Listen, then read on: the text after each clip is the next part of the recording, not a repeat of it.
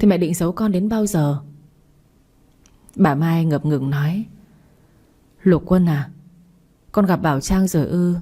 Chuyện là con vừa mất tích là mẹ đuổi vợ con đi, khiến cho cô ấy phải đi ở nhờ phải không? Lục Tình lúc này mới nhớ, mới ở trong phòng đi ra. Cô vội nói: Anh à, anh hãy bình tĩnh lại đi. Mọi việc đều có lý do của nó cả. Không tự dưng mà mẹ lại đuổi chị ta đi đâu anh ạ. Anh ngồi xuống đi rồi em kể cho anh nghe nhé. Lục Quân ngồi xuống rồi nói: Em mau kể cho anh nghe. Tại sao em và mẹ lại đuổi Bảo Trang ra khỏi nhà? Tại sao lại thu thẻ của cô ấy? Vâng vâng, em kể đây. Anh cứ bình tĩnh đi mà. Lợi dụng việc Lục Quân bị mất trí nhớ, nên Lục Tình đã thêu dệt lên những điều không đúng sự thật, nhằm mục đích chia rẽ anh trai và chị dâu của mình. Anh trai à, thực ra anh kết hôn ý là bị ông nội ép buộc thôi. Cộng với lời hứa của anh với anh trai Bảo Trang. Anh vẫn nhớ anh trai của Bảo Trang chứ? Lúc trước anh ta làm vệ sĩ cho ông nội đấy. Anh mới nhớ ra. Anh và Bảo Trang không hề yêu nhau đâu. Ngày đêm tân hôn anh bỏ đi công tác mấy ngày liền. Điều này có nhiều người làm chứng. Sau đó vì không muốn cô ta gây chuyện với mẹ, anh đã mua nhà riêng và dọn ra đó. Nhưng hôn nhân giữa anh và cô ta là hôn nhân mai mối, không có tình yêu. Anh chẳng có để tâm tới cô ta đâu. Suốt ngày anh chỉ lo làm việc thôi. Lục Quân thở dài rồi nói: Dù là vậy, nhưng trên giấy tờ cô ấy vẫn là vợ của anh. Tại sao mẹ và em lại đuổi cô ấy ra khỏi nhà? Anh à, là vì cô ta đĩ thỏa lăng loàn. Anh vừa mất tích, cô ta đã đi theo trợ lý của anh rồi. 10 tháng qua cô ta chuyển tới ở cùng với trợ lý của anh đấy.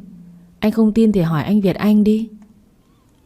Lục Quân lúc này mới hiểu ra tại sao anh trở về anh gọi điện cho Việt Anh, mà Việt Anh lại lo lắng đến như vậy, còn chặn số của anh luôn.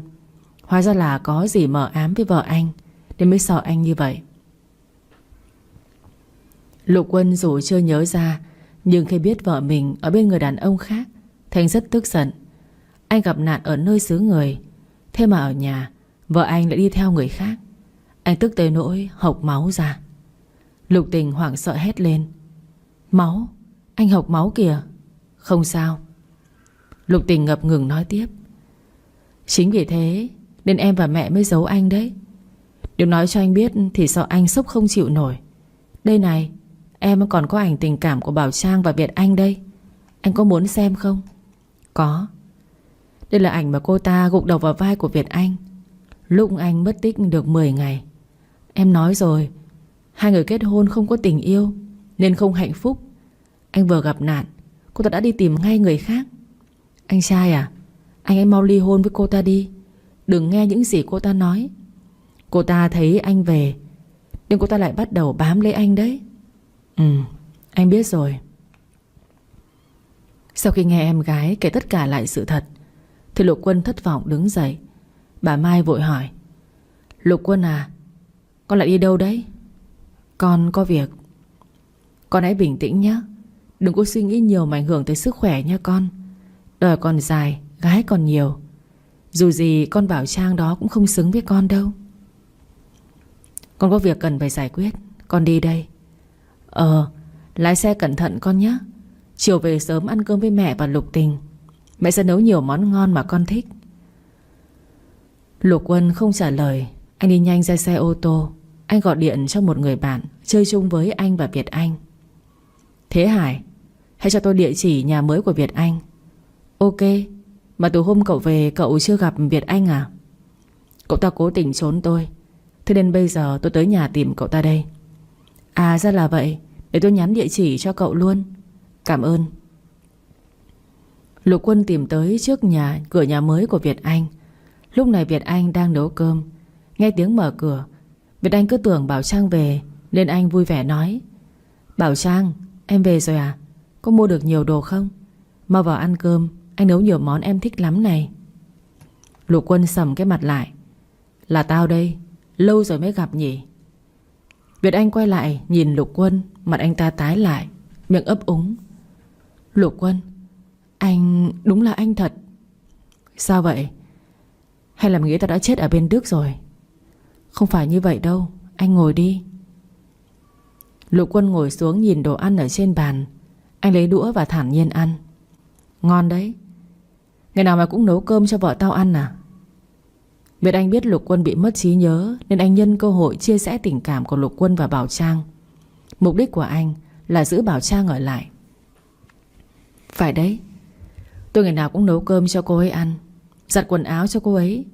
Ở bên cạnh tôi, cô ấy không phải mó tay vào việc gì cả. Không giống như anh chẳng bao giờ quan tâm tới cô ấy. Anh chỉ coi cô ấy là ô sin của anh. Hai người vốn dĩ không yêu nhau. Hôn nhân cũng là do ông nội anh ép. Chỉ bằng ly hôn với cô ấy để cô ấy đỡ khổ đi. Lục Quân bị mất trí nhớ. Anh không nhớ ra. Anh cũng không biết lời Việt Anh nói có phải là sự thật không. Nhưng trong người anh lại nổi lên máu ghen dữ dội. Anh nghiến răng. Thằng chó, dù có đúng như lời của mày nói, nhưng tao và Bảo Trang chưa ly hôn, thì mày cũng không được động vào đồ của tao. Mày không hiểu vấn đề đó sao? Tôi không cần hiểu. Tôi nói cho anh biết nhé. Nếu không có tôi ý, thì Bảo Trang đã bị mẹ anh và em gái anh cùng cô người yêu cũ của anh hại chết từ 3 tháng trước rồi. Nếu không có tôi ý, thì Bảo Trang đã mộ xanh cỏ. Cô ấy còn ở đây để gặp anh hay không? Anh chẳng thể bảo vệ cho cô ấy, thì để tôi bảo vệ cô ấy đi. Tôi cho cô ấy một cuộc sống hạnh phúc. Không giống như anh, nhà toàn yêu quái, hút máu cô ấy thôi. Lục Quân tức điên lên. Anh đấm thẳng vào mặt của Việt Anh. Việt Anh cũng lao vào đánh trả. Hai người đàn ông lao vào đánh nhau túi bụi. Bảo Trang về, cô thấy Lục Quân và Việt Anh đang đánh nhau. Cô hoảng hốt lao vào can ngăn. Việt Anh, mau dừng tay. Ai cho phép anh đánh chồng em? Là anh ta đánh anh trước mà. Dù Việt Anh có giải thích, nhưng Bảo Trang vẫn chỉ bênh chồng. Cô cầm chảo đập vào đầu của Việt Anh rồi hét lên. Đồ khốn, anh dám đánh chồng của em. Hôm nay anh chết với em. Lục Quân nhìn thấy cảnh này, anh lại cảm thấy vui trong lòng. Dù mẹ anh và Lục Tình nói về cô những lời lẽ rất khó nghe, nhưng anh vẫn muốn tin cô. Bởi vừa gặp lại, anh đã thấy trái tim mình đập rất mạnh. Việt Anh bị Bảo Trang đánh, anh ta gào ầm lên. Bảo Trang, anh ta có gì tốt chứ? Ở bên anh ta em phải chịu bao nhiêu ấm ức. Mẹ vẫn bênh anh ta sao? Là anh cứu mạng em đấy. Nếu không có anh thì em chết từ mấy tháng trước rồi. Thế mà bây giờ em lại đánh anh là sao?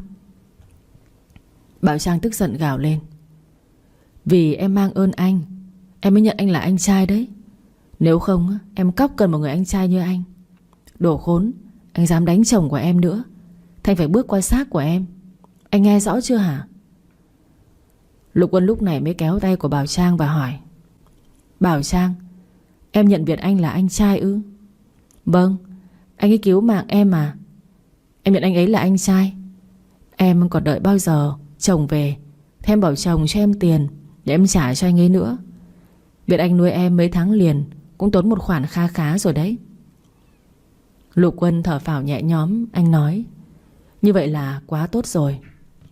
Thế không lẽ anh tưởng em và Việt Anh có gì đó với nhau sao? Ừ. Trời ơi chồng à, em đợi anh về sắp héo mòn rồi đây. Anh còn hiểu lầm cả em nữa. Lục Quân nắm tay của Bảo Trang và nói. Chúng ta về nhà thôi. Thế còn Việt Anh thì sao ạ? Cứ để cậu ta bình tĩnh lại rồi nói chuyện. Em yên tâm đi. Cậu ta giúp em 1, anh sẽ trả ơn cậu ta 10. Cậu ta sẽ không thiệt đâu. Dạ vâng. Lục Quân quay lại bảo Việt Anh. Cái ghế trợ lý tôi vẫn để dành cho cậu đấy. Sớm quay lại làm việc đi Việt Anh. Lớn rồi, đừng nghe mấy lời xúi giục nữa. Không đáng mặt đàn ông một chút nào. Việt Anh bực tức đáp trả. Ý anh là mẹ anh, em gái anh, người yêu cũ của anh là mấy người xấu hả? Thì tôi có nói họ là người tốt đâu. Tôi bị mất trí nhớ, chứ tôi không có ngu đâu.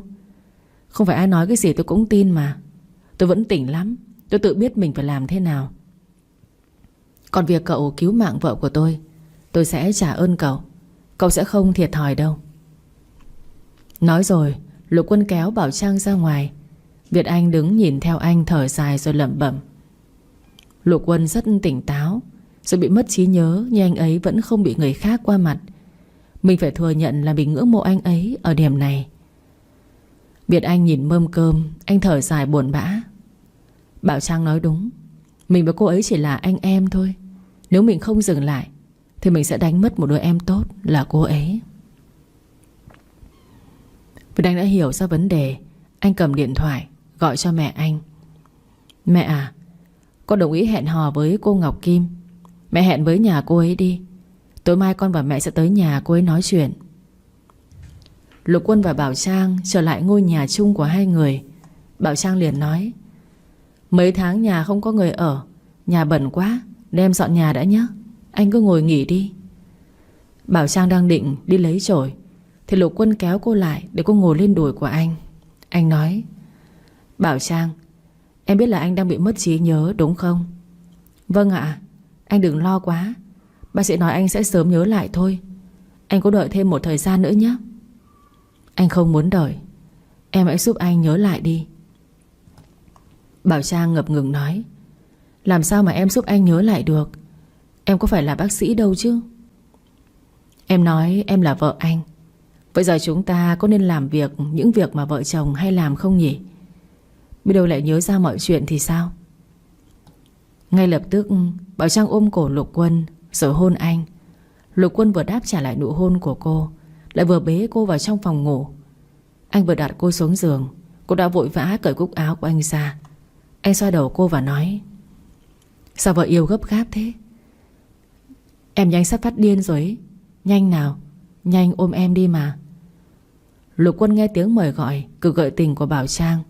Anh cởi tung quần áo rồi nhanh chóng chiếm lấy cô. Đêm nay là một đêm nóng bỏng, ái tình trào dâng trong căn phòng ngủ. Bảo Trang run rẩy, ngâm nga như tiếng kêu của một chú mèo hoang. Khi cô tỉnh giấc thì trời đã tối. Cô nằm ngủ cả buổi chiều. Bây giờ cô mới vội dậy để dọn nhà. Mấy tháng qua nhà không có người ở nên rất nhiều bụi bẩn. Cô phải nhanh chóng dọn dẹp mới được. Cô đi nhanh xuống dưới nhà thì cô thấy cô Lan giúp việc của cô ngày trước đang dọn nhà, còn Lục Quân thì đang nấu cơm trong bếp. Cô Lan nhìn thấy cô thì tươi cười chào hỏi: Lục phu nhân, lâu rồi mới gặp. À cô Lan, sao cô biết mà tới đây vậy? Là ông chủ Lục gọi cho cô, bảo cô tới đây làm việc tiếp. Vâng ạ. Cháu xin lỗi cô nhé. Lúc trước cháu bị đuổi ra khỏi nhà rồi bị tai nạn, không có tiền trả lương cho cô. Bây giờ cháu sẽ trả bù. Cháu cảm ơn cô vì cô đã quay lại với nhà cháu ạ. Không có gì đâu. Ông chủ trở về là tốt quá rồi. Như vậy phu nhân sẽ không bị người ta bắt nạt nữa. Cháu không sao mà cô. Bây giờ chồng cháu về rồi, mọi chuyện qua hết rồi cô ạ. Lục Quân đang nấu ăn, mặt anh sầm lại. Anh không thể hình dung ra được lúc anh vắng nhà vậy lại gặp nhiều chuyện rắc rối như vậy.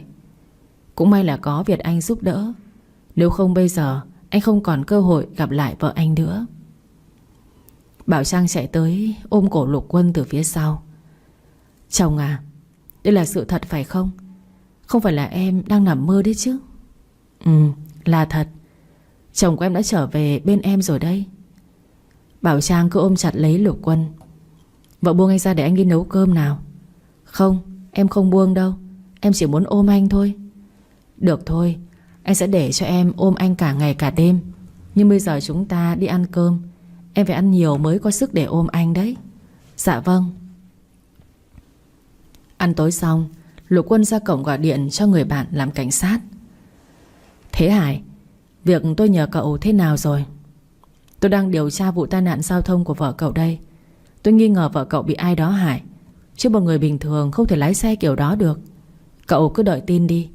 À còn việc này nữa, tôi vừa phát hiện ra Thủy Chi có liên quan tới đường dây buôn bán trái phép chất cấm. Lần này xem ra bạn gái cũ của cậu bóc lịch hơi lâu rồi đấy. Ồ, vậy hả? Bảo sao bây giờ cô ta nhanh giàu thế? Hóa ra là đi bán đồ cấm. Lần này cô ta không thoát được đâu. Được rồi, cảm ơn cậu. Bảo Trang ở trong nhà chạy ra gọi: Chồng ơi, anh đâu rồi chồng ơi? Anh đây. Anh mới ra ngoài có 5 phút thôi mà đã thấy nhớ anh rồi sao? Dạ, em bây giờ chỉ cần 1 phút không nhìn thấy anh là em lại lo lắng rồi. Em sợ anh lại bỏ em mà đi. Em lo lắm. Ngốc quá. Anh mà đi đâu anh sẽ phải nói với em chứ. Bảo Trang ôm Lục Quân. Cô rúc mặt vào ngực của anh. Em chỉ muốn ôm anh mãi thôi. Sao? Nghiện anh rồi hả? Em cũng không biết nữa. Lục Quân bế Bảo Trang đi lên phòng. Vừa đi anh vừa nói: Em vừa ăn món phụ rồi phải không? Bây giờ đi ăn món chính nào. Bảo Trang tròn mắt nhìn anh. Cô hỏi: Hả? Sao anh lại biết câu đó? Lúc trước anh vẫn hay nói với em như vậy đấy. Vậy hả? Cách chữa bệnh này xem ra là rất hiệu quả đấy. Chúng ta nên làm thường xuyên, vợ à? Em không chịu đâu. Em rất thích mà. Là còn phải đặt nói là không chịu nữa. Cánh cửa phòng ngủ khép lại. Đôi vợ chồng trẻ bắt đầu quấn chặt lấy nhau. Từ từ thôi. Hỏng khóa quần anh bây giờ. Em mặc kệ, mau cởi ra. Em cứ thế này á, sáng mai không xuống khỏi giường được thì đừng có trách anh đấy. Ai không xuống khỏi giường được còn chưa biết đâu. Em cứ mạnh miệng đi. Lát nữa đừng có khóc rồi mà xin anh. Bà Mai và Lục Tình ngồi đợi Lục Quân về ăn cơm. Nhưng đợi mãi vẫn không thấy Lục Quân về. Lục Tình liền nói với bà Mai: Sao tới giờ anh ấy vẫn chưa về thế nhỉ? Mẹ gọi điện cho anh ấy chưa? Mẹ gọi, nhưng mà không thấy Lục Quân nó nghe máy. Thế Thủy Chi đâu? Thủy Chi ra ngoài lấy đồ. Chắc nó về bây giờ đấy. Bà Mai hỏi Lục Tình: Lục Tình à, sao mẹ cứ có linh cảm là Lục Quân nhớ ra mọi chuyện rồi con ạ? Con có cảm thấy như vậy không? Không đâu. Mẹ suy nghĩ quá nhiều rồi. Với lại chúng ta chỉ nói sự thật thôi mà. Mấy tháng qua con Bảo Trang nó tới nhà thằng Việt Anh ăn ở. Một nam một nữ ở chung nhà với nhau mấy tháng mà không xảy ra chuyện gì á thì ai mà tin được chứ. Nhưng mà thực tế là do chúng ta đuổi nó đi, rồi chúng ta bỏ mặc nó lúc nó gặp tai nạn, nên nó mới phải tới nhà thằng Việt Anh ở nhờ mà. Thì đúng là vậy. Nhưng Lục Quân mất trí nhớ rồi. Bây giờ anh ấy sẽ không bảo vệ cho con Bảo Trang nữa đâu. Mẹ đừng có lo. Thủy Chi lấy đồ về. Cô ngạc nhiên hỏi: Bác ơi, anh Lục Quân về chưa ạ? Chưa thấy cháu ạ. Bác gọi điện nhưng không thấy Lục Quân nó nghe máy. Thủy Chi đưa cho Lục Tình lọ thuốc nhỏ và nói: Đây, đồ đây. Nhưng anh Lục Quân không về thì sao mà thực hiện kế hoạch được chứ? Lục Tình cầm lọ thuốc rồi nói: Mày không cần phải lo đâu. Sẽ có lúc anh ấy về nhà. Mày nghĩ anh ấy không về nhà thì anh ấy ngủ ở đâu được chứ? Bà Mai liền hỏi: Lọ thuốc gì thế Thủy Chi? Lục Tình trả lời thay cho Thủy Chi: Không có gì đâu mẹ. Thôi chúng ta ăn cơm đi. Con đói lắm rồi.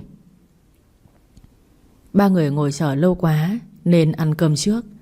Ăn xong, bà Mai đi vào phòng nằm. Lục Tình và Thủy Chi cứ ngồi đợi Lục Quân ở phòng khách, đợi Lục Quân về để hai người thực hiện kế hoạch của mình. Thủy Chi hỏi Lục Tình: Thế nào rồi hả? Mày yên tâm đi. Lúc nào anh ấy về, tao sẽ nói tao pha cho anh ấy cốc nước cam. Sau đó tao cho thuốc vào trong cốc nước cam để anh ấy uống. Rồi mày sẽ được làm Lục phu nhân. Mày cứ yên tâm đi. Thủy Chi gật gù nói: Tao sẽ nắm bắt cơ hội này. Mà sao hơn 10 giờ đêm rồi mà anh ấy vẫn chưa về nhà thế? Hay là anh ấy không về? Sao lại không về chứ?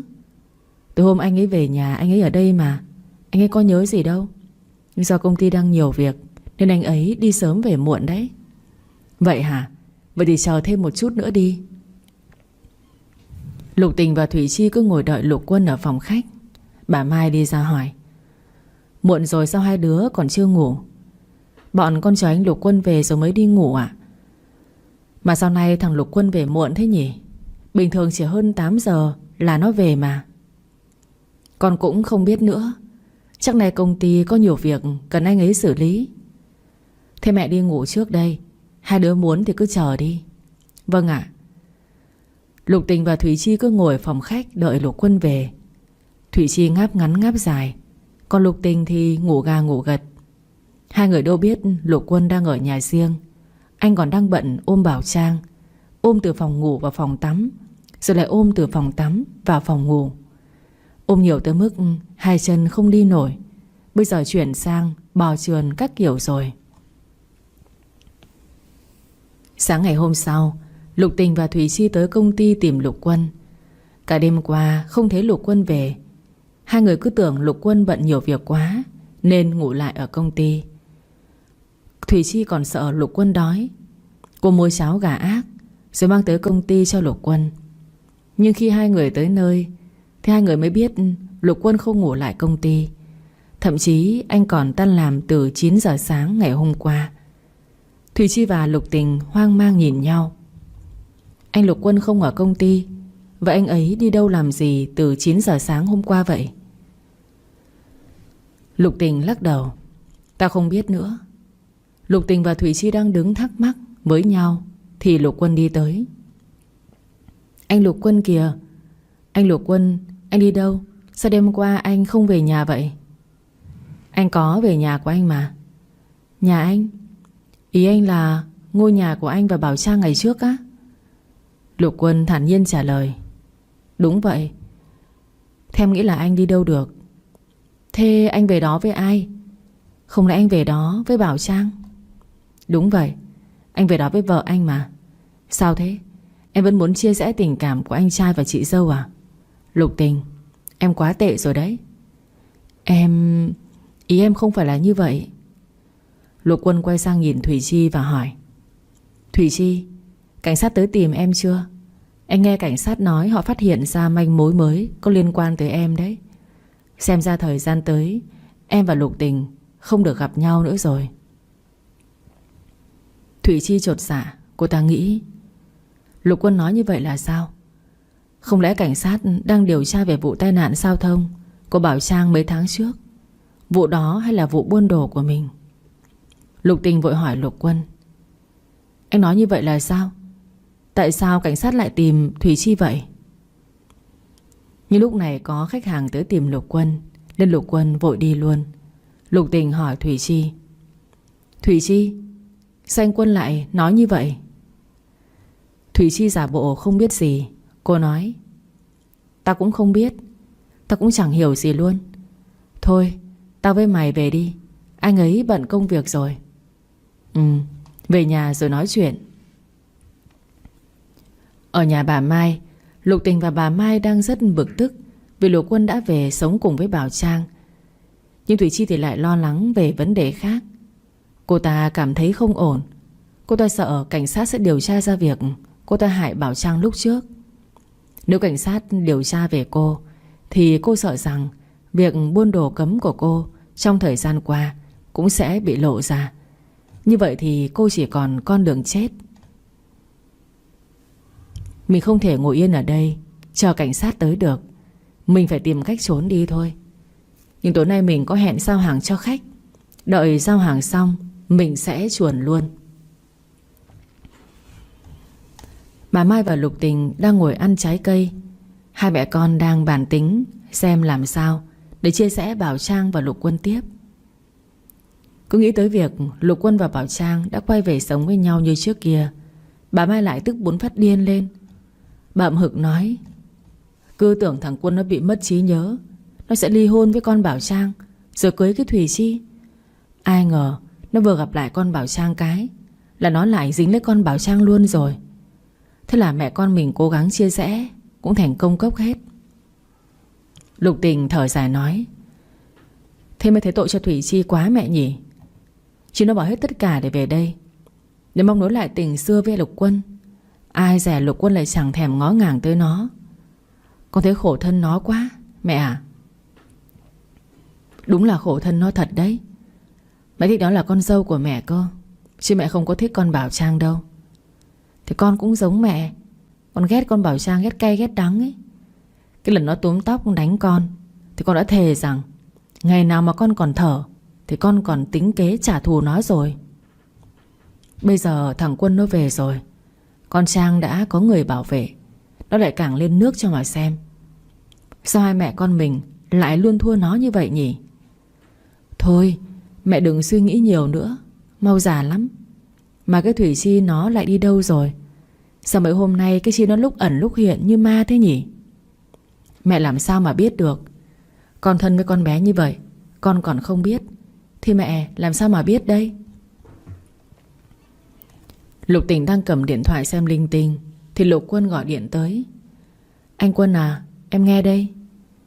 Lục Tình à, anh vừa nghe tin từ cảnh sát là Thủy Chi có liên quan tới đường dây buôn bán chất cấm đấy.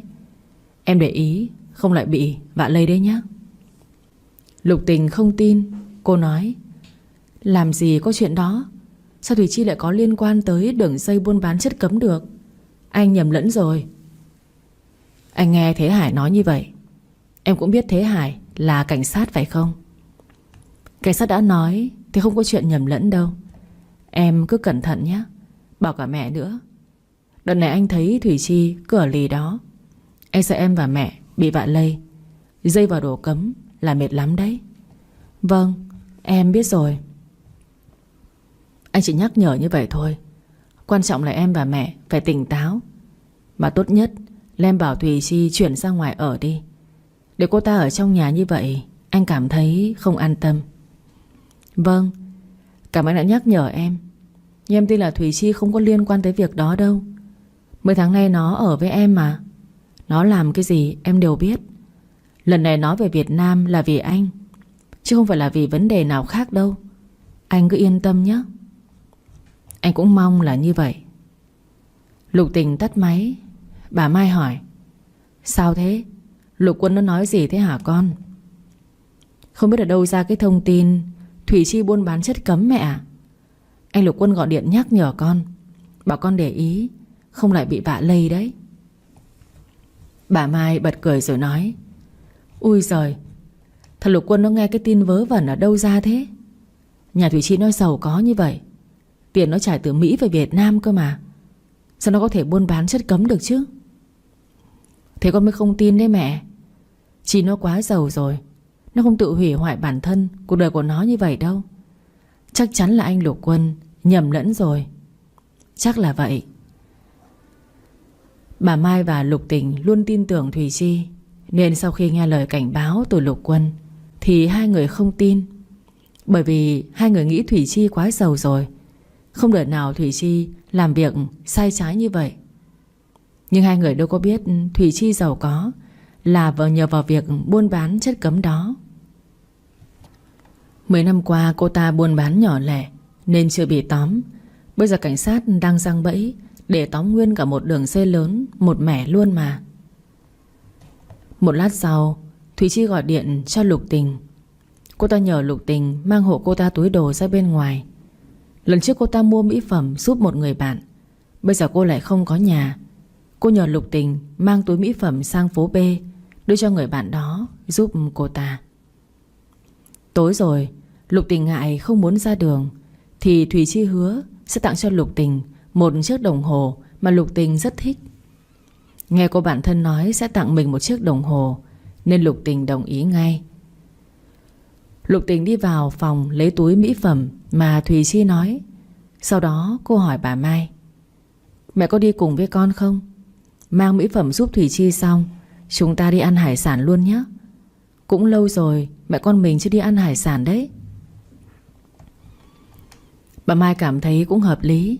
Đợt này sức khỏe của bà hơi yếu, bà muốn đi bổ sung năng lượng một chút. Cũng hợp lý đấy. Vậy chúng ta chuẩn bị đi thôi. Đi ăn hải sản rồi mẹ mua tôm hùm và cua. Ngày mai mẹ làm cơm tiếp mấy bà bạn của mẹ. Lục Tình lái xe chở bà Mai cùng túi mỹ phẩm đi tới địa chỉ mà Thùy Chi nói. Sau một hồi tìm kiếm thì Lục Tình và bà Mai cũng tìm thấy địa chỉ mà Thùy Chi nói. Lục Tình thắc mắc: bao nhiêu đoạn đường sáng ngoài kia thì không hẹn, hẹn ở cái đoạn đường tối thui. Thùy Chi cũng thật là... Bà Mai nhìn thấy một người đội mũ, đeo khẩu trang đang đi tới. Bà hỏi Lục Tình: người lấy đồ là người kia à? Chắc vậy. Lục Tình xuống xe và hỏi: anh lấy mỹ phẩm à? Vâng. Đây, mỹ phẩm của anh đây. Lục Tình vừa giơ tay đưa túi đồ cho người đó thì mấy người cảnh sát ập tới vây bắt cô và người đàn ông kia. Người đàn ông kia lồng lên bỏ chạy, còn Lục Tình thì bị bắt. Trên tay cô vẫn đang cầm túi đồ. Bà Mai xuống xe lắp bắp hỏi: Các chú ơi, có chuyện gì thế? Sao lại bắt con gái của tôi? Lục Tình sẽ nảy lên. Cô nói: có chuyện gì vậy? Sao các anh lại bắt tôi? Tôi có làm gì đâu, mau thả tôi ra. Anh cảnh sát không nói nhiều, mà lập tức còng tay Lục Tình lại trước sự kinh hãi của bà Mai. Cảnh sát đưa bà Mai và Lục Tình đi. Lúc này Lục Tình mới biết là một trong những lọ mỹ phẩm mà cô mang giúp cho Thủy Chi chứa đựng rất nhiều ma túy tổng hợp. Cô và bà Mai bị bắt về tội vận chuyển chất cấm. Dù số ma túy đó không phải là của cô, nhưng cô là người giúp Thủy Chi vận chuyển, nên cũng không tránh khỏi trách nhiệm. Thủy Chi cũng bị cảnh sát bắt ở sân bay. Khi cô ta chuẩn bị bay sang Mỹ trốn, cảnh sát đã triệt phá đường dây buôn bán ma túy lớn, bắt giữ hơn 200 đối tượng, thu giữ gần 30 cân ma túy tổng hợp. Bảo Trang và Lục Quân đang ngủ thì Lục Quân nhận được điện thoại của người bạn làm cảnh sát. Bảo Trang sẽ thay đồ đi rồi cùng anh tới đồn cảnh sát. Có chuyện gì thế anh? Mẹ và Lục Tình bị Thùy Chi lừa vận chuyển chất cấm, bây giờ đang bị cảnh sát bắt giữ. Ôi trời ơi, Thủy Chi cô ta nhìn như vậy mà lại dám buôn bán chất cấm hả anh? Lần này cô ta bóc lịch hơi lâu đấy. Sau lần này mẹ và Lục Tình mới sáng mắt ra được. Đó là một bài học đắt giá cho Lục Tình. Dạ thôi mình đi nhanh thôi anh. Đi thôi. 1 tháng sau. Chào Lục Tổng, không biết lời anh hứa với tôi 1 tháng trước còn có hiệu lực không ạ? Lục Quân ngẩng lên nhìn. Anh mỉm cười khi thấy Việt Anh. Việt Anh, cậu làm cái gì mà bây giờ mới vác mặt tới tìm tôi? À, lần này tôi sắp kết hôn nên hơi bận. Tôi gửi anh và Bảo Trang thiệp mời. Hôm đó hai người nhớ tới sớm một chút nhé. Việt Anh, tôi có nghe Bảo Trang nói là cậu sắp cưới vợ. Tôi lại không nghĩ nhanh như vậy chứ. À thì cô ấy mang thai rồi, nên chúng tôi phải cưới gấp thôi. Ồ, chúc mừng cậu nhé. Ấy, Lục Tổng, theo vai vế hiện tại thì tôi là anh trai của Bảo Trang đấy. Lục Tổng xưng hô cho cẩn thận vào, kẻo tôi mách em gái của tôi đấy nhé. Lục Tổng cười gượng gạo. Anh vợ nói cũng đúng. Thế giờ anh vợ bắt đầu đi làm được chưa? Cái ghế trợ lý để trống hơi lâu rồi đấy. Được, tôi sẽ bắt đầu đi làm vào ngày mai đầu tháng. Tốt quá rồi. Lục Quân và Việt Anh bắt tay hóa giải mọi hiểu lầm. Hai người bây giờ đều có cuộc sống hạnh phúc viên mãn. Lục Quân đang ngồi bóp chân cho vợ. Đợt này Bảo Trang mang thai, chân cô hay bị phù, đau mỏi. Tối nào Lục Quân cũng bóp chân cho cô.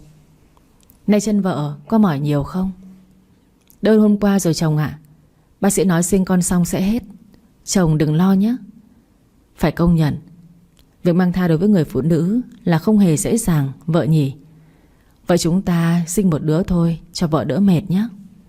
Không, vợ muốn có 6 đứa con, 3 trai 3 gái cơ. Hả? Những 6 đứa sao? Mới có một đứa mà vợ đã xé hỏng bao nhiêu cái khóa quần của chồng. Thế này mà 6 đứa thì... Thế nên chồng cứ chuẩn bị tinh thần đi nhé. Lúc này chuông cửa vang lên. Lục Quân mới ra xem là ai tới. Là Lục Tình mang gà hầm tới. Lục Tình, em vào nhà đi. Thôi, em về luôn đây. Mẹ bảo em mang gà hầm sang cho chị dâu ăn. Mẹ chuẩn bị cả buổi chiều đấy. Anh nhớ bảo chị dâu ăn nhiều một chút nhé. Cảm ơn mẹ giúp anh nhé. À anh ơi, cuối tuần anh chị về nhà ăn cơm nhé. Em sẽ đi chợ nấu cơm tiếp đãi quý khách ạ. Yên tâm đi, anh chị sẽ về. Mà Lục Tình này, chị dâu em không còn để bụng chuyện cũ nữa đâu. Em không cần phải áy náy nữa nhé. Người một nhà mà, có gì cho qua được thì mình cứ cho qua hết đi. Lục Tình vui mừng nói. Dạ vâng, em cảm ơn chị dâu nhiều ạ. Thôi, em về đây. Cuối tuần anh chị nhớ sang ăn cơm đấy. Về đi. Lục Tình trở về, cô thở phào nhẹ nhõm. Cho dù mọi chuyện đã qua đi, nhưng cô vẫn cảm thấy áy náy về những gì mà cô đã gây ra cho anh trai và chị dâu. Cô đang sống thật là tử tế để bù đắp cho những sai lầm của mình. Bà Mai cũng vậy. Bây giờ bà đã thay đổi. Để bù đắp, bà Mai thường tự tay nấu những món ngon bổ dưỡng rồi mang sang cho con dâu ăn.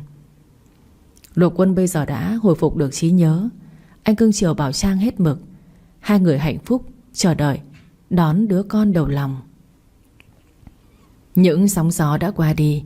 Hiện tại Bảo Trang đang rất hạnh phúc bên gia đình nhỏ của mình. Cuộc sống của cô ngày càng hạnh phúc viên mãn.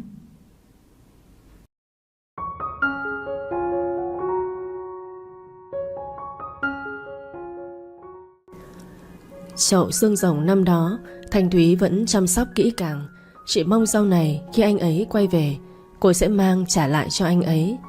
Ngày mà gia đình anh dọn sang Mỹ định cư, anh đã gửi chậu xương rồng lại cho cô với bao nhiêu lời gửi gắm, mong cô sẽ chăm sóc chậu xương rồng thật tốt. Và anh sẽ quay lại lấy nó. Nhất định dù có bao lâu, anh cũng sẽ quay về tìm cô để lấy lại. Con Thúy đâu? Mày chết trên đó luôn rồi phải không? Mày xuống nhà nấu cơm, để tí ba mày về ăn nữa. Tao cho mày 5 phút đấy. Không thấy cái bản mặt của mày thì đừng có trách tao ác nhé. Dạ con xuống ngay đây ạ. Chỉ chờ con một chút. Cất chậu xương rồng qua một góc, cô để hết giấy tờ vào một cái túi rồi vội chạy nhanh xuống nhà. Nếu chậm trễ, cô sẽ bị một trận đòn như tử. Ở cái tuổi 23, có ai mà bị rượt đánh như cô không? Cô nghĩ chắc không có ai đâu, mà chỉ có mỗi một mình cô mà thôi. Mẹ cô bỏ cô đi từ sớm, nên ba của cô đã gả trống nuôi con. Suốt mấy năm ròng rã ở dưới quê, nhưng hai cha con lúc nào cũng sống hạnh phúc bên nhau. Nhưng khi cô bắt đầu đi học thì ba đã quyết định lên thành phố lập nghiệp và cho cô đi học ở thành phố luôn. Ba luôn muốn cho con những điều tốt đẹp nhất. Nhưng rồi cái ngày ba đi thêm bước nữa thì cuộc sống của cô đã không còn hạnh phúc như trước. Cô cũng không còn hoạt bát và nói chuyện với ba nhiều nữa. Vợ sau của ba là chủ một tiệm vàng trang sức. Từ ngày cưới bà Cúc thì ba và cô cũng dọn về nhà sống cùng. Phải nói là bà Cúc rất giàu nên đã cho ba tất cả mọi thứ, mở hẳn một tiệm vàng lớn hơn cho ba của cô. Vì vậy mà suốt bao nhiêu năm qua, dù không có tình thương của dì đi nữa, cô cũng không dám hó hé nửa lời. Bởi vì cô nghĩ ba đã cực khổ nuôi cô khôn lớn, giờ để cho ba sống đầy đủ và hạnh phúc thì cô có chịu khổ cực, cô cũng cam tâm tình nguyện. Mẹ ghẻ thì làm gì có chuyện thương con chồng, nhưng nhìn thấy bà ta yêu ba của cô rất thật lòng, nên những chuyện trải qua cô đều không bao giờ để bụng. Nhiều lúc cô cũng có buồn chứ, bởi vì ước gì bà Cúc dành cho cô một ít tình cảm thôi. Nhưng điều ước đó quá xa vời với cô. Bà ta và ba sống với nhau mới đó mà đã 18 năm, và cũng có với nhau một cậu con trai và một cô con gái.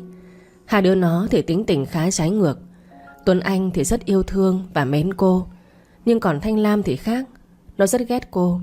Nhiều lần nó hay tìm mọi cách để kiếm chuyện với cô, và rất nhiều lần nó vu khống cô ăn cắp đồ của nó. Cô đau lòng lắm. Những lần như vậy thì đương nhiên là cô đều bị bà Cúc đánh đòn. Cũng may lúc nào bên cạnh cô cũng có Tuấn Anh. Nó luôn cố gắng giúp cô thoát khỏi những trận đòn roi của bà ta. Quay lại với thực tại, vừa bước xuống nhà, cô đã thấy Tuấn Anh và Thanh Lam đi chơi về. Thanh Lam không thèm ngó ngàng gì tới cô hết, mà bước vội vào chỗ bà Cúc đang ngồi. Nó nũng nịu nói: "Mẹ ơi, con gái đi chơi về rồi đấy." "Hai đứa về rồi đấy à? Sao nào? Chuyến dã ngoại này có vui không con?" "Vui lắm, con rất thích. Nhưng mẹ ơi, tụi bạn rủ con đi chơi tiếp. Vài hôm nữa con phải đi học lại rồi. Mẹ cho tiền con đi du lịch thêm vài ngày với bạn nhé." "Được rồi, con gái yêu của mẹ. Bây giờ đi tắm đi. Ăn nước xong rồi lên phòng nghỉ ngơi một giấc cho khỏe. Khi nào đi chơi thì nói với mẹ một tiếng, mẹ đưa tiền cho mà đi." "Dạ vâng, con gái yêu mẹ nhất. Con lên phòng tắm rửa rồi xuống ăn cơm liền đấy ạ." Nó vội vàng đứng dậy rồi bước đi lại hướng cầu thang để lên phòng. Cô thấy nó thật là sung sướng. Kể ra thì người mẹ nào cũng yêu thương con của họ. Số cô không được may mắn như Thanh Lam. Giả như cô được làm con ruột của bà Cúc thì hay biết mấy. Tuấn Anh lúc này nhìn cô rồi gật đầu, sau đó đi lại ngồi cạnh dì. Dì liếc mắt lên thấy cô thì hậm hực nói: "Nè, mày có thấy hai đứa em của mày về không đấy? Ba mày sắp về nữa. Mày định để cả nhà tao chết đói đấy à?" "Dạ, Con xin lỗi. Nãy giờ con lo viết sơ yếu lý lịch để ngày mai đi phỏng vấn nên không kịp nấu cơm trưa. Bây giờ con đi nấu liền đây ạ. Tuấn Anh liền nói vào: Chị Thúy, đem phụ chị một tay nhé. Làm sơ yếu lý lịch thì phải đi công chứng giấy tờ này kia nữa, nên chị phải tranh thủ để đầu giờ chiều cho kịp lên phường chứng giấy. Thôi được rồi, em cứ lên phòng tắm rửa sạch sẽ, nghỉ ngơi chút đi. Chị nấu tí là xong ngay thôi. Nói rồi cô định quay lưng đi xuống dưới bếp, nhưng chân vẫn chưa kịp bước đã nghe thấy tiếng của bà Cúc nói: Vậy thì đi cho lẹ đi, chứ đừng đấy lải nhải suốt thế. Nãy giờ chịu đi nấu cơm thì chắc có lẽ đã sắp xong luôn rồi đấy. Ăn ở toàn báo tôi, chứ chẳng được làm cái giống gì cả. Mong trời đổ cho xin được việc làm đi, người ta nhận. Chứ không biết cái thân này phải nuôi con riêng của chồng đến khi nào nữa. 18 năm chứ ít ỏi gì. Sau này không biết có nhờ vả được không đây. Nói thế chứ tôi cũng tự hiểu mà. Làm gì có cái chuyện con chồng biết yêu thương mẹ kế đâu. Vậy tại sao bà ta lại không nghĩ đến câu làm gì có mẹ kế nào thương con của chồng?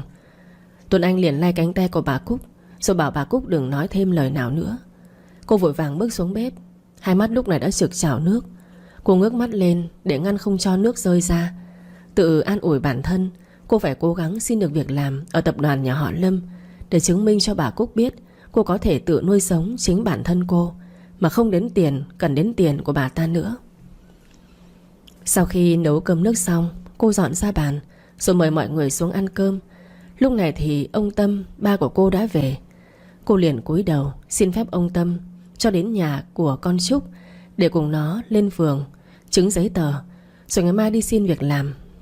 Ba có bảo cô ở nhà ăn cơm rồi hãy đi, nhưng cô lắc đầu nói bản thân vẫn còn rất no nên chưa muốn ăn. Thật sự thì cô chưa có gì trong bụng hết, nhưng cô không muốn ăn, bởi vì cô sẽ nuốt không trôi cơm khi mà vừa ăn vừa nghe những lời xiên xỏ của bà Cúc. Vội lên phòng thay quần áo rồi cầm theo xấp giấy tờ, sau đó bước xuống nhà, đi ra lấy chiếc xe tay ga cũ của Thanh Lam. Rồi cô chạy đến nhà con Trúc, bạn của cô. Đi lại rước nó và cô cùng nhau ra quán kiếm gì đó ăn lót bụng, rồi mới lên phường công chứng giấy. Vừa ăn nó vừa hỏi cô: Ê, dì ghẻ mày có biết là mày định xin vào tập đoàn Lâm Thị không? Cô lắc đầu nói: Tao vẫn chưa nói cho ai biết hết. Ai cũng nghĩ là tao xin vào tập đoàn nhỏ thôi, nhưng tao đủ điểm để làm ở tập đoàn Lâm Thị mà. Còn Trúc thở dài rồi nói: Thì nhà mày có ai quan tâm đến mày đâu, làm sao biết được mày đủ điểm để xin việc làm ở Lâm Thị.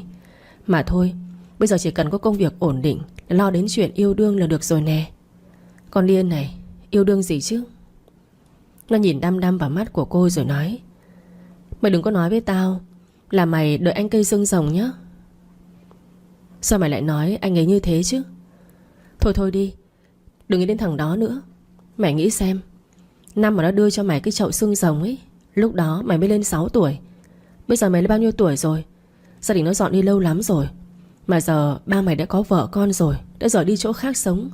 18 năm rồi nó qua bên đó, mọi thứ tốt hơn. Nó là con trai đấy, không ngu muội như mày mà chờ đợi lâu đâu con ngu. Thôi mày đừng mơ mộng gì nữa, không có tung tích gì đâu. Nó cũng lớn hơn mày mấy tuổi. Bây giờ chắc nó có gia đình, con cái 2-3 đứa luôn rồi đấy. Tự nhiên nghe con Trúc nói như vậy, cô cảm thấy buồn vô cùng. Nó nói cũng rất có lý. 18 năm rồi còn gì. Cô đã chờ anh 18 năm. Thời gian trôi qua nhanh như vậy mà cô cũng chẳng hay biết. Giờ đây nghĩ lại, con số 18 đó thật là khủng khiếp. 18 năm trước, anh và gia đình của anh phải sang Mỹ định cư. Cô và anh là hàng xóm với nhau. Khoảng thời gian đó, mỗi ngày cô đều được qua nhà của anh chơi. Gia đình anh rất thương ba của cô, luôn giúp đỡ 2-3 con cô rất nhiều. Lúc mà gia đình của anh đi Mỹ thì tầm vài tháng sau là ba cưới bà Cúc. Cuộc sống hồn nhiên vui vẻ của cô đã thay đổi từ ngày đó. Không còn ai chơi với cô nữa. Cô chỉ có chậu xương rồng mà anh để lại cho cô. Nó đã theo cô và làm bạn với cô trong suốt 18 năm qua. Những lúc buồn, những lúc tủi thân thì cô luôn nói chuyện một mình với cây xương rồng. Nếu như Trúc không xuất hiện thì chắc cuộc đời cô sẽ tẻ nhạt và tủi thân biết bao. Còn Trúc thấy cô im lặng suy nghĩ, không nói gì hết, thì nó liền nói: Nè Thúy, tao là bạn thân của mày. Tao thương mày nên mới khuyên mày, rồi giải thích cho mày hiểu. Đã 18 năm rồi. Hồi đó là cái thời trẻ trâu, có ai hứa mà thực hiện được đâu. Mày nghe tao đi. Công việc ổn định rồi thì nên lo tới việc yêu đương cưới hỏi, để còn nhanh mà thoát ra khỏi cái nhà đó nữa. Mày muốn sống chung với dì ghẻ của mày suốt đời sao? Tao muốn ra riêng lắm, nhưng tao thương ba của tao quá. Tao chỉ có mỗi một mình ba, và mày là người thân thôi. Giờ mà tao ra ngoài sống thì ai lo cơm nước cho ba đây? Mày điên à? Mụ dì ghẻ của mày chỉ cần ba của mày, chứ không có cần mày. Tỉnh lại đi. Thả ra ngoài sống, tự làm tự ăn. Lâu lâu mua ít quà về thăm nhà, như vậy sẽ được xem trọng hơn đấy. Còn bây giờ, tuy mày xài tiền của ba mày, nhưng của chồng công vợ. Mày lấy tiền ba mày, nhưng cũng là của dì ghẻ, hiểu chưa? Nên càng ở đó thì mày càng bị sỉ nhục thôi. Không thì qua nhà tao ở đi. Nếu không phỏng vấn vào làm ở Lâm Thị thì tìm chỗ khác. Mày không được duyệt thì tao cũng như mày thôi. Tao với mày đi kiếm chỗ khác phỏng vấn. Còn bên Phạm Thị cũng ok lắm mà. Cô không biết phải nói thế nào nữa, nhưng không hiểu sao cô cứ có cảm giác muốn vào làm ở tập đoàn Lâm Thị hơn là bên Dương Thị. Nhưng con Trúc nói cũng đúng. Bởi vì nếu không được phỏng vấn ở bên Lâm Thị thì cô và nó sẽ cùng nhau qua bên Dương Thị để phỏng vấn, xem thử coi có được nhận vào làm việc hay không. Ngay lúc này cô vội bảo nó hãy ăn nhanh phần của nó đi, để còn phải lên phường công chứng giấy sớm nữa. Sau khi công chứng giấy tờ xong xuôi, cô chở con Trúc về nhà. Sau đó thì chạy đi chợ mua đồ nấu cơm chiều, nếu không sẽ bị mắng tiếp một trận. Về tới nhà cũng đã 3 giờ chiều. Cô cất xe xong thì xách hết túi rau thịt cá vào trong nhà. Vừa bước chân vào cửa thì giọng nói ấy lại vang lên: biết đường về rồi sao? Tưởng đi luôn rồi chứ. Thành Lam cũng nói vào: mẹ ơi, chị lớn rồi, phải có không gian riêng tư để còn cặp bồ cặp bịch. Chứ ở nhà miết thì chừng nào mới vác được cái bụng bầu về được chứ. Câu nói xỏ xiên của Thanh Lam đã khiến bà Cúc tức giận đùng đùng. Bà ta đã bỗng đứng bật dậy, rồi chỉ thẳng vào mặt của cô: tao cảnh cáo mày, mày dám léng phéng thì chết với tao biết chưa. Ôm cái bụng bầu về cái nhà này, tao đánh què giò rồi tống cổ mày ra ngoài đường. Cái thứ lỗ tai cây, nói chuyện với mày chỉ thêm tức mà thôi. Nhưng sống làm sao thì sống. Đừng có học theo cái bản tính của cái con mẹ mày, đẻ ra rồi ném cho người khác nuôi, để người ta phải khổ thế này đây. Số của chồng tao thật là vô phước khi dính phải mẹ con của mày đấy. Dì, con đã làm gì đâu. Sao mà dì nặng lời với con như vậy? Mày nói cái gì? Hôm nay gan mày tao bằng trời phải không? Thèm đòn rồi đấy à? Mày có tin hôm nay tao đánh cho mày què giò luôn không? Hai mắt của cô như muốn trực trào nước, liếc mắt nhìn khuôn mặt hả hê của Thanh Lam, mà lòng cô đau như có ai đang xé ra làm trăm mảnh. Đã bao nhiêu năm trôi qua mà tính nết của nó vẫn không thể nào thay đổi. Nó rất thích nói xiên xỏ, đâm chọt người khác, để cho bà Cúc càng căm ghét cô hơn. Cô rưng nước mắt nói: dì, con không phải là hạng người như vậy. Dì đừng có nghe những lời Thanh Lam đã nói rồi hàn học với con như vậy, có được không? Mày, chết mày với tao hôm nay rồi con danh. Bà Cúc đưa tay lên định tát vào mặt cô, nhưng ngay lúc đó có tiếng xe đang chạy vào trong nhà. Nghe được tiếng xe quen thuộc đó, cô liền biết là ông Tâm từ ngoài tiệm mới về. Ngay lúc này bà Cúc bỗng lật mặt y hệt như lật bánh tráng nướng. Bà ta nói với giọng điệu thật nhẹ nhàng: Thanh Thúy à, dì biết bao nhiêu năm qua con rất ghét dì, nhưng dì xin con đấy. Thành Lam cũng là em gái của con ghét dì sao cũng được, chứ đừng có vu khống cho em con như vậy. Nó ở nhà chơi với dì từ nãy tới giờ, có đi đâu đâu mà em nói con như vậy chứ. Từ trước đến nay con ăn nói hỗn hào hay là trộm tiền của dì. Có rất nhiều chuyện xấu mà con đã làm, có bao giờ dì kể cho ba con nghe đâu. Dì thương con hệt như con gái của dì kia mà. Sao con vẫn không chịu chấp nhận dì vậy Thúy? Bà ta tiến đến nắm lấy tay của cô, nhưng ngay lúc đó cô đã giật lại, hét lớn vào mặt của bà ta: Dì thôi đi, dì đừng diễn nữa. Có phải dì biết... Cô vẫn chưa nói được hết câu thì đã có một lực từ phía sau xoay người cô lại, rồi cho cô một cú tát điếng người. Người tát cô không ai khác, chính là ông Tâm, ba của cô. Đưa tay lên sờ má vừa bị tát, hai hàng nước mắt của cô rơi như mưa. Cô cảm thấy vô cùng ức chế, bởi vì vẫn chưa nói được ra hết câu Tôi đã bị ông Tâm hiểu lầm thế này rồi. Đưa mắt lên nhìn ông Tâm, ông ấy chỉ thẳng tay vào mặt của cô rồi quát lớn: Tại sao vậy Thúy? Bà xin con đấy. Chẳng lẽ 20 năm rồi mà con vẫn chưa hết được tình cảm với dì dành cho con thế nào sao? Con làm cho ba thất vọng quá đấy Thúy à? Ba tin dì sao? Đến khi nào con mới chịu thôi cái bản tính đó đi? Mau xin lỗi dì nhanh. Hứa với dì của con là từ bây giờ con không như vậy nữa. Nếu con không chịu thì ba từ con. Bà đã quá mệt mỏi khi có đứa con như con rồi. Bao nhiêu cái tốt không học, sao cứ học theo cái xấu, cái tính nết giống mẹ của con thế? Bà Cúc vô cùng đắc ý khi nhìn thấy ông Tâm đánh cô. Thật sự suốt 20 năm qua nhìn thấy khuôn mặt của cô khiến cho bà ta phát chán, chỉ muốn làm cách nào đó để tống cổ cô ra khỏi cái nhà này. Bà ta xem được rất nhiều bộ phim trên tivi. Đứa con riêng nào của chồng 10 đứa, hết 9 đứa luôn có âm mưu hãm hại mẹ kế, chứ làm gì có chuyện thương yêu.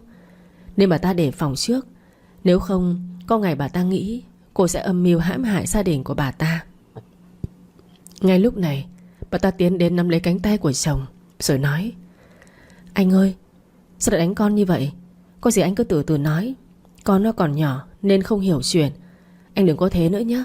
Thôi lên phòng tắm đi, em đi nấu cơm cho anh ăn. Đã chiều rồi còn gì. Ông Tâm nắm lấy tay của bà Cúc rồi nói: Anh xin lỗi vì đã không dạy dỗ được con của anh, đã nhiều lần làm cho em phải khóc. Anh biết chứ. Không sao. Mỗi tối em hãy thắp hương cho ba mẹ, cầu cho cả nhà bình an, rồi còn cầu cho con Thúy lúc nào cũng mạnh khỏe, biết nghe lời, để gia đình mình sống hạnh phúc bên nhau. Nhưng anh tệ quá, anh không dạy được con gái anh. Anh xin lỗi em nhé. Hôm nay em bấm bụng đứng qua một bên đi, để anh dạy con anh. Nó lớn rồi, không phải là con nít nữa đâu em. Anh à, em xin anh đấy. Tội nghiệp con lắm anh ơi. Ông Tâm kéo bà Cúc sang một bên, rồi ngoái đầu nhìn về hướng của Thanh Lam. Ông ấy nói: Lam, con lấy chổi lông gà cho ba đi. Dạ, là ba kêu con lấy đấy nhá, để con lấy liền cho ba ngay.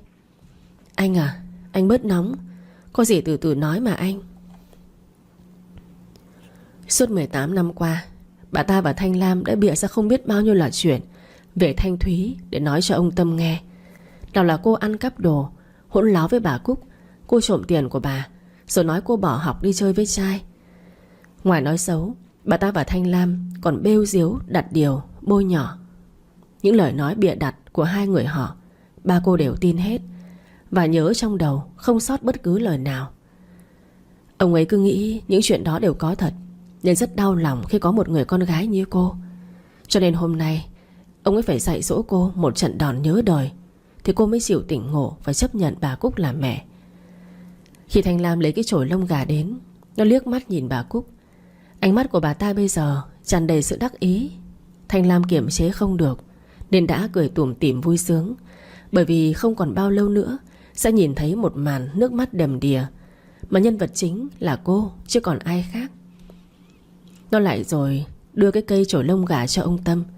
Bà Cúc cũng nhập vai thành một bà mẹ kế tốt bụng. Bà ta lao đến chỗ của cô, ôm cô lại, không cho ông Tâm đánh cô. Bà ta nói: Anh Tâm, anh có nghe em nói không? Giận con thì mình la một tiếng, chứ anh đừng có đánh con tội nghiệp. Nó còn nhỏ, nó hỗn thì mình dạy nó là được rồi anh. Tuy nhiều lần con hỗn hào với em, nhưng em bấm bụng bỏ qua được hết. Chẳng lẽ anh không bỏ qua cho nó được sao? Cúc, hãy để cho anh dạy con của anh. Em tốt như vậy mà nó có biết đâu. Cho đi học để ngoan ngoãn lên người với người ta. Vậy mà em xem nó đi, nó ra ngoài toàn học những cái xấu xa đem về cái nhà này thôi. Anh nói rồi đấy, em tránh ra cho anh dạy con. Những lời nói của ông Tâm như hàng ngàn vết sao đang khứa vào tim của cô. Suốt bao nhiêu năm qua, không phải là cô sợ, mà không dám nói ra những gì bà Cúc và Thanh Lam đã đối xử với cô, đã hành hạ cô. Điều cô sợ nhất là cuộc sống của ông Tâm không còn được thế này nữa. Nhớ rằng khi cô còn nhỏ, ông ấy đã lam lũ cực khổ nuôi cô khôn lớn, lúc nào cũng nhịn đói để cô được no. Dù khổ cực thế nào cũng chưa bao giờ lớn tiếng với cô. Cô tự hứa với lòng sau này nhất định phải cho ông ấy một cuộc sống thật tốt. Cơm áo gạo tiền ngoài kia hãy để cô gánh vác. Cô chỉ muốn ông ấy sống một cuộc đời yên bình, không còn khổ cực như lúc cô còn nhỏ nữa thôi.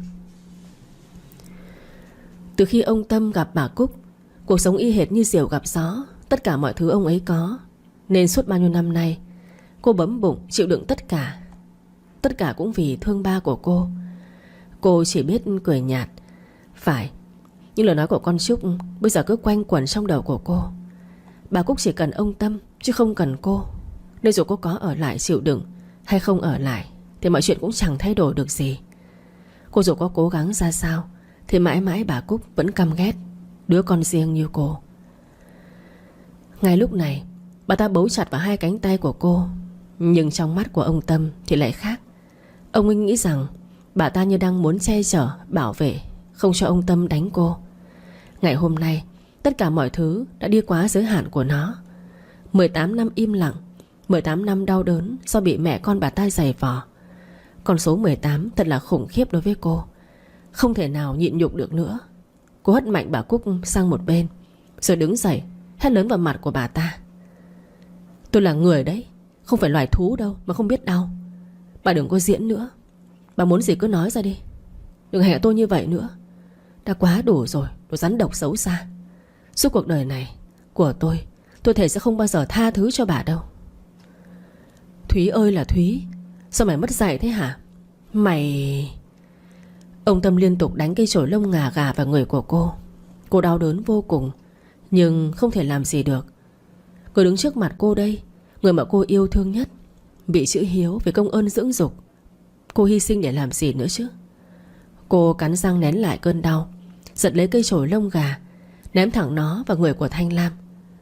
Chị làm cái gì vậy? Giận cá chém thớt à? Chị ngày càng hỗn hào rồi đấy. Bà thật là vô phước khi có một đứa con gái yêu nghiệt như chị. Thúy, mày làm cái trò gì vậy? Em mày đấy, nó ngoan ngoãn biết bao nhiêu, sao mày không học hỏi nó? Bà Cúc chạy nhanh đến chỗ của Thanh Lam rồi nói. Con à, sao con lại nói như vậy? Mau xin lỗi chị Thúy cho má. Mà không cho con ăn nói như thế với chị Thúy nữa biết chưa? Nó làm ra cái vẻ mặt ngoan ngoãn rồi nói. Tại vì con thấy chị ấy xô má kìa. Má tốt bụng yêu thương chị ấy, mà chị ấy quá đáng với má như thế. Con không xin lỗi người không hiểu chuyện thế đâu. Sau câu nói của Thanh Lam, cô từ từ ngoái đầu nhìn hai người họ, rồi cười khẩy lên như một con điên. Thần xác của cô lúc này như một người đã chết. Cô không nghĩ sẽ có ngày cô lại đau đớn thế này. Con bị làm sao vậy Thúy? Để rồi đưa con lên phòng nghỉ ngơi nhé. Bà với con gái yêu của bà diễn rất đạt. Cô cần đi casting vào vai hai mẹ con nhà cám không? Cô biết ông Tâm định tiến đến đánh cô tiếp, nhưng ngay lúc đó cô đã ném cái túi xách qua một bên, rồi nhanh tay cởi bỏ cái áo thun đang mặc trên người ra. Ngay giây phút đó, ông Tâm đang muốn vun cánh tay lên đánh cô, thì bỗng khựng lại vì cảnh tượng trước mắt. Thân thể của cô đã bầm tím từ cánh vai đi xuống tới bụng. Từ trước tới giờ cô chưa bao giờ dám mặc đồ ngắn, cũng là vì lý do này. Bà Cúc rất khôn khéo. Bà ta chỉ đánh cô ở lưng và vai hoặc ở bụng của cô. Nhiều khi đến tháng của con gái mà bị bà ta đạp vào bụng thì cô chỉ biết lết đi mà thôi. Tay chân của ông Tâm run run, không nói được thành lời khi nhìn thấy cô như vậy. Ông ấy tiến đến định chạm vào người cô, nhưng cô đã bước lùi ra sau vài bước. Cô không ngại ngùng mà để chính ba của cô nhìn thấy những vết bầm trên người. Bà Cúc đi lại, nhặt cái áo lên rồi vội vàng nói. Con à, con lớn rồi, không phải con nít mà cởi áo trước mặt người khác như thế. Mặc áo vào đi con. Buông ra. Không cần phải làm một người vợ mẫu mực nữa đâu gì ghẻ. Ngày hôm nay tôi sẽ đi ra khỏi cái nhà này như ý của bà và con gái yêu của bà mong muốn. Không cần phải đóng kịch hay diễn tuồng trước mặt của ba tôi nữa đâu. Tôi là cái thứ thừa thãi trong cái nhà này. Tôi đi là được đúng không? Chỉ xin bà hãy sống thật lòng với ba của tôi, đừng có lừa dối ông ấy nữa. Giật lấy cái áo từ tay của bà ta, cô mặc nhanh vào. Sau khi mặc áo xong, cô liền cúi xuống, nhặt lấy túi xách lên, rồi bước thẳng lên trên phòng. Lấy cái ba lô, cô gom vào vài bộ đồ mà con Trúc đã mua tặng sinh nhật cho cô. Nhét hết vào trong cái ba lô. Cô liếc mắt nhìn qua bên bàn, nhưng cuốn sách nào cần thiết cô lấy bỏ vào trong ba lô hết. Nhưng vẫn không quên chậu xương rồng của anh. Tay xách nách mang, cô bước xuống dưới nhà. Hai mắt bây giờ đã sưng húp, nhưng cô đã rất mệt mỏi, không còn cầm cự được nữa. Cô chỉ muốn được thoát khỏi cái nơi địa ngục này thôi. Khi bước ngang qua người của ông Tâm, ông ấy nắm tay của cô lại, hai mắt rưng rưng nói: Thúy, người con bị làm sao vậy? Hãy kể cho ba nghe được không? Hãy từ từ kể cho ba biết đi. Có gì ba sẽ giải quyết cho con. Đừng đi đâu hết con à. Thúy giật tay lại, đưa lên lau hai hàng nước mắt không ngừng rơi. Hít hít sống mũi, cô nói: Bà đang nghĩ gì? Không ai tự hành hạ thân xác của mình như thế này đâu. Con không phải là một kẻ điên mà tự đánh vào bản thân mình như thế. Chẳng qua là con diễn vai người câm quá đạt thôi. Con à, con nói vậy có nghĩa là... Con nói xong hết rồi đấy. Bà giữ sức khỏe nhé. Con đi đây. Cô cúi thấp mặt xuống rồi bước ra khỏi căn nhà đó. Người ta nói nhà là nơi đong đầy tình yêu thương. Còn đối với cô, ngôi nhà này đong đầy những thứ gọi là đau đớn bất hạnh. Khi ra đến trước sân, cô mới ngước mặt lên rồi cất bước đi thật nhanh. Trong căn nhà này có cái gì là của cô đâu, nên cô sẽ không lấy bất cứ thứ gì hết, kể cả chiếc xe mà Thanh Lam chê không chạy nữa. Nói ra thì quả là buồn. Từ xưa đến nay cô toàn sử dụng lại đồ của Thanh Lam đã bỏ đi. Nào là quần áo, xe cổ đến điện thoại, tất tần tật. Thậm tệ hơn có lẽ là đồ nhỏ của bản thân cũng lại xài lại đồ của Thanh Lam. Nhưng kể từ ngày hôm nay, ngay chính giây phút này, cô sẽ tự đứng lên và tự làm để nuôi sống bản thân. Rồi cô sẽ mua được những thứ mà bản thân cô thích. Nhất định cô sẽ làm được. Hai chân bước đi thật nhanh, và rồi cô đến chỗ công viên ngồi nghỉ tạm một chút. Đặt mông xuống ghế đá, cô thở hì hục, rồi vội cầm điện thoại nhắn tin cho con Trúc. Biết rằng cô đã bỏ đi rồi. Giờ đây chỉ có thể qua nhà ở nhờ nó một ít hôm thôi. Mấy hôm trước con Trúc có nói với cô, nó tìm được một cái phòng trọ khá gần với tập đoàn Lâm Thị, và cũng đi được đến tập đoàn Dương Thị. Chỉ cần bỏ ra 5.000 đồng đi xe buýt mỗi ngày thôi. Qua đúng lúc và đúng thời điểm. Giờ đây cô chỉ mong mọi thứ thuận lợi. Ngày mai cô được phỏng vấn ở tập đoàn Lâm Thị và được nhận vào làm việc. Chỉ có vào được một tập đoàn lớn như vậy thì cuộc sống của cô mới có thể trang trải những tháng đầu này. Thở dài, cô biết là cô không nên buồn bã nữa. Bà ta rất thương ba cô, nên sẽ không có chuyện ba sống khổ cực đâu. Với lại ông Tâm cũng được đứng tên một tiệm vàng lớn còn gì. Nhưng giận thì cô nghĩ thế thôi, chứ trong thâm tâm của cô, ba là người tuyệt vời nhất. Do hai người kia đã diễn quá đạt, ba cô lại hiền nên dễ bị qua mặt.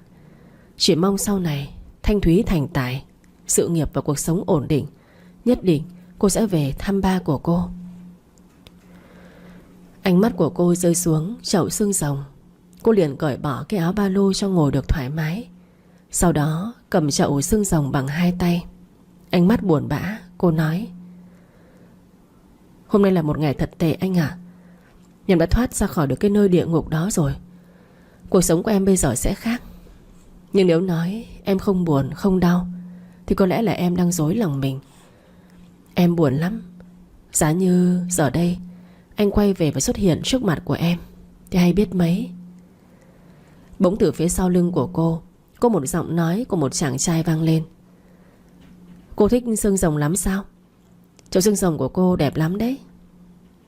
Nghe giọng nói của người ta, cô đưa tay lên lau nước mắt, rồi ngoái đầu ra phía sau xem giọng đó là của ai.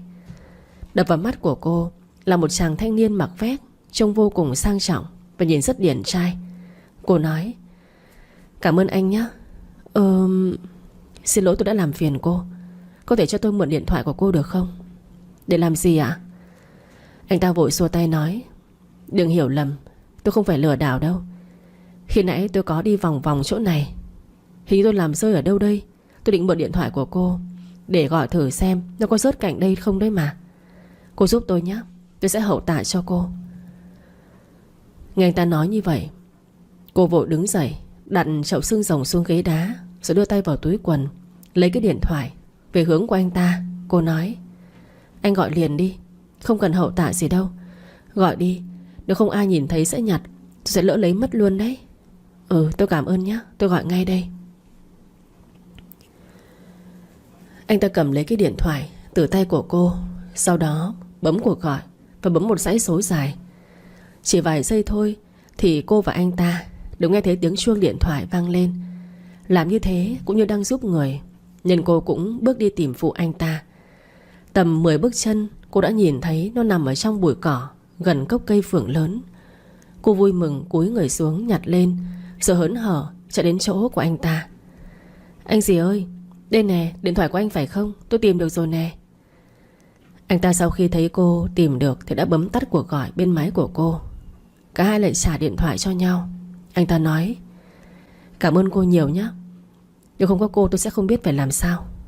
Không có gì đâu, cũng may là chưa mất điện thoại, chứ gặp ai mà tham tí họ sẽ nhặt ngay.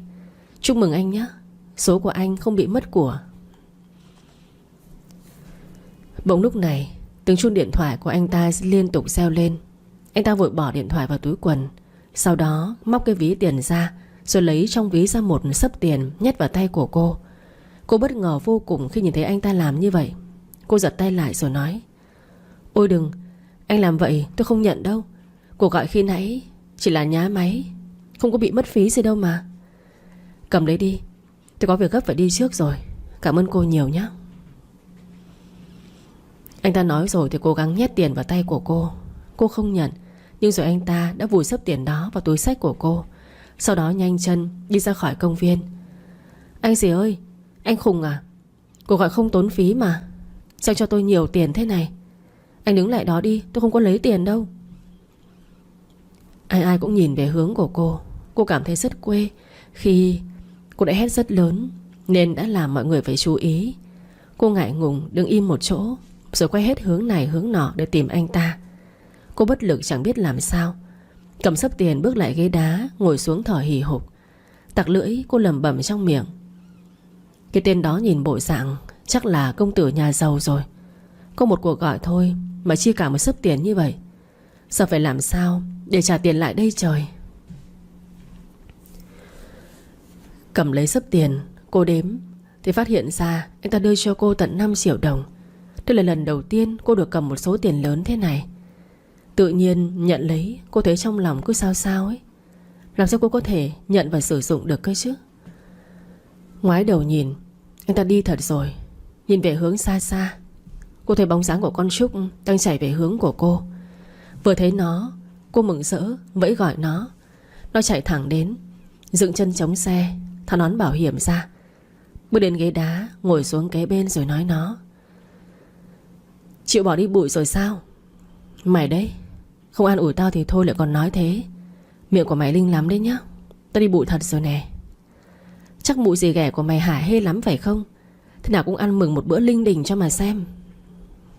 Cô thở dài rồi nhìn về hướng bầu trời xa xăm. Con Trúc nhìn cô rồi cũng thở dài theo. Lúc này Thúy nói: Mày nói phải đấy. Bao nhiêu năm qua tao là cái gai trong mắt của bà ta mà. Chắc có lẽ bây giờ bà ta đang mua con heo quay chục ký ăn mừng đấy. Con Trúc xót thương cho hoàn cảnh của Thúy lắm. Từ nhỏ đã bị mẹ bỏ lại sống với ông Tâm. Lúc bé đến giờ cô chưa được biết tình yêu thương của mẹ là gì. Người ngoài nhìn vào luôn nghĩ bà Cúc yêu thương cô, nhưng thật ra mọi chuyện ở sâu bên trong làm sao người ngoài có thể nhìn thấu. Còn Trúc lại thở dài ngán ngẩm rồi nói: Tao hiểu mày. Tao biết mày đang rất buồn, nhưng cứ suy nghĩ tích cực lên đi. Tao tin là ông trời không tuyệt đường sống của mày đâu. Từ bây giờ hãy vứt bỏ hết những thứ đau buồn, mà bắt đầu sống và biết yêu thương bản thân mày hơn. Tao tin mày làm được mà Thúy. Cố lên nhé, tao luôn ở bên cạnh mày. Trúc, cảm ơn mày đã ở bên cạnh tao lúc này. Nó cười rồi đưa hai tay vào túi quần, móc ra mấy tờ 500.000. Sau đó nó nói: Ba tao chưa lãnh lương, tao bây giờ chỉ có 3 triệu thôi. 3 triệu thì chỉ đủ tiền thuê phòng với lại mua ít vật dụng. Hay mày qua nhà tao ở vài hôm đi. Đợi ba với mẹ tao lãnh lương, tao mượn thêm ba vài triệu, rồi mình ra ngoài sống. Thế nào? Nghe con Trúc nói như vậy, cô vội móc ra xấp tiền 5 triệu khi nãy. Cô nói: Nhiêu đây đủ không Trúc? Trời ơi, sao mà Tiểu nhiều tiền vậy con quỷ? Đừng có nói đi bụi mà ba mày cho mày tiền nhá. Cho lén à? Mày điên à? Tao không lấy bất cứ gì hết. Khi nãy tao ngồi đây đợi mày, có một tên tự nhiên xuất hiện, làm rớt điện thoại ở gần đằng bụi cỏ kia. Mà kiếm không có, nên thấy tao mua điện thoại của tao nhá máy thôi. Thế mà xong lại cho tiền tao tận 5 triệu. Chắc là đại gia rồi. Tiêu xài gì mà hoang phí quá. Tao đuổi theo trả tiền nhưng không chạy theo kịp. Mọi người nãy giờ nhìn tao cứ tưởng tao là con điên, la hét om sòm đấy. Nghe cô kể, Trúc cảm thấy rất hoang đường. Không nghĩ trên đời này lại có người sộp như thế. Chỉ là mượn điện thoại, nhá máy thôi, có cần phải cho nhiều tiền thế không? Nó nhíu mày hỏi cô: Ê, có khi nào mày bị lừa đảo không vậy? Tao có cái gì đâu để mà tên đó lừa chứ. Nhưng nếu lừa tao thì cho tiền tao làm gì, phải không? Mày nói cũng phải. Mày ngoài cái mạng ra thì còn cái gì quý giá nữa đâu. Mà thôi, mày cứ nghĩ bụt xuất hiện cứu khổ mày đi. Số tiền này sẽ giúp cho mày rất nhiều thứ đấy. Nhưng bây giờ cũng trễ rồi.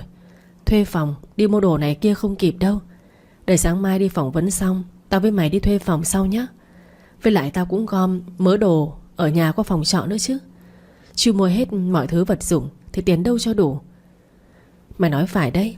Hôm nay phiền mày rồi. Nghe cô nói như vậy thì liền đưa tay ra cốc vào đầu của cô. Ánh mắt của nó lúc này mới chợt nhìn thấy một bên má của cô ửng đỏ. Nhìn kỹ thì phát hiện ra đó là in hẳn mấy dấu tay. Nhìn cô như vậy, nó cầm lòng không được. Đưa tay ra kéo cái tay áo của cô lên, tay bên trái đến tay bên phải. Nước mắt của nó rơi xuống. Nó hỏi cô có phải là bị bà Cúc đánh không. Cô chỉ biết cười nhạt rồi lắc đầu. Nó nói: Vậy là ai đánh mày? Hôm nay không sợ gì nữa hết. Mày theo tao, tao qua chửi mụ gì ghẻ đó một trận cho đã cái miệng. Tao chịu hết nổi rồi. Mau đứng dậy, hôm nay tao nhất quyết lấy lại công bằng cho mày. Nó kéo mạnh tay cô, bắt cô đứng dậy. Thúy hiểu là nó thương cô nên mới làm như vậy. Nhưng cô đã không chịu đi mà lắc đầu nói: Trúc, không phải bà ta đánh tao đâu. Cái gì? Không phải bà ta đánh mày? Thế là ai đánh mày mà bầm tím mặt mày do hai tay thế này? Là ba của tao đấy. Bỏ mạnh tay của Thúy ra. Trúc ngồi xuống ghế đá tặc lưỡi nói: Thiệt tình, ba của mày bị bụ ta bỏ bùa rồi. Nói cái gì cũng tin hết là sao?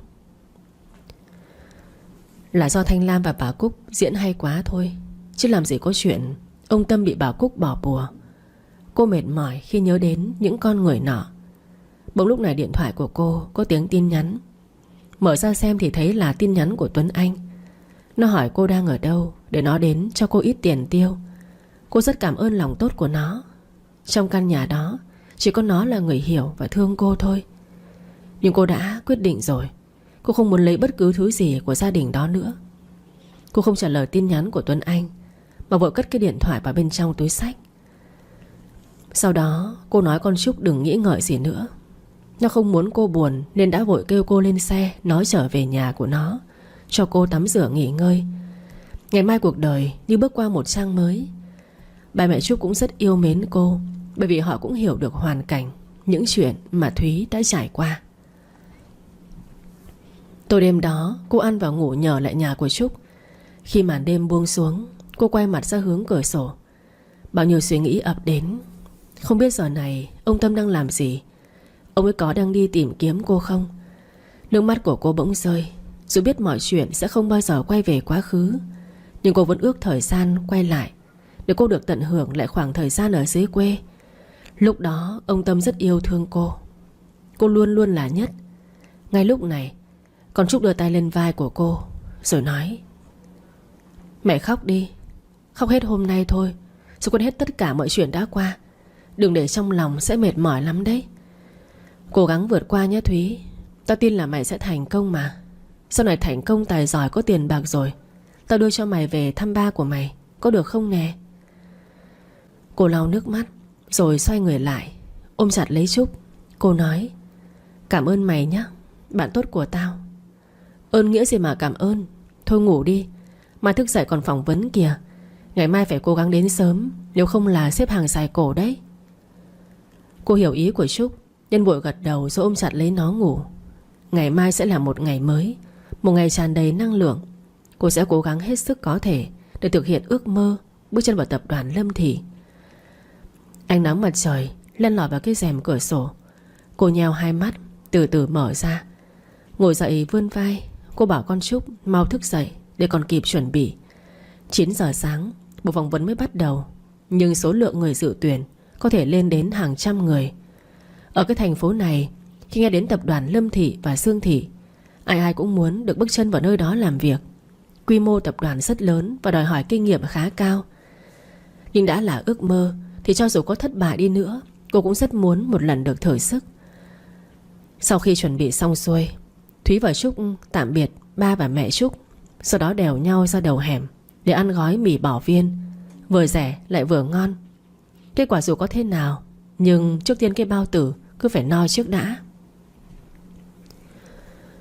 8 giờ 30 phút, tại tập đoàn Lâm Thị, trong căn phòng làm việc của chủ tịch, có một người đàn ông khuôn mặt điển trai phong độ đang dí mắt vào cái laptop để xem lịch trình làm việc của ngày hôm nay. Bỗng lúc này có tiếng gõ cửa phòng, rồi cánh cửa phòng được mở ra. Duy Nam bước đi rồi nhăn nhó mặt mày nói: "Nè Vũ Kha, tối hôm qua giờ mày đi đâu vậy? Và kết thúc cuộc họp mày đã chạy đi đâu để ba mày kiếm mày thế?" Vũ Kha nghe câu hỏi của Duy Nam thì liền ngước lên nhìn, sau đó nói: "Nam, tao tìm được cô ấy rồi. Hèn gì vừa mới nhận chức chủ tịch xong mà đã tức tốc đi tìm người. Nhưng cái gì cũng phải tìm hiểu kỹ nhé. Mày mới về nước, lo công việc trước đã, chuyện tình cảm cứ từ từ tìm hiểu lại sau. Ba mày tin tưởng mày, giao cả cái tập đoàn cho mày. Đừng để ba mẹ của mày thất vọng biết chưa?" "Ôi giời, mày là bạn thân của tao đấy, đừng có áp lực tao như thế chứ. Mà nè, trợ lý của tao mày cứ phỏng vấn đi, tao không quan tâm đâu. Chọn nam là càng tốt, không thích phụ nữ xuất hiện trong phòng làm việc của tao nhé." Duy Nam đưa tay rót 2 tách trà, rồi nhàn nhã nhâm nhi tách trà nóng, sau đó nói: "Mày khó thế, thư ký mà chọn nam sao? Vậy sao không cho trợ lý của ba mày làm việc cho mày đi? Dù gì cũng có kinh nghiệm hơn mà, khỏi phải tuyển người mới." "Thôi nói nhiều quá, tao đi công việc tí nhé. Có gì tuyển được ai thì bảo là ngày mai đúng 8 giờ đến nhà cùng đi họp với tao. Vậy nhá. Mày cũng ra xem phỏng vấn đi, tao nghe thấy tiếng ồn ào rồi đấy." Duy Nam gật đầu rồi đứng dậy. Ngay lúc này Vũ Kha cũng đứng lên, rồi lấy cái áo vest mặc vào. Cả hai cùng nhau bước ra cửa để đi vào bên trong thang máy. Một lúc sau, cánh cửa thang máy dành riêng cho chủ tịch mở ra. Chợt ánh mắt của Vũ Kha nhìn chằm chằm về phía trước, vội vàng đóng cửa thang máy lại. Sau đó hai mắt sáng rực nói: Đúng là em rồi." "Gì vậy Kha? Mày vừa lẩm bẩm cái gì thế?" "Tao sẽ cùng mày phỏng vấn." Duy Nam nhíu mày nhìn chằm chằm vào khuôn mặt của Vũ Kha. Cậu ta cảm thấy có cái gì đó bất thường nên hỏi: "Nè, sao mày mới nói là có việc gấp cần phải đi mà?" "Không có việc gì nữa, thôi mau ra phỏng vấn đi." "Gì vậy Kha? Mày vừa lầm bầm cái gì thế?" "Ta sẽ cùng mày phỏng vấn." Cánh cửa thang máy dành cho chủ tịch một lần nữa được mở. Vũ Kha và Duy Nam bước ra, thì lúc này cả trăm ánh mắt đang nhìn về hướng của hai người họ. Hai người đàn ông đang bước đến khu phòng chờ phỏng vấn. Thần thái của cả hai vô cùng phong độ, ai ai nhìn cũng chết mê. Lúc này đây còn Trúc lai lai cánh tay của cô. Nó nói: Ê Thúy, nhìn kìa, ai mà đẹp trai dữ thần vậy." Mắt của Trúc đã hướng về hai người đang bước đến. Cô hoảng hốt xoay người rời đi, rồi nói nhỏ với con Trúc: "Trúc, cái thằng trai bận cái vest đen ấy là cái tên hôm qua tao cho mượn điện thoại rồi đưa cho tao 5 triệu đấy. Bây giờ phải làm sao đây? Hắn ta đòi lại tiền thì làm sao?" Câu nói của cô làm con Trúc bất ngờ vô cùng. Nó không thể tin được rằng cho đây lại tròn đến như vậy. Nó nắm lấy tay của cô rồi nói: "Mày yên tâm đi, nhìn kìa, không thể toát ra mùi gì sao?" Cô không biết nên hỏi nó là sao. Cô đứng gần đâu mà biết mùi gì. Còn Trúc chỉ biết tặc lưỡi. Nó rất hiểu tính tình của cô. Đã 24 tuổi rồi, to xác như thế thôi chứ còn khờ khạo lắm. Nó liền ghé sát vào tai của cô rồi nói: "Mùi tiền đấy con ngốc." Vậy hả? Mà Trúc nè, nếu anh ta có vòi tiền tao sẽ trả lại cho anh ta. Nhưng tao với mày sẽ thiếu tiền nhà đấy. Có gì kiếm ai vay mượn đỡ vậy. Từ đó rồi tính. Giờ mày cứ thả lỏng cơ thể, thoải mái lên. Đi phỏng vấn tốt, lưu loát lanh lợi thì mới được nhận. Cố lên nhá. Bằng mọi giá phải xin được việc ở đây, vị trí nào cũng được, để chứng minh cho con mụ dì ghẻ của mày biết mày giỏi hơn con nhỏ Thanh Lam gấp mấy lần. Nghe con Trúc nhắc đến bà Cúc và Thanh Lam, Bỗng lòng của cô như có động lực hơn gấp trăm lần. Cô sẽ phải chứng minh cho bọn họ biết khi thoát ra được căn nhà đó, cuộc sống của cô sẽ tốt đẹp hơn rất nhiều. Từ tối qua đến giờ cô đã tắt âm thông báo, nhưng lâu lâu vẫn mở lên xem, coi là ông Tâm có gọi cho cô không. Nhưng cô rất thất vọng. Ngoài tin nhắn của Tuấn Anh và tổng đài ra thì ba của cô không hề gọi hay nhắn tin hỏi han cô đang ở đâu. Cô nghĩ chắc là ông Tâm không tin chuyện bà Cúc hành hạ tra tấn cô, nên ông ấy mới đối xử với cô như vậy. Trong lòng bỗng cảm thấy rất buồn, nhưng cô biết giờ phút này không phải là lúc để cô suy nghĩ đến chuyện đó nữa. Cố gắng cười thật tươi để chờ đến lượt được bước vào phỏng vấn. Buổi phỏng vấn bắt đầu diễn ra. Bắt đầu từng người một mang hồ sơ vào phòng. Chợt cô cảm thấy hồi hộp vô cùng. Canh các chị lần lượt từng người một bước vào. Nhưng lạ thay, ai bước vào cũng chưa được 2 phút là đã cầm hồ sơ bước ra. Còn Trúc thấy thế cũng phát run. Nó nhìn cô rồi nói: sao kỳ vậy mày? Phỏng vấn gì mà lẹ thế? Mà ai bước ra mặt mày cũng buồn thiu hết kìa. Trúc ơi, hay tại vì tao quá mơ mộng phải không? Tập đoàn lớn xét khó lắm mày ơi. Nó bảo cô hãy bình tĩnh xem tình hình thế nào. Có một chị kia bước ra, còn Trúc vội hỏi chị đó: chị ơi, sao phỏng vấn lẹ thế chị? À, mình không biết nữa. Kinh nghiệm của mình tốt thế này mà họ cầm lên xem cái rồi loại luôn. Mình không biết họ xem qua bằng cấp của mình chưa nữa đấy. Thôi khó quá, để mình đi xin chỗ khác vậy. Gì đang diễn ra nữa? Anh đi vắng có 3 ngày mà ở nhà xảy ra quá nhiều chuyện như vậy sao? Anh thở dài và nói: tôi không biết trong 3 ngày tôi không có nhà đã xảy ra những chuyện gì, nhưng tôi không phải là người chỉ nghe một phía. Đợi lát nữa mẹ về tôi sẽ hỏi chuyện rõ ràng. Tôi đi tắm đây. Lấy cho tôi bộ quần áo. Quần anh ở trong tủ. Mở tủ ra là thấy. Anh không thấy tôi đang làm việc sao? Lục Quân mở tủ quần áo, rồi anh quay lại nói: sao cô lại là quần áo? Việc này cứ để người giúp việc làm, tôi trả lương cho họ cơ mà. Lúc này lời nói của Lục Quân mới chạm tới nỗi ấm ức của trong lòng Bảo Trang. Cô liền tuôn ra một tràng dài: à, thế thì anh lại không biết gì. Tôi về đây được làm sâu 3 ngày. Mẹ anh và em gái anh đã dạy tôi phải làm rất nhiều việc đấy. Buổi sáng phải dậy sớm từ 5 giờ, đi chợ, nấu ăn, dọn nhà, trà rửa toilet, phơi quần áo, pha trà, lấy nước ngâm chân cho mẹ chồng, tắm cho chó, tưới cây cảnh. Em gái anh còn sai tôi như con ấy, đến cả việc lau cái giày cho cô ta. Tôi cảm thấy bất ngờ lắm. Làm dâu hào môn mà khổ như đi làm giúp việc. Anh lấy tôi về để làm giúp việc cho nhà của anh thì ly hôn đi. Dù gì anh cũng không yêu tôi mà. Anh bị ông nội ép buộc lấy tôi thôi. Ly hôn đi, tôi sẽ cầu xin ông nội cho. Anh không cần phải lo bị ông nội trách mắng. Lục Quân cau mày nhìn Bảo Trang. Nhưng lời cô nói là thật hay sao? Tùy anh muốn nghĩ thế nào về tôi thì nghĩ. Vốn dĩ anh chẳng quan tâm tới tôi, đến những lời tôi nói ra anh cũng đâu có để tâm đâu. Nói xong Bảo Trang đi ra ngoài. Lục Quân cau mày lại. Anh cảm thấy rất khó chịu. Dù anh không yêu Bảo Trang là thật, nhưng Bảo Trang là vợ hợp pháp của anh. Sao mẹ anh và em gái của anh có thể đối xử với vợ anh như vậy? Lục Quân tắm xong, anh đi xuống dưới nhà.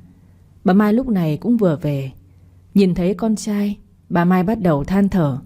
Bà sụt sùi ấm ức, như kiểu 3 ngày qua bà bị con dâu cưỡi lên đầu lên cổ vậy.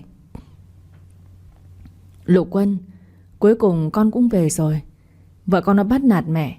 Nó chửi mẹ không ra cái gì cả. Nó chửi cả cái tình. Nó với mẹ làm dâu đã như thế này rồi, con thử nghĩ xem sau này nó còn thế nào nữa. Lục Quân liền nói: mẹ, nhà mình có camera đấy, có cần con xem lại camera không à? Con lắp camera từ bao giờ? Camera giấu kín. Đợt nọ con bị mất đồ nên con mới bí mật lắm. Con cũng biết là mẹ không thích Bảo Trang, nhưng cô ấy là vợ của con. Mẹ động chạm tới cô ấy là mẹ động chạm tới con. Mẹ không nể mặt con rồi. À, con đã mua ngày nhà riêng. Ngày mai con và Bảo Trang chuyển tới đó ở. Đáng lẽ là con chuyển ra từ hôm nọ cơ, nhưng con bận đi công tác nên chưa chuyển được. Sau này mẹ không lo bị vợ con chửi mắng nữa rồi. Lục Quân, mẹ biết con lấy nó là do bị ông nội ép, chứ con có yêu nó đâu. Sao lại bênh nó như vậy? Dù con không yêu cô ấy, nhưng cô ấy là vợ của con. Mẹ bắt nạt vợ con là mẹ không nể mặt con. Lục Tình từ nãy tới giờ ngồi im không dám nói gì. Từ lúc biết trong nhà có camera thì cô ta cứng miệng, không dám nói gì nữa. Bà Mai cũng không dám đổ lỗi cho Bảo Trang nữa. Bà ta bắt đầu bao biện. Lục Quân, đúng là mẹ có hơi khó tính với vợ con, nhưng đó là mẹ thử lòng nó thôi. Mẹ muốn biết nó là người thế nào, có thật lòng với con hay không. Từ bây giờ mẹ sẽ không như vậy nữa đâu. Lục Tình cũng lý nhí giải thích. Phải đấy anh trai, em và mẹ chỉ muốn thử lòng chị dâu thôi. Em hứa từ bây giờ trở đi em sẽ không bao giờ bắt chị ấy làm việc vặt cho em nữa. Lục Quân lạnh lùng hỏi. Việc vặt mà em nói là lau giày cho em đấy hả? Em sẽ không vậy nữa. Lục Quân đứng dậy rồi nói. Chuyện này kết thúc ở đây. Sau này đừng bao giờ tái phạm. Cô ấy là chị dâu của em, thì em phải tôn trọng chị ấy. Việc nhỏ nhặt như thế mà anh cũng phải dạy em nữa sao? Có phải là em được chiều quá nên hư rồi phải không? Em không dám nữa đâu. Sau đó Lục Quân gọi cho hai người giúp việc ra và hỏi. 3 ngày qua vợ tôi phải làm việc cùng với 2 người à? Vừa nãy tôi thấy vợ tôi đứng ủi một đống quần áo. 2 người ngồi lướt điện thoại, có phải không? Hai người giúp việc sợ hãi nhìn nhau. Một người lấy hết can đảm và nói. Là do bà chủ chỉ định. Chúng tôi chỉ làm theo lời bà chủ thôi ạ. Thu dọn quần áo rồi ra đây nhận nốt tiền lương. Nhanh lên. Hai người giúp việc bị đuổi thì vội vàng xin lỗi, nhưng vẻ mặt lạnh tanh của Lục Quân khiến họ đủ khiếp sợ. Không thể ở lại được nữa, họ đành phải thu dọn đồ đạc ra khỏi nhà họ Lục. Bảo Trang đứng ở cầu thang cảm thấy hoang mang. Lục Quân đòi lại công bằng cho mình sao? Anh ta có yêu thương gì mình đâu. Sao lại có thể tốt với mình như vậy chứ? Bảo Trang chạy về phòng. Cô giả vờ như không biết chuyện gì. Cảm giác được chồng che chở, bảo vệ khiến cô cảm động. Cô đang đứng cười một mình thì Lục Quân đi vào. Anh hỏi. Bảo Trang, cô cười cái gì thế? Bảo Trang giật mình trả lời. À không có gì đâu. Ngày mai chúng ta chuyển về nhà mới, không phải ở chung cùng với mẹ chồng và nàng dâu phức tạp nữa. Cô có hài lòng không? Tôi hài lòng chứ. Giờ thì đi ngủ thôi. Bảo Trang mắt tròn xoe. Cô ngập ngừng nói. Đi ngủ ư? 10 giờ đêm rồi đấy. Cô muốn thức tới bao giờ nữa? À vâng, đi ngủ ạ. Bảo Trang lên giường nằm. Cô bắt đầu nghĩ. Ngủ chung ư? Phải rồi, là vợ chồng thì phải ngủ chung chứ. Như vậy là đêm nay là đêm tân hôn của mình và Lục Quân. Trời ơi, sao mình cảm thấy căng thẳng như vậy? Bảo Trang nằm ở trên giường mà cô căng thẳng hồi hộp. Đêm nay là đêm đầu tiên cô và Lục Quân ngủ chung giường. Dù biết là vợ chồng với nhau thì chắc chắn sẽ phải làm chuyện đó, nhưng cô vẫn hồi hộp lắm. Tim cô đập mạnh tới mức muốn văng ra khỏi lồng ngực. Thấy Lục Quân lên giường thì Bảo Trang vội vàng nhắm mắt lại. Cô nằm im chờ đợi. Thế nhưng Quân lên giường nằm, anh nhắm mắt rồi ngủ luôn. Anh không động chạm vào người cô, khiến cô ngạc nhiên. Một lát sau cô quay lại nhìn anh đã ngủ rồi. Trang thở dài và nghĩ. Bảo Trang, mày đang mong đợi điều gì? Anh ấy không yêu mày, mày đừng mơ mộng nữa. Sáng hôm sau Bảo Trang tỉnh giấc. Cô hoang mang khi thấy cô đang ôm Lục Quân. Chân cô còn gác lên chân của anh ấy. Cô ngại ngùng ngồi dậy. Trời ơi, sao mình lại ôm chặt cứng lấy anh ấy như vậy chứ? Xấu hổ quá mà. Bảo Trang định dậy thì Lục Quân kéo cô nằm xuống. Anh vẫn nhắm mắt nhưng miệng nói. Ngủ đi, dậy sớm làm gì chứ? Tôi dậy đi chợ nấu đồ ăn sáng. Không cần làm. Lát nữa dậy dọn đồ sang nhà mới. Sau này việc nhà cứ để người giúp việc làm. Tôi đâu có thiếu tiền đâu. Tại sao lại phải để vợ tôi phải làm việc nhà chứ? Nhưng mà tôi sợ mẹ mắng. Ở nhà riêng rồi, không còn ai mắng cô nữa đâu. Bảo Trang nghe Lục Quân nói như vậy thì cô yên tâm nằm xuống bên cạnh anh. Cô nằm cứ ngắm nhìn anh mãi. Sao anh ấy đẹp trai thế nhỉ? Đẹp không khắp chết, đẹp phát sáng luôn. Lục Quân mở mắt ra và hỏi. Cô ngắm đủ chưa? Bảo Trang ngại ngùng quay mặt đi. Ai thèm ngắm anh chứ, đồ tự luyến. Vì không muốn khó xử giữa vợ mà mẹ nên Lục Quân mua nhà mới và dọn ra ở riêng. Ông nội cũng đồng ý với cháu trai, bởi vì ông cũng hiểu rõ bản chất con người của bà Mai. Nên nghe tin cháu trai và cháu dâu ra ở riêng, ông ủng hộ luôn. Bản thân ông lúc trước cũng không ở cùng con trai và con dâu. Ông biết câu chuyện mẹ chồng nàng dâu luôn là chủ đề nóng từ xưa tới nay, nên ở riêng là hợp lý nhất. Có nhà riêng, bà Trang không cần phải hầu hạ mẹ chồng và em chồng nữa. Cuộc sống của cô tự do thoải mái hẳn. Lục Quân thuê người giúp việc nên cô không phải làm việc nhà, cả ngày chỉ quanh quẩn ở nhà chơi không. Buồn thì về nhà thăm mẹ nuôi, không thì cô đi uống cà phê thư giãn một mình. Hàng tháng Lục Quân cho cô 50 triệu để cô tiêu vặt. Nhưng càng ngày cô càng cảm thấy cuộc sống của cô vô vị. Cô làm vợ anh 3 tháng có lẽ mà anh vẫn chưa động vào người của cô. Hai người vẫn ngủ chung giường nhưng không có làm gì cả. Cô biết là anh không yêu thương cô, nhưng cô vẫn cảm thấy rất đau. Cô có tâm sự với mẹ thì mẹ nuôi cô có nói là cô không đủ hấp dẫn. Bà đã dạy cô cách dụ dỗ đàn ông. Thế là cô áp dụng theo cách của bà. Lục Quân trở về nhà sau một ngày làm việc căng thẳng. Đợt này công ty mới mở thêm chi nhánh nên anh bận lắm. Sáng anh đi sớm, tới 10 giờ đêm anh mới về nhà. Về nhà anh tắm xong là leo lên giường ngủ ngay. Đêm nay Lục Quân vừa leo lên giường thì Bảo Trang ở bên ngoài đi vào. Đêm nay cô mặc chiếc váy 2 dây màu đỏ mỏng manh gợi cảm. Cô đi tới bên cạnh Lục Quân.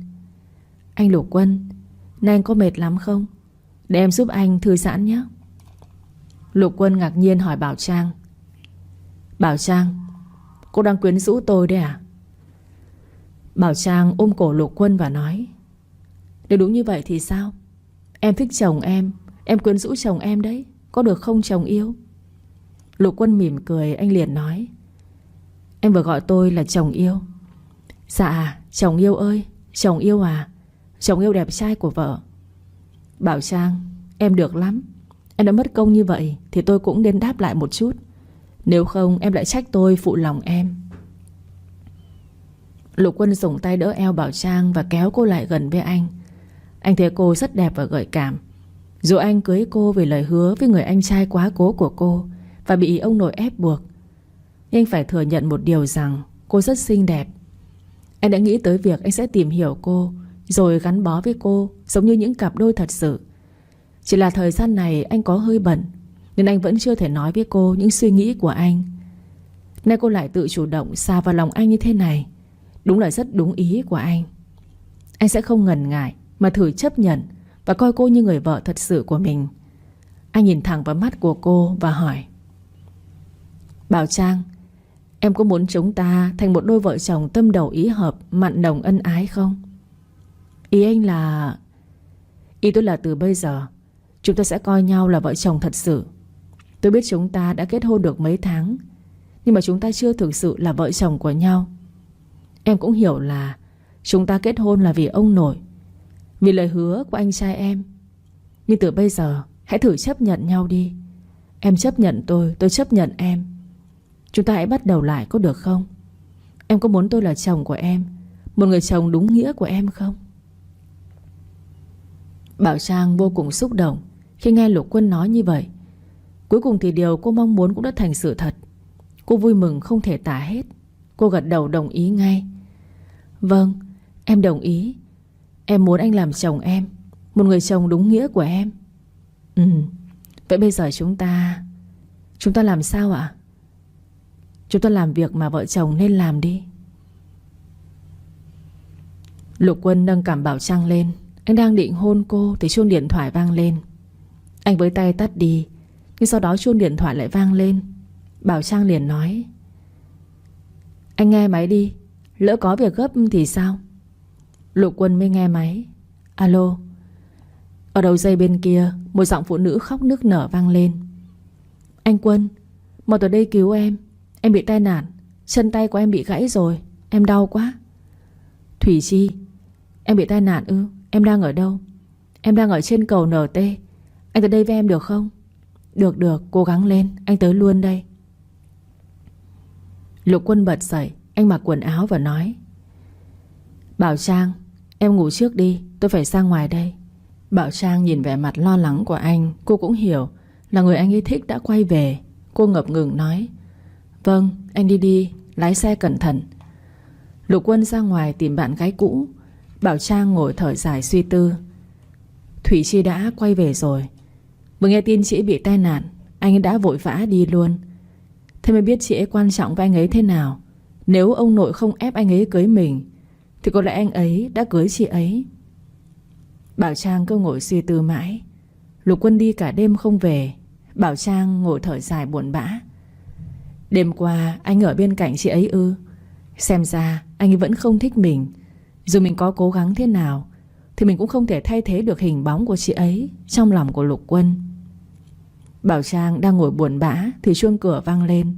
Cô chợt nghĩ: Lục Quân, anh ấy về rồi ư? Cô vui mừng đi ra mở cửa.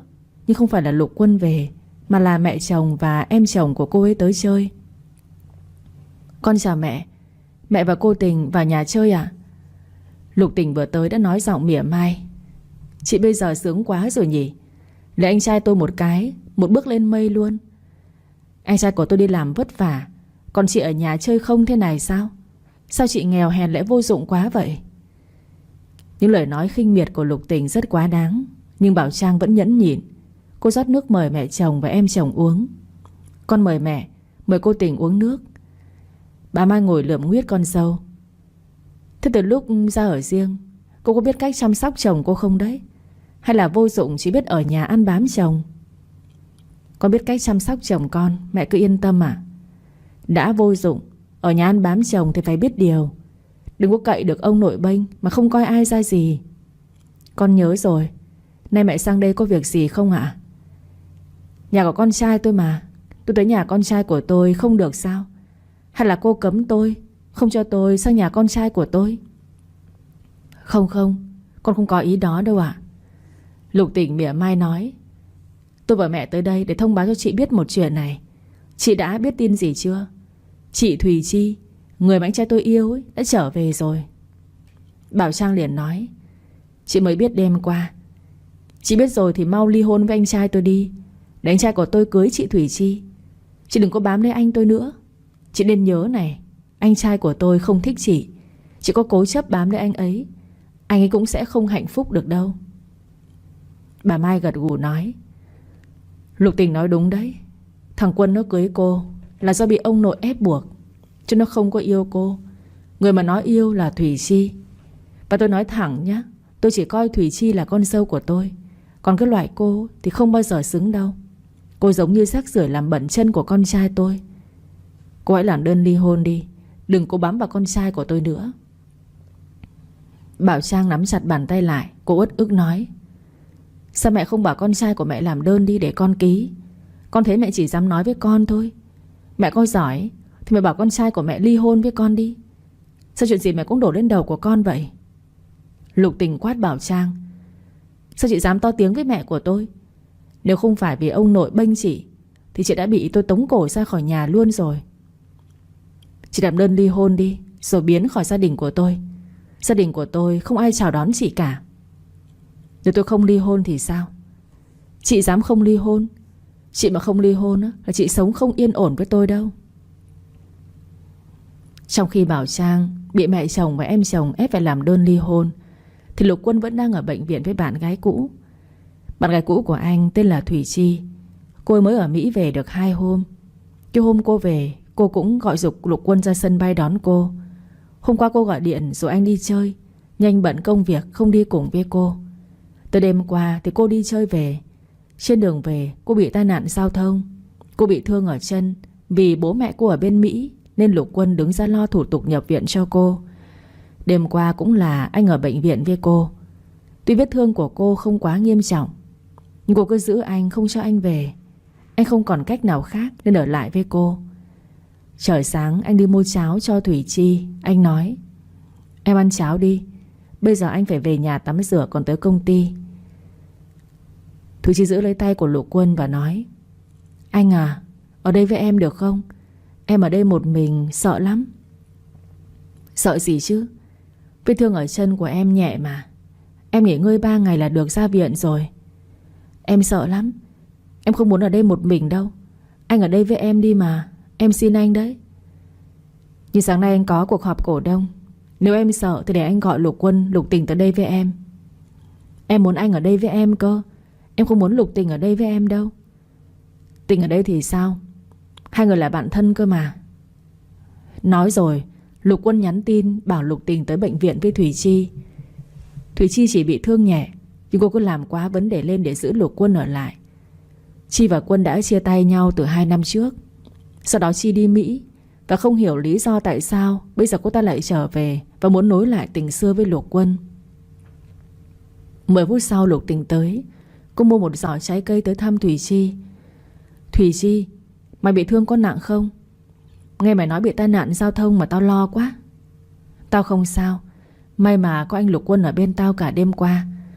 Nếu không tao cũng chẳng biết là tao sẽ ra sao nữa. Lục Tình gật gù nói: Anh trai của tao thương mày nhất đấy. Thế lần này mày về chơi hay là về hẳn? Tao muốn về hẳn, nhưng không biết anh Lục Quân có chào đón tao không? Đương nhiên là anh ấy phải chào đón chứ. Tại biết anh ấy vẫn luôn nhớ mong mày. Lục Quân lúc này mới lên tiếng: Lục Tình à, em đừng có nói năng lung tung. Em nói đúng mà, anh không cần phải giấu giếm đâu. Em hiểu anh nhất mà. Lục Quân thở dài rồi nói: Em nói cứ như là em hiểu anh lắm ấy. Thôi em ở đây với Thủy Chi nhé. Anh về 8 giờ tới công ty đây. Vâng, anh đi cẩn thận. Sau khi Lục Quân đi về thì Thủy Chi liền hỏi Lục Tình: Tình à, mày bảo anh Lục Quân kết hôn rồi sao? Là thật sao? Ừ, kết hôn được mấy tháng rồi. Anh không nói gì với tao cả. Cả mày nữa, sao mà không nói gì với tao? Lục Tình lúc này mới nhăn nhó nói: Tao có nói với mày đấy. Lúc trước đám cưới mấy hôm tao có nhắn tin cho mày, nhưng mày không xem. Tao gọi cho mày cả chục cuộc, nhưng mày không nghe máy. Bây giờ mày còn trách tao là sao? À, tao hiểu rồi. Điện thoại của tao lúc đó bị hỏng. Tao mang ra quán sửa. Thợ sửa xong thì mất hết tin nhắn và nhật ký cuộc gọi của tao. Lục Tình nhìn Thủy Chi với ánh mắt nghi ngờ. Có thật là điện thoại của mày hỏng không? Hay là lúc đó mày đang bận yêu đương với người đàn ông khác? Không có, tao thề đấy. Máy của tao bị hỏng thật. Mày phải tin tao chứ. Tao tin mày, nhưng mày về chậm quá. Bây giờ anh trai tao đã có vợ rồi. Thủy Chi rơm rớm nước mắt. Bây giờ tao phải làm sao đây? Tao muốn ở đây. Tao không muốn quay về Mỹ nữa đâu. Lục Tình lúc này mới nói: Tao có tin vui muốn nói cho mày biết. Mày có muốn nghe không hả Thủy Chi? Mày ấy nói đi, là tin vui gì vậy? Thực ra anh tao kết hôn là do bị ông nội ép thôi. Chứ anh trai của tao không hề yêu cô gái đó. Cô ta là em gái của một người vệ sĩ của ông nội tao. Ngày trước họ đã cứu mạng ông nội tao. Thế nên ông tao mới hứa với người đó là nhận em gái của người đó là cháu dâu. Thế nên lần này mày trở về cướp lại anh ấy đi. Mày có một lợi thế là tao và mẹ tao ủng hộ mày. Mày tao ghét chị ta cứ như bát nước đổ đi. Mày phải nắm bắt cơ hội biết chưa? Thủy Chi gật đầu nói: Tao hiểu rồi. Lần này tao quay lại tao sẽ giữ chặt anh ấy. Lục Tình à, mày phải giúp tao nhé. Tao sẽ không để cho mày thiệt thòi đâu. Lục Tình vui vẻ đồng ý: Tao sẽ giúp mày là điều đương nhiên. Tao vốn ghét chị ta mà. Người như chị ta không xứng với anh trai của tao. Không bao giờ xứng. Chị ta mồ côi, lại còn nghèo mạt hạng. Gặp anh trai của tao là bám chặt luôn. Thế mấy tháng qua mày thấy anh Lục Quân có quan tâm tới chị ta không? Không hề quan tâm. Vừa cưới xong anh ấy bỏ đi công tác luôn.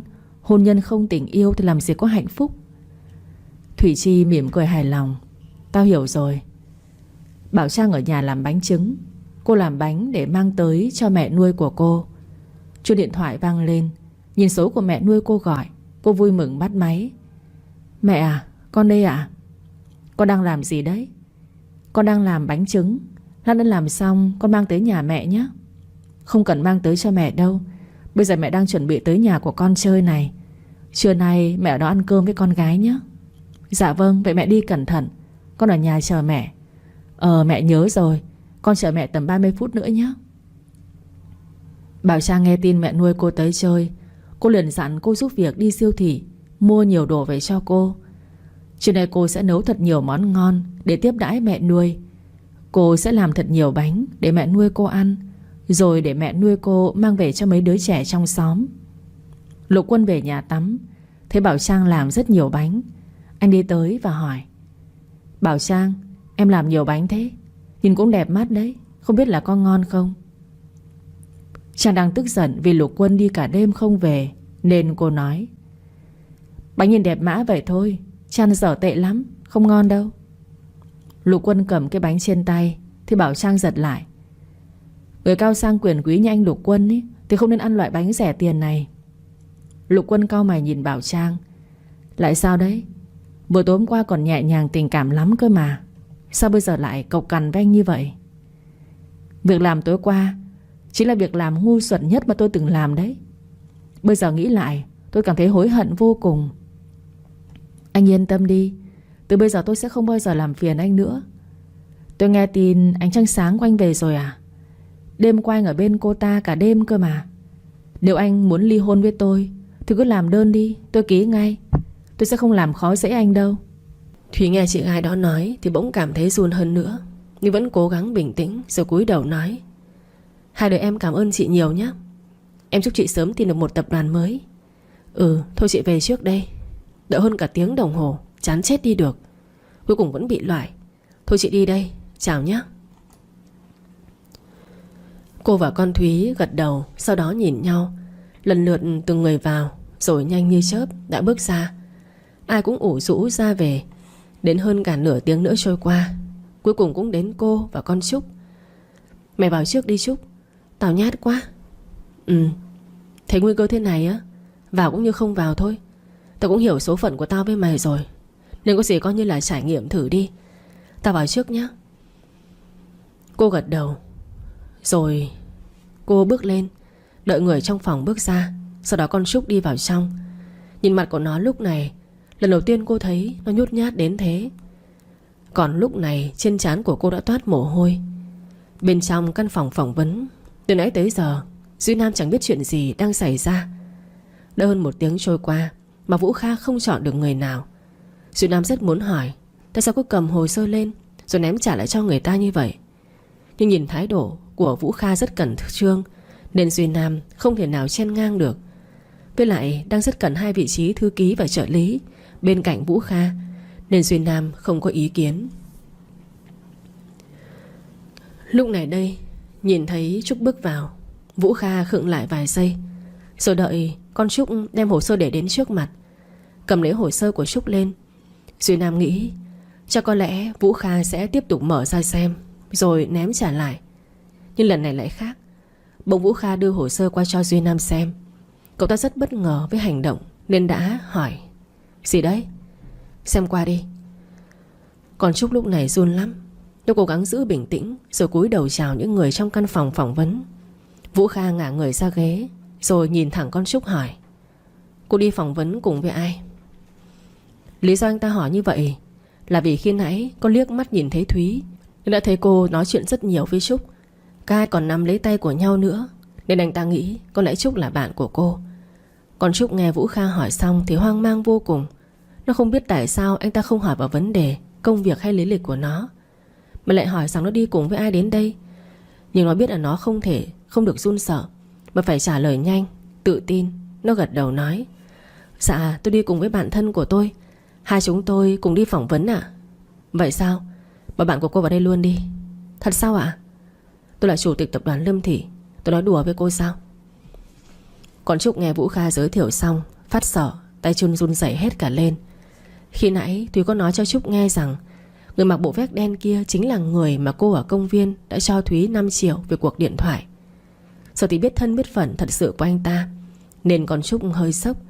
Hèn gì người ta dám chia tận 5 triệu cho cô như vậy. Trong đầu của nó chợt lóe lên ánh sáng. Nếu như Vũ Kha gặp được Thúy, chắc có lẽ sẽ nhận ra và cho Thúy được một vị trí nhỏ nhoi nào ở trong tập đoàn này. Lật đật cúi đầu, nó xoay người hớn hở chạy ra bên ngoài để gọi cô vào trong phỏng vấn. Cùng lúc Trúc vừa quay đi, Duy Nam liền hỏi Vũ Kha: Nè, khá lắm nhá. Định bày trò gì sao? Sao nói với tao là muốn tuyển nam kia mà. Mày chọn cô gái đó à? Không phải cô gái đó. Mày làm cho tao tò mò quá đi mất đấy. Quay lại với con Trúc, nó chạy ra nói cho cô biết người mà cô đang lo sợ khi gặp mặt chính là chủ tịch tập đoàn Lâm Thị. Còn Trúc bất ngờ một thì cô bất ngờ gấp đôi. Thúy không thể tin vào tai của mình.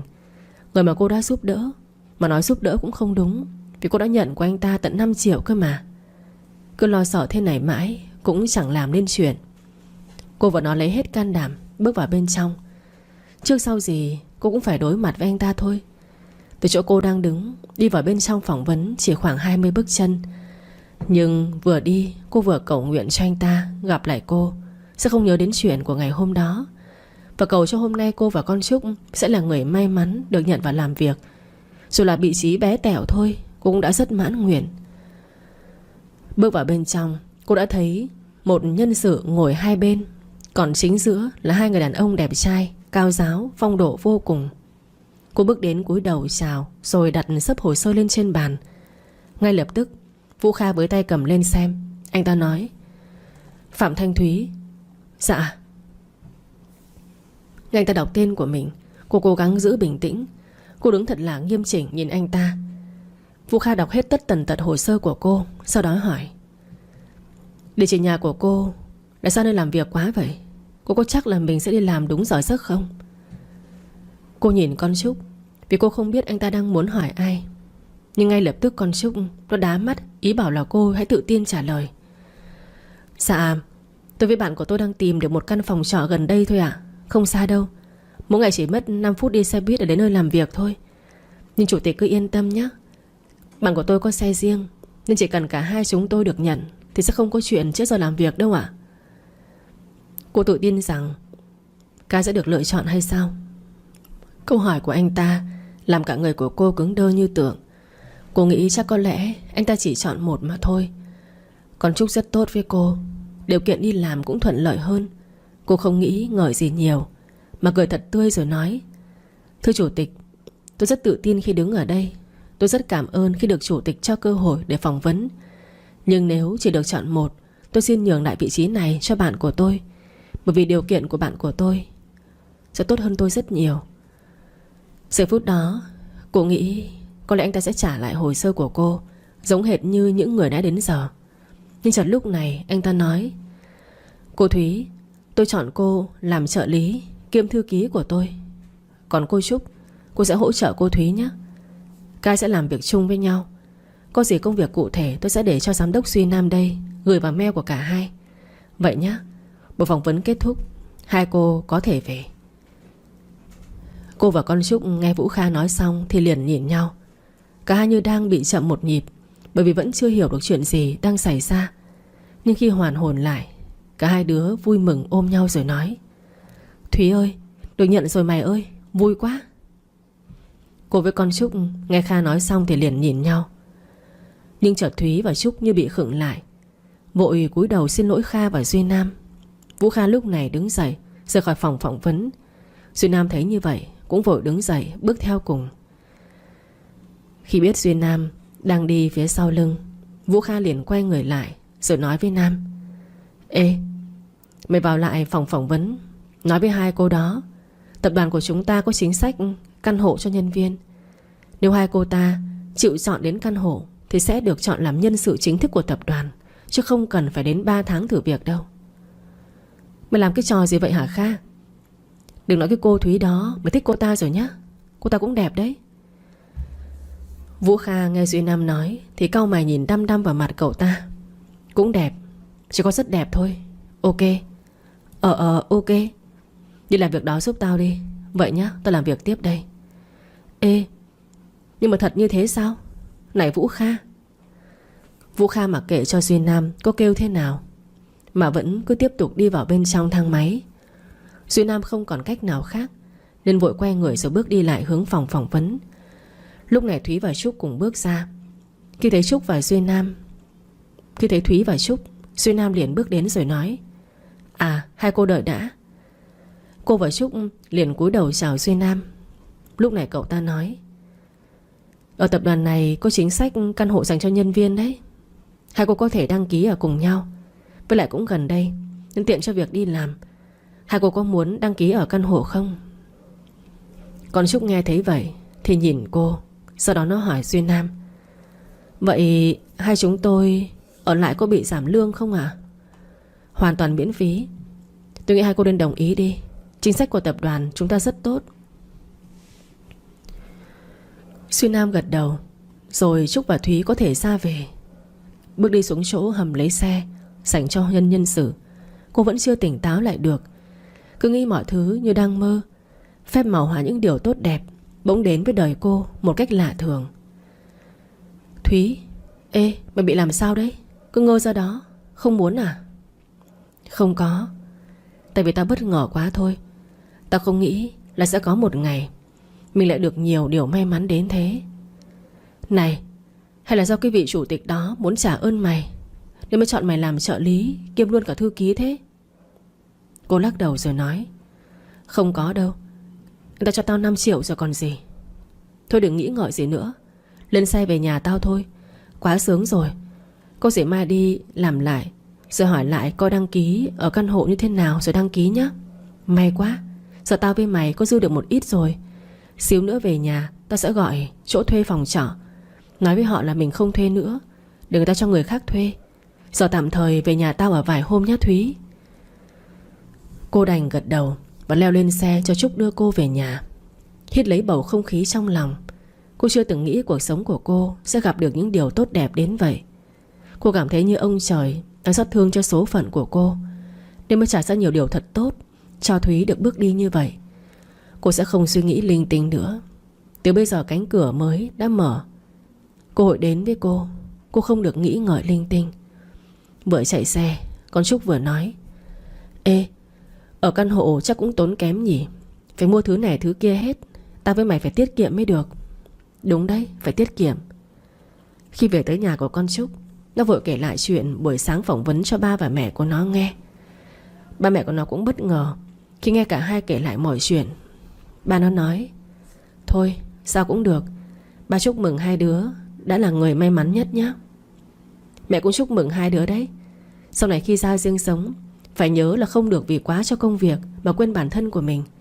Trúc với Thúy biết chưa? Cả Trúc và Thúy gật đầu rồi cùng nhau đi ăn cơm. Khoảng thời gian này cô cảm thấy rất ấm áp khi được ba mẹ của Trúc nhận làm con gái nuôi. Ba mẹ nó rất yêu thương cô. Họ cho cô cảm giác như một gia đình thật thụ. Đến tối khi lên phòng, Trúc cho cô mượn laptop để xem có thông báo gì không. Bởi vì lúc sáng Vũ Kha đã nói giám đốc Duy Nam sẽ gửi lịch trình làm việc cho cô. Nhưng rồi cô canh tầm vài phút là đăng nhập vào xem mà cũng chẳng thấy lịch trình làm việc nào cả. Vừa qua hỏi với con Trúc, muộn rồi, tao không thấy ai gửi lịch trình làm việc hết. Mày có chưa vậy Trúc? Tao cứ tưởng là gửi chung email của mày chứ. Vậy bây giờ sao đây? Tao cũng không biết nữa. Bỗng điện thoại của cô vang lên. Vừa cầm điện thoại ra xem, thế là một số lạ gọi đến. Nhưng cứ thấy số điện thoại này quen quen, nhưng thật sự là cô không nhớ ra được của ai. Không để cho người ta chờ lâu, cô liền nghe máy. Dạ, cho hỏi ai gọi tôi thế ạ? Tôi Vũ Kha đây. Dạ, chủ tịch.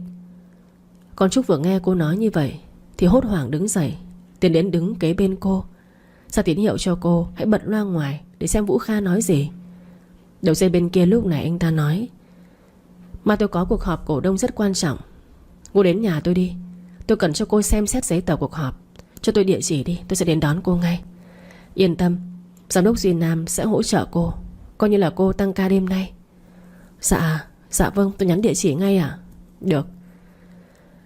Anh ta nói duy nhất một chữ như vậy rồi tắt máy. Nhìn lại đồng hồ lúc này đã là 6 giờ tối. Cô nhìn con Trúc rồi hỏi nó, Trúc, mày có đi cùng với tao không? Nhưng rồi ngay lúc này con Trúc bỗng nhận được email lịch trình làm việc. Nó đọc lướt qua thì liền nói với cô, Thúy, đúng rồi, mày có một cuộc họp rất quan trọng đấy. Tao chỉ hỗ trợ mày thôi. Vậy mà mau gửi định vị cho chủ tịch đi. Đi sớm về sớm nhé. Cô gật đầu rồi vội nhắn gửi định vị qua cho Vũ Kha. Sau đó cô đi lấy quần áo rồi bước vào nhà vệ sinh. Sau khi thay đồ xong, cô lấy túi xách và chuẩn bị bước ra khỏi phòng thì con Trúc kéo cô lại nói, đợi đã, thoa son. Xịt nước hoa đâu rồi hãng đi. Nó liền thoa son cho cô, rồi đến nước hoa xịt cho Thúy. Cô mỉm cười cảm ơn nó, sau đó tạm biệt con Trúc, đi xuống dưới nhà. Lúc này ba mẹ Trúc đang ngồi xem tivi. Cô bước lại cúi đầu xin phép hai người. ra đầu đường đợi Vũ Kha đến. Trên con phố vắng này, từ trước đến nay chưa bao giờ có một chiếc siêu xe hạng sang. Vậy mà giờ đây, khi xe của Vũ Kha chạy vào đã làm náo loạn cả một khu phố. Ai ai cũng ra trước nhà, nhìn lấp ló về hướng của cô. Cô ngại ngùng vô cùng và rất sợ mọi người ở khu phố này suy nghĩ lung tung. Nhưng miệng đời mà, cô đâu thể nào ngăn được suy nghĩ và lời nói của người ta đâu. Chiếc xe dừng lại ngay chỗ Thúy đứng. Thúy liền bước xuống rồi mở cửa xe, cúi đầu chào anh ta, rồi cô mới bước lên xe ngồi. Chiếc xe lăn bánh với tốc độ khá nhanh. Sau khi ra đường lớn, Vũ Kha mới giảm tốc độ lại. Lúc này anh ta mới cất tiếng nói: trước giờ cô chưa từng làm việc ở đâu sao? Dạ tôi chưa ạ. Cô muốn đảm nhiệm vị trí trợ lý. Cô không được phép rụt rè sợ sệt. Cô được chọn làm trợ lý kiêm luôn cả thư ký thì cô phải tự tin gấp mấy lần chứ. Tôi thấy cô vẫn còn có nhút nhát lắm đấy. Nghe anh ta nói xong, cô có linh cảm sợ sệt vô cùng. Bản tính của cô trước giờ luôn là người mềm yếu, nhút nhát. Cô không có một chút tự tin nào. Lại thật sự lúc đầu khi xin vào làm ở tập đoàn Lâm Thị, vị trí cô muốn làm chính là làm nhân viên ở phòng tài vụ, chứ không phải là trợ lý thế này. Thật sự rất khó với cô. Cô lấy hết can đảm rồi nói: xin lỗi chủ tịch, thật sự là tôi không có tự tin lắm. Lúc đầu tôi muốn xin vào làm nhân viên tài vụ của tập đoàn Lâm Thị, nhưng giờ đây tôi không ngờ được rằng chủ tịch lại tin tưởng tôi, cho tôi làm ở vị trí lớn và quan trọng đến như vậy. Tôi xin lỗi ạ. Tôi có xem qua sự yếu lý lịch của cô. Yên tâm đi, tôi tin là cô làm được. Ngày mai cô và bạn của cô chỉ cần làm việc buổi sáng thôi. Đến buổi chiều tôi sẽ cho tài xế đưa hai cô về nhà để thu dọn đồ đạc chuyển đến căn hộ ở.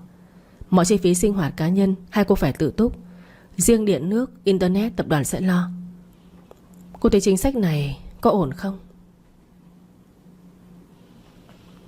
Các bạn khán thính giả thân mến, các bạn vừa nghe xong tập 1 của bộ truyện.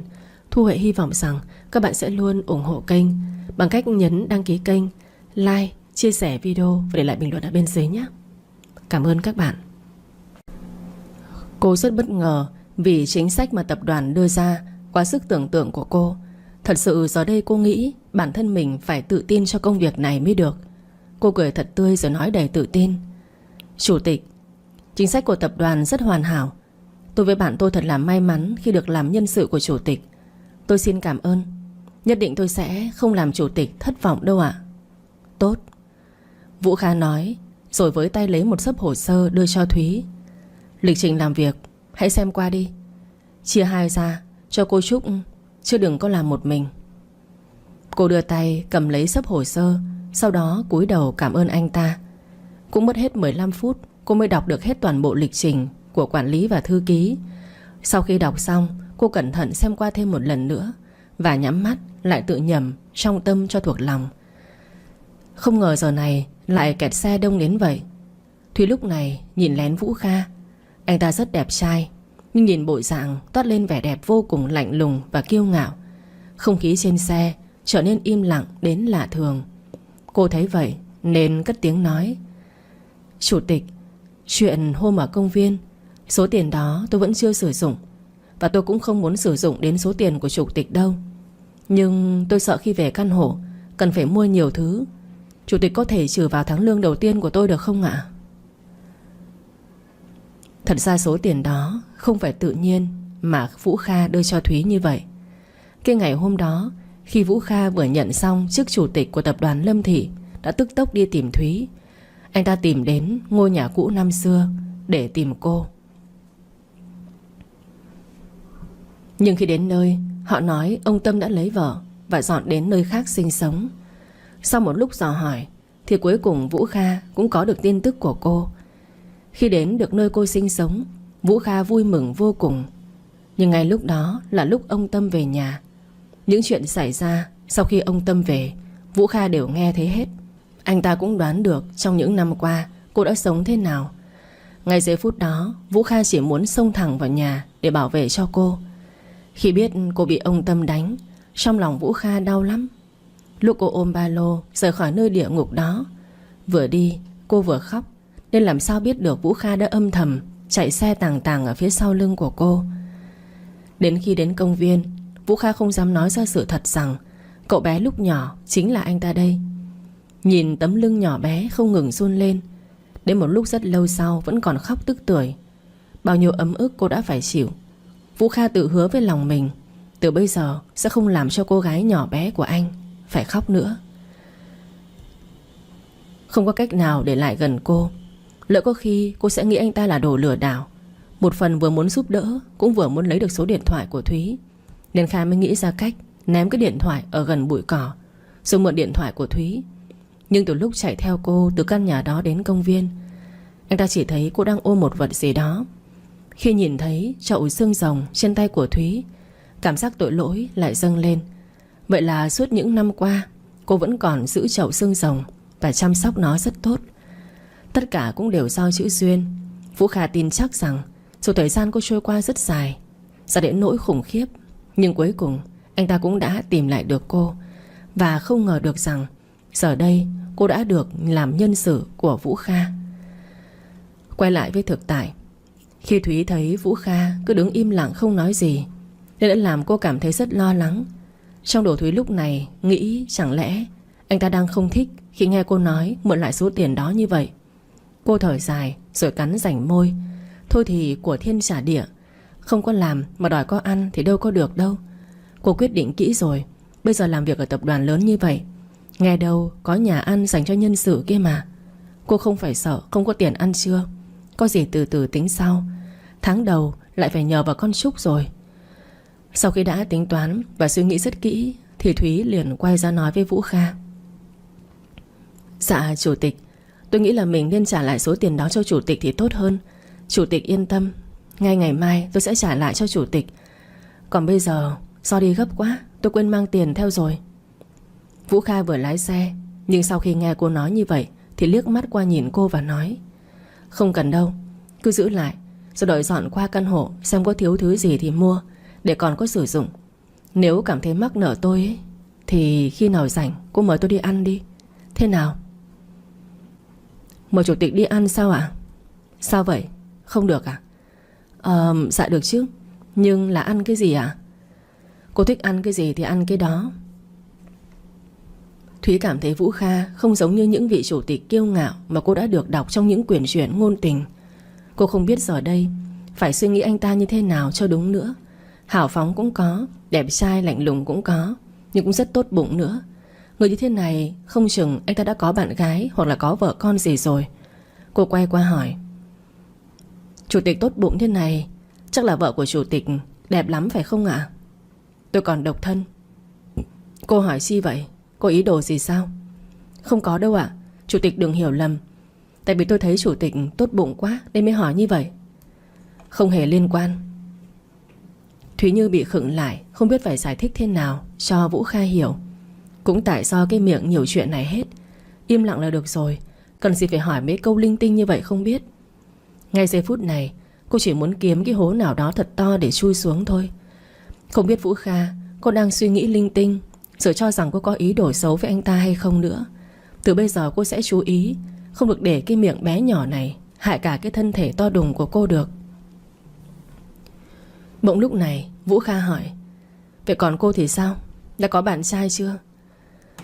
Cô cười cười, đưa tay lên gãi đầu, rồi trả lời với bộ dạng đầy sự lúng túng: Tôi vẫn chưa có ạ. Chuyện gì đang xảy ra vậy nè? Sao tự nhiên anh ta lại hỏi cô như vậy không biết nữa. Nhưng rồi cô chợt nghĩ chắc có lẽ anh ta đang quan tâm đến cấp dưới nên mới hỏi như vậy thôi. Sao vậy? Cô kén chọn hay sao? Hay là cô không hợp với người ta nên đã chia tay rồi? Dạ thưa chủ tịch, thật ra tôi chưa yêu ai bao giờ hết. Tôi nghĩ là mình chưa đủ chín chắn lắm. Vậy cô có đang chờ đợi ai không? Cô ngẩn người vì câu hỏi vừa rồi của Vũ Kha. Tại sao anh ta lại hỏi cô như vậy? Trong lòng cô từ lúc nhỏ đến giờ chỉ chờ duy nhất một người mà thôi. Nhưng giờ đây cô có nên nói cho Vũ Kha biết hay không đây? Mà anh ta là sếp của tôi, của cô cơ mà. Với lại cô và Vũ Kha vẫn chưa quá thân thiết để kể chuyện đời tư cho anh ta biết. Cô im lặng không nói gì. Lúc này Vũ Kha cất lời nói: Đừng nghĩ linh tinh. Tại vì cô xinh đẹp như vậy mà vẫn còn ế thì hơi lạ đấy, nên tôi mới hỏi như thế thôi. Dạ vâng, tôi không nghĩ gì đâu chủ tịch. Tới nhà tôi rồi, chuẩn bị tinh thần làm việc đi. Dạ tôi sẵn sàng rồi ạ. Tốt. Trước mặt Thúy lúc này là một căn biệt thự vô cùng to lớn. Nó lớn gấp mấy chục lần căn nhà của bà Cúc. Mà cũng phải, anh ta là chủ tịch kia mà. Gia thế giàu có khủng khiếp thì căn biệt thự này có là gì. Chiếc siêu xe lăn bánh vào trong căn biệt thự. Khi xe dừng lại, Thúy và Vũ Kha mở cửa xe rồi bước ra bên ngoài. Anh ta nhìn qua hướng cửa của cô rồi nói: Đi theo tôi. Thúy liền gật đầu và cất bước đi theo Vũ Kha. Bước vào bên trong phòng khách, cô đã thấy Duy Nam đang ngồi ghế sofa. Cô vội cúi đầu chào nói: Dạ chào giám đốc ạ. Ngồi xuống đi. Cô xem sắp tài liệu này rồi liệt kê ra cho tôi. Cố gắng hoàn thành thật tốt về vị trí của cô hiện tại. Không phải là ai cũng muốn đều có thể ngồi vào đó đâu. Giám đốc cứ yên tâm, tôi sẽ bắt tay vào làm ngay đây. Ngay lập tức cô ngồi xuống rồi cầm lấy sấp tài liệu lên xem. Lúc này đây Vũ Kha nhìn Nam bằng ánh mắt hình viên đạn. Nhưng cũng không thể nào trách Duy Nam được, bởi vì vị trí mà Vũ Kha dành cho cô quá lớn. Hơn 15 phút trôi qua, cô đã hoàn thành được bản liệt kê theo yêu cầu mà Duy Nam đã đặt ra. Cô cười tươi và tự tin đẩy về hướng của Vũ Kha và Duy Nam. Sau đó nói: Dạ thưa chủ tịch và giám đốc, tôi làm xong rồi ạ. Ngay lập tức Duy Nam chụp lấy bản liệt kê rồi lắc đầu nói: Vẫn chưa được, làm lại một lần nữa đi. Vâng, tôi làm lại liền ạ. Vũ Kha với tay cầm lấy bản liệt kê mà cô vừa làm. Quả thật là chưa hoàn hảo lắm, nhưng Vũ Kha tin rằng cô sẽ làm được nhiệm vụ lần này. Hơn 2 tiếng trôi qua, 4 bảng liệt kê bị Duy Nam lắc đầu. Cô thật sự cảm thấy không còn tự tin như lúc đầu được nữa. Đến khi không còn tia hy vọng nữa thì Vũ Kha bước qua ngồi cạnh cô. Anh ta nói: Cơ hội cuối cùng, làm lại cho tôi. Nhanh gọn đầy đủ là được. Tập trung làm lại đi. Sau khi nói xong, Vũ Kha đứng dậy rồi bước đi thẳng xuống phòng bếp. Duy Nam cũng vội bước theo sau lưng của Vũ Kha. Duy Nam liền nói: Kha này, mày thật sự muốn chọn cô ta sao? Tin tao đi, cô ấy sẽ làm được. Tao chắc chắn với mày đấy. Thôi được rồi, dù gì cũng làm việc với mày, miễn mày chọn là được. Mà mày định làm gì đấy? Nước ép. Duy Nam trố to hai mắt nhìn Vũ Kha đăm đăm. Từ xưa đến nay chưa bao giờ Duy Nam được anh ta rót cho dù chỉ là một ly nước lọc. Vậy mà cô thật là sung sướng khi đích thân Vũ Kha vào bếp rồi pha nước ép trái cây cho uống. Duy Nam phỉ lên cười rồi nói: Nè, pha rồi mang ra ngoài đó rót cho uống cùng với nhá. Nếu chỉ pha một ly thì con gái người ta nghi ngờ định làm bậy đấy. Vũ Kha nghe những lời nói đó xong mới ngộ ra được Duy Nam nói rất đúng. Anh ta và cô lúc này vẫn chưa quá thân. Với lại trong căn biệt thự này có tận 2 người đàn ông. Còn dì Nga giúp việc, anh ta đã cho nghỉ trước. Nếu như mang nước cho mỗi mình cô uống thế này thì chắc chắn cô sẽ nảy sinh ra nghi ngờ. Vũ Kha nói: Biết rồi, cảm ơn nhé, bạn tốt. Không có gì đâu, vui quá, tao được hưởng ké nước ép trái cây rồi. Nói xong Duy Nam định quay lưng lên phòng khách, nhưng chợt nhớ ra Trúc nên vội hỏi Vũ Kha: À, còn cô Trúc kia thì sao? Lịch trình làm việc tao đã gửi qua cho cô ta xem rồi. Vị trí của cô ta là trợ lý của Thúy đấy. Cuộc họp ngày mai dần chuẩn bị xong. Mày có muốn tao gọi cho ba nuôi đến dự cuộc họp không vậy Kha? Vũ Kha bỗng khựng lại.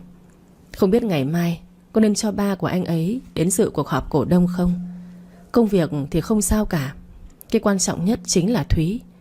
Vũ Kha nghĩ thế nào cô cũng sẽ nhận ra được ông Tài, ba của Vũ Kha. Và nếu như cô nhận ra ông Tài rồi thì thể nào thân phận của Vũ Kha cũng sẽ bị bại lộ. Nên chuyện đó không thể xảy ra bây giờ. Từ từ đi, hãy để Thúy qua 3 tháng thử việc đã. Ok, tao biết mày đang nghĩ gì. Thôi, làm nước ép đi nhá, tao lên phòng khách đây. Nói rồi Duy Nam cất bước ra khỏi phòng bếp, đứng nhìn cô từ xa. Lúc này đây Duy Nam cảm thấy cô là người rất biết cố gắng trong công việc. Duy Nam mong cô sẽ trợ giúp được cho Vũ Kha thật nhiều là ý tưởng hay. Bước ra ngồi xuống ghế thì tầm 5 phút sau Vũ Kha cũng đã từ trong phòng bếp bước ra, đặt nước ép lên trên bàn. Rồi anh ta nói: Các ai uống nước ép đi, tự rót nhé.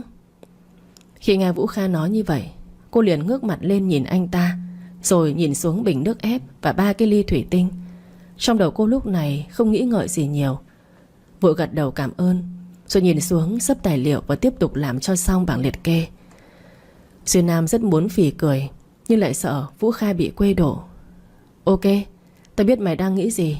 Thôi tiếp tục làm nước ép đi nhá. Tao lên phòng khách đây. Nói rồi Duyên Nam cất bước đi ra khỏi phòng bếp, đứng nhìn cô từ xa. Lúc này đây Duyên Nam cảm thấy cô là một người rất biết cố gắng trong công việc. Duyên Nam mong cô sẽ trợ giúp được thật là nhiều ý tưởng hay cho Vũ Kha. Chỉ 15 phút sau, Thúy đã hoàn thành bản liệt kê theo những tiêu chí mà Vũ Kha đã căn dặn. Sau khi làm xong, cô liền cười thật tươi rồi đưa về hướng của Duyên Nam. Dạ giám đốc xem qua nhé. Sao lại không đưa cho tôi xem trước vậy? Duyên Nam vẫn chưa kịp cầm lấy bản liệt kê mà cô vừa làm thì đã nghe câu nói đó thốt ra từ miệng của Vũ Kha. Ngay lập tức Duyên Nam phì lên cười, rồi đá mắt về hướng của Vũ Kha, ý bảo hãy đưa bản liệt kê cho Vũ Kha xem trước. Cô vội gật đầu rồi đưa bản liệt kê qua hướng của anh ta. Thúy nói: Dạ tôi xin lỗi, chủ tịch xem qua giúp tôi đi ạ. Vũ Kha nghe cô nói như vậy thì liền đưa tay ra cầm lấy bản liệt kê mà cô vừa làm. Tốt, đạt rồi đấy. Nhưng cơ hội chỉ có ngày hôm nay thôi. Ngày mai làm việc chính thức, cô không có thời gian làm đi làm lại thế này nữa đâu. Giờ thì đưa cho giám đốc Nam xem qua đi, do người bàn về dự án của ngày mai. Vậy là xong việc rồi đấy. Vâng ạ. Vũ Kha đẩy bản thiết kế đến chỗ của Duyên Nam. Anh ấy cầm lên xem thì quả thật là lần này cô đã làm rất tiến bộ. Cô cất bản liệt kê qua một bên, rồi từ từ giải thích cho cô biết dự án mới mà tập đoàn đang triển khai. Cuộc họp ngày mai sẽ được họp về vấn đề này, nên cô phải biết rõ tình hình hiện tại mới được. Đồng hồ điểm 10 giờ đêm, cuối cùng cô cũng đã nắm rõ được mọi thứ. Lúc này đây, khi thu xếp giấy tờ và tài liệu thì Duyên Nam nói: Xong rồi, cô có thể về rồi đấy. Dạ tôi rất cảm ơn chủ tịch và giám đốc ạ. Lúc này đây Vũ Kha đứng dậy rồi vội nói: Vậy đi thôi, tôi đưa cô về. Thúy cảm thấy ngại lắm khi Vũ Kha đã đến tận nhà rước, bây giờ còn đưa cô về nữa. Nhưng hiện tại kinh tế của cô đang rất eo hẹp, tất cả mọi chi phí không thể phung phí, cái gì cũng phải tiết kiệm hết. Không còn cách nào khác, lần này cô đành phải phiền đến Vũ Kha rồi. Bước cùng anh ta ra xe. Trước khi bước lên xe, cô nói: Chủ tịch, tôi cảm ơn chủ tịch rất nhiều ạ. Không có gì đâu, mau lên xe đi, muộn rồi. Cô gật đầu bước vào trong xe cùng Vũ Kha. Khi đi được một đoạn, anh ta cất lời hỏi: Chỗ khi nãy tôi đến đón cô là nhà của cô sao? Thúy nghe hỏi thì vội lắc đầu rồi trả lời: Dạ không, đó là nhà của Trúc đây ạ.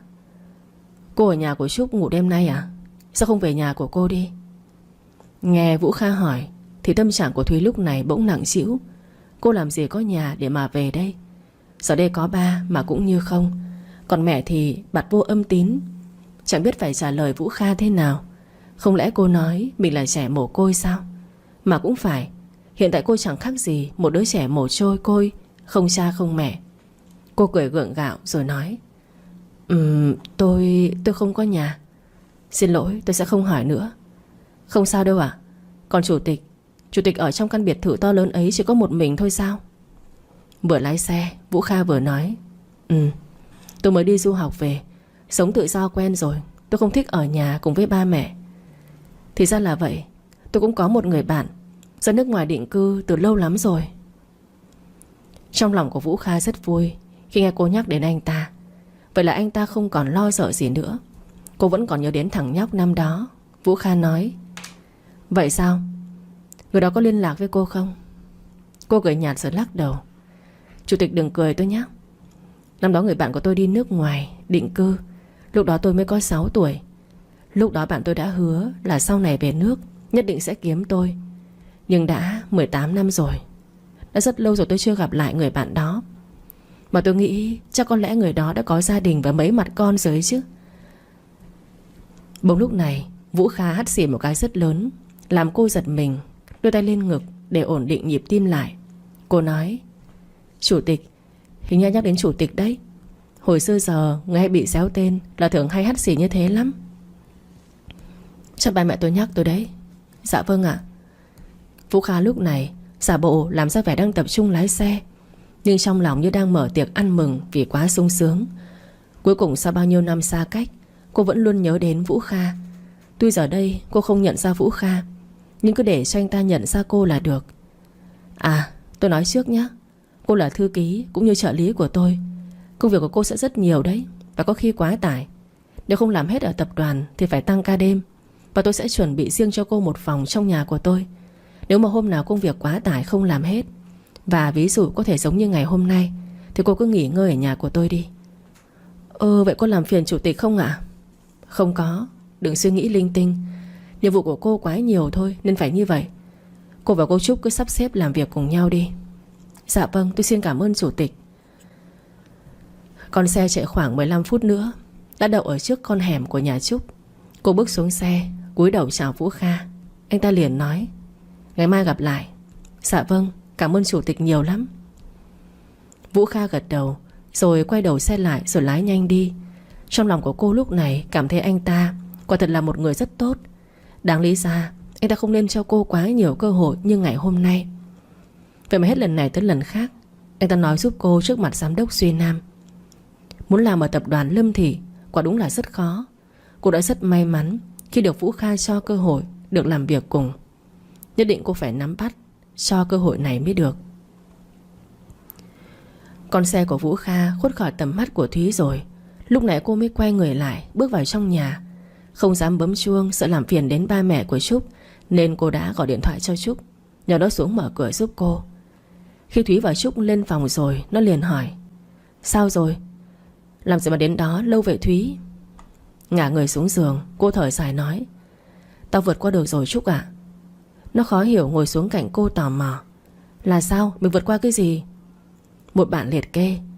Tao phải làm đi làm lại đến 6 lần đấy. Còn Trúc bất ngờ vô cùng. Nó nói: thế rồi sao? Thế chủ tịch có nhận mày làm việc nữa không vậy? Trúc cảm thấy rất sợ hãi. Với điều kiện của Lâm Thị thì chắc chắn là phải tuyển một người có năng lực và học vấn rất là cao.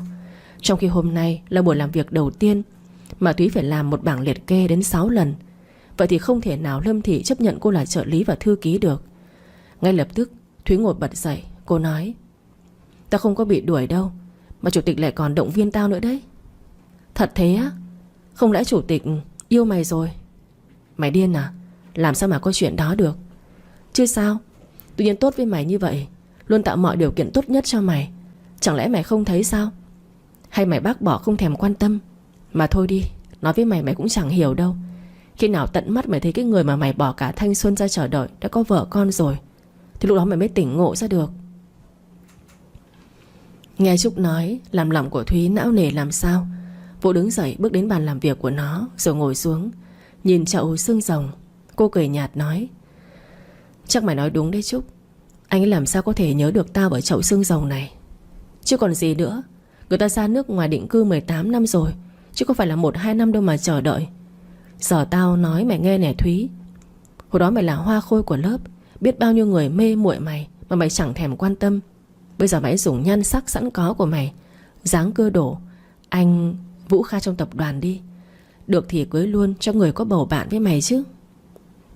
Thôi từ từ tính mày à. Bây giờ đi ngủ sớm đi, ngày mai phải đi làm nữa đấy. Ok. Mà thôi mày cứ cưa chủ tịch đi. Chủ tịch với mày rất có duyên đấy. Bây giờ nghĩ lại tao thấy hai người quả thật là như nhân duyên tiền định. Mày nghĩ xem, tình cờ giúp đỡ nhau ở công viên, nay được vào làm cùng tập đoàn. Chàng là chủ tịch cao cao tại thượng, còn nàng là trợ lý kiêm luôn thư ký. Wow, xuất sắc quá. Thúy bước đến gõ vào đầu của Trúc một cái, rồi cười nói: đừng có suy diễn linh tinh. Không ai quan tâm đến cô nhân viên nghèo như tao đâu. Mày cứ nói thế mãi, coi chừng ế đấy, biết chưa hả? Thì tao ế chung với mày mà, đâu phải ế một mình đâu. Nè, tao đang nói mày đấy nhá. Sao lại lái sang tao vậy? Mày cũng muốn ăn đấm không con kia? Thôi, tao xin được chưa? Bây giờ ngủ thôi, mai còn phải đi làm nữa. Nó chảy môi phụng má, rồi đẩy cô đi vào trong phòng tắm, bảo cô hãy tắm rửa sạch sẽ, sau đó cùng nhau ngủ một giấc thật trọn vẹn. Cô liền gật đầu, rồi đóng cửa phòng tắm lại. Bây giờ đây Thúy chỉ muốn tắm nhanh để còn đi ngủ, chứ cả ngày hôm nay cô đã rất mệt rồi. Sáng hôm sau, Thúy và Trúc bắt đầu một ngày mới. Khi bước chân vào làm ở trong tập đoàn, liền có người ra chỉ dẫn cho cách đi lên tầng cao nhất. Khi bước ra khỏi thang máy, Duy Nam đã đứng chờ sẵn ở bên ngoài, vội vàng chỉ phòng làm việc, rồi nói với Thúy hãy vào gặp Vũ Kha. Trúc, tao vào trong đó nhé. Ừ, cố lên nha, vì một tương lai tươi sáng. Cố lên. Thúy cười thật tươi, rồi gật đầu thở một hơi thật mạnh. Khi tâm lý đã sẵn sàng, lúc này cô mới xoay người đi thẳng đến phòng chủ tịch, đưa tay lên gõ cửa phòng. Bên trong liền phát ra giọng nói của Vũ Kha, bảo cô hãy mở cửa đi vào. Nghe được lời nói của anh ta, cô liền mở cửa rồi bước đi vào bên trong. Dạ, chào chủ tịch. Vũ Kha lúc này chỉ tay về hướng một cái bàn làm việc, sau đó nói: những khi nào công việc nhiều thì cô làm việc ở đây cùng với tôi. Đây là chỗ của trợ lý đấy. Bây giờ lấy những tập tài liệu trên bàn của tôi xem qua một lần nữa đi. Có gì không hiểu cứ hỏi tôi. Dạ vâng, tôi xem ngay ạ. Thúy vội bước đến, lấy xấp tài liệu từ trên bàn của Vũ Kha, rồi cúi đầu, sau đó cất bước đi ra khỏi phòng làm việc. Nhưng mới đến cửa đã bị giọng nói của anh ta ngăn lại. Cô đi đâu đấy? Dạ tôi... Qua đó ngồi đi, 1 tiếng nữa là đến giờ họp rồi đấy. Cô không biết bây giờ phải làm sao. Nếu như ở trong phòng của chủ tịch lâu thế này, chắc chắn Trúc ở bên ngoài đó sẽ rất lo lắng cho cô. Nhưng hiện tại đang là giờ làm việc. Cô nghĩ Trúc cũng có công việc của nó, chắc nó không lo lắng cho cô đâu. Cô vội bước đi về bàn làm việc, ngồi xuống, rồi mở xấp tài liệu ra xem thật kỹ càng. Cuộc họp của ngày hôm đó diễn ra suôn sẻ. Tranh thủ lúc đi pha trà cho Vũ Kha, cô vội đến phòng rồi thông báo cho Thúy biết chuyện cô có bàn làm việc riêng ở trong phòng của chủ tịch, nên nó đừng quá lo lắng cho cô. Nãy giờ làm tao lo cho mày muốn chết. Thôi đi làm việc đi, đến trưa gặp lại nhé. Khi nãy giám đốc cũng lên hướng dẫn rồi bảo tao xem qua bản kế hoạch mới nè. Vậy mày làm việc tiếp đi, tao đi pha trà đây. 11 giờ trưa, cô có tìm hiểu thì biết ở tập đoàn Lâm Thị này có nhà bếp để cho nhân viên ăn trưa, nhưng không mất phí. Đúng là một tập đoàn lớn có khác, cái gì cũng có hết cả. Nhìn cái đồng hồ trên tay lúc này đã đến giờ trưa rồi. Nhưng khi nhìn thấy Vũ Kha vẫn còn chăm chú làm việc, nên cô không dám hỏi anh ta là cô có được ra ngoài đi ăn cùng với Thúy không.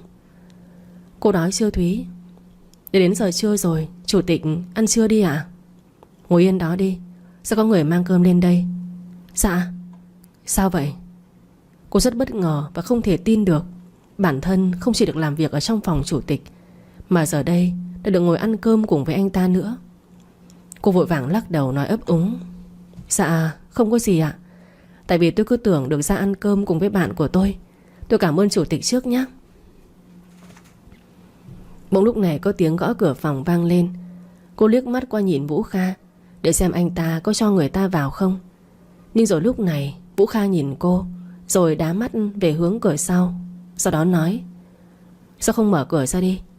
Ôi dạ tôi đi ngay ạ. Lật đật đứng dậy mở cửa ra xem ai đang đứng ở bên ngoài. Vừa mở cửa ra thì Thúy đã thấy chính là một cô đầu bếp đang cầm 2 phần cơm trên tay. Dạ cháu chào cô ạ. Cô là trợ lý kiêm thư ký của chủ tịch phải không ạ? Đây là 2 phần cơm của cô và chủ tịch. Vâng dạ, cháu cảm ơn cô nhiều. Liền đưa tay ra cầm lấy 2 phần cơm rồi mang vào bên trong. Vừa đặt xuống bàn thì Vũ Kha đã nói: đến giờ cơm rồi, mau ngồi xuống ăn đi. Chủ tịch không ăn sao ạ? Vũ Kha ngước mặt lên nhìn cô. Lúc này đây anh ta hỏi: cô nghĩ xem tôi có ăn không? Cả người của Thúy lúc này như đang bị xịt keo vậy. Nếu biết sẽ bị hỏi như thế thì cô đã không hỏi như vậy rồi. Giờ đây cô chẳng biết phải trả lời thế nào nữa. Giả như có ai đó giúp cô đào một cái lỗ thật to để trốn thì hay biết mấy. Cứ nghĩ miên man như vậy, và rồi giật mình khi hoàn hồn lại, đã thấy Vũ Kha đang đứng trước mặt cô. Cô gượng gạo cúi thấp mặt xuống, không dám nhìn anh ta. Nhưng rồi liền nghe nói: ngồi xuống ăn cơm đi, còn sắp xếp về dọn nhà nữa kìa. Đừng có lãng phí thời gian như thế. Dạ vâng, cảm ơn chủ tịch ạ. Thúy và Vũ Kha lúc này ngồi xuống ghế sofa. Anh ta chủ động mở 2 hộp cơm ra. Khi mở xong rồi thì cất lời nói: sau này cô tự làm việc này biết chưa? Việc này có nghĩa là Vũ Kha đang muốn nói đến chuyện mở hộp cơm ra sao? Chẳng lẽ sau này cô và anh ta cũng sẽ ăn cùng như vậy mãi? Trong đầu của Thúy lúc này đang suy nghĩ rất nhiều. Nhưng rồi cô cũng vội gật đầu trước mặt Vũ Kha. Một lúc sau khi cả hai đang ngồi ăn cơm, Vũ Kha nói: Dọn vào căn hộ đó sống. Cứ thoải mái, không cần tiết kiệm bất cứ thứ gì đâu. Đừng hiểu lầm ý của tôi. Vì công việc thôi. Cô phải có cuộc sống thoải mái thì mới làm việc cho tập đoàn của tôi tốt được. Hiểu chứ? Phú Kha nói rất có lý. Làm việc thì tâm trạng trong cuộc sống phải thoải mái, lúc đó mới làm việc hiệu quả. Cô cười tươi, ngước mắt nhìn thẳng vào khuôn mặt của Vũ Kha. Quả thật anh ta là một chủ tịch vừa có tâm lại vừa có tầm.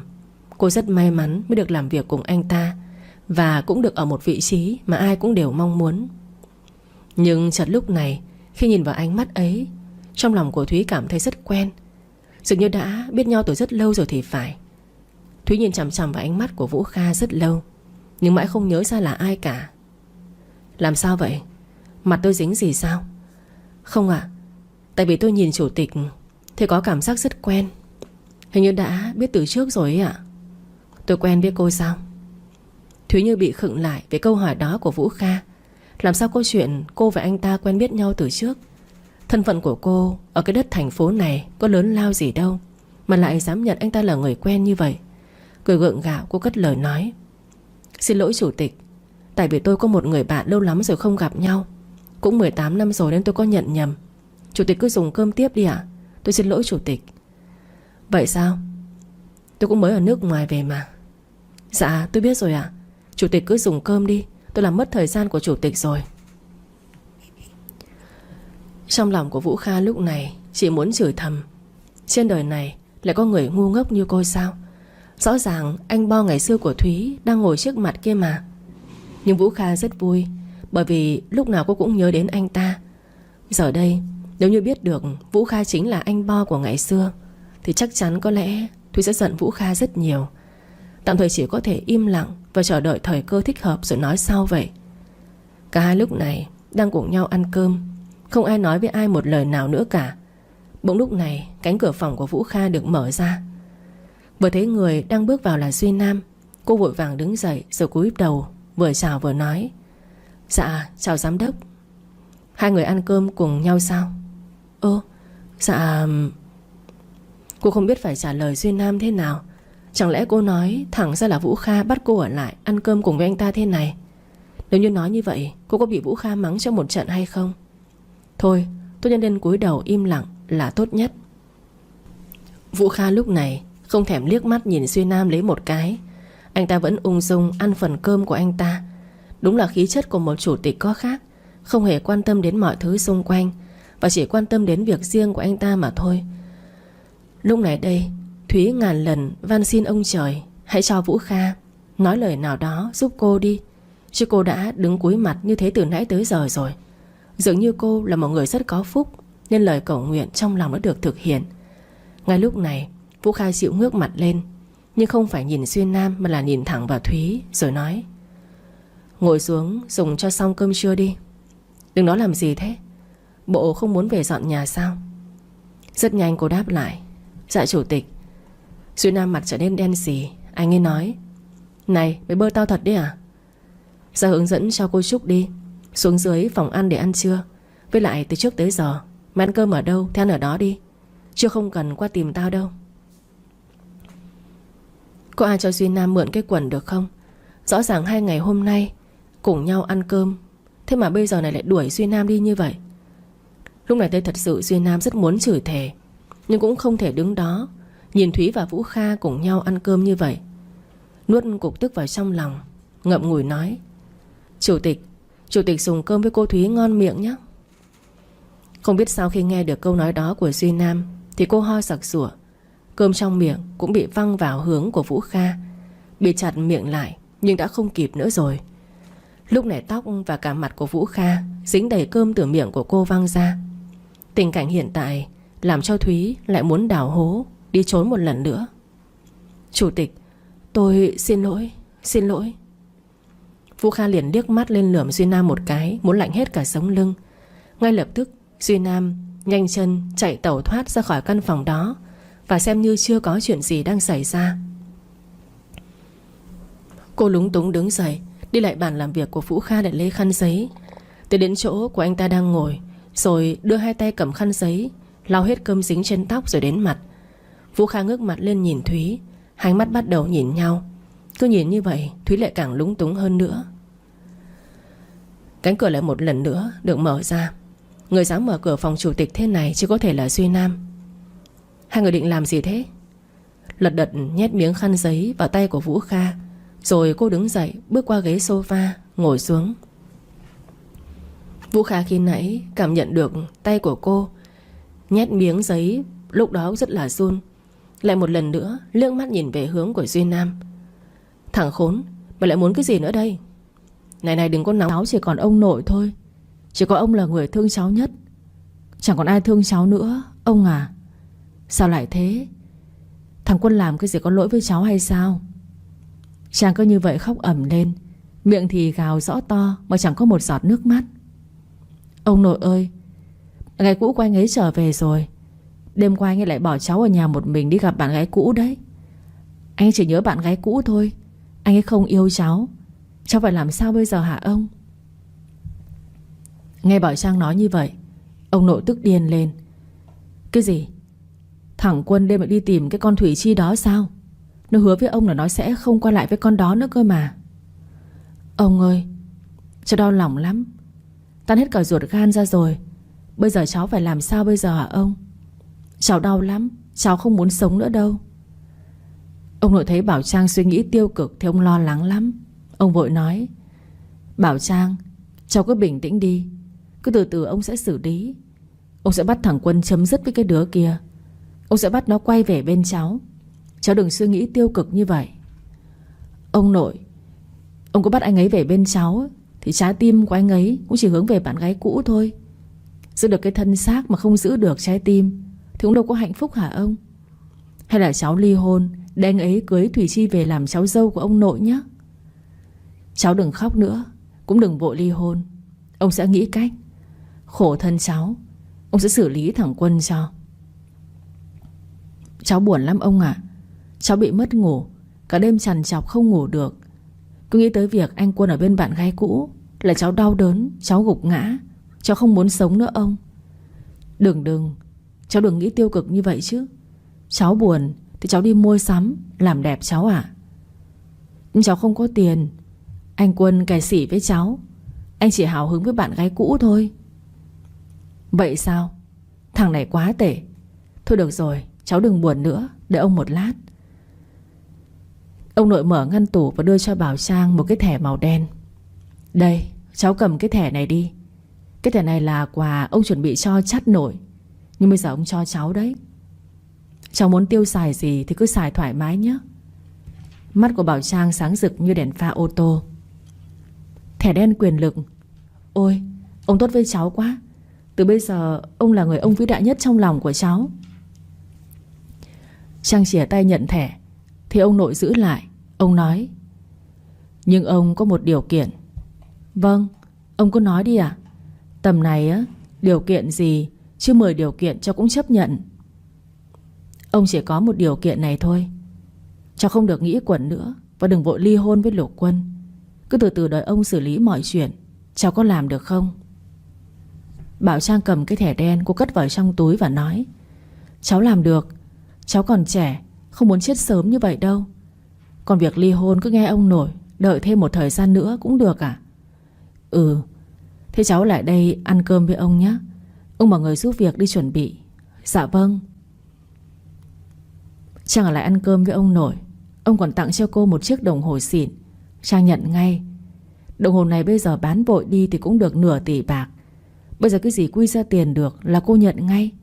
Cô tranh thủ vơ vét trước khi ly hôn với Lục Quân. Buổi chiều Trang đi mua sắm. Bây giờ cô đã có nhiều tiền. Cô thành phú bà giàu có. Cái thẻ đen mà ông nội cho cô cũng có vài chục tỷ, nên cô tự thưởng cho bản thân của mình thêm vài bộ quần áo mới. Trang đi vào trung tâm mua sắm. Đồ ở đây đẹp và xịn sò tới mức cô phải gật gù cảm thán. Đẹp quá. Nhiều đồ đẹp quá đi mất. Một cái váy cũng mấy chục triệu. Quá đẹp, quá đẳng cấp. Trang nhìn thấy một chiếc túi xách ở bên kia. Cô thấy ưng mắt nên cô tới xem. Là một chiếc túi HM có giá 85 triệu. Trang thấy giá hơi đắt, nhưng vì cô ưng rồi nên có đắt cô cũng vẫn quyết định mua. Trang đang định cầm cái túi ra thanh toán thì cô lại gặp mẹ chồng và em chồng cô đi mua sắm ở đây. Lục Tình nhìn thấy cô thì cô ta tròn mắt kinh ngạc. Mẹ nhìn xem, kia có phải là Bảo Trang không mẹ? Là cô ta thật hay là con bị hoa mắt rồi nhỉ?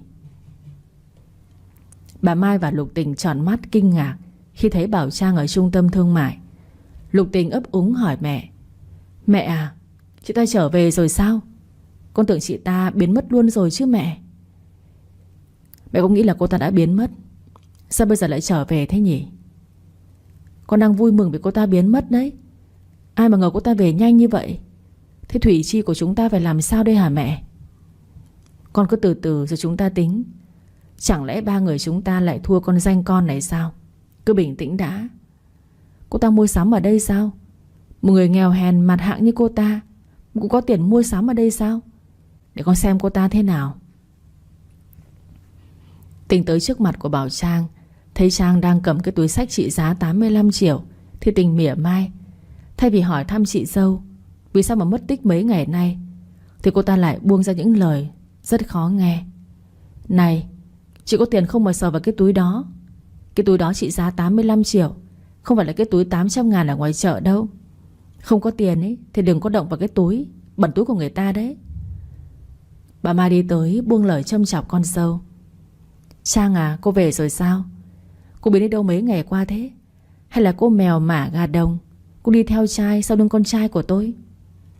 Bảo Trang thở dài và nói. Con về quê lo tang lễ cho mẹ nuôi của con.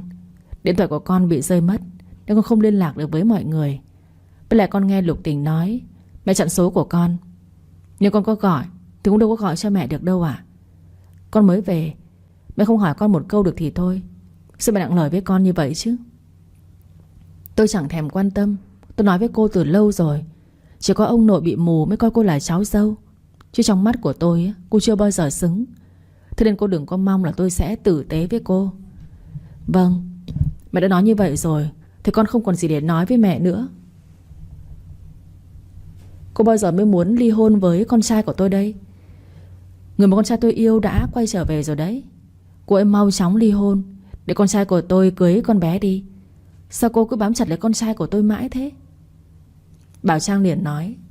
Đây là trung tâm thương mại, mẹ đừng có to tiếng như vậy. Không mọi người lại nghĩ là mẹ đang bắt nạt con dâu đấy à? Dù gì bây giờ con vẫn là con dâu hợp pháp của mẹ.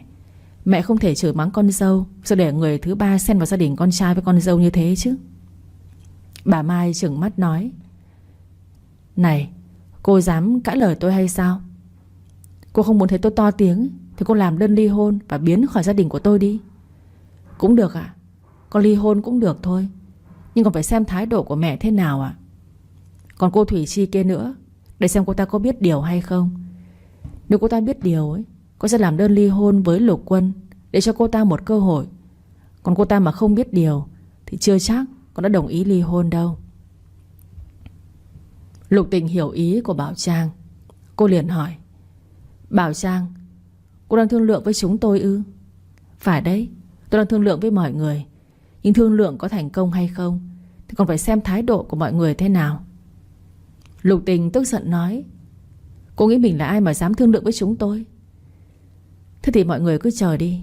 Tôi sẽ không bao giờ ly hôn với Lục Quân, để xem mọi người sẽ làm thế nào để giúp con tiểu tam kia. Lục Tình giơ tay tát thẳng vào mặt của Bảo Trang bốp một cái. Cô thách thức tôi ư? Tôi đánh chết cô. Trang bị em chồng tát một cái rất đau, nhưng cô lại không đánh lại. Cô đã nghĩ ra một cách để trị Lục Tình. Cảnh tượng Lục Tình đánh Bảo Trang đã được mọi người trung tâm thương mại quay lại. Có người còn dùng điện thoại phát trực tiếp, nên rất nhiều người vào xem. Trang có thể đánh trả, nhưng lúc này cô không đánh trả. Cô làm vẻ mặt yếu đuối, vừa khóc vừa nói. Lục Tình, tôi làm gì sai mà cô lại đánh tôi? Tôi là chị dâu của cô đấy. Sao cô là em mà cô lại bất kính với chị của mình như vậy chứ? Lục Tình đang hăng máu nên cô ta trừng mắt quát Bảo Trang. Cô nghĩ cô là chị dâu của tôi mà tôi không dám đánh cô à? Tôi nói cho cô biết này, cái loại người nghèo hèn mạc hạng như cô ấy không xứng với anh trai của tôi. Cô ấy xem lại bản thân của mình đi. Cô có cái thá gì để so sánh với anh trai của tôi không? Anh trai của tôi là Lục tổng của tập đoàn Kim Cương Đá Quý danh tiếng. Còn cô thì sao? Mồ côi, Không có cái thá gì. Nói thẳng ra, anh trai của cô ngày trước là vệ sĩ cho ông nội tôi đấy. Cô chỉ là con cóc ghẻ thôi. Trang ngập ngừng hỏi: thế nên cô bắt tôi ly hôn với anh trai cô để anh cho cô quay lại với bạn gái cũ phải không? Đúng đấy. Cô ấy mau ly hôn đi, đừng có bám lấy anh trai tôi nữa. Thùy Chi có gì tốt chứ? Lục Tình nói giọng khinh bỉ bảo Trang. Đương nhiên là Thùy Chi hơn cô, Chi đẹp hơn cô, giàu hơn cô.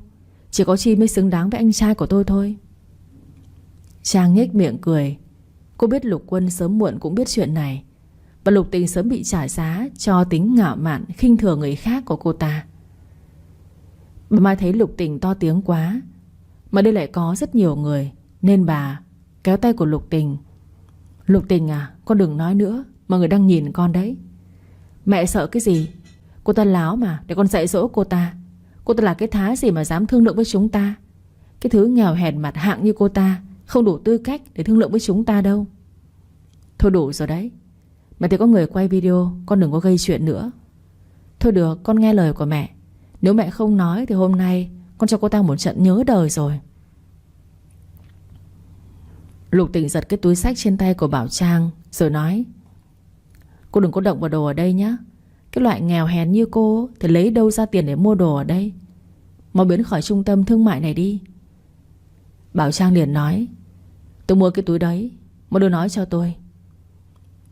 Lục Tình liền nói với nhân viên bán hàng điều gì đó. Nhân viên bán hàng nói với Bảo Trang: mời chị ra ngoài, chúng tôi không chào đón chị. Mời chị đi chỗ khác để mua đồ ạ. Tại sao? Tôi có tiền, tôi muốn mua cái túi đó, sao lại không bán cho tôi? Đôi nhân viên nhìn Bảo Trang với ánh mắt khinh thường. Đã nghèo lại còn ra vẻ. Chị đi ra ngoài đi, không tôi gọi bảo vệ đấy. Bảo Trang rốt cuộc nói: Lục Tình, cô nói cái gì? Đó không bán túi xách cho tôi chứ. Tôi bảo là cô không có tiền đâu. Cô giả vờ cái gì? Cô ở nhà ăn bám, lấy đâu ra tiền mà mua cái túi xách này? Mau biến về nhà nấu cơm rửa bát đi. Loại người như cô hợp với ở xó bếp thôi. Bảo Trang uất ức nắm chặt bàn tay lại. Cô muốn đánh vào mặt của Lục Tình, nhưng lúc đó bảo vệ đi tới và lôi Bảo Trang ra ngoài. Bảo Trang tức giận hét ầm lên: thả tôi ra, tôi có tiền mua túi mà, sao lại không bán cho tôi chứ? Thả tôi ra. Bảo Trang bị bảo vệ siêu thị lôi ra ngoài cổng. Cô uất ức đi về. Vừa đi cô vừa lẩm bẩm chửi: lũ khốn cậy giàu bắt nạt bà ư? Đợi đấy, từ lúc bà giàu bà mua luôn cả cái trung tâm này. Từ khi đó đồ bà chỉ để dùng chứ không thèm bán cho ai. Đúng như Bảo Trang nghĩ, chỉ một lúc sau Lục Quân đã biết chuyện. Việt Anh thấy video Bảo Trang bị Lục Tình bắt nạt tràn lan ở trên mạng. Anh liền đưa cho Lục Quân xem. Lục Tổng, anh xem cái này đi. Chuyện gì thế? Nói luôn đi, tôi đang bận. Cô Bảo Trang bị đánh, bị người ta sỉ nhục ngay ở trung tâm thương mại này. Cái gì? Đưa cho tôi xem nào. Lục Quân xem đoạn video mà anh sốc choáng váng. Anh không thể tin vào mắt của mình nữa. Nếu không tận mắt xem video thì anh sẽ không thể tin nổi chuyện này. Em gái trước mặt anh luôn là cô em gái ngoan ngoãn, gọi dạ bảo vâng. Hai anh em từ nhỏ tới lớn chưa nặng lời với nhau bao giờ. Tại sao em gái anh lại có thể đánh chị dâu và chửi mắng chị dâu thậm tệ như vậy? Cả mẹ anh nữa. Mẹ anh luôn kính trọng, người mẹ luôn lo lắng cho anh và dành cho anh những điều tốt nhất. Tại sao bà ấy có thể vào hùa với Lục Tình, bắt nạt con dâu như vậy? Anh sốc tới mức làm rơi điện thoại trên tay xuống. Tại sao lại như vậy? Tất cả những gì tôi thấy ở mẹ và em gái tôi là những điều giả dối sao? Việt Anh thở dài rồi nói: Lục Tổng, nếu anh không bảo vệ được phu nhân, vậy anh ly hôn đi.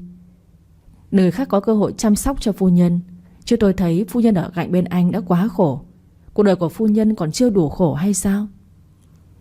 Ai bảo với cậu là tôi không thể bảo vệ cô ấy? Tôi sẽ không bao giờ ly hôn đâu. Mấy người đang chờ cơ hội thì sớm từ bỏ đi. Anh định làm gì? Lục Quân đứng dậy nói: tôi phải đi ra ngoài đây, cậu ấy xử lý công việc một mình đi. Bà Mai và Lục Tình vừa về tới nhà. Hai người đang ngồi xem đống đồ vừa mới mua về. Bà Mai nhìn thấy cái váy hồng rồi hỏi Lục Tình: con thấy cái váy này có đẹp không?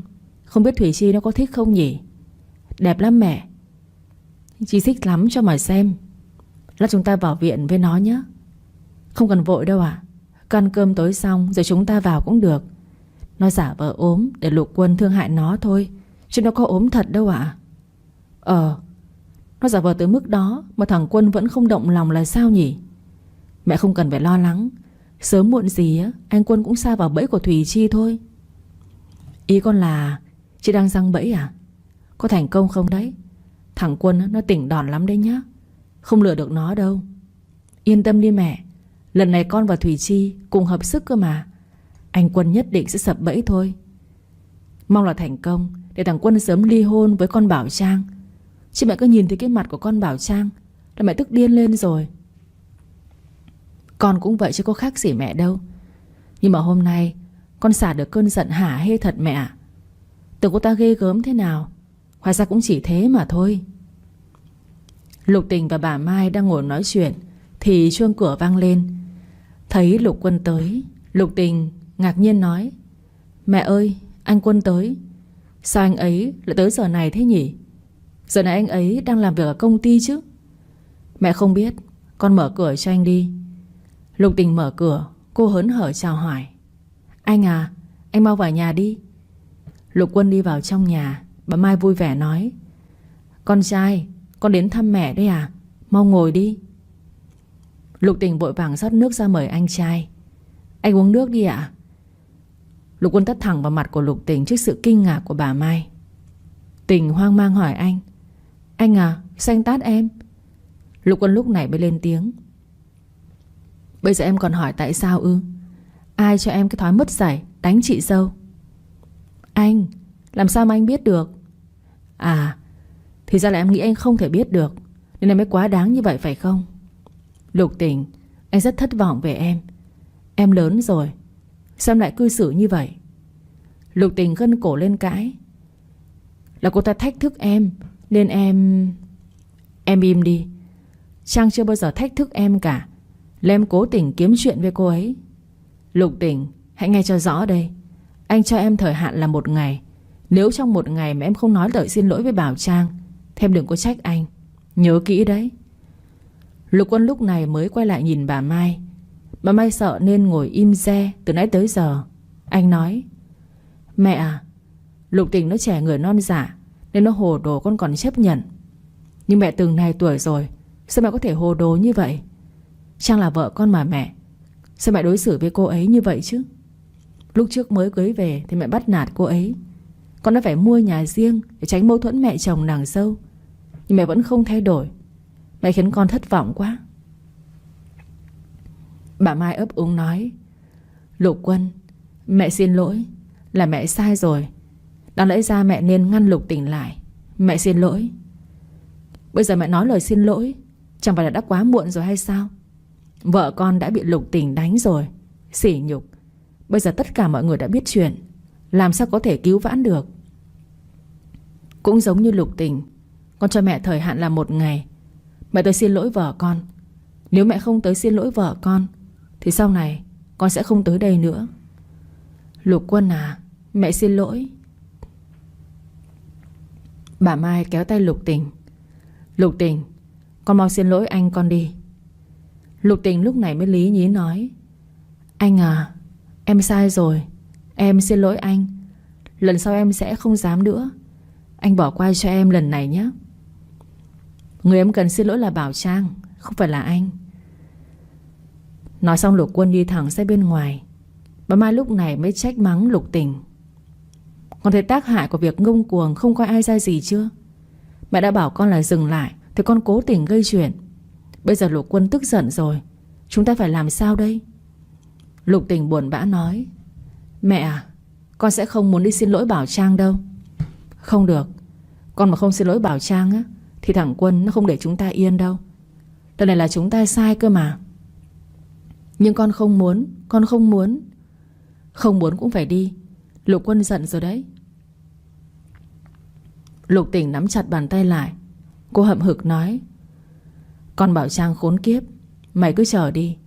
Sẽ có ngày tao khiến cho anh Quân bỏ rơi mày.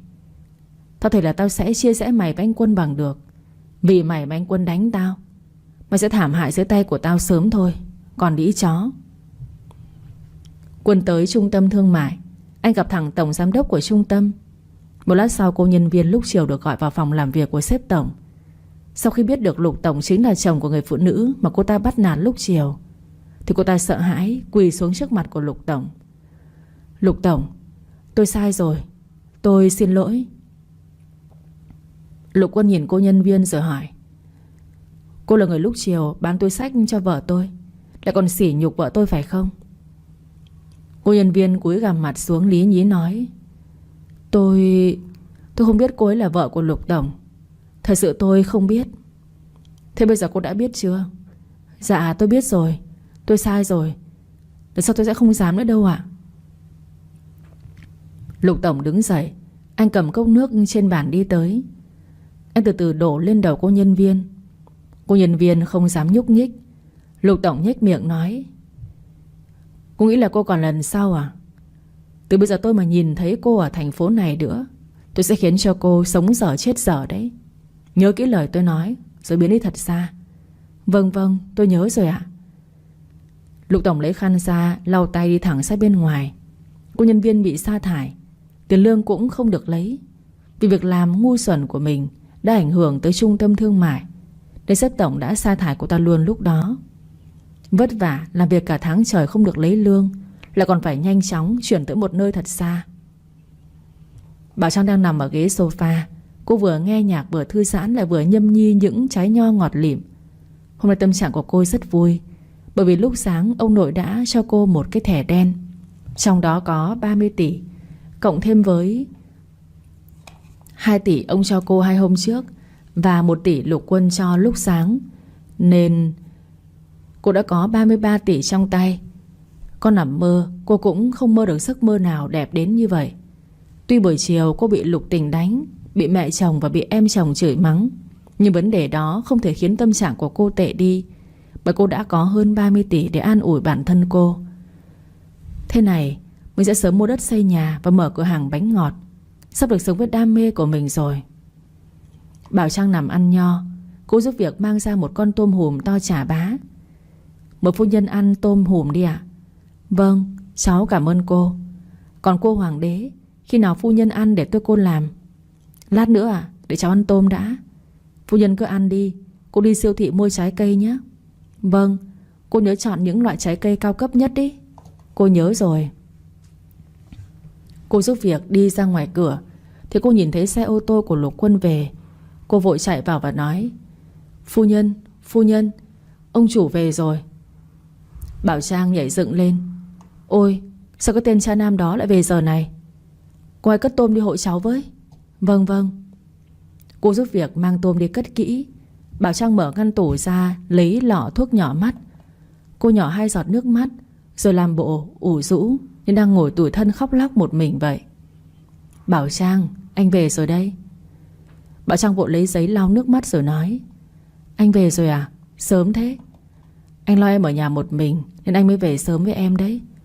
Chuyện lúc chiều ở trung tâm anh đã xử lý giúp em rồi. Anh đảm bảo từ bây giờ trở đi em sẽ không bao giờ phải chịu ấm ức như vậy nữa. Không sao ạ. Lục Tỉnh nói đúng. Em không xứng với anh.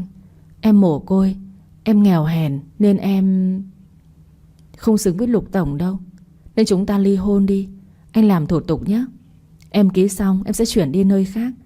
Ở đây em thấy mất mặt quá. Em không ở nổi nữa rồi.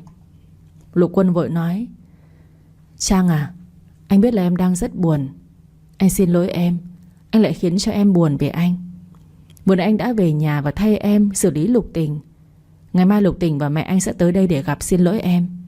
Em có thể bỏ qua chuyện này được không? Bảo Trang lắc đầu từ chối. Bây giờ mà có xin lỗi cũng không thể giải quyết được vấn đề. Mang tiếng là Lục phu nhân đến mà cái túi xách còn không mua nổi. Nhục thật đấy. Lục Quân đưa cho Bảo Trang cái thẻ màu đen hạng kim cương. Lục phu nhân, xin nhận chút tấm lòng của tôi. Ôi, hạng kim cương ư? Số dư là bao nhiêu vậy? 100 tỷ. Quà cưới anh tặng em. Lúc trước anh chưa tặng quà cho em, giờ tặng không biết có muộn quá không? Thấy tiền là Trang sáng rực cả mắt lên. Cô thay đổi thái độ nhanh như trở bàn tay. Không muộn một chút nào. Cảm ơn Lục tổng nhiều. Lục tổng vừa đẹp trai lại vừa hào phóng. Trang cầm cái thẻ Lục Quân đưa. Trong lòng cô đang gào thét dữ dội. Mình đã có hơn 100 tỷ, cũng bỏ công mình độc thân trong hôn nhân với anh ta suốt thời gian qua. Rất tuyệt. Mình đã có tiền rồi. Tối mai mình sẽ đi tìm anh trai, 5 anh trai, để vui chơi hưởng lạc cho đã đời mới được. Lục Quân nói tiếp. Vẫn chưa hết đâu. Ý anh là vẫn còn quà tặng cho em sao? Quà gì thế ạ? Lục Tổng liền nói to. Mang đồ vào đây. Hai người đàn ông ở bên ngoài mang rất nhiều đồ vào. Bảo Trang nhìn thấy chiếc túi xách HM lúc chiều, còn có giày cao gót, váy, đồng hồ, mỹ phẩm, đều là đồ hiệu cao cấp. Đặc biệt nhất là bộ trang sức kim cương cao cấp sáng lấp lánh. Trang tròn mắt kinh ngạc. Cô còn nghĩ là mình đang mơ. Đây là một giấc mơ sao? Chắc chắn là em đang mơ. Lục Quân liền kéo Bảo Trang ngồi lên đùi của anh. Anh thơm vào má cô chụt một cái. Thế nào? Bây giờ em tin là thật chưa hả Lục phu nhân? Trong đầu cô suy nghĩ lung tung đủ thứ chuyện. Ủa, anh ấy bị làm sao vậy? Sao lại thân thiết tình cảm với mình quá vậy? Trang sờ tay lên trên trán của Lục Quân và nói. Anh không bị sốt mà. Sao anh quan tâm tới em như vậy chứ? Lục Quân ôm Bảo Trang. Chứ bạn Hiền, mẹ của mày gọi cho mày không được, nên nhờ tao gọi lại cho mày đấy. Vậy nhá, bye mày và cô ấy. Hai người cứ tiếp tục đi, tao không phiền nữa đâu, đừng lo. Nói nhiều quá đấy, cút đi. Duy Nam vọt chạy ra khỏi phòng làm việc của Vũ Kha. Lúc này đây anh ta chửi thầm ở trong miệng, nhưng cũng đủ để cho cô nghe thấy. Thằng chó đó, chẳng lẽ gọi người đến làm ổ khóa luôn chứ? Thúy ngượng ngùng, bây giờ chẳng biết phải làm sao hết. Ngồi im bất động, không dám ăn cơm hay nói thêm lời nào nữa. Ăn cơm tiếp đi rồi về, tôi ra ngoài một chút. Dạ vâng ạ. Nói rồi Vũ Kha đứng dậy đi lại bàn làm việc, lấy điện thoại, sau đó ra bên ngoài. Khi nãy anh ta vào cuộc họp nên đã tắt âm thanh để không làm ảnh hưởng đến cuộc họp, nên bà Thủy không thể gọi được cho Vũ Kha.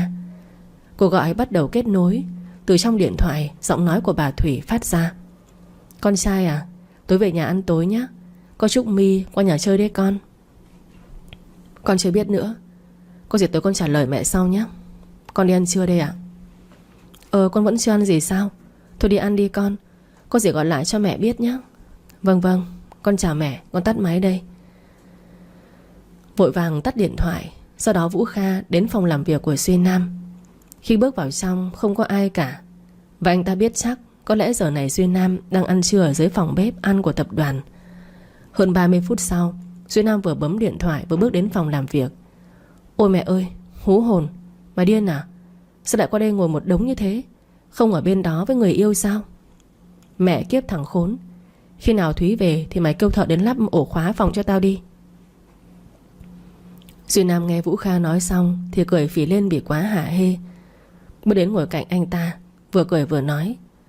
Này, mới có 2 lần thôi mà đã nổi cơn thịnh nộ rồi sao? Sức chịu đựng yếu thế bạn Hiền. Mày im đi, tao nói làm sao thì nghe như vậy đi, đừng có lòng vòng. Được được, không lòng vòng. Nhưng mày sẽ quyết thế nào về buổi tiệc tối nay đây? Có Trúc My nữa đấy, và ba mẹ của cô ta. Đừng nhắc nữa, tao không muốn nghe tới đâu. Trúc My rất được lòng của bà Thủy. Từ lúc ở nước ngoài đến giờ, bà Thủy luôn chấm Trúc My sẽ là vợ tương lai của Vũ Kha. Trùng hợp gia đình của Trúc My cũng là cổ đông của tập đoàn nhà họ Lâm, nên hai gia đình họ rất thân với nhau. Vũ Kha biết buổi tiệc này sẽ nói về vấn đề gì, nên anh không muốn có mặt. Không muốn nghĩ ngợi gì nữa, Vũ Kha đứng dậy bước ra khỏi phòng làm việc của Duy Nam. Ủa, bỏ đi như thế sao? Không nói gì với tao nữa à? Không quan tâm đến lời của Duy Nam, Vũ Kha đi thẳng về phòng của anh ta. Khi vào trong đã thấy cô ngồi trên bàn làm việc, đang tập trung làm cái gì đó. Ở bàn cũng đã dọn dẹp sạch sẽ 2 phần cơm khi nãy. Đến gần chỗ của Thúy, anh ta hỏi. Còn làm gì nữa đây? Sao không về đi? Khi nghe câu hỏi của Vũ Kha, cô liền ngước lên rồi nói. Dạ chủ tịch, tôi đã làm xong lịch trình làm việc của anh ạ. Anh xem qua nhé. Đưa cho tôi, rồi về đi. Dọn nhà sẽ rất mất thời gian đấy. Không chần chờ gì nữa, Thúy gật đầu dọn lại bàn làm việc cho thật ngăn nắp và gọn gàng. Sau đó bỏ những tài liệu cần làm cho ngày mai vào túi xách, đứng dậy chào anh. Cô nói. Dạ tôi cảm ơn chủ tịch. Tôi xin phép cùng với Trúc về đây ạ. Ngày mai gặp lại. Khóe môi của Vũ Kha rất muốn cong lên vì câu nói của cô. Cô thật ngây thơ khi dám nói chuyện với một người chủ tịch như vậy. Nhưng Vũ Kha cũng đâu có dám bắt bẻ Thúy câu nào đâu. Cô gật đầu sau đó nói: em. À không, cô về đi. Dạ tôi xin phép ạ. Cô cúi đầu cất bước ra khỏi phòng làm việc, sau đó đi tìm Trúc, rồi cả hai cùng nhau đi về nhà của nó. Trúc lúc này vừa chạy xe vừa hỏi: thế nào, mày làm việc cùng chủ tịch luôn sao? Trong đó có bàn làm việc, nhưng ngại lắm. Ngại lắm sao? Không phải thích lắm à? Nghe nói ăn cơm cùng nhau nữa mà. Sao mày biết? Nó vẫn tập trung lái xe, nhưng miệng lại cười lớn rồi nói: cả tập đoàn biết rồi chứ đâu phải là một mình tao. Nghe nó nói xong cô cảm thấy rất tò mò. Không lẽ nào Duy Nam đã nói ra việc cô và Vũ Kha ăn cơm cùng với nhau. Nhưng lúc này Thúy rất sợ bị trêu chọc nên không nói gì nữa. Gần đến nhà của Trúc thì nó nói cho cô biết khi nãy Duy Nam đã đưa chìa khóa của căn hộ rồi. Bây giờ chỉ cần dọn quần áo là qua sinh sống thôi. Sau khi nói chuyện với ba mẹ của Trúc một lúc thì Thúy và Trúc cùng nhau lên phòng để dọn đồ vào vali, rồi cùng nhau lái xe đến căn hộ. Khi mở cửa bước vào căn hộ, cô thật sự ngơ ngác vì quá được và còn rất sang trọng. Đối với người khác khi nhìn vào sẽ thấy rất tầm thường, đối với cô nó là quá đẹp. Còn mơ cô cũng chưa từng nghĩ sẽ có ngày bản thân được sống trong một căn hộ để đủ tiện nghi thế này. Công việc Thúy đang có không phải là tầm thường. Vị trí của cô ở trong tập đoàn cũng rất cao. Nhưng thứ này đều là nhờ ở vị trí đó nên mới có ngày hôm nay. Nhất định cô sẽ toàn tâm toàn ý làm việc thật tốt để được ở trong căn hộ này lâu dài. Còn Trúc đi một vòng nhà thì khuôn mặt của nó trở nên ngơ ngác. Nó bước ra đứng trước mặt cô rồi nói: ôi má ơi, Thúy, mày mau xem đi. Đủ hết cả luôn mày ạ. Phòng khách, phòng bếp, 2 phòng ngủ luôn kìa. Nói thật chứ so với nhà của tao thì căn này chắc là mắc gấp 3 lần đấy. Nghe con Trúc nói xong, cô bước đi vào bên trong phòng bếp. Tất tần tật mọi thứ dụng cụ trong bếp đều có đủ: máy hâm đồ ăn, máy nướng thức ăn, cối xay sinh tố, máy ép trái cây, rồi cả bếp điện, nồi nấu cơm. Nếu mà kể chắc đến sáng mai mới hết tất cả mọi thứ trong căn hộ này. Nhưng nhìn sơ qua, cô đều thấy mọi thứ đều rất mới, có vẻ như là chưa từng được sử dụng qua. Thúy có nói cho Trúc biết mọi thứ đều chưa sử dụng nên cô cảm thấy lạ. Nhưng lúc này đây Trúc nói: không có gì đâu, có phải ai cũng được hưởng chính sách này đâu. Tao nghĩ chắc chỉ có cấp cao thôi. Mà đừng nghĩ mấy cái linh tinh như vậy. Đi xem phòng đi. Tuy nhà không có lầu nhưng 2 cái phòng lớn lắm nè. Trời ạ, đúng là sang quá mà. Có cả laptop nữa kìa Thúy ơi. Nó vừa nói vừa đi lại mở cửa phòng. Thúy nghe thấy vậy nên bước lại nhìn.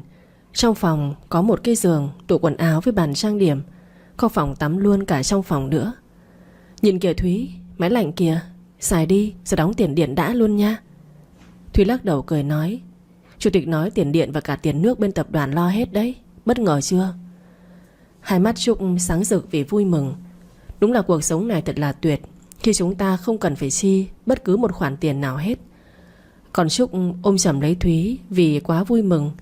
Thật sự trong lúc này cô và nó đang rất sung sướng và hạnh phúc với những thứ mà bản thân đang có. Mừng quá đi. Nhất định tao với mày phải cố gắng thật nhiều nhá. Hôm nay vui thật á. Tao với mày đi chợ về mua đồ nấu ăn đi. Ok. Sắp xếp đồ đạc vào tủ đi. Tao với mày đi chợ. Thúy gật đầu rồi cùng vali vào trong. Nhưng lúc này cô lại nhường căn phòng này lại cho Trúc. Trong khoảng thời gian chơi cùng với nhau, Trúc luôn giúp cô hết chuyện. Làm sao mà cô có thể dành căn phòng này với nó được kia chứ? Thôi, tao ở với mày cùng cũng được mà Thúy. Đâu cần phải qua bên đó làm gì. Mày cứ ở bên này đi, để tao qua kia cũng được mà. Tớ ngủ một mình cho đã cái nư chứ. Thôi được rồi, và để qua xem phòng bên kia có thiếu gì không, tao sẽ mua cho mày. Không cần đâu, có chỗ ngủ là được rồi mà. Nhưng lúc này cô và Trúc đến mở cửa căn phòng thứ 2 thì cũng rất bất ngờ, bởi vì cả hai bên đều giống hệt nhau.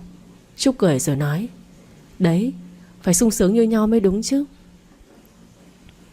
Sau khi hai đứa cùng nhau sắp xếp xong thì mới đi chợ mua đồ về nhà nấu ăn mừng. Cô nói với Trúc số tiền 5 triệu vẫn còn nguyên, nên cô sẽ là người bao nó ngày hôm nay. Trúc lúc đầu không chịu, nhưng cô dành trả tiền suốt nên nó không thể nào trả tiền cho mấy cô chú bác đồ ăn được. Con điên này, cả tháng mới có lương đấy, mới dành trả tiền như vậy thì tiền đâu mà xài trong tháng này. Được mà, yên tâm đi, hết tháng này tao với mày khỏe rồi. Một có mỗi con gà thôi mà, có gì đâu. Vậy tao nướng cho mà ăn. Vậy tao mua trái cây bỏ tủ lạnh cả hai ăn chung nhá. Cơ thể của tao buổi tối mỗi khi đói chỉ ăn được trái cây thôi. Cô cười tủm tỉm, bởi vì biết vì sao con Trúc chỉ ăn trái cây vào buổi tối. Đó là điều mà vô số người sợ, chính là ăn cái gì và cũng mập hết. Còn Thúy thì lại khác. Tuy số đo 3 vòng rất chuẩn, nhưng cô chưa từng ăn kiêng hay tập thể dục, mà là do cô ăn đêm không có mập. Nhưng cũng có lý do khác mà cô không thể mập nổi, chính là nhịn đói quá nhiều. Nhắc đến cô chỉ biết thở dài và cố gắng quên đi những ngày sống như vậy. Nè, mày đang nghĩ gì vậy? Đừng có bảo là lại đang nhớ đến ba của mày nha. Không có. Mày mua trái cây đi, nhanh rồi về nè. Chờ tao một chút. Sau khi cả hai mua đồ xong thì cùng về. Cô vào bếp rồi từ từ bày hết mọi thứ vừa mua ra, sau đó bắt đầu nấu. Còn con Trúc lúc này sắp trái cây vào trong tủ lạnh. Nhưng khi vừa mở cái tủ lạnh ra thì cảnh tượng trước mắt làm nó rất bất ngờ. Thúy ơi, mày mau lại xem này. Sao vậy? Ôi, tao thấy có điểm rồi đấy. Linh cảm của tao thấy có gì đó rất lạ. Hay mày với tao đi mướn phòng trọ ở đi. Tao sợ quá Thúy ơi. Thúy bước đến chỗ của Trúc đang đứng. Lúc này đây, khi liếc mắt vào trong cái tủ lạnh, cô cũng không thể nào ngờ được nó là trái cây nhập khẩu đắt tiền, rồi sữa tươi đến sữa chua các thứ. Chỉ biết thở dài rồi nói: từ từ đi, ở một thời gian coi sao đã. Vậy ngày mai mày hỏi thử xem nhé. Một thứ này có tính tiền không đấy, để biết còn ăn nè. Chứ để lâu á, hư hết bỏ uổng á. Cô lướt nhìn những thứ trong tủ lạnh một lần nữa rồi gật đầu nói: tao biết rồi, mà tao sẽ hỏi thử chủ tịch. Mày yên tâm đi. Ok, để tao cất mấy thứ này vào rồi phụ mày nấu ăn nhé. Cô liền đồng ý rồi tiếp tục ở lại bếp nấu cơm. Còn Trúc sắp xếp hết trái cây vào trong tủ lạnh rồi mới đi lại giúp Thúy một tay. Khi cả hai đã dùng một bữa no nê thì phòng ai người đấy về. Và rồi màn đêm buông xuống. Đêm nào cũng như đêm đấy mà thôi. Cô bước lại bàn làm việc rồi mở laptop lên, đăng nhập vào email rồi mở file làm việc của ngày mai xem qua. Nhưng dù có bận rộn làm việc đi chăng nữa thì một mình cô cũng sẽ suy nghĩ và nhớ đến ba của cô rất nhiều. Thở dài đứng dậy rồi bước đi ra cửa sổ để ngắm trăng cho lòng nhẹ nhàng hơn. Nhưng chợt ánh mắt của cô rơi vào ngôi nhà xéo bên kia đường. Người từ trong xe bước ra trông rất quen, và không thể ngờ được chính là Duy Nam. Vậy là Duy Nam cũng sống gần đây. Nhưng lúc này chỉ có cô nhìn thấy anh ấy mà thôi, chứ không hề biết cô đang đứng nhìn từ cửa sổ. Sợ Duy Nam sẽ nhìn thấy cô nên đã vội đóng nhanh cửa sổ và kéo màn lại. Bước đến giường nằm xuống, nghĩ lại mọi chuyện. Cô cảm thấy khá lo lắng về những thứ hiện tại. Chỉ là nhân sự cho việc cho tập đoàn thôi mà. Tại sao cô và Trúc lại được cho nhiều thứ đến thế kia chứ? Thở dài, cố gắng không suy nghĩ đến những việc đó nữa. Cô kéo chăn đi vào giấc ngủ. Tiếng chuông báo thức điện thoại vang lên. Giật mình đưa tay tìm lấy điện thoại.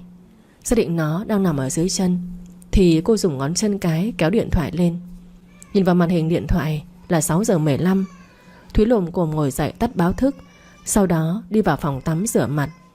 Sau khi làm vệ sinh xong, cô bước ra khỏi phòng để đi xuống dưới phòng bếp, mở công tắc điện cho đèn sáng lên. Sau đó đến tủ lạnh lấy thịt bò đem đi xào sơ qua. Sáng hôm nay cô sẽ nấu mì thịt bò cho Trúc ăn, nhanh gọn lẹ để còn đến tập đoàn làm việc, nếu không sẽ trễ giờ. Lúc này đây, con Trúc từ trong phòng bước ra, nghe thấy mùi thơm từ trong bếp, đã hít hít mũi theo mùi hương rồi đi xuống. Thơm quá đi. Ngay mà bụng nói cồn cào, nói chuyện không nổi luôn đấy. Dậy rồi sao? Qua ghế ngồi đi, tao múc nước lèo rồi mang qua cho. Ok nè. Mà mai mốt á, nấu một nồi nước sôi chế vô mì là được rồi. Cầu cái nước lèo nữa mắc công quá. Mày nấu ngon như vậy Chẳng lẽ để mày nấu hoài sao được? Cô nhìn con Trúc rồi cười. Chuyện này có là gì đâu. Và lại cô cũng quen thuộc. Khi sáng phải dậy sớm nấu bữa sáng cho cả nhà rồi mà. Thúy cất lời nói. Có gì đâu, tao nấu ăn quen rồi. Bây giờ mà không nấu là bị ngứa tay đấy. Thôi cùng ăn đi nè. Ăn lẹ rồi còn đi làm nữa. Thúy à, tao quả là may mắn khi được ở cùng với mày đấy. Ai mà lấy được mày á, chắc là người đó sướng ba đời. Vừa giỏi vừa thông minh, lại còn nấu ăn ngon số 1. Thôi thôi, ăn lẹ còn đi làm. Đừng có nịnh nọt nữa, nó hết cả da gà rồi đây nè. Cô và nó cười tươi, rồi cùng nhau ăn thật nhanh 2 bát mì, để còn lên chuẩn bị đi làm nữa. Sau khi đến tập đoàn, cô bước vào trong phòng làm việc thì Vũ Kha vẫn chưa đến. Đi lại bàn làm việc ngồi, mở máy lên và bắt đầu xem xét bản kế hoạch, những thứ cần gấp vào ngày mai. Hơn 15 phút sau, Vũ Kha mở cửa bước vào. Khi thấy bóng dáng to cao của anh ta đang đứng trước mặt, cô ngay lập tức đứng dậy chào anh ta. Dạ, chào chủ tịch. Tôi sợ cô không uống được cà phê đen nên đã mua cà phê sữa cho cô nè Thúy. Thúy cảm thấy rất ngại ngùng, không biết có nên đưa tay ra nhận nó không. Đây là cấp trên và cấp dưới. Nếu là một vị chủ tịch cao cao tài thượng như anh ta, rất tốt với cấp dưới đến như vậy cơ chứ. Nhưng ta mua cho cô như vậy rồi, giờ phút này mà không có cách nào để từ chối ly cà phê sữa này được. Cười gượng gạo đưa tay ra cầm lấy ly cà phê sữa đá từ tay của anh ta. Chủ tịch, tôi rất cảm ơn anh, nhưng sau này anh đừng mua cho tôi như thế nữa nhé. Cô không thích uống cà phê sữa sao? Đặt gấp ly cà phê xuống bàn, cô vội lắc đầu và nói. Không có đâu ạ. Tôi chỉ sợ mọi người sẽ chú ý thôi. Cô cứ yên tâm, trong tập đoàn này sẽ không bao giờ có chuyện đó xảy ra đâu. Vũ Kha nói rồi bước lại bàn làm việc của anh ta ngồi xuống. Giờ phút này Thúy y hệt như một con chuột sợ hãi, tay chân không ngừng run lên. Cô sợ nếu không biết nghe lời anh ta thì cái vị trí này sẽ không còn nữa. Nhưng trong thâm tâm của Thúy lúc này cảm thấy rất khó chịu.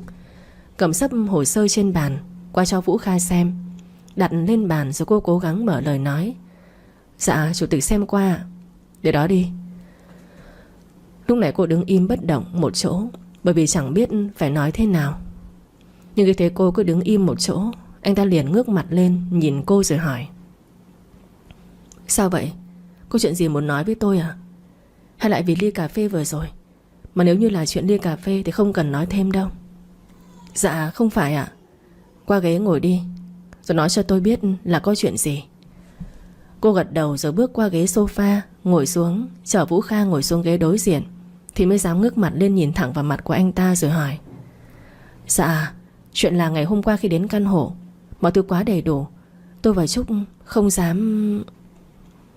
Cô run rẩy đến không nói nên lời, hai tay đan chặt vào nhau, trên trán lúc này như muốn đổ ra mồ hôi hột.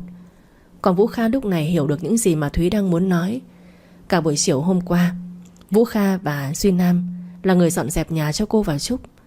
Còn tôi đi mua tất cả những thứ đồ trong nhà. Căn cô đang sinh sống gần đó là gần nhà của Duy Nam. 2 tuần trước cũng may Duy Nam đã thấy người ta treo bảng bán nhà nên chốt luôn trong ngày hôm qua.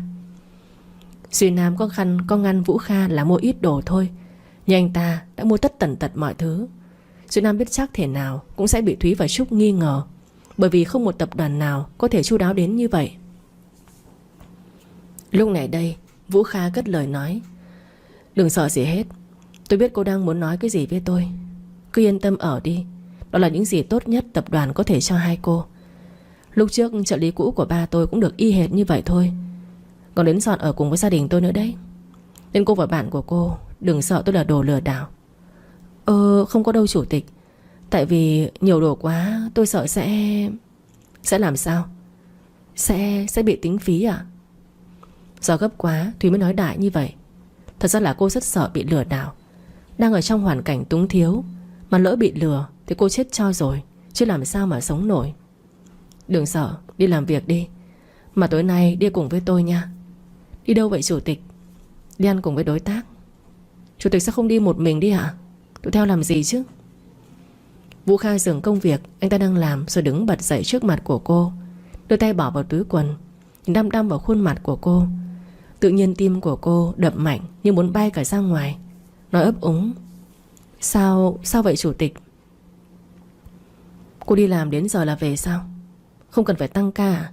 Rồi tôi đi ký hợp đồng với tự thương lượng ư? Tự đưa tài liệu và bút cho đối tác luôn phải không?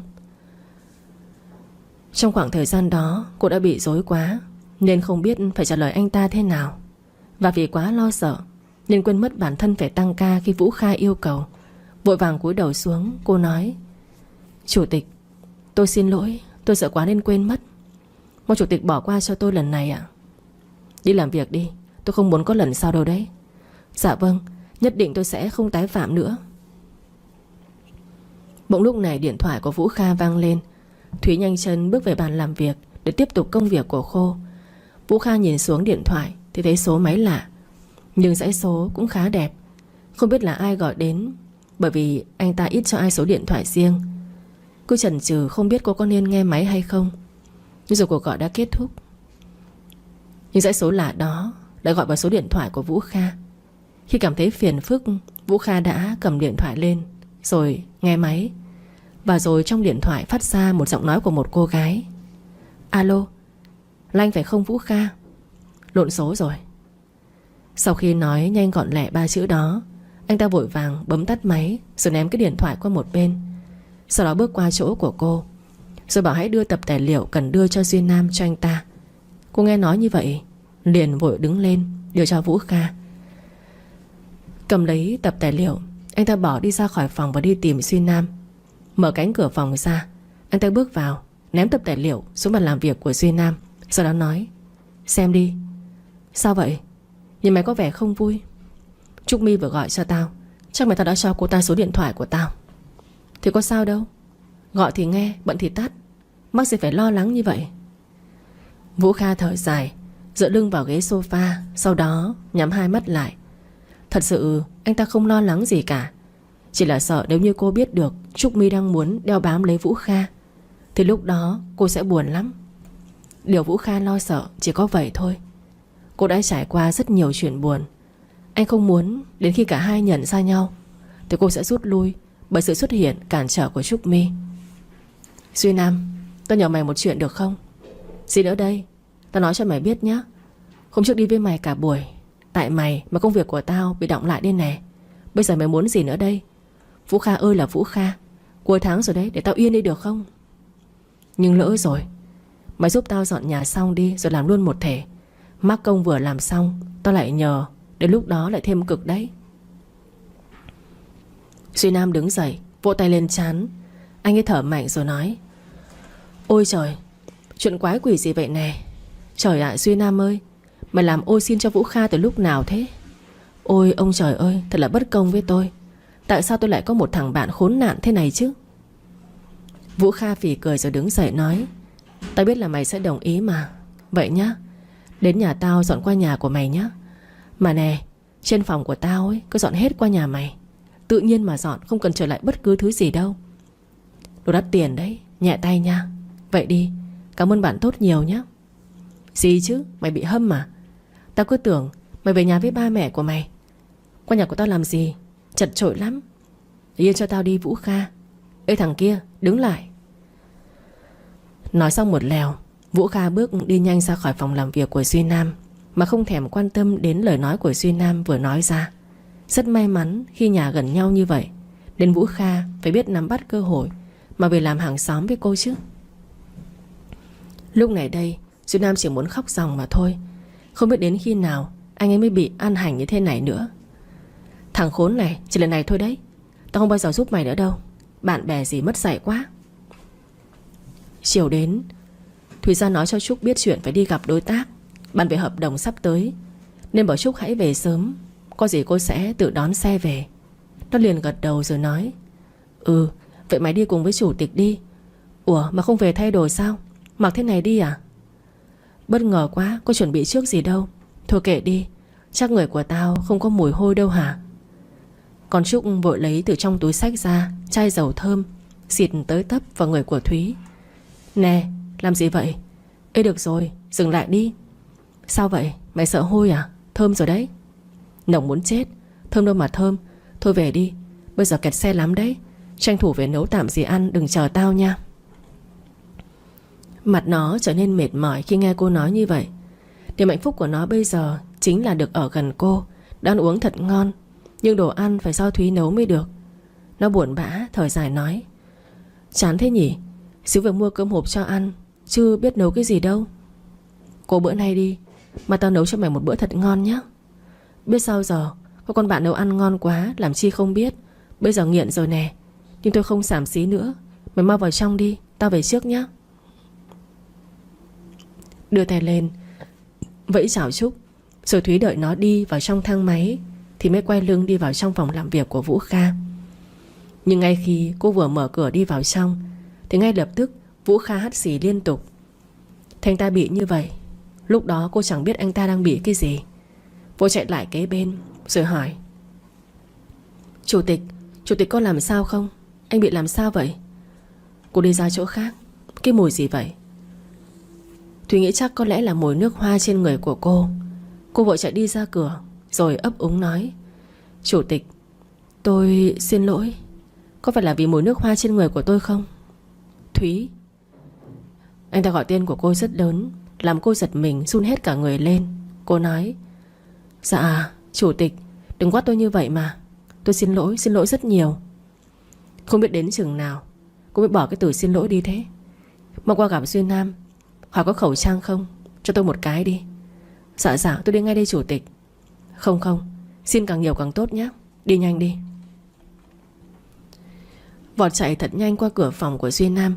Trong lòng của cô không ngừng cầu nguyện rằng Duy Nam vẫn chưa về. Nhưng cũng may, khi vừa đến cửa phòng đã thấy anh ấy, vội nói gấp: Giám đốc, anh có khẩu trang không vậy? Cho tôi xin vài cái nha. Để làm gì? Ở dưới xe của tôi có. Dạ, là cho chủ tịch à? Để làm gì? Nó trốn ai à? Các bạn khán thính giả thân mến, các bạn vừa nghe xong tập 2 của bộ truyện. Thu Huệ hy vọng rằng các bạn sẽ luôn ủng hộ kênh bằng cách nhấn đăng ký kênh, like, chia sẻ video và để lại bình luận ở bên dưới nhé. Cảm ơn các bạn.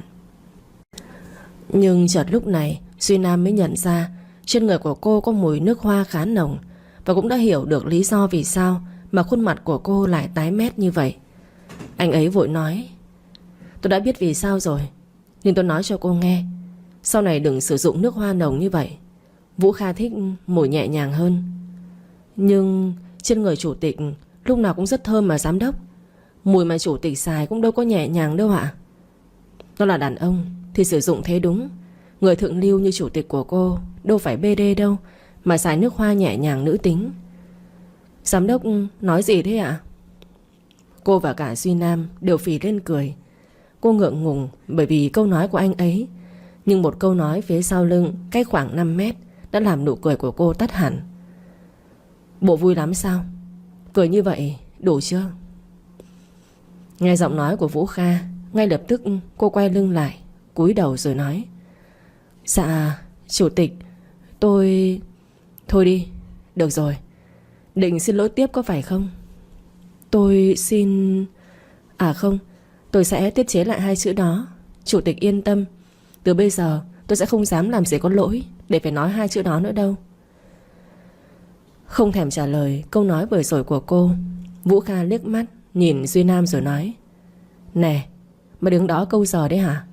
Sao không xuống lấy khẩu trang cho tao? Duy Nam nuốt một ngụm nước bọt xuống cổ họng để ngăn cho bản thân đừng nổi trận lôi đình với Vũ Kha. Hồi sáng mày vừa xe tao làm gì? Tao vừa xong công việc đấy. Muốn lấy thì tự xuống xe của tao lấy đi. Công việc của ngày hôm nay tao chưa làm nữa đấy. Tao đi lấy thì phải lên trả chìa khóa cho mày nữa. Mày tự xuống lấy có gì đâu. Ôi trời, vậy tao đi thì mai tao nghỉ một bữa xả hơi đấy nhá. Tao mệt quá rồi đấy. Thiệt tình, bây giờ tao chỉ cầu mong cho mày bay về Mỹ lại đi. Tao quá mệt mỏi với mày rồi. Vũ Kha bước gần đến. Khi lướt qua cô, anh ta đã nín thở để không phải nghe thấy mùi nước hoa. Bước thẳng đến thang máy, anh ta mới trả lời câu nói của Duy Nam: Tùy mày, nhưng ngày mai nghỉ rồi, ngày mốt không được than thở. Nhiều công việc đấy. Tao nhắc cho mày nhớ. Hồi sáng thằng nào nói sắp cuối tháng rồi. Tao nói như vậy thôi, không đi xuống cũng được. Tao đi trước đấy. Thằng khốn này, ai tống mày đi cho rồi. Thật là khốn nạn với tao mà. Đợi tao, không được đi trước. Duy Nam chợt nhanh như tia chớp đi vào trong thang máy. Ai có thể ngăn cản cái miệng hỗn này lại được. Chứ thật sự Duy Nam không thể chịu đựng được nữa rồi. Vừa định cất lời nói thì Vũ Kha bước ra khỏi thang máy. Nè, mày định chơi trò gì với tao vậy Kha? Lúc này đây Vũ Kha nhìn về hướng của cô rồi nói: Đứng ở đó làm gì? Vào lấy túi xách rồi xuống hầm xe tìm tôi. Với lại nhớ xịt phòng đấy. Tôi không muốn ngày mai đi làm phải ngửi thấy cái mùi kinh khủng đó đâu. Dạ vâng, tôi biết rồi ạ. Xuống đi, nhớ đi thang máy dành cho nhân viên đấy. Khi thấy Thúy gật đầu rồi thì Vũ Kha mới bước lại vào trong thang máy, rồi bấm đi xuống dưới sảnh. Duy Nam lúc này thở dài rồi nói: Nè, nói cho mày nghe, đừng nghĩ người ta hiền rồi ức hiếp như vậy. Làm quả sau này không thèm nhận lại người xưa. Đồ thằng ngu. Vũ Kha cũng chán nản thở dài theo Duy Nam. Sau đó nói: Ta không nghĩ cô ấy ngốc nghếch và nhút nhát đến như vậy. Ta biết là mày đang muốn làm gì, nhưng thế nào cũng có ngày nhìn người ta ấm ức rồi bật khóc trước mặt mày đấy. Lúc đó hoảng lên rồi xin lỗi cũng đã quá muộn màng. Nam này, cô ấy ngốc nghếch, tiết kiệm, hiền thục, rồi rất ngoan nữa. Nếu như tao và Thúy nhận nhau rồi, lúc đó Thúy sẽ thay đổi không mày? Duy Nam suy nghĩ một lúc thì mới nói: Hãy thử xem sao. Lỡ như Thúy thay đổi tốt hơn thì sao? Mày đừng sợ Thúy sẽ buồn. Nhưng chuyện giận mày là đương nhiên. Rõ ràng nhận ra nhưng luôn trốn tránh sự thật. Mày làm như thế thì được gì chứ? Chỉ làm cho mối quan hệ ngày càng xa cách thôi. Thật sao? Duy Nam cười rồi gật đầu. Mỗi người một suy nghĩ và mỗi người một cuộc sống. Vũ Kha trốn tránh điều này cũng phải, bởi vì con số 18 năm qua quá lớn kia mà. Cả một thanh xuân của đời người, nên làm sao có thể thẳng thắn nói ra tất cả được chứ. Nè, cả một thanh xuân của cô ấy đều chờ đợi mày. Đừng làm con nhà người ta đang suy nghĩ mày là ông bụt, rồi trở thành một kẻ tàn ác như vậy. Vũ Kha nhăn nhó mặt mày rồi nói: Thằng điên này, tôi tàn ác với Thúy khi nào chứ?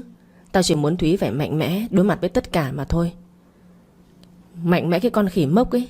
Mày nghĩ đi, mày xuất hiện như một ông bụt, giúp hết chuyện này đến chuyện kia, chắc chắn Thúy có cảm tình và rất biết ơn mày. Vậy mà lại tàn ác đối xử như vậy. Tao không nói nhiều nữa. Có không giữ, mất đừng tìm nhé. Đừng để con số 18 năm biến thành 19. Không mà chờ đợi một người vô tâm không có tung tích đâu. Vũ Kha im lặng không nói gì cả. Cánh cửa thang máy mở ra. Cả hai cùng bước xuống hầm xe. Lúc này đây đưa khẩu trang cho Vũ Kha, Duy Nam hỏi: Giờ mày với Thúy đi đâu? Cả tiếng nữa mới tới giờ gặp đối tác mà. Tao đưa Thúy đi mua đồ, thay đổi phong cách cho cô ấy một chút. Mày cất khẩu trang vào đi, tao không cần nữa. Bỗng lúc này khuôn mặt của Duy Nam trở nên đỏ ngầu. Chắc có lẽ kiếp trước anh ấy đã mắc nợ Vũ Kha rất nhiều, nên kiếp này mới đầu thai làm bạn, nhưng bị hành như con đẻ không vậy. Thở mạnh một hơi, không có một lời lẽ nào để nói với anh ta nữa cả. Lúc này đây Duy Nam chỉ muốn đập đầu vào cái xe tự tử cho rồi. Mày sao vậy Nam? Bệnh rồi à? Chỉ thẳng tay vào mặt của Vũ Kha, Duy Nam hét lớn: Ai bệnh chứ? Mà nếu tao có đổ bệnh cũng là do mày hết đấy thằng chó. Bạn bè gì mà khốn nạn thế, không thương tao, suốt ngày chỉ biết hành tao thôi. Ủa là sao? Tao làm gì mày đâu? Duy Nam giận hờn nên quay người bước thẳng đến chỗ thang máy. Hành động đó làm cho Vũ Kha cảm thấy rất mắc cười. Thế cũng tội, bởi vì Vũ Kha không có tuyển thêm người, nên có bao nhiêu việc cũng đành phải nhờ Duy Nam làm hết. Chắc có lẽ sau ngày hôm nay anh ta phải suy nghĩ lại chuyện này mới được. Dù gì Duy Nam cũng là giám đốc kia mà, đâu thể nhờ vả mãi được. Bước vào trong xe, Vũ Kha ngồi đợi hơn 5 phút, cũng đã đến xe của anh ta. Gõ vào cửa kính vài cái, sau đó mở cửa. Ngước mặt lên nhìn thấy anh ta vẫn chưa đeo khẩu trang, nên cô không dám bước vào trong xe, mà thụt lùi về phía sau vài bước. Chủ tịch, sao anh không mang khẩu trang vậy? Lên xe đi. Nhưng chủ tịch thì sao ạ? Không sao, cứ lên đi. Cô vừa bước lên xe thì ngay lập tức Vũ Kha liền hắt xì. Nhưng giờ đây xe đã khởi động và lăn bánh rồi, nên không thể xuống xe được. Lúc này đây anh ta đã mở hai cửa kính xe ra cho mùi nước hoa bay ra bớt. Cô ngập ngừng nói: Chủ tịch, có chắc là anh không sao không ạ? Im lặng đi. Tôi không sao đâu. Không biết kể từ giờ cô còn gây ra họa nữa hay không. Lời xin lỗi anh ta đã cấm không cho cô nói nữa, nên cô không được làm phật lòng anh ta. Nếu như còn gây chuyện gì nữa, cô nghĩ có lẽ bản thân nên từ chức trước 3 tháng thử việc đi, cho đỡ phải chịu nhục. Xuống xe đi. Thúy ngơ ngác chẳng hiểu chuyện gì đang xảy ra. Có lẽ nào anh ta đã không chịu nổi nữa cái mùi cơ thể của cô, nên muốn đuổi cô xuống xe không? Ấp úng nói: Vậy chủ tịch đi một mình sao ạ? Ai bảo tôi đi một mình? Xuống xe đi vào trong đó cùng với tôi. Tôi cho cô 30 phút. Nhanh đi. Không biết lý do gì anh cho cô 30 phút, nhưng khi thấy Vũ Kha bước xuống xe nên cô cũng vội mở cửa rồi đi xuống cùng. Trước mặt cô là một shop thời trang thiết kế vô cùng lớn. Nhìn vào bên trong trưng bày toàn những mẫu mã đẹp và rất đắt tiền. Không làm mất thời gian và cũng không dám hỏi anh ta thêm bất cứ câu nào, cả hai cùng bước vào bên trong. Lúc này đây đã có một chị nhân viên bước ra mở cửa rồi chào anh ta và cô. Tôi cho tất cả 30 phút. Biến hóa cô ta lại giúp tôi đi. Phong cách đi dự tiệc, nhưng đừng quá gợi cảm. Tôi nói xong rồi đấy. Cùng làm đi. Dạ vâng, chúng tôi sẽ làm ngay. Cảm ơn Chủ tịch Lâm đã tin tưởng ạ. Vũ Kha gật đầu rồi đi lại ghế sofa ngồi xuống, móc cái điện thoại từ trong túi quần ra. Sau đó anh ta tập trung xem điện thoại. Còn cô lúc này được dẫn đi vào bên trong một căn phòng trang điểm. Ở căn phòng lúc này có cả chục người. Người trang điểm, người thì đi lựa từng mẫu váy cho cô, người thì chùi móng tay rồi còn làm tóc. Thúy tưởng tượng bản thân mình lúc này y hệt như một con robot. Nếu nói cô quê mùa cô cũng chấp nhận, vì lúc khi nhìn thấy Thanh Lam trang điểm, cô cứ cảm thấy nó lố lố sao ấy, rất khó để diễn tả. Nói đúng hơn, nếu chịu để mặt mộc thì còn đẹp hơn gấp mấy lần. Với lại lúc trước làm gì có tiền mà mua mấy thứ này chứ. Dạ chị ơi, tụi em làm xong rồi. Mới 25 phút thôi. Bây giờ chị thay đồ nữa là xong rồi ạ. Thúy gật gật đầu rồi đi cùng chị nhân viên vào thay một bộ váy body hở lưng. Khi nhìn thấy bộ váy, tự nhiên cô đỏ mặt rồi hỏi chị nhân viên: Chị ơi, cái này hở lưng quá. Khi nãy chủ tịch có nói là đừng gợi cảm quá mà. Cái này không hợp với tôi đâu. Dạ chị cứ tin em nhé. Thật sự body của chị rất đẹp. Em tin Chủ tịch Lâm sẽ rất thích đấy ạ. Chị thay đồ đi, chị cứ tin ở em. Cô đành cầm cái váy đi vào trong phòng thay đồ. Quên mất chỉ còn 5 phút nữa thôi. Giờ này không thể làm mất thời gian của Vũ Kha nữa. Lật đật thay nhanh bộ váy rồi bước ra. Xuất sắc chị ơi. Em nói mà, rất hợp và vô cùng đẹp. Dạ vâng, em cảm ơn ạ. Chị dẫn em ra ngoài nhé. Chị nhân viên gật đầu rồi nắm lấy tay của cô, cùng nhau đi ra bên ngoài.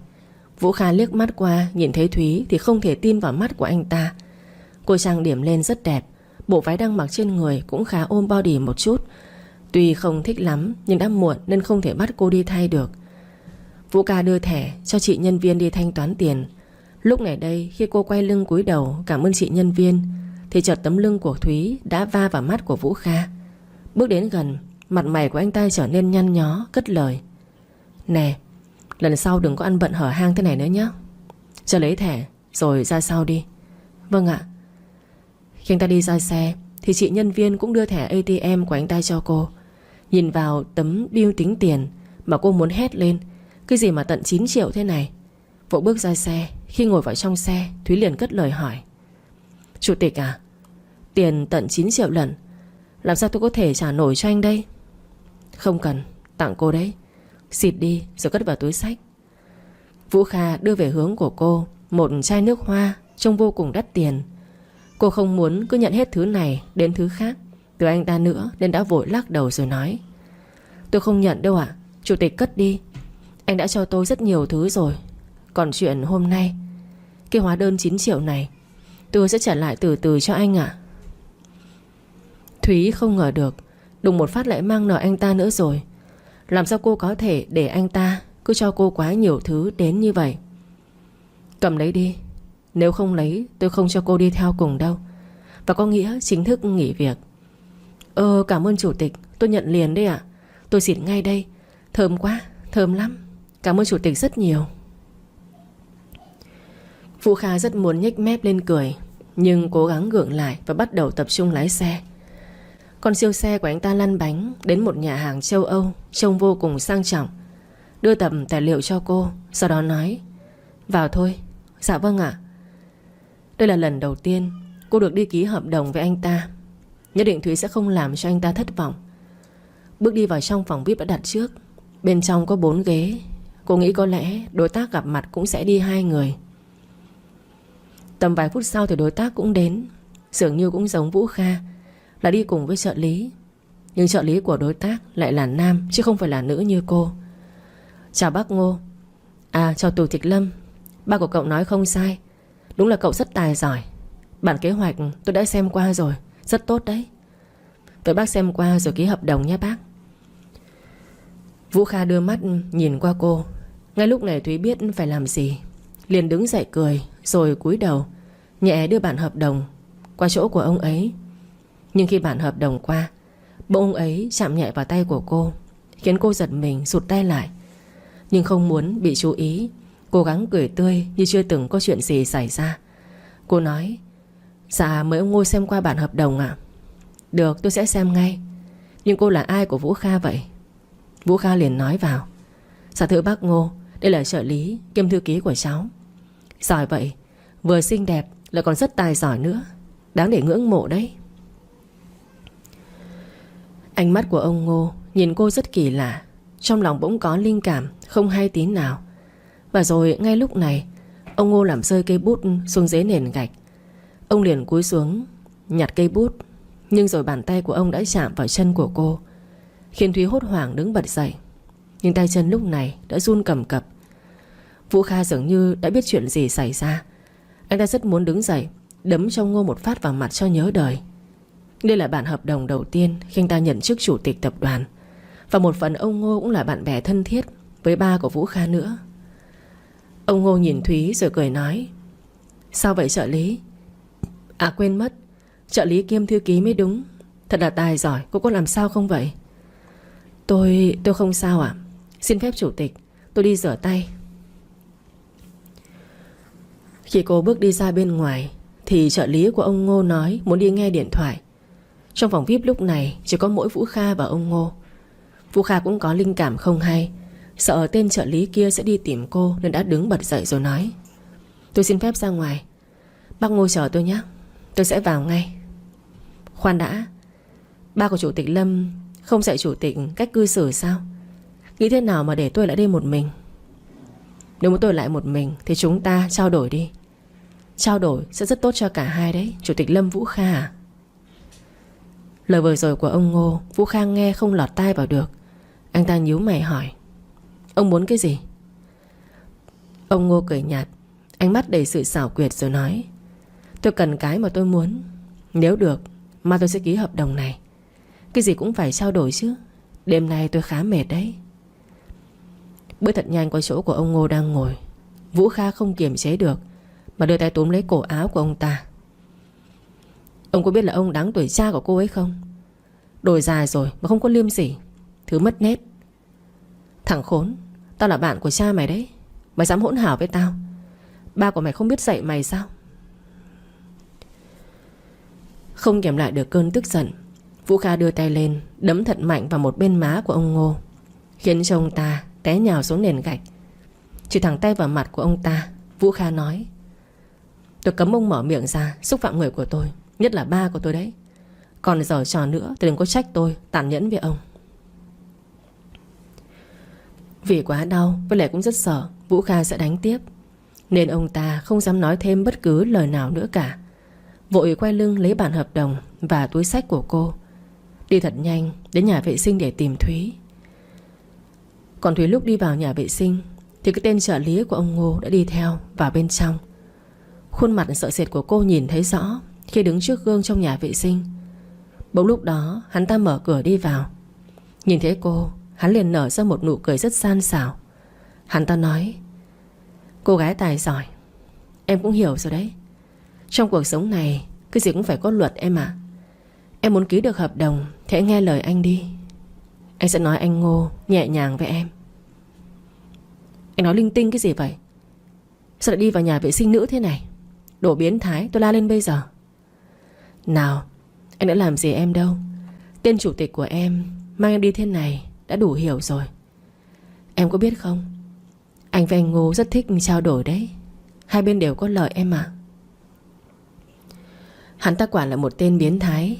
Vừa nói hắn ta vừa bước đến gần cô. Tức chết đi được, cái nhà hàng lớn thế này, bây giờ cao điểm mà không có một bóng người đi vệ sinh là sao? Hắn ta càng bước đến gần, cô càng lùi lại. Anh nhẹ nhàng hôn cô. Nụ hôn rất dịu dàng, không có sự mạnh mẽ như bình thường, mà ôn nhu, thâm tình, quấn quýt, tìm kiếm vị ngọt trong cô. Cô bị anh làm cho mơ màng, bị rung động, có chút vui vẻ, hưởng thụ cảm giác ấm áp này. Trong căn phòng tắm, có hai thân thể đang quấn chặt lấy nhau. Cả hai như hòa làm một, chìm đắm trong dục vọng không thể kiềm chế. Những ngày sau đó, cuộc sống hôn nhân của Lục Quân và Bảo Trang vô cùng hạnh phúc. Đôi vợ chồng trẻ dính lấy nhau cả đêm. Đêm nào cũng là đêm tân hôn mặn nồng ân ái. Lục Quân chuẩn bị cho chuyến công tác 1 tuần ở Đức. Anh phải đi giải quyết công việc xa nhà 1 tuần. Anh muốn đưa Bảo Trang đi cùng. Nhưng mấy hôm nay cô đang đi học làm bánh, bởi vì sắp tới cô sẽ mở cửa hàng bánh ngọt. Làm bánh ngọt chính là đam mê của cô. Lục Quân không muốn cô vất vả, nhưng vì anh yêu cô nên đã chiều theo ý của cô. Anh sẽ luôn là chỗ dựa vững chãi để cô dựa vào. Bảo Trang đưa Lục Quân ra sân bay. Hai người ôm nhau quyến luyến, không nỡ chia xa. Chồng yêu, anh đi công tác đi, sớm về với em nha. Vợ yêu ở nhà ngoan nhé. Anh sẽ về sớm với vợ. Mà sao anh cứ thấy không yên tâm thế nhỉ? Hay là vợ đi cùng với anh đi? Không được, tuần này vợ có khóa học bánh mới mà, có lịch hẹn rồi, nên vợ ở nhà đi học, chồng đi công tác đi. Lần sau vợ sẽ đi cùng với chồng. Đành vậy, vợ về đi, lái xe cẩn thận. Vâng, vợ nhớ mà. Lục Quân đi công tác, Trang ở nhà học làm bánh. 2 ngày đầu tiên, ngày nào Lục Quân cũng gọi điện về cho cô. Hai người nói chuyện tới nửa đêm mới đi ngủ. Nhưng tới ngày thứ 3 thì không thấy Lục Quân gọi về. Buổi tối sau khi hoàn thành việc học, Trang trở về nhà. Cô lấy điện thoại ra gọi cho chồng, nhưng thuê bao không gọi được. Cô bắt đầu lo lắng bất an, vì cô biết chồng cô chưa bao giờ để máy hết pin cả. Nếu như điện thoại của anh thuê bao thì có nghĩa là anh đang gặp chuyện gì đó, hoặc là anh bị hỏng điện thoại. Nhưng khả năng là anh bị chuyện gì đó cao hơn. Vì nếu điện thoại của anh bị hỏng thì anh chắc chắn sẽ mua máy mới. Để liên lạc với cô liên lạc với anh rất nhiều lần, nhưng vẫn là thuê bao không gọi được. Cả đêm cô trằn trọc đợi tin của anh, nhưng anh dường như đang biến mất khỏi cuộc sống của cô, khiến cho cô lo lắng bất an vô cùng. Sáng ngày hôm sau, cô gọi điện cho ông nội để hỏi xem ông có thể liên lạc với Lục Quân không. Nhưng lúc này ông nội cũng mới biết là số điện thoại của Lục Quân đã thuê bao. Một mình anh đi giải quyết công việc ở Đức, bây giờ muốn tìm anh không đơn giản. Ông nội liên hệ với người phụ trách công việc ở bên đó, thì họ nói Lục Quân đã biến mất từ sáng. Ngày hôm trước Lục Quân vẫn tới làm việc bình thường, nhưng tới ngày thứ 3 thì họ không thấy nữa. Họ cũng đang tìm kiếm Lục Quân. Lúc này nghe tin Lục Quân mất tích ở Đức, bà Mai và Lục Tình vô cùng lo lắng. Cả nhà tập hợp đông đủ để tìm hướng giải quyết. Việc mẹ chồng nàng sâu xích mích dẹp hết sang một bên. Vấn đề quan trọng cần giải quyết lúc này chính là tìm Lục Quân. Ông nội đã tuổi cao sức yếu, lại có bệnh trong người. Nay nghe tin cháu trai mất tích, ông suy sụp rồi phát bệnh. Bà Mai và Lục Tình nhanh chóng đưa ông tới bệnh viện. Trợ lý Việt Anh cũng có mặt để giúp Bảo Trang tìm Lục Quân. Trang lo lắng cho chồng. Cô cả ngày không ăn uống gì, tới chiều tối thì cô ngất xỉu. Việt Anh có mặt ở đó. Anh đưa cô về phòng nằm, sau đó anh đi nấu cháo cho cô ăn. Anh bê cháo vào phòng cho Bảo Trang. Thấy cô mệt quá, anh còn chu đáo đút cháo cho cô ăn. Bảo Trang, cô ấy ăn chút cháo đi. Cả ngày cô không ăn gì nên cô bị ngất đấy. Anh ơi, có tin gì về Lục Quân chưa? Chưa, tôi vừa gọi điện cho người ở bên đó. Họ nói là vẫn chưa có tin tức gì. Nhưng cô đừng lo lắng quá, Lục Tổng sẽ sớm trở về mà. Trời ơi, đã 24 tiếng rồi, sao vẫn chưa có tin gì của anh ấy? Tôi muốn sang bên đó tìm anh ấy. Cô Trang đang ốm đấy, không đi được đâu. Cô cứ ở nhà chờ tin đi. Ở bên đó đã có người của chúng ta và cảnh sát tìm kiếm. Không, Tôi muốn sang đó tìm chồng của tôi. Cô bảo Trang hãy bình tĩnh lại đi. Tôi muốn tìm chồng tôi muốn đi. Cô bảo Trang.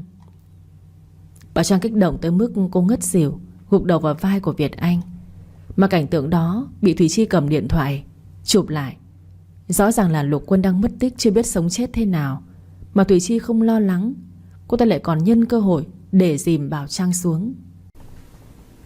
Thủy Chi chụp ảnh xong, cô giả vờ làm vẻ mặt lo lắng. Cô ta đi vào hỏi: Bảo Trang, Việt Anh, có tin gì về Lục Quân chưa? Việt Anh thở dài rồi nói: Chưa có. Khổ quá, mong anh ấy bình an. Mà Bảo Trang sao thế? Lo cho chồng quá nên bị ốm rồi à? Cô ấy kiệt sức, cả ngày lo nghĩ rồi không ăn uống gì. Vừa mới ăn được mấy miếng cháo thôi. Rồi Thủy Chi giả bộ tử tế. Cô nói: Khổ thân cô ấy, chắc lo cho chồng quá nên vậy. Bây giờ ông nội nằm viện, bác Mai và Lục Tình thì ở trong viện với ông nội. Không có ai ở đây chăm sóc Bảo Trang. Mà để Bảo Trang ở một mình tôi thấy không ổn đâu. Lỡ cô ấy nghĩ quẩn thì chết. Việt Anh à, anh ở lại đây chăm sóc Bảo Trang nhé. Việt Anh ngập ngừng nói: Tôi sợ không tiện. Hay là cô ở đây chăm sóc Bảo Trang đi. Ấy, tôi thì không được. Anh không biết vụ Bảo Trang đánh tôi và Lục Tình à? Chúng tôi có mối thù sâu sắc như vậy. Sao tôi có thể ở lại chăm sóc cho cô ấy được? Hay là anh muốn ngày mai tôi và Bảo Trang nhập viện cấp cứu vì đánh nhau? Việt Anh nghĩ thấy cũng đúng. Thế là anh gật đầu đồng ý. Được, tôi sẽ ở đây chăm sóc cho Bảo Trang. Lục Quân mất tích, ông nội tái phát bệnh cũ. Dù được đưa tới bệnh viện kịp thời, nhưng ông vẫn không hồi phục được. Ông nằm hôn mê, không biết gì nữa. Bảo Trang bị ốm liệt giường. Cô mệt tới nỗi không ngồi dậy nổi.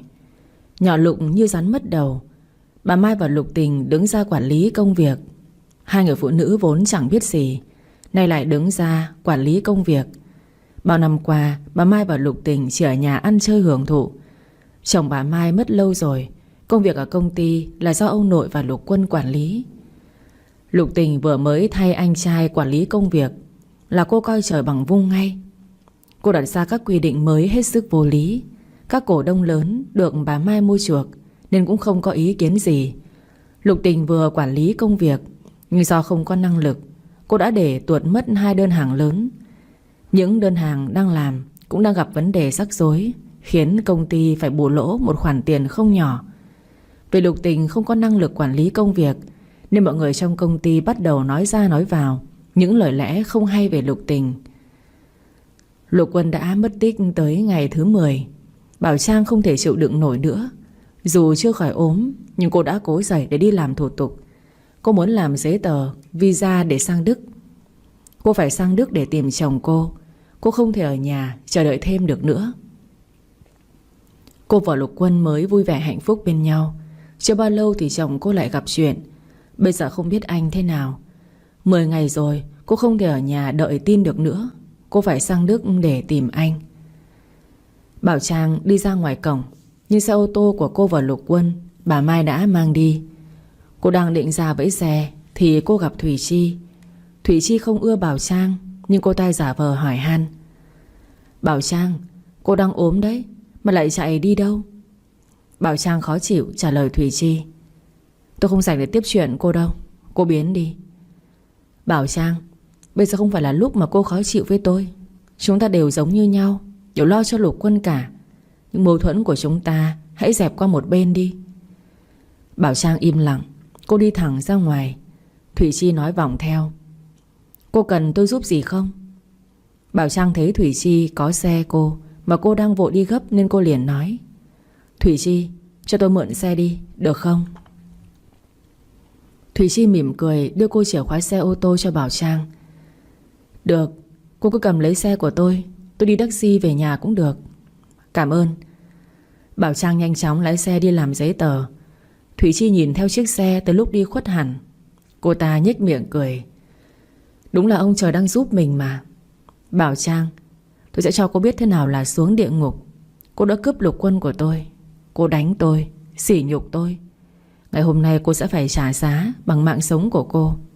Hãy nhớ lấy, tôi mà không có được, tôi sẽ phá nát tất cả. Cô muốn đi tìm Lục Quân ư? Vậy cô xuống địa ngục mà tìm anh ta.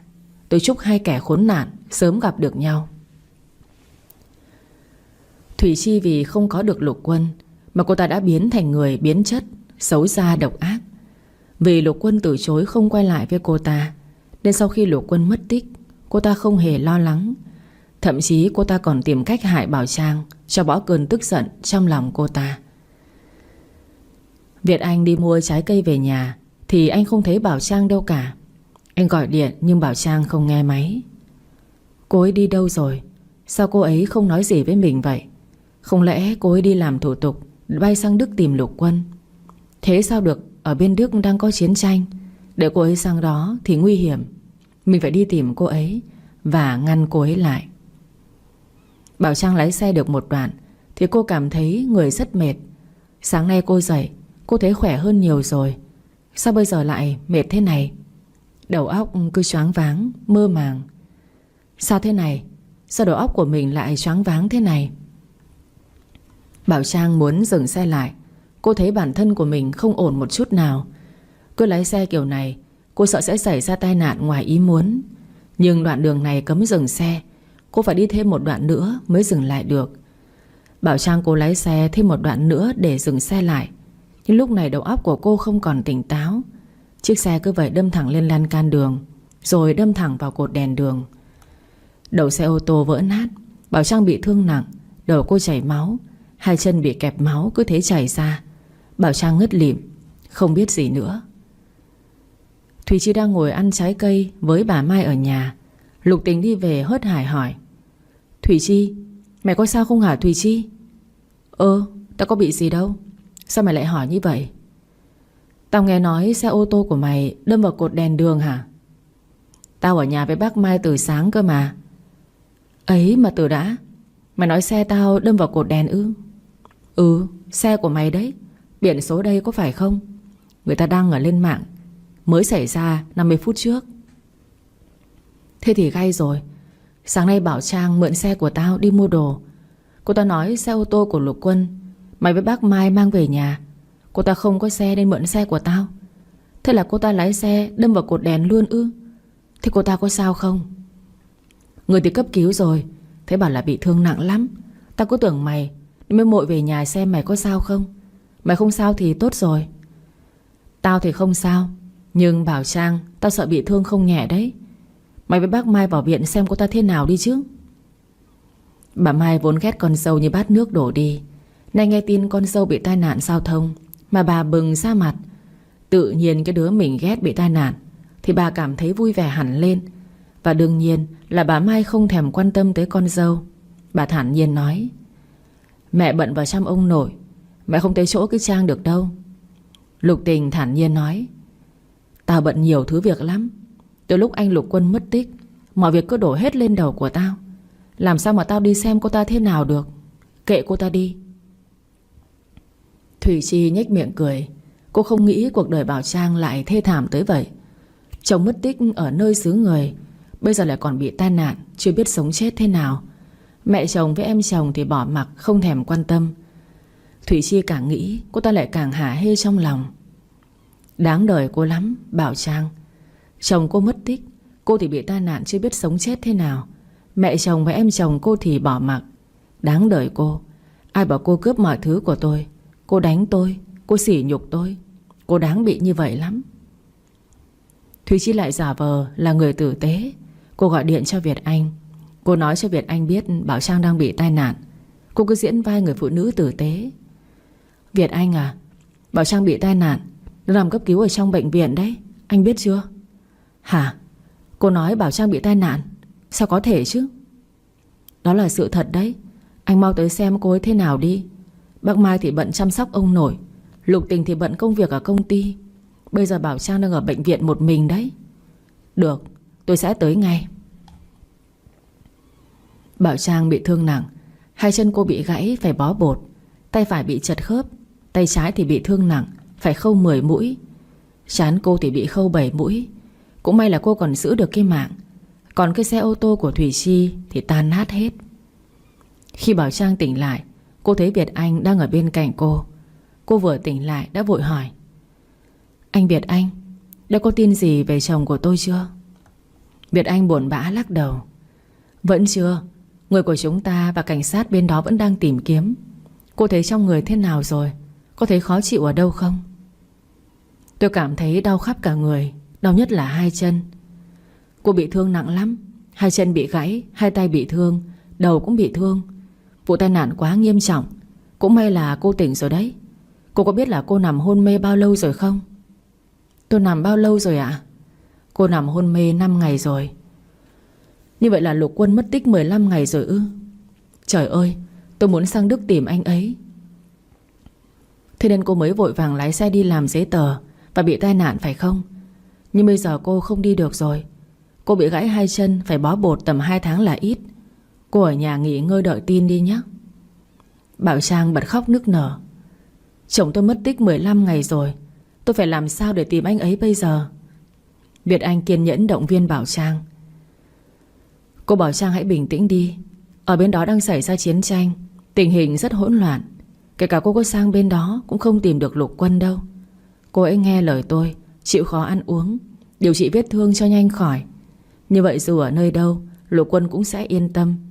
Nếu anh ấy biết cô đau đớn khổ sở thế này, anh ấy sẽ rất đau lòng đấy.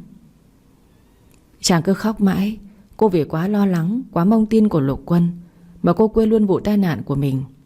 Cô cứ nghĩ đơn giản là do cô đang mệt, cô mới bị hoa mắt chóng mặt, rồi lái xe đâm vào cột đèn. Nhưng cô không hề biết trong xe ô tô của Thủy Chi có một lọ nước hoa nhỏ xíu, có chứa lượng thuốc cực mạnh. Người hít phải sẽ bị đau đầu hoa mắt, chóng mặt, khó thở. Bị nặng nữa thì sẽ mơ màng, ảo giác. Thế nên Bảo Trang mới gặp tai nạn nghiêm trọng như vậy. Thủy Chi cố tình giăng bẫy để hại Bảo Trang. Ngoài mặt thì cô ta tỏ vẻ tử tế, nhưng cô ta đang nhân lúc Lục Quân mất tích, không có ai bảo vệ Bảo Trang. Cô ta nhân cơ hội này để trả thù Bảo Trang. Thứ mà cô ta không có được thì cô ta quyết tâm phá tan nát hết. Bảo Trang suy sụp hoàn toàn. Bây giờ cô bị thương nặng như vậy rồi, cô cũng không còn cơ hội bay sang Đức để tìm chồng nữa. Những ngày cô nằm viện chỉ có Việt Anh ở bên chăm sóc cho cô. Bà Mai và Lục Tình không tới thăm cô một lần nào. Thậm chí Lục Tình còn mong muốn Bảo Trang chết đi cho khuất mắt. 1 tháng sau, ông nội mất sau gần 2 tháng nằm hôn mê. Bảo Trang ngồi xe lăn, Việt Anh đưa cô tới tang lễ. Thế nhưng Lục Tình không cho Bảo Trang vào thắp hương cho ông nội. Bà Mai thì đổ mọi tội lỗi lên đầu của Bảo Trang. Bà nói cô chính là sao chổi. Từ ngày cô xuất hiện, gia đình của bà gặp bao nhiêu chuyện đen đủi. Lục Quân mất tích, ông nội tái phát bệnh cũ và qua đời. Công ty thì lục đục, làm ăn thua lỗ.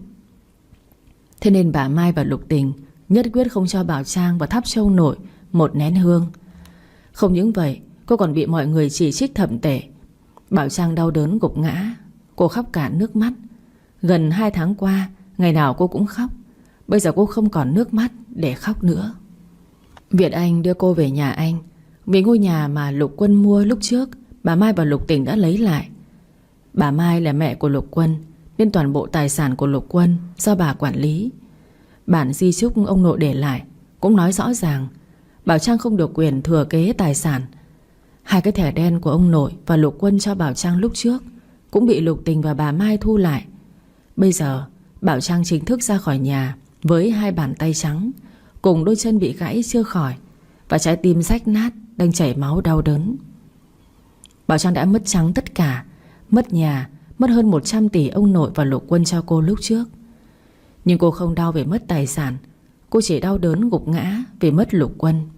Bây giờ cô chỉ mong chồng cô được bình an và quay trở về.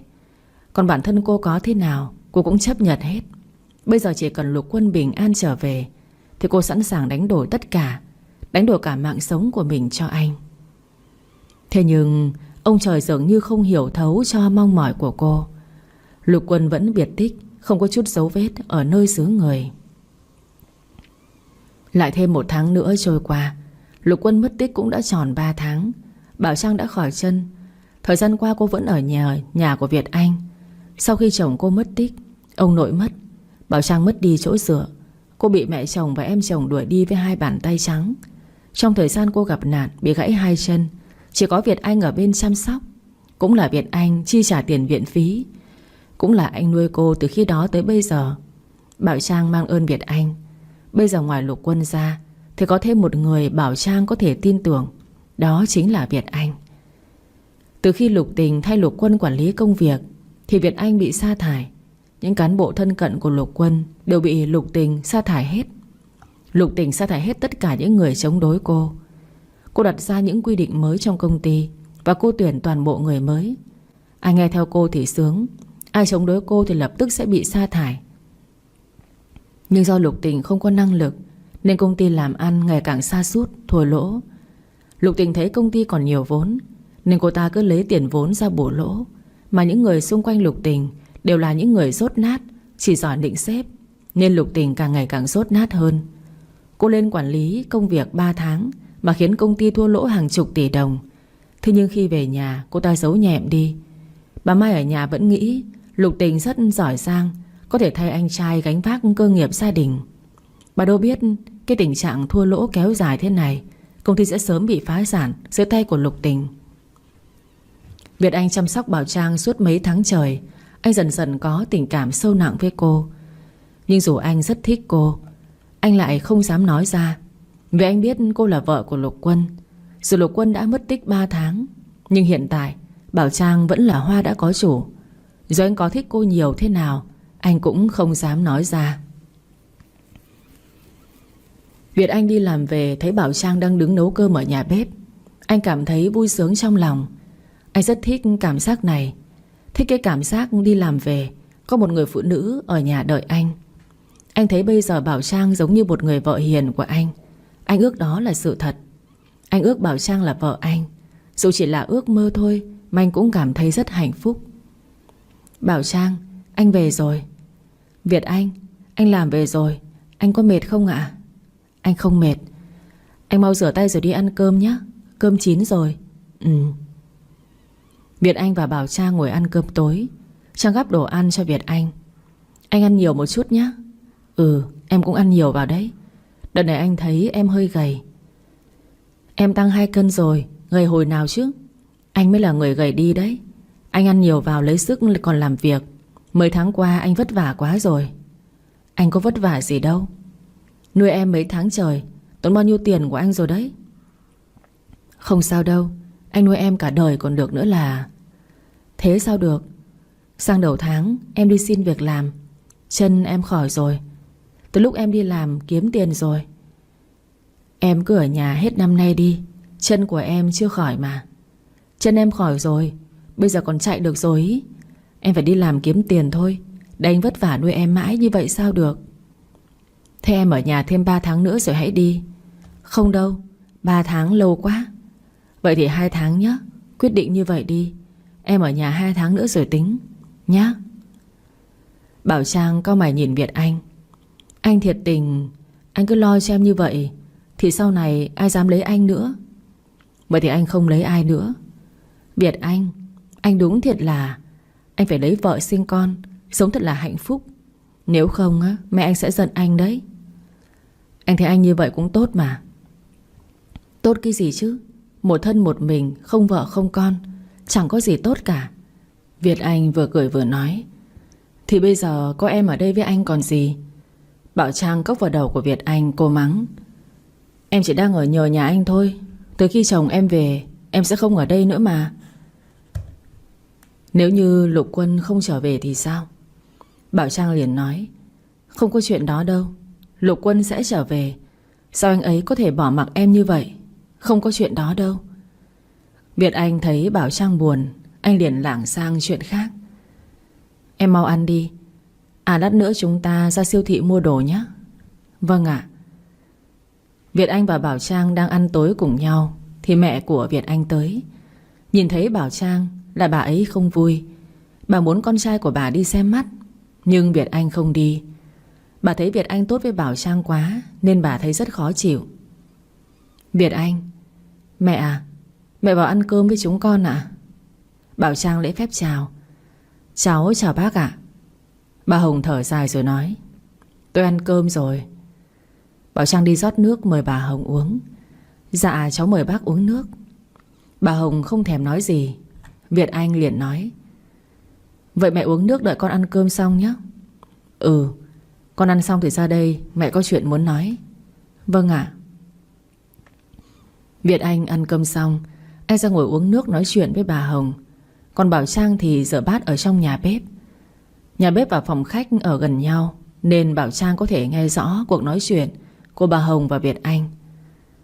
Bà Hồng thở dài rồi hỏi Việt Anh: sao hôm qua con không đi xem mắt, để nhà gái ngồi đợi con suốt 3 tiếng đồng hồ?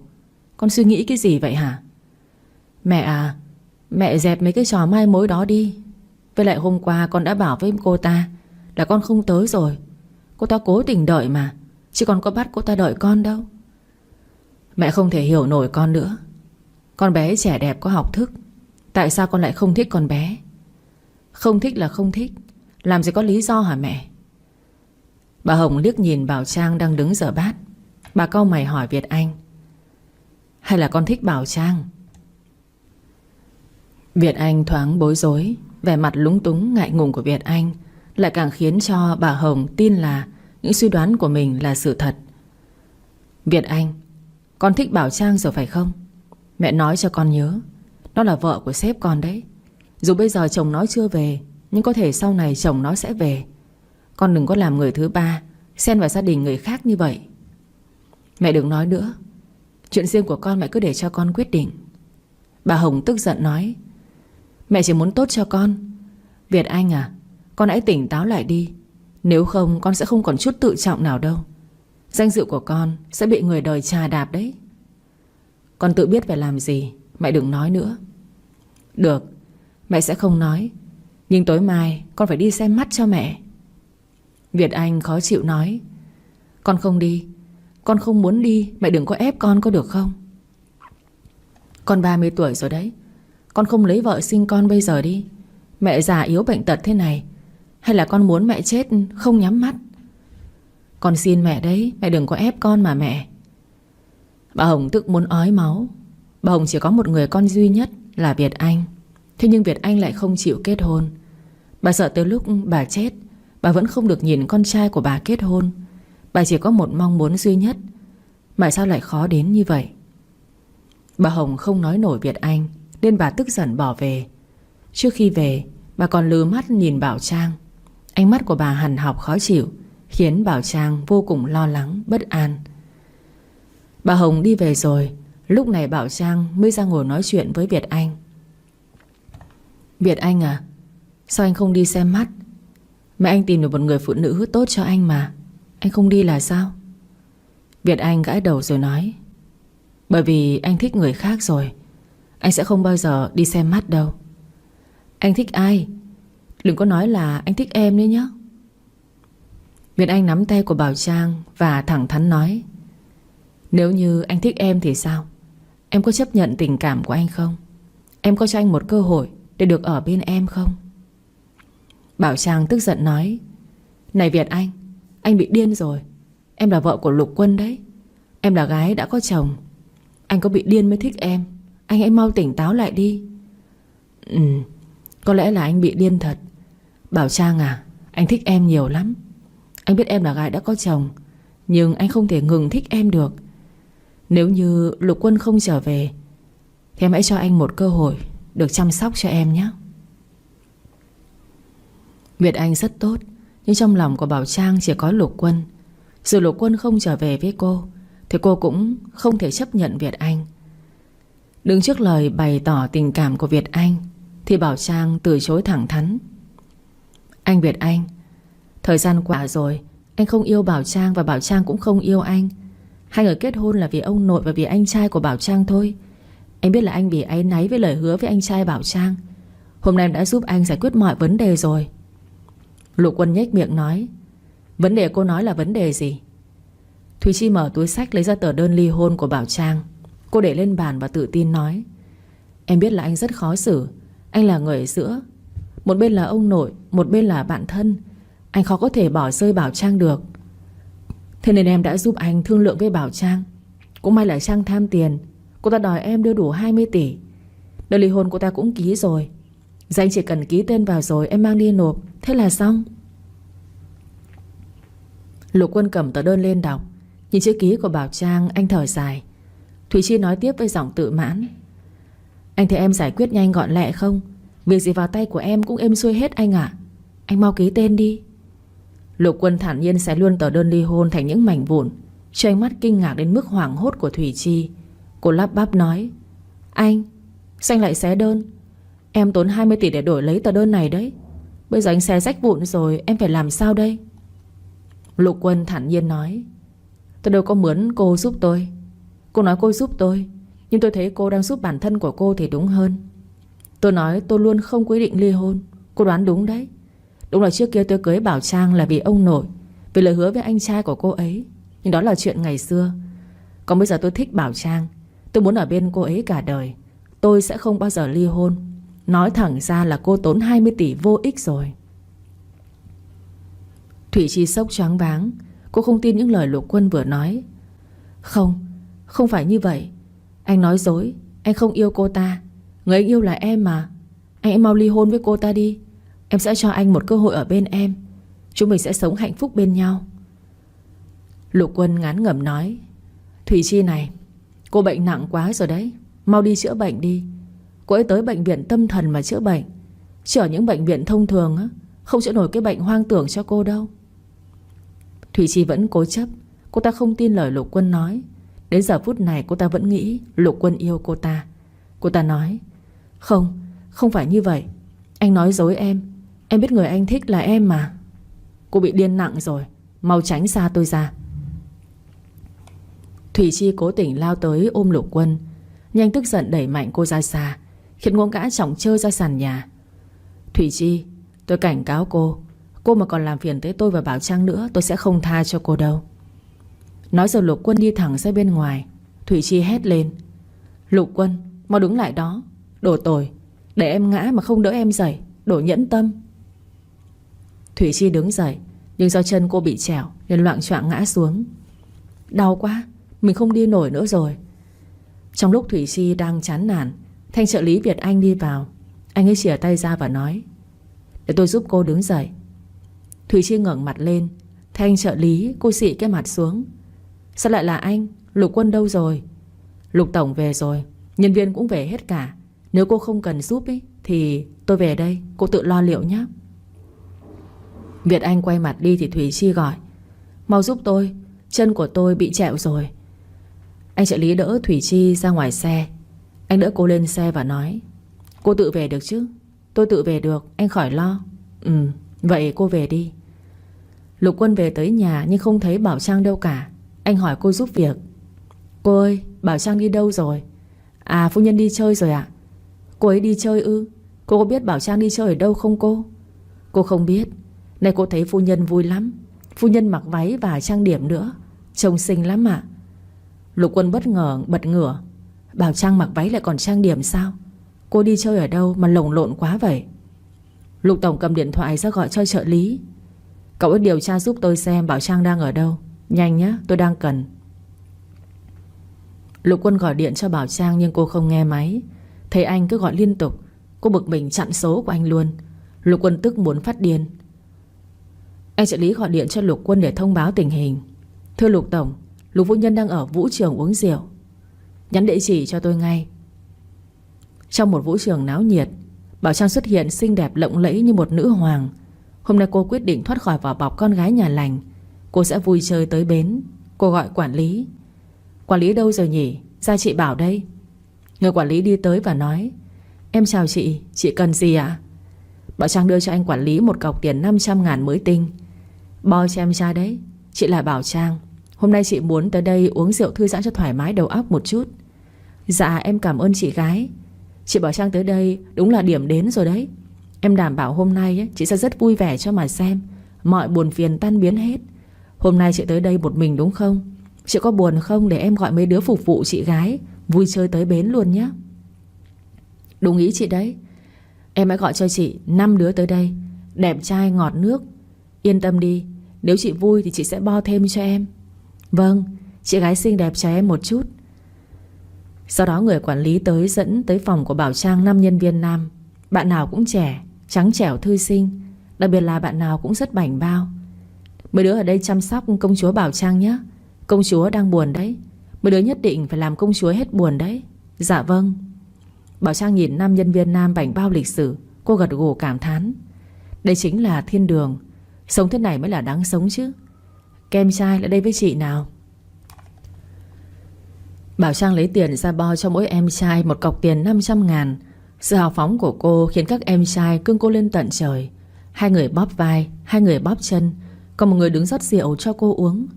Được uống rượu cùng với một bầy trai đẹp thế này khiến cho Bảo Trang vô cùng phấn khích. Hôm nay cô xõa tới bến luôn.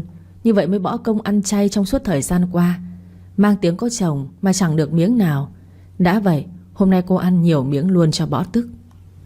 Bảo Trang và mấy em trai uống rất nhiều rượu. Cô ngà ngà say. Cô hỏi chuyện mấy em trai. Các em chắc còn ít tuổi nhỉ, nhìn mặt non thế này cơ mà. Dạ em là sinh viên. Hai ngày mới ra trường, chưa tìm được công việc làm chị ạ. Thế à? Làm ở đây mỗi tháng kiếm được nhiều tiền không? Dạ cũng đủ trang trải cuộc sống thôi. Bọn em không muốn về quê xin tiền bố mẹ. Nói thật chứ ở quê bố mẹ bọn em làm ruộng vất vả, cũng không dư tiền. Thế là vừa học vừa lo kiếm tiền đóng học phí à? Dạ chị. Thế có muốn làm người yêu của chị không? Chị chu cấp tiền mỗi tháng để các em ăn học. Yên tâm lờ với chị, các em sẽ không thiệt thòi gì đâu. Lời nói trong lúc say rượu của Bảo Trang lại khiến các em trai gật đầu đồng ý. Dạ có chứ. Vậy chúng em là bạn trai của chị nhé. Từ bây giờ chị chính là phú bà bao nuôi chúng em. Được luôn. Thế ngày mai chúng em chuyển tới nhà chị ở luôn nhé. Được. Sáng mai chị mua nhà mới rồi, các em qua đó mà ở. Chị bao nuôi các em. Yên tâm đi, các em sẽ không thiệt thòi gì đâu. Vâng ạ. Sau khi có được địa chỉ, Lục Quân nhanh chóng lái xe tới tìm Bảo Trang. Cứ nghĩ tới việc vợ mình tới vũ trường uống rượu, anh lại cảm thấy rất khó chịu. Bởi vì con gái khi uống rượu say rất dễ làm ra những trò điên rồ. Anh phải tới đón cô về nhà luôn. Anh làm sao mà yên tâm để cô ra ngoài uống rượu mà không có anh như vậy được. Lục Quân tìm thấy phòng VIP và Bảo Trang đang ngồi. Anh đẩy cửa bước vào. Đập vào mắt của anh là hình ảnh Bảo Trang đang ngồi ở trên ghế. Có một nhân viên nam đang đứng bóp vai cô. Một nhân viên nam đang rót rượu cho cô uống. Còn 3 nhân viên đang cởi trần nhảy nhót cho cô xem. Bảo Trang vừa nhâm nhi ly rượu lại vừa khen ngợi hết lời. Tuyệt lắm, kem trai của chị nhảy đẹp lắm, chị sẽ thưởng thêm. Mấy nhân viên nam nghe nói được thưởng thêm thì càng hăng. Họ cởi áo nhảy tưng bừng. Có nhân viên còn đứng múa cột nhìn rất sexy gợi cảm. Bảo Trang phấn khích hú hét. Nhảy hay lắm, phải thưởng thôi. Bảo Trang cầm một xấp tiền 500.000 tung về phía mấy nhân viên nam đang nhảy kia. Lục Quân giận tím mặt. Anh tức giận tới mức toàn thân căng cứng muốn nổ tung. Anh đi tới trước mặt của Bảo Trang. Bảo Trang bị che mất tầm nhìn. Cô liền nói. Cái gì thế? Sao lại che khuất tầm nhìn của chị thế này? Tránh ra để chị xem nào. Lục Quân cau mày nhìn Bảo Trang.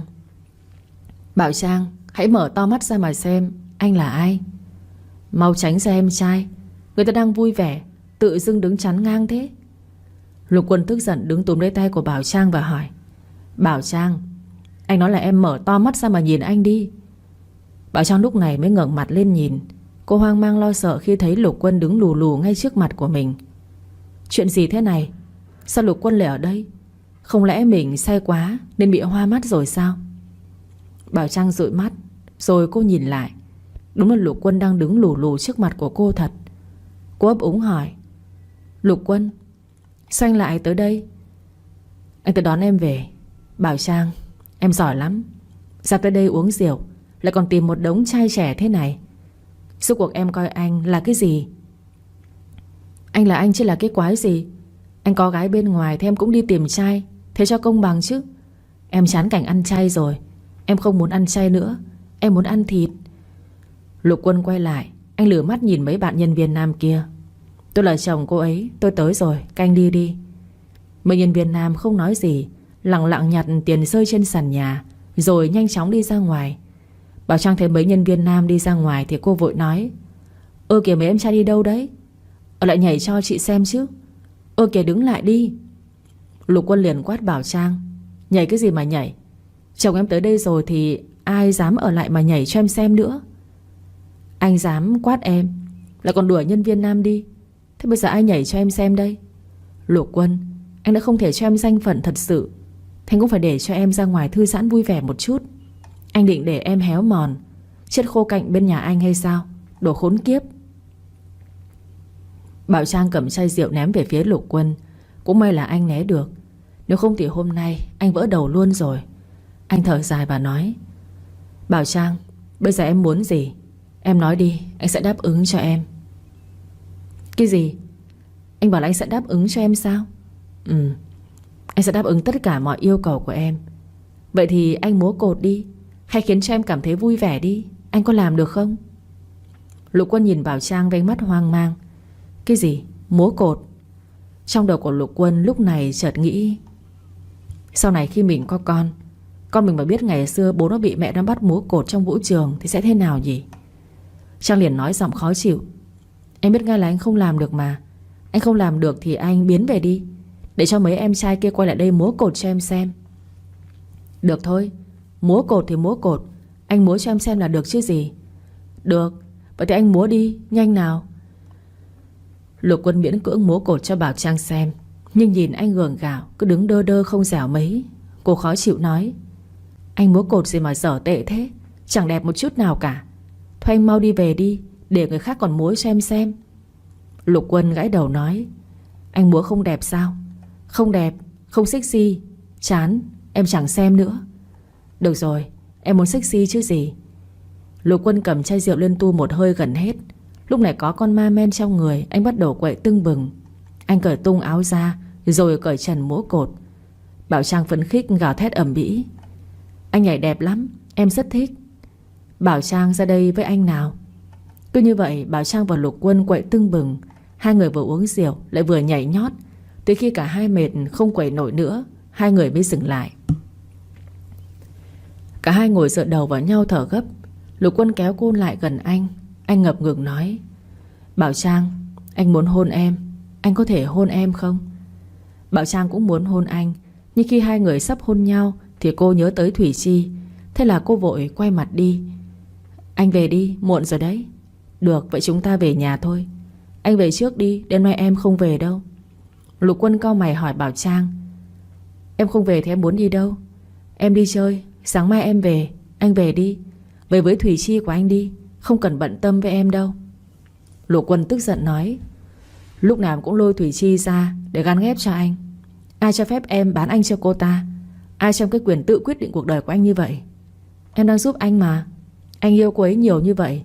Thủy Chi đã cho em xem ảnh tình cảm của hai người rồi. Anh không cần phải thương hại em nữa đâu. Cũng không cần phải cảm thấy áy náy với anh trai của em đâu.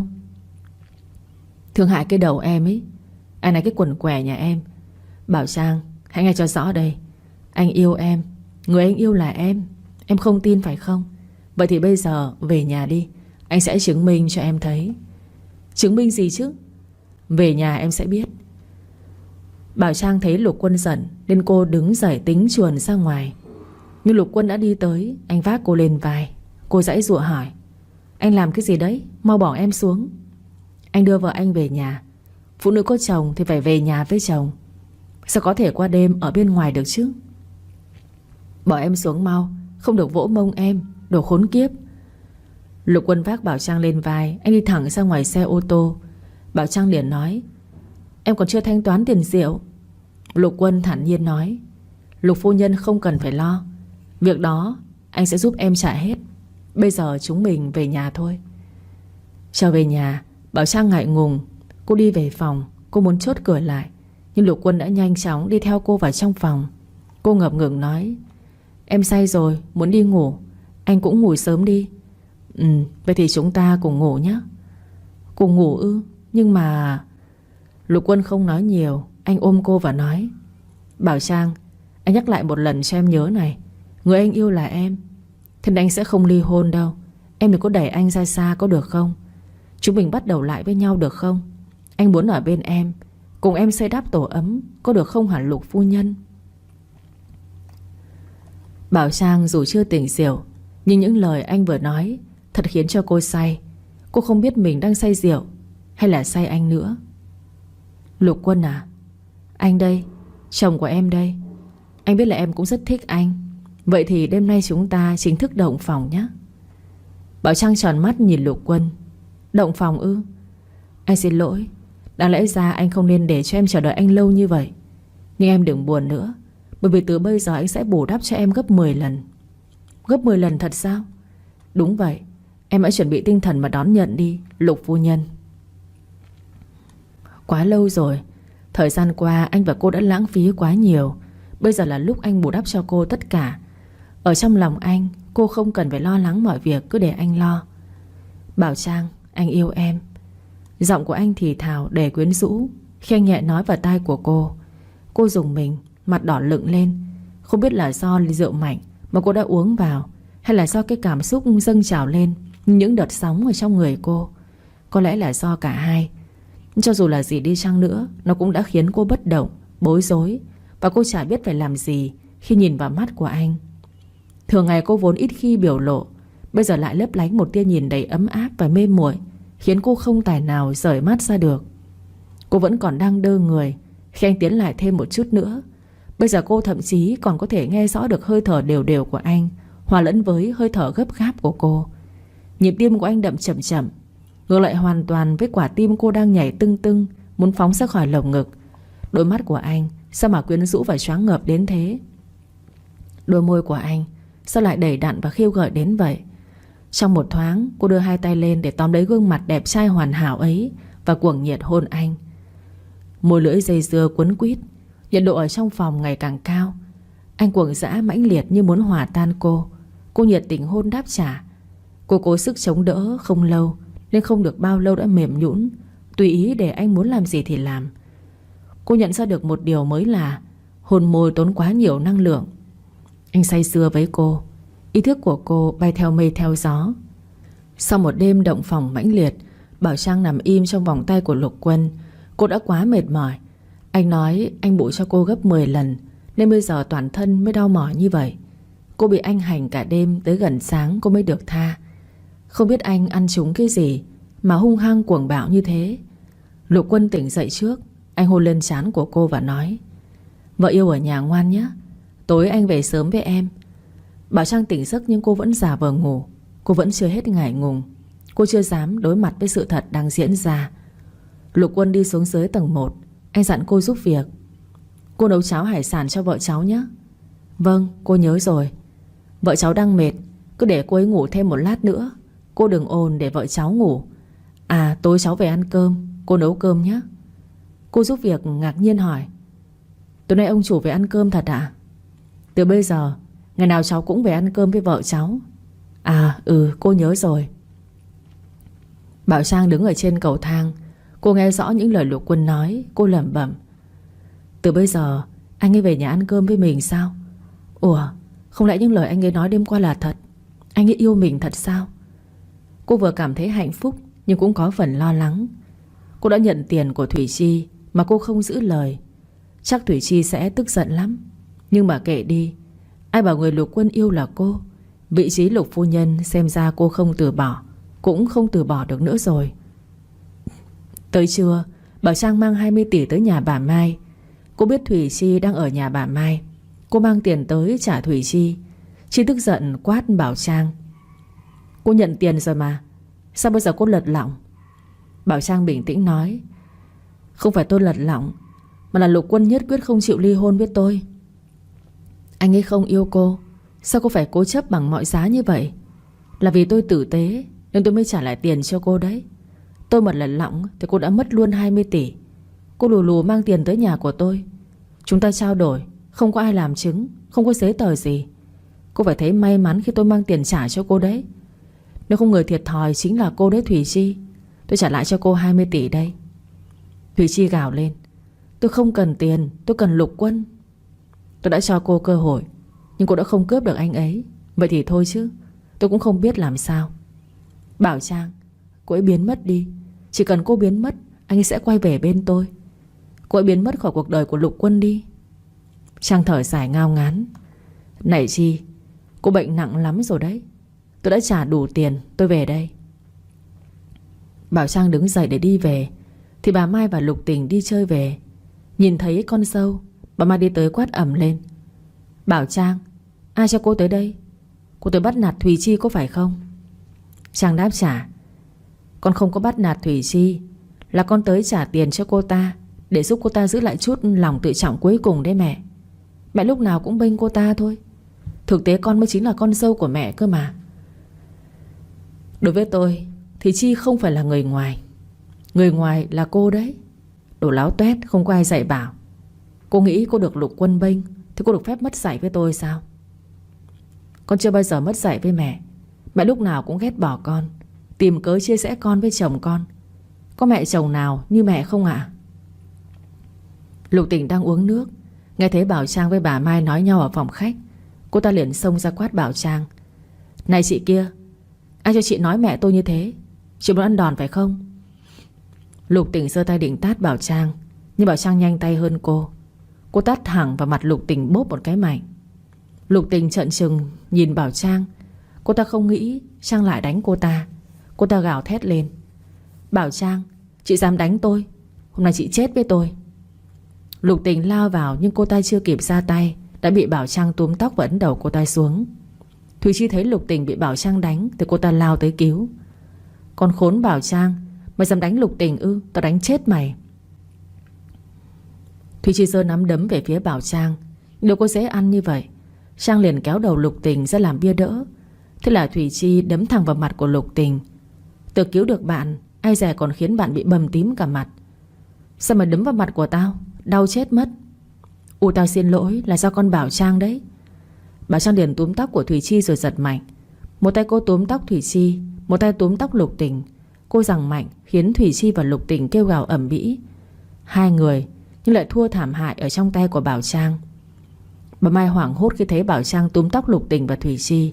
Bà gào ầm ĩ lên: Con trời đánh kia, thả hai đứa nó ra mau. Bà Mai định xông vào cứu, nhưng Bảo Trang cứ dúi đầu Lục Tình về phía bà. Bà cầm chổi để vụt Bảo Trang thì Trang dúi đầu Lục Tình ra chắn.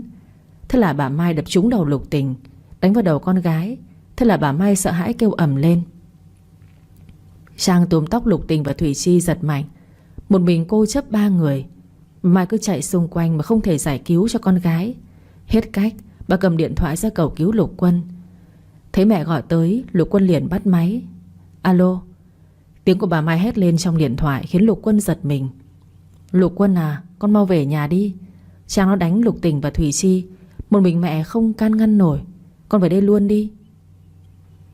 Quân còn nghe tiếng hét thất thanh của Lục Tình qua điện thoại. Anh vội vàng lái xe về nhà. Khi Lục Quân về tới nhà thì Trang đang ngồi vắt chân ở trên ghế. Chi và Lục Tình đang quỳ xuống dưới sàn nhà. Đầu tóc thì rối bù, mặt mũi thì bầm tím. Chi còn bị chảy máu mũi. Bà Mai cứ đứng ở cửa đợi Lục Quân về để phân xử chuyện này. Trang hùng dữ quá nên bà không dám làm gì cả. Vừa thấy Lục Quân về tới, bà Mai đã chạy tới mách. Lục Quân à, con ơi, con hãy mau vào nhà xem. Con Trang nó đánh Lục Tình và Thùy Chi, bầm dập tơi tả kia kìa. Con Trang bây giờ láo quá rồi, con hãy mau xử lý nó đi. Lục Tình với Thùy Chi thấy Lục Quân về, hai đứa gào khóc ầm ĩ lên. Nhưng Lục Quân lại không quan tâm tới hai người họ. Anh đi tới chỗ của Bảo Trang và hỏi: Vợ à, em có sao không? Có bị thương ở đâu không? Em không sao. Không sao là tốt rồi. Có phải mẹ anh gọi em tới đây để kiếm chuyện với em đúng không? Hay Lục Tình và Thùy Chi gọi em để bắt nạt em? Không phải, em tự tới đấy. Em mang tiền trả Thùy Chi. Lục Tình cứ hiểu lầm em mới thành ra như vậy. Em không cố ý đánh hai người đâu. Tại vì em bực quá nên... Không sao, em đánh là đúng. Em là Lục phu nhân cơ mà. Ai kiếm chuyện với em cứ đánh họ cho anh, không cần phải e ngại gì. Lục Quân đưa Bảo Trang ra ngoài. Bà Mai và Lục Tình với Thùy Chi tức điên lên mà không làm gì được. Sau khi để Bảo Trang ngồi lên xe ô tô, Lục Quân liền nói: Vợ yêu chờ anh 5 phút nhé. Dạ vâng. Lục Quân quay lại, anh trừng mắt cảnh cáo Lục Tình và Thùy Chi. Lục Tình, Thùy Chi, hai đứa nghe rõ đây. Nếu hai đứa còn kiếm chuyện với Bảo Trang một lần nữa thì hai đứa rất thê thảm đấy. Bất kể ai động vào vợ của Lục Quân sẽ có cái kết thảm giống nhau. Thế nên Lục Tình, em đừng nghĩ em là gái ruột, em gái ruột của anh mà anh sẽ tha cho em. Lục Tình ấm ức nói: Anh nhìn xem em bị chị ta đánh bầm dập thế này mà. Anh không cần biết ai đúng ai sai, anh chỉ biết bênh chị ta thôi. Trang là vợ của anh, Anh không bênh cô ấy thì bênh ai? Anh nói cho em biết này, cô ấy là vợ anh, nên dù cô ấy có sai, anh vẫn bảo vệ cô ấy. Nói như vậy là em hiểu rồi chứ? Anh bênh vợ anh tới mức mù quáng luôn rồi. Anh yêu vợ nên anh mù quáng như vậy đấy. Em biết rõ rồi thì em sống cho tử tế đi. Em mà kiếm chuyện với vợ anh nữa thì người thiệt sẽ là em. Lục Quân cảnh cáo Thủy Chi. Còn cô, Thủy Chi, đừng có bám lấy tôi nữa. Tôi có vợ rồi. Nếu cô cứ làm phiền tôi sẽ đập gãy chân cô cho cô ngồi xe lăn đấy. Nhớ kỹ lấy. Thủy Chi uất ức tủi nhục lắm, nhưng cô không làm gì được. Lục Quân lại gần chỗ bà Mai rồi nói: Mẹ à, con không có nhu cầu đổi vợ. Mẹ đừng cố bày ra cái trò chia rẽ vợ chồng con. Mẹ đừng tốn công vô ích, không có kết quả đâu. Để con được yên, đừng để mọi chuyện đi quá xa. Từ lúc đó con và mẹ lại không nhìn mặt nhau nữa. Bà Mai ngập ngừng nói: Mẹ biết rồi, mẹ biết là tốt. Con về đây. Lục Quân đi ra xe ô tô. Anh vuốt mái tóc của Bảo Trang và nói: Vợ yêu làm tốt lắm, về nhà anh thưởng cho em. Thưởng á? Anh thưởng gì? Bí mật. Chúng mình về nhà thôi vợ yêu. Lục Quân hôn lên trán của Bảo Trang khiến cô giật mình hoang mang. Cô chợt nghĩ, sao ánh mắt của Lục Quân nhìn cô tà dâm như vậy? Không lẽ phần thưởng mà anh ấy nói chính là chuyện giường chiếu kia ư? Lục Quân và Bảo Trang về nhà. Vừa về tới nhà anh đã bế cô lên rồi hôn cô mãnh liệt. Cô vội vàng đẩy anh ra. Thế nhưng cô yếu hơn anh nên cô dần dần bị anh khống chế. Anh đặt cô nằm xuống sofa. Hai người đang ôm hôn nhau cuồng nhiệt. Thế nghe tiếng bụng cô sôi lên ủng ục. Cô ngại ngùng quay mặt đi. Anh nâng cằm cô về phía anh rồi hỏi: Vợ đói à? Vâng. Cô giúp việc bận việc đột xuất nên cô về quê rồi. Em thì lười nấu nên chưa ăn gì cả. Vậy chờ anh xíu nhé, anh làm đồ ăn cho vợ. Anh biết nấu ăn? Biết một chút. Chờ anh một chút nhé. Lục Quân vào bếp chuẩn bị nấu nướng. Bảo Trang ngồi phòng khách. Cô ngây người nhìn anh. Trời ơi, anh ấy đẹp trai tài giỏi lại còn biết nấu ăn. Anh ấy 10 điểm, chồng mình 10 điểm không có nhưng. Bảo Trang cứ mải ngắm nhìn anh. Ánh mắt cô rạng ngời hạnh phúc. Cô không nghĩ có một ngày cô và anh lại hạnh phúc bên nhau như bây giờ. Mọi thứ cứ như một giấc mơ. Cô ngây ngất nhìn anh cho tới khi anh gọi cô mới bừng tỉnh. Vợ mau lại ăn đi. Dạ. Nhìn đĩa đồ ăn anh làm, cô gật gù cảm thán: Chồng của em giỏi thật đấy. Đẹp trai, tài giỏi nấu ăn ngon. Em ăn nhiều chút nhé. Ăn nhiều lấy sức để lát nữa ăn món chính. Cô ngây ngô hỏi anh: Ăn món chính là sao ạ? Thì vợ cứ ăn đi, lát nữa anh nói cho vợ biết món chính sau. Giờ anh đi tắm đây. Tắm sạch để còn phục vụ cho vợ chứ. Lục Quân đi tắm. Bảo Trang ngồi ăn. Cô nghĩ món chính là món gì thế nhỉ? Sao nhìn anh ấy gian xảo quá vậy? Một lát sau cô ăn xong, Lục Quân cũng vừa tắm xong. Anh đi xuống và nói: Vợ yêu, ăn món chính thôi nào. Ăn món chính gì chứ? Lục Quân bế Bảo Trang về phòng ngủ. Cô đang ngây người thì anh đã cúi xuống hôn. Lúc này cô đã hiểu món chính mà anh nói là món gì. Anh, sao anh có thể khỏe như vậy? Thiệt tình, rõ ràng tối qua cô đã cho anh ăn no rồi. Tại sao nhìn dáng vẻ của anh cứ như bị bỏ đói? Đi vào bên trong phòng vệ sinh. Quá tốt em ạ. Em muốn vào trong này phải không? Em gái xinh đẹp. Ngay lập tức cô cua tay lấy vòi nước xịt thẳng vào mặt của hắn ta. Cô luôn để ý một điều rằng tất cả những vòi nước ở trong nhà vệ sinh đều có lực rất mạnh, bắn thẳng vào mắt của hắn ta. Rồi nhân thời cơ, cô bỏ cái vòi nước xuống, rồi nhanh nhất có thể đẩy mạnh hắn ta té lăn củ mèo, chạy vọt ra bên ngoài. Vừa mở cánh cửa ra cũng là lúc Vũ Kha vừa chạy đến. Khi thấy anh ta trên tay cầm túi xách của cô và cả tập tài liệu hợp đồng khi nãy, cô liền nghĩ có lẽ những lời của tên trợ lý kia nói rất đúng.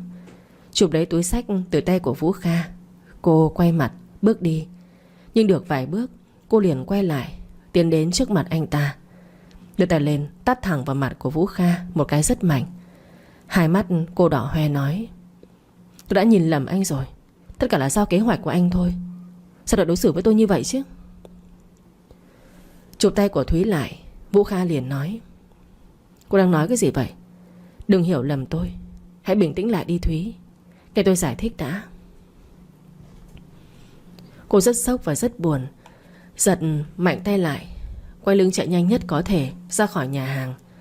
Vũ Kha đang định chạy theo cô thì lúc này cánh cửa nhà vệ sinh được mở ra.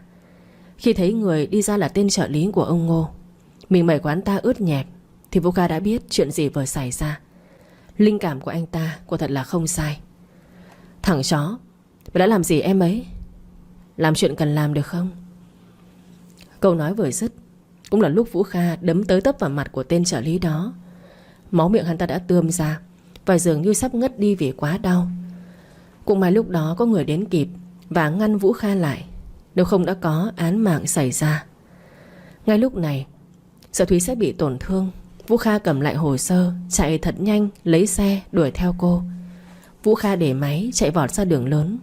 Không biết cô đang đi về hướng nào, có gọi xe đưa về nhà không hay là đi bộ. Lúc này đây Vũ Kha chỉ muốn tìm Thúy cho bằng được và giải thích cho Thúy hiểu mọi chuyện. Còn cô lúc này, sau khi bước ra khỏi nhà hàng, cũng may gần đó có taxi nên cô đã lên taxi, rồi bảo tài xế chạy đi thật nhanh. Người ta hỏi cô muốn đi đâu. Thật sự lúc này cô không biết có nên về nhà hay không, nên đã nói là muốn đến công viên gần nhà. Nơi đây cũng là lần đầu tiên cô gặp Vũ Kha. Lúc đó anh ta thật sự rất tốt với cô. Tại sao bây giờ lại đem cô ra làm những việc này chứ? Cô nghĩ tới cái hợp đồng của anh ta cả 100 tỷ so với những thứ cô cho cô có là gì đâu. Ngồi một mình ở hàng ghế đá đó, thật sự lúc này cô cảm thấy rất tổn thương. Giờ đây Thúy không biết phải làm sao hết. Chẳng lẽ phải từ chức sao? Hai hàng nước mắt của Thúy rơi ra. Ngày mai làm sao cô có thể đến tập đoàn được?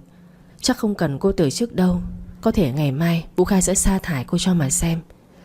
Nghĩ như vậy cô càng khóc to hơn. Lúc này bỗng có một anh thanh niên ngồi xuống cạnh cô, đưa chai nước ra trước mặt của cô. Rồi anh ta cười nói: cho cô nè, uống nước đi, cô thất tình sao? Khi nghe thấy câu hỏi đó, cô đưa tay lên lau nước mắt thật nhanh, rồi nhìn qua người đang ngồi bên cạnh, vội lắc đầu nói: tôi không có. Mà anh là ai vậy? Sao lại ngồi cùng với tôi? Cho cô chai nước nè.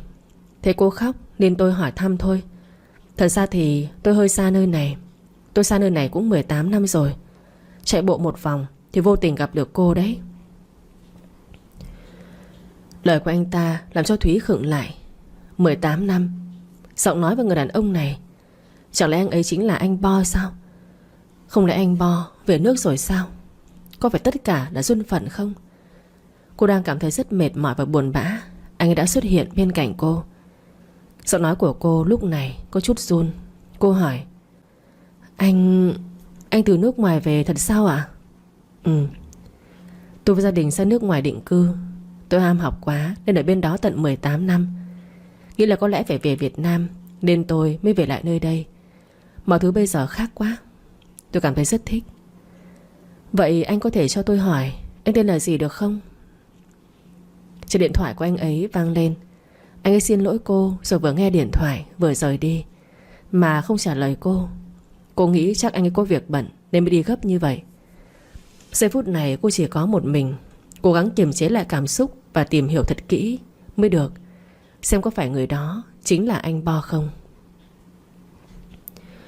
Chợt lúc này cô nhận được tin nhắn từ con Trúc. Nó hỏi cô đã về chưa, nhưng cô không biết phải nói làm sao với nó. Tính của nó rất nóng nảy. Cô sợ nó dám đánh luôn cả Vũ Kha nhừ tử không chừng. Khi nãy cũng đã tốn một ít tiền taxi rồi, chưa biết ngày mai sẽ ra sao, nên cô không thể xài tiền phung phí được. Bước từng bước đi ra khỏi công viên. Ngày mai nhất định cô sẽ quay trở lại để chờ đợi thử xem có gặp lại anh ấy không. Chỉ mong ông trời thương cô, ngày mai sẽ cho cô được gặp lại anh ấy. Bước đi ra khỏi công viên, nhưng ánh mắt của cô vẫn nhìn vào trong băng ghế đá, ôm chai nước suối khi nãy anh ấy cho. Cô mỉm cười ôm chặt vào lòng, thở một hơi rất mạnh. Cô không luyến tiếc nữa và tin chắc rằng sẽ gặp lại anh ấy thôi. Vũ Kha khi nhìn thấy cô đi trước mặt, anh ta mới yên tâm. Lái xe chạy thật chậm ở phía sau cô. Thấy cô đi vào trong nhà thì Vũ Kha dừng xe lại, bước ra khỏi xe, đi lại ghế đá ngồi xuống. Bản hợp đồng vẫn cầm trên tay. Lúc này đây rất muốn gọi cho cô, nhưng sợ cô sẽ tắt máy. Vũ Kha cũng chẳng biết phải làm sao. Hơn 1 tiếng trôi qua, Duy Nam khi về tới gần nhà thì thấy xe của Vũ Kha, vội lái xe vào trong nhà rồi bước đến chỗ của Vũ Kha đang ngồi. Anh cất lời hỏi: Sao vậy? Có chuyện gì sao? Mẹ kiếp, thằng già đó giở trò với Thúy. Rồi Thúy đâu? Mày đưa cô ấy về chưa vậy? Vũ Kha không trả lời mà nhìn về hướng căn hộ mà cô và Trúc. Thở dài, chán nản, không biết phải làm cách nào đây để Thúy chịu nghe anh ta giải thích mọi chuyện. Duy Nam nhìn thái độ của Vũ Kha thì cũng bó tay, không giúp được gì cả. Anh ấy nói: Kha, chỉ chuyện này mày giải quyết rồi mà. Thật thà thẳng thắn với nhau là cách tốt nhất. Tao biết rồi, giúp tao chạy xe vào trong nhà đi. Ừ, tao chạy xe vào cho. Mà nói thật mọi chuyện đi, không ai chờ mày mãi đâu đấy. Mày cứ vào nhà đi. Duy Nam gật đầu rồi cầm lấy chìa khóa xe của Vũ Kha. Khi đi lại lái xe của Vũ Kha vào trong nhà, tiếng xe đó rất quen thuộc và gần gũi, nên cô đã đi lại phía cửa sổ. Hé cửa mở ra thì nhìn thấy xe của Vũ Kha đang được chạy vào trong nhà của Duy Nam. Nhưng cô muốn giật bắn cả người lên, bởi vì bóng dáng quen thuộc đó đang ngồi băng ghế đá đối diện, nhưng vẻ mặt trông rất u buồn. Nhanh chóng kéo màn cửa lại, rồi cô không quan tâm mà lấy quần áo vào bên trong phòng tắm, rửa sạch sẽ. Sau đó ngâm mình trong bồn tắm một lúc lâu, Thúy mới đi ra khỏi phòng tắm. Bước lại bàn làm việc, nhìn vào chậu xương rồng, cô cười tươi rồi nói: Có phải là anh đã về đúng không? Em không muốn chờ nữa đâu đấy. Nhưng anh về rồi lại sao anh không đi tìm em vậy? Hay là anh đã quên em rồi? Bỗng lúc này có một tiếng sấm rất mạnh khiến cô giật mình, đưa tay lên bịt chặt hai tay lại. Cho có lẽ trời sắp đổ cơn mưa lớn. Nhưng chợt lúc này cô mới nhớ đến người ngồi ngoài ghế đá. Tại sao anh ta lại ngồi ở đó vậy? Đẩy chậu xương rồng vào một góc, cô bước đến kéo nhẹ cái màn đủ để thấy được bên ngoài.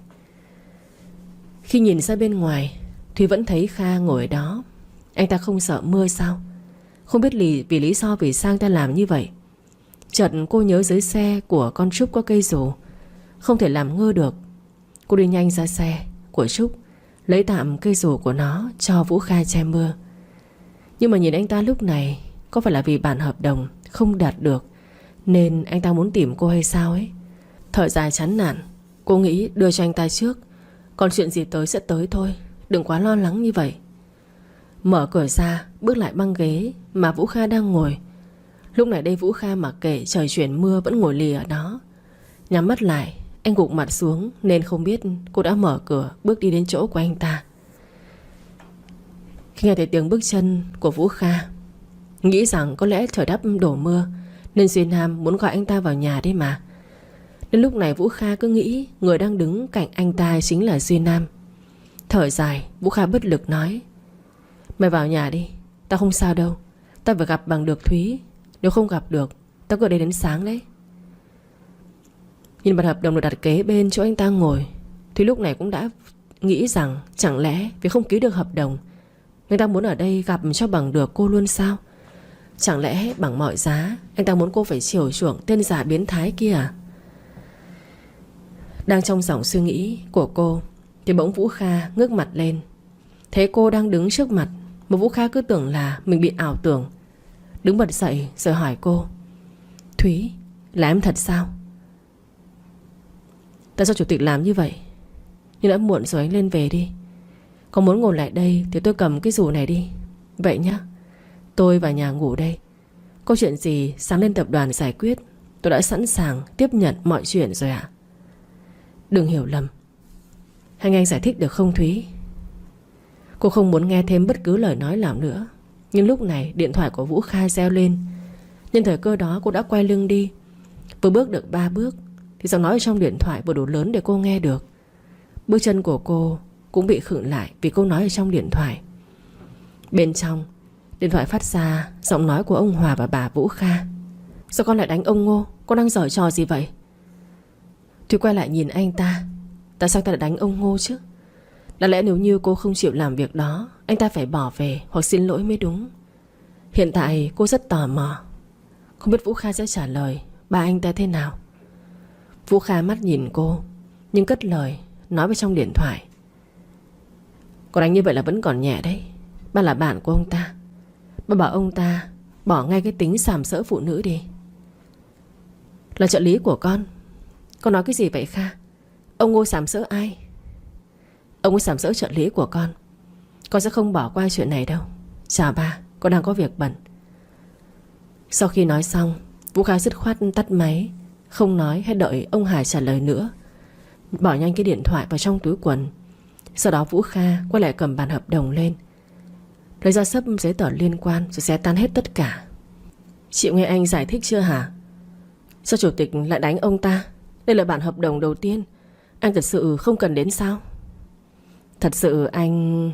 tôi không quan tâm tới đâu. Tên khốn kia có làm gì cô không? Thủy nghĩ chắc nãy giờ anh ta quan tâm đến cô nên mới xưng hô nhầm như vậy. Nhưng khi Vũ Kha hỏi như vậy, cô mới nhớ ra được khi nãy chưa biết mọi chuyện nên cô đã hiểu lầm và tát một cái rất mạnh vào mặt của anh ta. Ngượng ngùng cô nói: khi nãy tôi tát anh như vậy, anh không giận, mà ngược lại anh lại quan tâm tôi như vậy. Làm gì hả chủ tịch? Tôi hiểu mà. Tôi chỉ sợ cô bị tên khốn kia làm gì thôi. Cô lắc đầu nói: tôi không sao ạ. Nhưng chủ tịch sẽ ăn nói làm sao với cổ đông và ba mẹ của anh đây? Đừng lo cho tôi. Cô không hiểu lầm tôi nữa là được rồi. Anh ta nói rồi thì bước xuống ghế đá ngồi xuống. Cô thấy như vậy thì cũng bước đi lại ngồi xuống cạnh anh ta. Chợt lúc này mới nhớ, không biết anh ta đã ăn gì chưa. Cô đến giờ vẫn chưa ăn gì hết.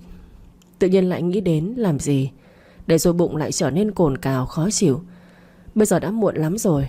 Quay qua nhìn Vũ Kha rồi cất lời hỏi: chủ tịch, anh đã ăn gì chưa? Vẫn chưa. Sao lại hỏi như vậy? Đừng bảo đến giờ cô vẫn chưa ăn gì đấy nhé. Thùy nghĩ rằng lúc này nên thật thà là cách tốt nhất. Lỡ như cô nói thật, anh sẽ chịu đi và về để cô về nhà thì sao? Chứ giờ cô không thể ngồi mãi đây được. Cô liền lắc đầu rồi nói: tôi vẫn chưa ăn. Ngồi đây chờ tôi lấy xe rồi đưa cô đi ăn. Hả? Vẫn chưa kịp từ chối thì anh ta đã cất bước đứng dậy rồi đi thẳng vào trong nhà của Duy Nam để lấy chìa khóa xe. Ở trong nhà, khi Duy Nam vừa thấy Vũ Kha bước đi vào thì liền nói: mày chịu vào rồi sao? Tao tới nấu mì nè. Ăn tạm đi rồi ra chờ tiếp. Ai rảnh mà ăn với mày? Gì chứ? Định tuyệt thực sao hả chủ tịch Lâm? Chủ tịch Lâm đúng là ngu ngốc. Vũ Kha bước đến lấy cái chìa khóa xe, sau đó nhìn Duy Nam cười nói: tao đi ăn với Thúy đây. Mày nhà nhớ chờ cửa tao nha. Ăn mì vui vẻ. Bye bye bạn tốt. Duy Nam vừa nói xong thì gắp một đũa mì lớn đưa lên miệng. Nhưng khi nghe câu nói vừa rồi của Vũ Kha thì làm sao Duy Nam có thể nuốt trôi được. Buông đũa xuống, anh ấy đứng dậy rồi hỏi: Ủa là sao vậy hả Kha? Vũ Kha, bỏ lại tao thật sao? Vũ Kha là như vậy, luôn ngó lơ lời nói của Duy Nam cũng vì cô. Trong đầu của anh ấy lúc này nghĩ, nếu như Thúy và Vũ Kha thành một cặp rồi, chắc có lẽ cơ hội gặp được anh ta sẽ là rất khó. Bởi vì anh ta đeo Thúy còn hơn Sam nữa kia mà. Duy Nam chỉ biết ngậm ngùi ngồi xuống ăn mì vừa nấu mà thôi. Còn cô lúc này chỉ biết ngồi chờ Vũ Kha chạy xe ra. Rất muốn từ chối nhưng không biết phải từ chối làm sao. Rất nhanh Vũ Kha đã chạy xe đến chỗ của Thúy đang ngồi. Lúc này Thúy chỉ mới đứng lên thì anh ta từ ghế lái chính đã bước ra khỏi xe để qua mở cửa cho cô vào. Thúy cảm thấy không quen tí nào. Chỉ là ăn thôi mà, anh ta có cần ga lăng như thế không? Cô cũng vội cúi đầu cảm ơn Vũ Kha rồi bước đi vào trong ghế phụ ngồi. Trong tích tắc con xe của Vũ Kha đã lăn bánh. Vừa lái xe anh ta vừa nhìn qua Thúy rồi hỏi: Cô muốn ăn gì? À mà thôi, ngồi yên đi. Tôi biết cô thích ăn món gì mà. Vũ Kha nói ra câu đó y hệt như anh đã hiểu quá rõ về cô vậy. Nhưng cô cũng rất tò mò, làm sao anh ta có thể biết được món ăn mà Thúy thích.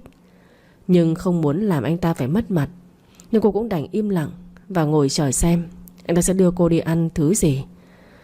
Giờ này cũng tầm 10 giờ đêm. Trên đường phố cũng không kẹt xe như giờ cao điểm. Nhìn ra bên ngoài tòa nhà cao tầng, sáng đèn lung linh, tạo nên một khung cảnh thật là dễ chịu và thoải mái. À Thúy, hôm nay tôi đã dọn qua nhà của Duy Nam ở luôn rồi. Tại vì tôi sợ sau này nếu có công việc gì cần gấp thì cô qua bên nhà của Duy Nam luôn cho tiền. Tôi sợ cô di chuyển đến nhà của tôi xa. Tôi cũng sợ cô không dám ở một mình với tôi nữa. Tôi cảm ơn chủ tịch. Anh rất chu đáo với tôi. Không, anh chu đáo với tất cả những nhân viên của anh. Thật sự anh làm tôi rất cảm kích. Tôi thay mặt toàn bộ nhân sự của tập đoàn Lâm Thị cúi đầu cảm ơn anh. Sau khi nói xong câu đó, cô đã không ngần ngại mà cúi đầu xuống cảm ơn anh một cách chân thành nhất. Làm gì đấy? Gần tới rồi này. Nghe Vũ Kha nói như vậy, cô mới nhìn ra bên ngoài cửa kính để xem anh ta muốn đưa cô đi ăn ở đâu. Chợt lúc này mới nhận ra đường này là đoạn đường về nhà cũ lúc trước mà ba và cô từng sinh sống. Thấy vẻ mặt của cô thay đổi, Vũ Kha cứ nghĩ có lẽ cô đã nhận ra được gì rồi. Anh vui mừng hỏi: làm sao vậy? Cô biết chỗ này sao? Đúng rồi ạ. Trước đây tôi từng sống ở gần đây, nên giờ nhìn lại tôi liền liên tưởng đến trước đây. Ở đây rất nhiều kỷ niệm với cô mà. Lúc trước khi sinh sống ở đây, cô cảm thấy rất hạnh phúc và vui vẻ bên ba của cô. Giờ như thời gian quay trở lại thì hay biết mấy. Tuy sống trong một căn trọ ở một con hẻm cụt, nhưng lúc nào cô cũng được sống trong tình yêu ấm áp mà ông Tâm đã dành cho cô. Giờ đi khi mọi thứ đã quá đủ đầy, ông ấy không còn quan tâm đến đứa con gái này nữa. Từ ngày đi tới giờ, có đêm nào cô không nghĩ đến ông ấy đâu. Cô nhớ, rất nhớ, nhưng dường như ông ấy đã không còn người con như cô nữa rồi. Thúy, làm sao vậy? Có tâm sự gì cứ nói với tôi. Nếu như chịu nói tất cả ra sẽ thoải mái hơn đấy. Không có gì đâu ạ. Chủ tịch cứ tập trung lái xe đi. Đã tới rồi. Vâng ạ. Mở cửa bước xuống xe, Thúy bất ngờ vô cùng, bởi vì không tin được Vũ Kha lại biết đến chỗ này. Đợi anh ta bước qua đứng chỗ của cô thì cô mới cất lời hỏi: sao chủ tịch biết chỗ này? Cháo lòng ở đây rất ngon đấy. Cô chú này bán cũng đã hơn 30 năm rồi. Tôi không nghĩ là người giàu có như anh lại biết chỗ này đấy. Vũ Kha rất vui khi thấy cô cười nói hớn hở như vậy, nhưng dường như cô đã quên mất chuyện năm xưa.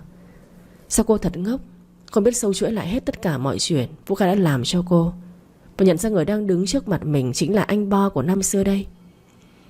Nhưng bộ dạng ngốc nghếch của cô lúc này trông rất đáng yêu, và Vũ Kha nghĩ rằng để một thời gian nữa cũng tốt mà. Từ từ anh ta tin là Thúy sẽ nhận ra anh ta mà thôi. Chủ tịch, anh vào đi ạ. Toàn ở chỗ này từ nhỏ đến giờ đấy. Vũ Kha gật đầu, bước đi vào trong cùng với Thúy. Ngay lúc này Thúy lễ phép bước đi lại, cúi đầu chào cô chú bán cháo. Cháu chào cô chú ạ. Là Thúy hả? Cháu đến rồi sao? Ngồi đi. Cô bảo chú làm như cũ cho cháu nhé. Dạ vâng, cháu cảm ơn cô chú. Chợt cô mới nhớ ra là còn Vũ Kha nữa, thì vội quay lại hỏi anh ta muốn ăn gì. Thì Vũ Kha liền nói một phần cháo không có giá. Khi cả hai bước đến ghế ngồi thì cô mới cười hỏi: anh không ăn được giá sao? Rất khó ăn. Tôi không ăn được từ nhỏ đến bây giờ. Thúy gật đầu cười rồi nói: chắc là vậy. Đúng là có nhiều người không biết ăn giá. Bạn của tôi lúc trước cũng như vậy đấy, không có biết ăn giá. Thúy chỉ muốn nói vu vơ mà thôi, chứ không hề nghĩ về câu nói sâu xa của Vũ Kha. Trong lòng của anh lúc này cảm thấy vô cùng buồn, bởi vì mãi mà cô không nhận ra được Vũ Kha chính là anh Bo. Cháu sai rồi kìa. Ăn đi. Ăn xong tôi đưa cô về. Mai cũng là thứ Bảy rồi, Chủ nhật được nghỉ, cô sẽ làm gì? Khi cô bê hai bát cháo ra, cô gật đầu nói lời cảm ơn, rồi bê cái tô cháo không có giá xuống cho Vũ Kha. Tô còn lại cho cô, rồi mới nhìn Vũ Kha trả lời câu hỏi anh ta vừa hỏi cô: chắc tôi sẽ ngủ à? Một tuần chỉ có duy nhất một ngày Chủ nhật thôi. Ngày đó tôi cũng biết chắc Trúc sẽ ngủ đến trưa thôi, cho nên ngày Chủ nhật tôi sẽ ngủ đến 9 giờ, rồi đi chợ mua đồ về nấu ăn cho tôi và Trúc cùng ăn à? Vừa ăn bát cháo nóng, vừa liếc mắt nhìn lên Thúy, anh ta lại hỏi: cô biết nấu ăn sao? Dạ tôi biết. Mà chủ tịch hỏi tôi như vậy để làm gì? Tự nhiên lúc này Vũ Kha cứng họng, không biết phải trả lời Thúy thế nào. Cười gượng gạo, anh ta nói: vị trí của cô hiện tại là như cánh tay trái của tôi, cho nên tôi cũng cần tìm hiểu về cô chứ. Mà Thúy này, từ giờ nếu như không phải trong giờ thì đừng gọi tôi là chủ tịch nữa, cứ gọi tôi là Vũ Kha đi. Mà không, anh Kha cũng được, xưng hô thế nào cũng được, Miễn đừng gọi tôi là chủ tịch là được rồi. Mắt cô chữ A, mồm cô chữ O, bởi vì rất bất ngờ về vị chủ tịch đang ngồi trước mặt. Sao anh ta lại tốt với cô thế chứ? Ít khi nào cô thấy Vũ Kha tiếp xúc với Trúc, vậy mà anh ta lại thường xuyên nói chuyện và giúp đỡ cô nhiều thứ như vậy. Vừa nhai miếng thịt lát trong miệng, cô vừa nhìn thẳng vào mặt của Vũ Kha rồi hỏi: Chủ tịch à, sao tốt với tôi như vậy chứ? Vì tôi muốn cấp dưới của tôi phải thoải mái trong công việc thì mới làm việc tốt được chứ. Anh đúng là chủ tịch số 1 đấy ạ. Thật không đấy? Cái miệng nhỏ của cô chỉ biết nịnh nọt thôi. Thúy liền lắc đầu, từ chối bản thân cô không có như vậy. Cô là một người rất thật thà, chỉ biết nói thật thôi, chứ không bao giờ biết gian dối bất cứ một ai. Nhưng chợt lúc này khựng lại. Tại sao cô luôn tốt với tất cả kia mà? Vậy mà cuộc sống này quá lận đận với một đứa con gái mềm yếu như Thúy đây. Gia đình là một nơi ấm áp nhất, nhưng mà cô không có. Còn tình yêu cô đã chờ rất lâu kia mà. Nhưng chợt một nụ cười nhạt. Cuộc sống này đâu thể hoàn hảo hết tất cả mọi thứ được. Trong khi cô, việc của cô hiện tại không biết bao nhiêu người đang mơ ước vì trầm trồ ngưỡng mộ đây. Lúc này cũng phải có luật bù trừ kia mà. Thúy nè, Thúy. Ơ dạ, tôi nghe ạ. Hình như là cô có chuyện buồn phải không? Cô hoàn hồn không suy nghĩ linh tinh nữa, liền lắc đầu rồi nói: Dạ không có gì ạ. Thôi chủ tịch ăn đi, còn về nghỉ ngơi nữa. Hôm nay chắc là anh mệt lắm rồi phải không ạ? Không có. Vũ Kha rất muốn nói ra rằng khi được ở gần Thúy thế này, quả thật là anh ta cảm thấy rất hạnh phúc.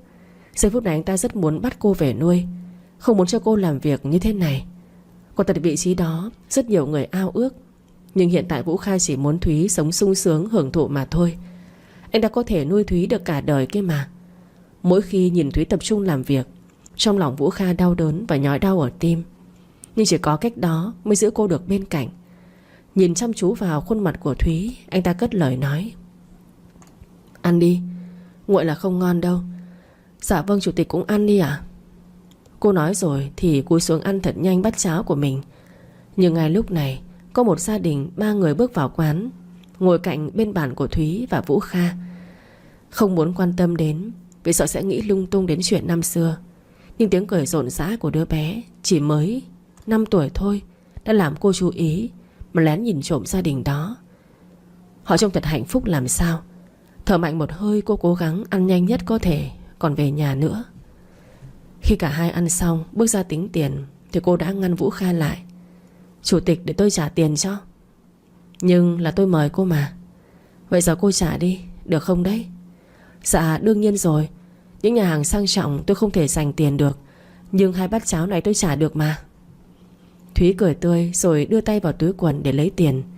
Nhưng lúc này nhìn xuống mới thấy bản thân đang mặc bộ đồ pyjama. Chợt nhận ra làm gì có mang theo tiền. Khi nãy chỉ muốn mang ra cho Vũ Kha mà thôi, đâu có nghĩ sẽ đi ăn thế này đâu. Đưa tay lên gãi đầu, Thúy cười gượng gạo rồi cất lời nói: Chủ tịch, tôi không có mang tiền phải không? Cô ngại muốn đỏ hết cả 2 bên má, mạnh miệng nói là sẽ trả tiền. Vậy mà giờ đây lại như thế này. Đời đâu ai nói được chữ ngờ đâu. Nên cô đâu biết chuyện ngượng ngùng mắc cỡ thế này đã xảy ra ngay lúc này. Cô cười tươi rồi gật đầu nói: Khi nãy tôi không biết là sẽ đi ăn nên không mang theo tiền. Anh có thể cho tôi mượn 40.000 được không hả chủ tịch? Tí nữa tôi vào nhà lấy tiền trả lại cho chủ tịch liền. Hãy tin lời tôi nói, có 40.000 tôi không có giật đâu. Rất muốn phỉ lên cười, nhưng Vũ Kha đã phải cố gắng kiềm chế lại, bởi vì biết bộ dạng của cô lúc này đã đang rất đáng thương. Lấy cái ví ra, rồi anh ta đưa tờ 5.000, 500.000 cho cô đi trả tiền. Sau đó nói: Không cần trả lại tôi đâu. Lần sau có dịp cô mời lại tôi một bát cháo lòng là được rồi. Vậy cũng được à? Tôi đi trả tiền cho cô chú đây. Bước lại, cô cười với cô chú bán cháo, sau đó liền đưa cháo. Lúc này đây cô chú nhìn cô cười rồi hỏi: Ủa Thúy, đến giờ thằng Bo vẫn chưa về sao? Dạ vâng, cháu vẫn chưa có tung tích của anh ấy. Chắc là anh ấy không đến nhớ đến cháu nữa rồi. Cái thằng này, tội con người ta. Thôi giờ này nó có về đây tìm cháu, chú với cô sẽ mắng cho nó một trận. Yên tâm đi, nhất định thằng Bo sẽ về mà. Cháu cũng mong là anh ấy sẽ đến đây tìm cháu. Mà thôi muộn rồi, cháu về trước ạ. Cô với chú bán nhanh hết hàng để còn về nhé. Cháu xin phép ạ. Nói rồi Thúy cầm lấy tiền thừa rồi bước đi ra chỗ của Vũ Kha đang đứng. Mọi chuyện từ nãy đến giờ nói bên trong anh ta đều nghe rất rõ. Cô đi ra đưa tiền lại cho Vũ Kha, nhưng anh ta đã bước đến xe rồi mở cửa cho cô vào trong xe. Và nói: thật sự em không hiểu thành ý của anh sao? Những việc anh làm vẫn không đủ để chứng minh là anh có ý với em à? Anh có ý với em? Không đời nào. Ánh trăng sáng của anh về rồi mà. Chỉ cần cô ấy gọi một cái là anh vội vàng đi tìm cô ấy. Anh không cần phải giấu giếm em đâu. Tình em dễ lắm. Chỉ cần anh cho em nhiều tiền một chút thì em sẽ không làm khó anh. Anh muốn đi gặp cô ấy lúc nào cũng được hết. Lục Quân sầm mặt lại. Trang, em đang suy nghĩ cái gì thế? Em luôn nghĩ anh và Thủy Chi có vấn đề sao? Trang thở dài rồi nói: anh và Chi không có vấn đề. Người có vấn đề là em, được chưa? Thêm không phiền anh nữa. Em về phòng ngủ đây. Em đứng lại đó, anh còn chưa nói xong cơ mà. Em chẳng có gì để nói với anh hết. Bảo Trang vội vàng đứng dậy. Cô không quên ôm hết đống quà mà Lục Quân tặng. Vào phòng cô liền chốt cửa để tránh bị Lục Quân làm phiền. Cô nằm ôm đống đồ hiệu với vẻ mặt phấn khích. Số đồ này mang đi bán cũng được một mớ tiền chứ không ít đâu. Mình trở thành phú bà rồi. Lục Quân đi theo vào phòng thì cửa phòng không mở được. Bảo Trang, mở cửa cho anh. Sao em lại chốt cửa trong vậy? Mau ra mở cửa cho anh. Bảo Trang ở trong nói vọng ra: em không mở.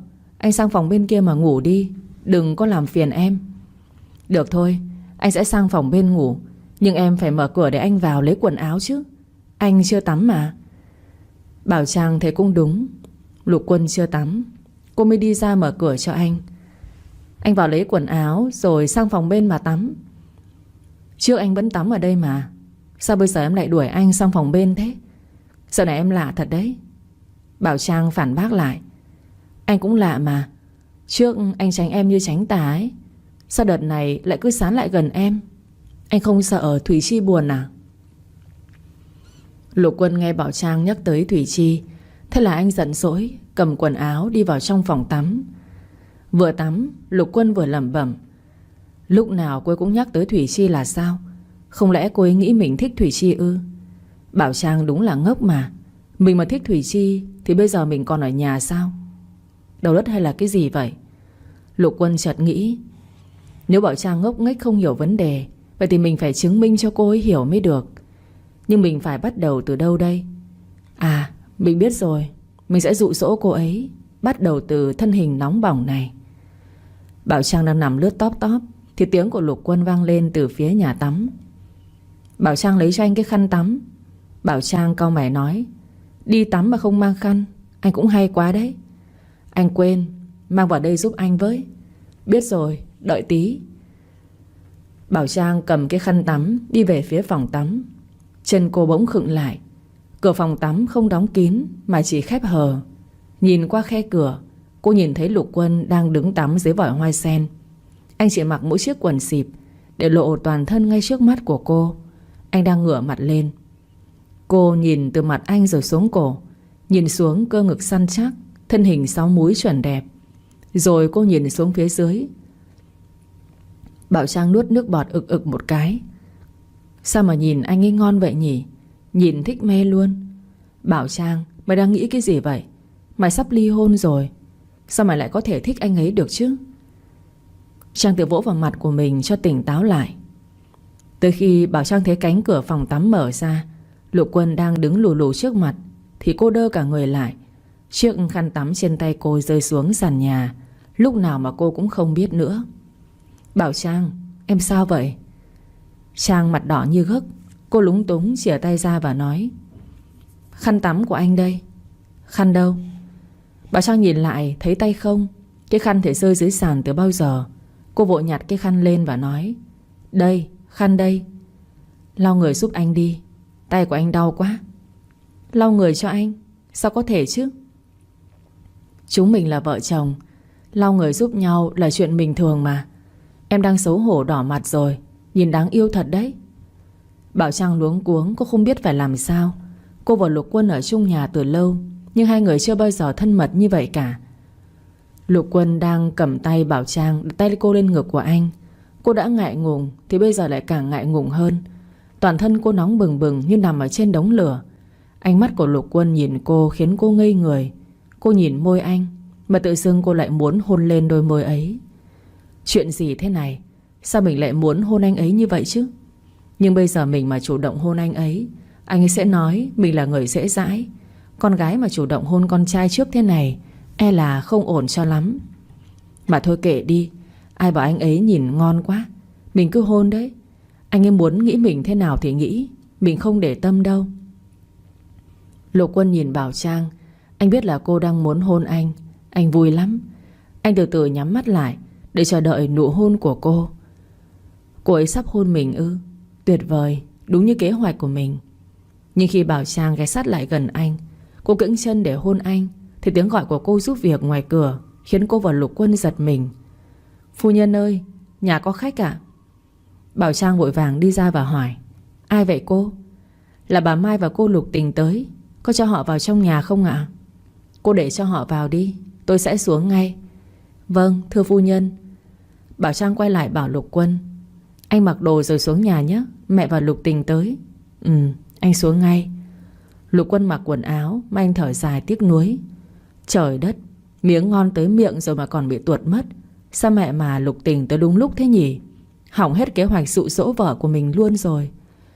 Trước mặt Lục Quân, bà Mai và Lục Tình đã nói lời xin lỗi Bảo Trang. Bảo Trang à, mẹ tới đây là để xin lỗi con. Chuyện ở trung tâm thương mại con hãy bỏ qua cho mẹ nhé. Lục Tình cũng lý nhí nói. Chị Bảo Trang, em xin lỗi. Chị bỏ qua cho em lần này chị nhé. Lần sau em không dám nữa đâu ạ. Bảo Trang còn đang hoang mang.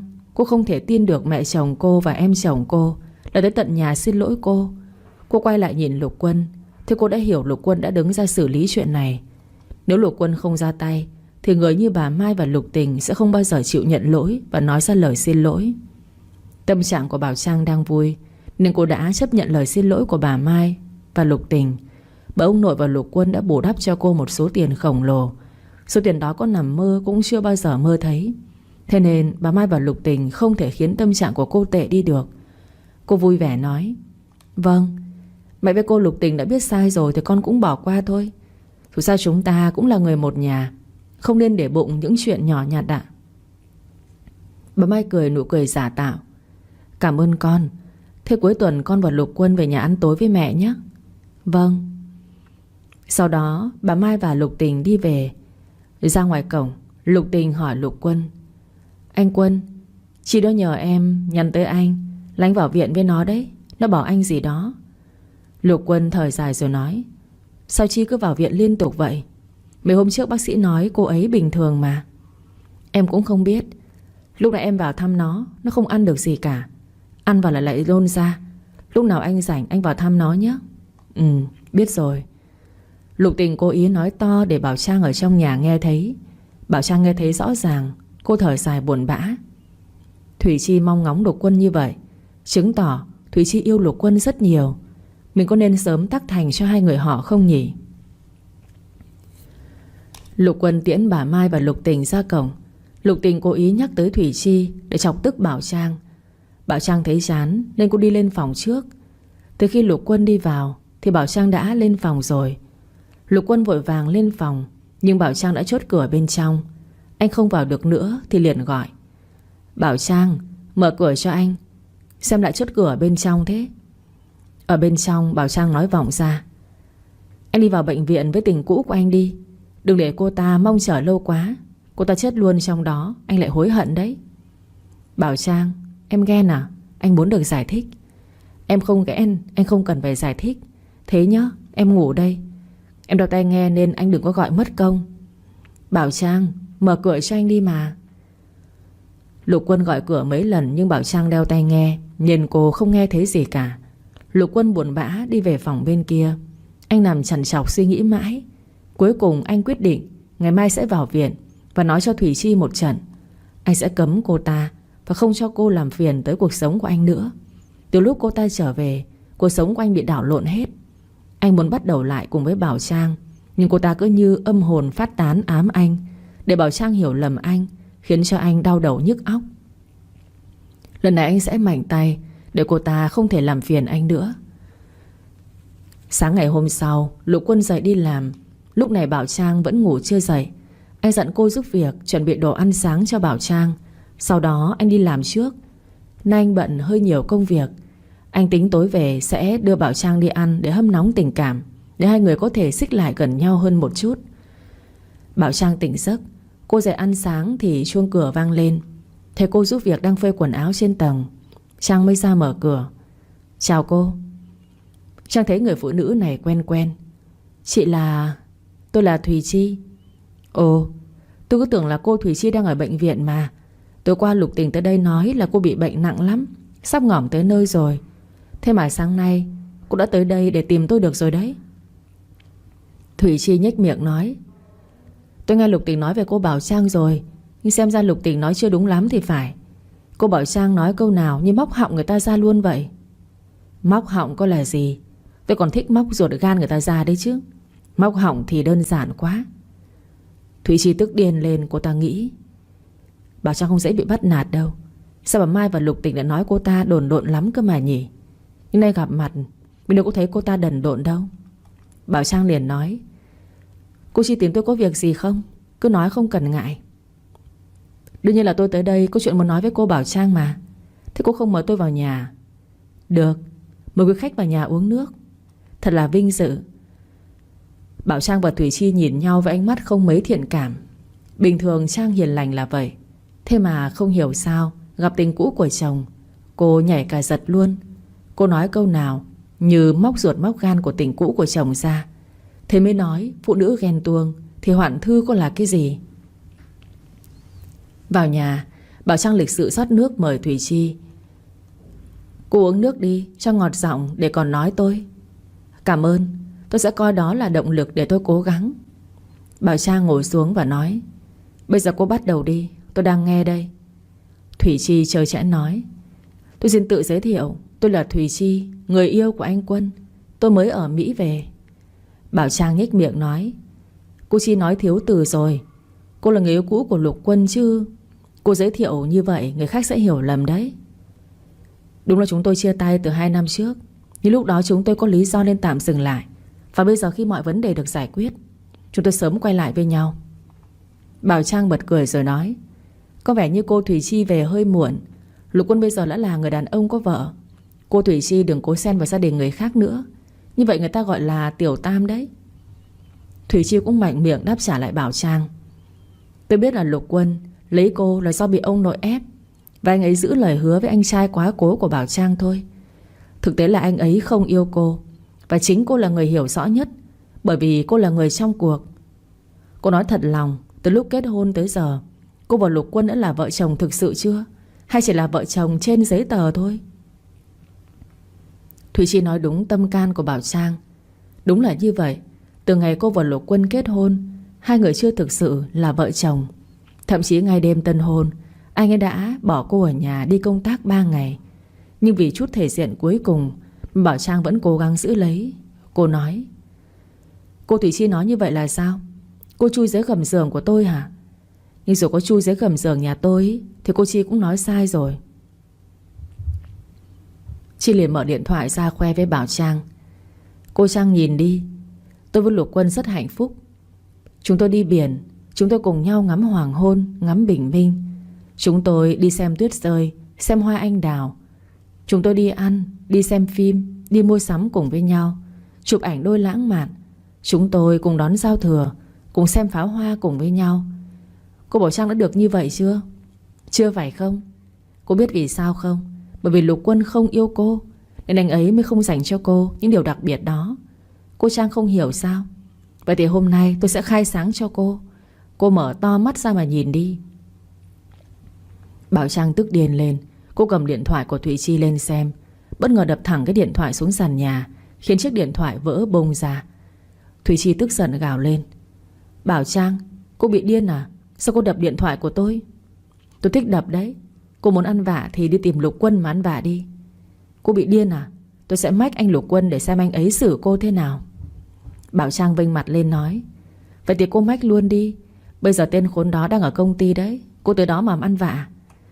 Thủy Chi giận dữ nói: Tôi không thèm nói chuyện với người điên khủng như cô. Bảo Trang, cô nghe rõ đây. Cô ấy mau ly hôn đi, để Lục Quân quay về bên tôi. Người anh ấy yêu là tôi, anh ấy không yêu cô. Cô cố chấp ở bên anh ấy làm gì chứ? Hôn nhân không tình yêu sẽ không có hạnh phúc đâu. Bảo Trang vênh mặt lên chọc tức Thủy Chi: Tôi chả thích ly hôn đấy. Tôi cứ ở đây đường đường chính chính. Như vậy cô mới không có cơ hội lên làm chính thất chứ.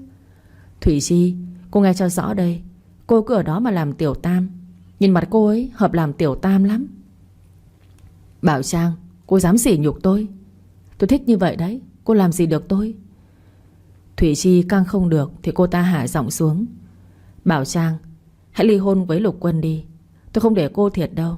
Chúng ta hãy thương lượng để đôi bên cùng có lợi. Bảo Trang nghe mà cũng cảm thấy lọt tai. Cô liền hỏi: Không thiệt là sao? Cô định lấy cái gì để môi chuộc tôi? Cô ly hôn với Lục Quân, tôi sẽ cho cô 2 tỷ. Quá ít. Không thương lượng được. Thế cô muốn bao nhiêu thì cô mới ly hôn với Lục Quân? Gấp 10 lần số đó. Thùy Chi trừng mắt nhìn Bảo Trang: 20 tỷ quá nhiều, không thể thương lượng. Bảo Trang bắt đầu giải thích cho Thùy Chi nghe: Này, cô bị thiểu năng trí tuệ không vậy? Cô đoán xem tài sản của Lục Quân hiện tại là bao nhiêu nghìn tỷ. Nếu cô trở thành Lục phu nhân thì cô sẽ sở hữu toàn bộ tài sản của Lục Quân. Cô bỏ ra có 20 tỷ mà cô kêu quá nhiều. Cô hãy động não mà suy nghĩ đi, xem lời tôi nói có đúng hay không. Thủy Chi nghĩ thì cô thấy Bảo Trang nói cũng đúng. Chỉ bỏ ra 20 tỷ, nhưng sau này cô sẽ có gấp nhiều lần như vậy. Danh phận Lục phu nhân cao quý như vậy cơ mà. Bảo Trang thấy Thủy Chi nghe xuôi xuôi, cô liền nói thêm: Cô quyết định nhanh lên. Hôm nay tôi đang mát tính nên mới nói cái giá đó đấy. Hãy quyết định nhanh đi, bởi vì ngày mai tôi sẽ tăng thêm 10 tỷ nữa. Thủy Chi gật đầu nói: Được, 20 tỷ thì 20 tỷ, nhưng cô phải làm đơn ly hôn rồi ký sẵn tên. Chuyện nhỏ, chuyển tiền luôn đi. Trước khi tôi đổi ý, tôi lại tăng giá đấy. Được, chờ tôi 1 tiếng nữa tôi quay lại. Cô đi đâu? Tôi đi lấy tiền. Đợi chút. Nếu cô không đập điện thoại của tôi thì tôi đã bảo Lục Tình chuyển tiền cho cô. Sau đó tôi chuyển cho cô thì nhanh rồi. Đợi chút đi, tôi sẽ quay lại sớm thôi. Thùy Chi vội vàng đi tới tìm bà Mai và Lục Tình để mượn tiền. Bác Mai, bác cho con mượn 20 tỷ đi. Mấy hôm nữa con gửi trả bác. Bà Mai tròn mắt ngạc nhiên: Con cần chi tiêu gì mà mượn nhiều tiền thế? Con đang có việc gấp, bác cho con mượn tạm 2 ngày. 2 ngày nữa con gửi bác thêm 2 tỷ tiền lời. Bà Mai thấy có 2 ngày mà được lời tận 2 tỷ thì bà ngập ngừng nói: Nhưng bây giờ bác không có đủ 20 tỷ đâu. Vậy thì bác mượn tạm ai đó cho con. 2 ngày nữa con gửi 2 tỷ. Bà Mai nghĩ cái vòng ngọc trị giá cả 100 tỷ Thùy Chi còn tặng cho bà được, thì 20 tỷ này có thấm gì. Thế là bà Mai đồng ý cho Thùy Chi mượn tiền. Bà vét toàn bộ số tiền trong nhà đưa cho Thùy Chi. Không đủ, bà còn hỏi mượn cho đủ 20 tỷ để cho Thùy Chi mượn. Mượn đủ tiền, Thùy Chi mang tới đưa cho Bảo Trang luôn.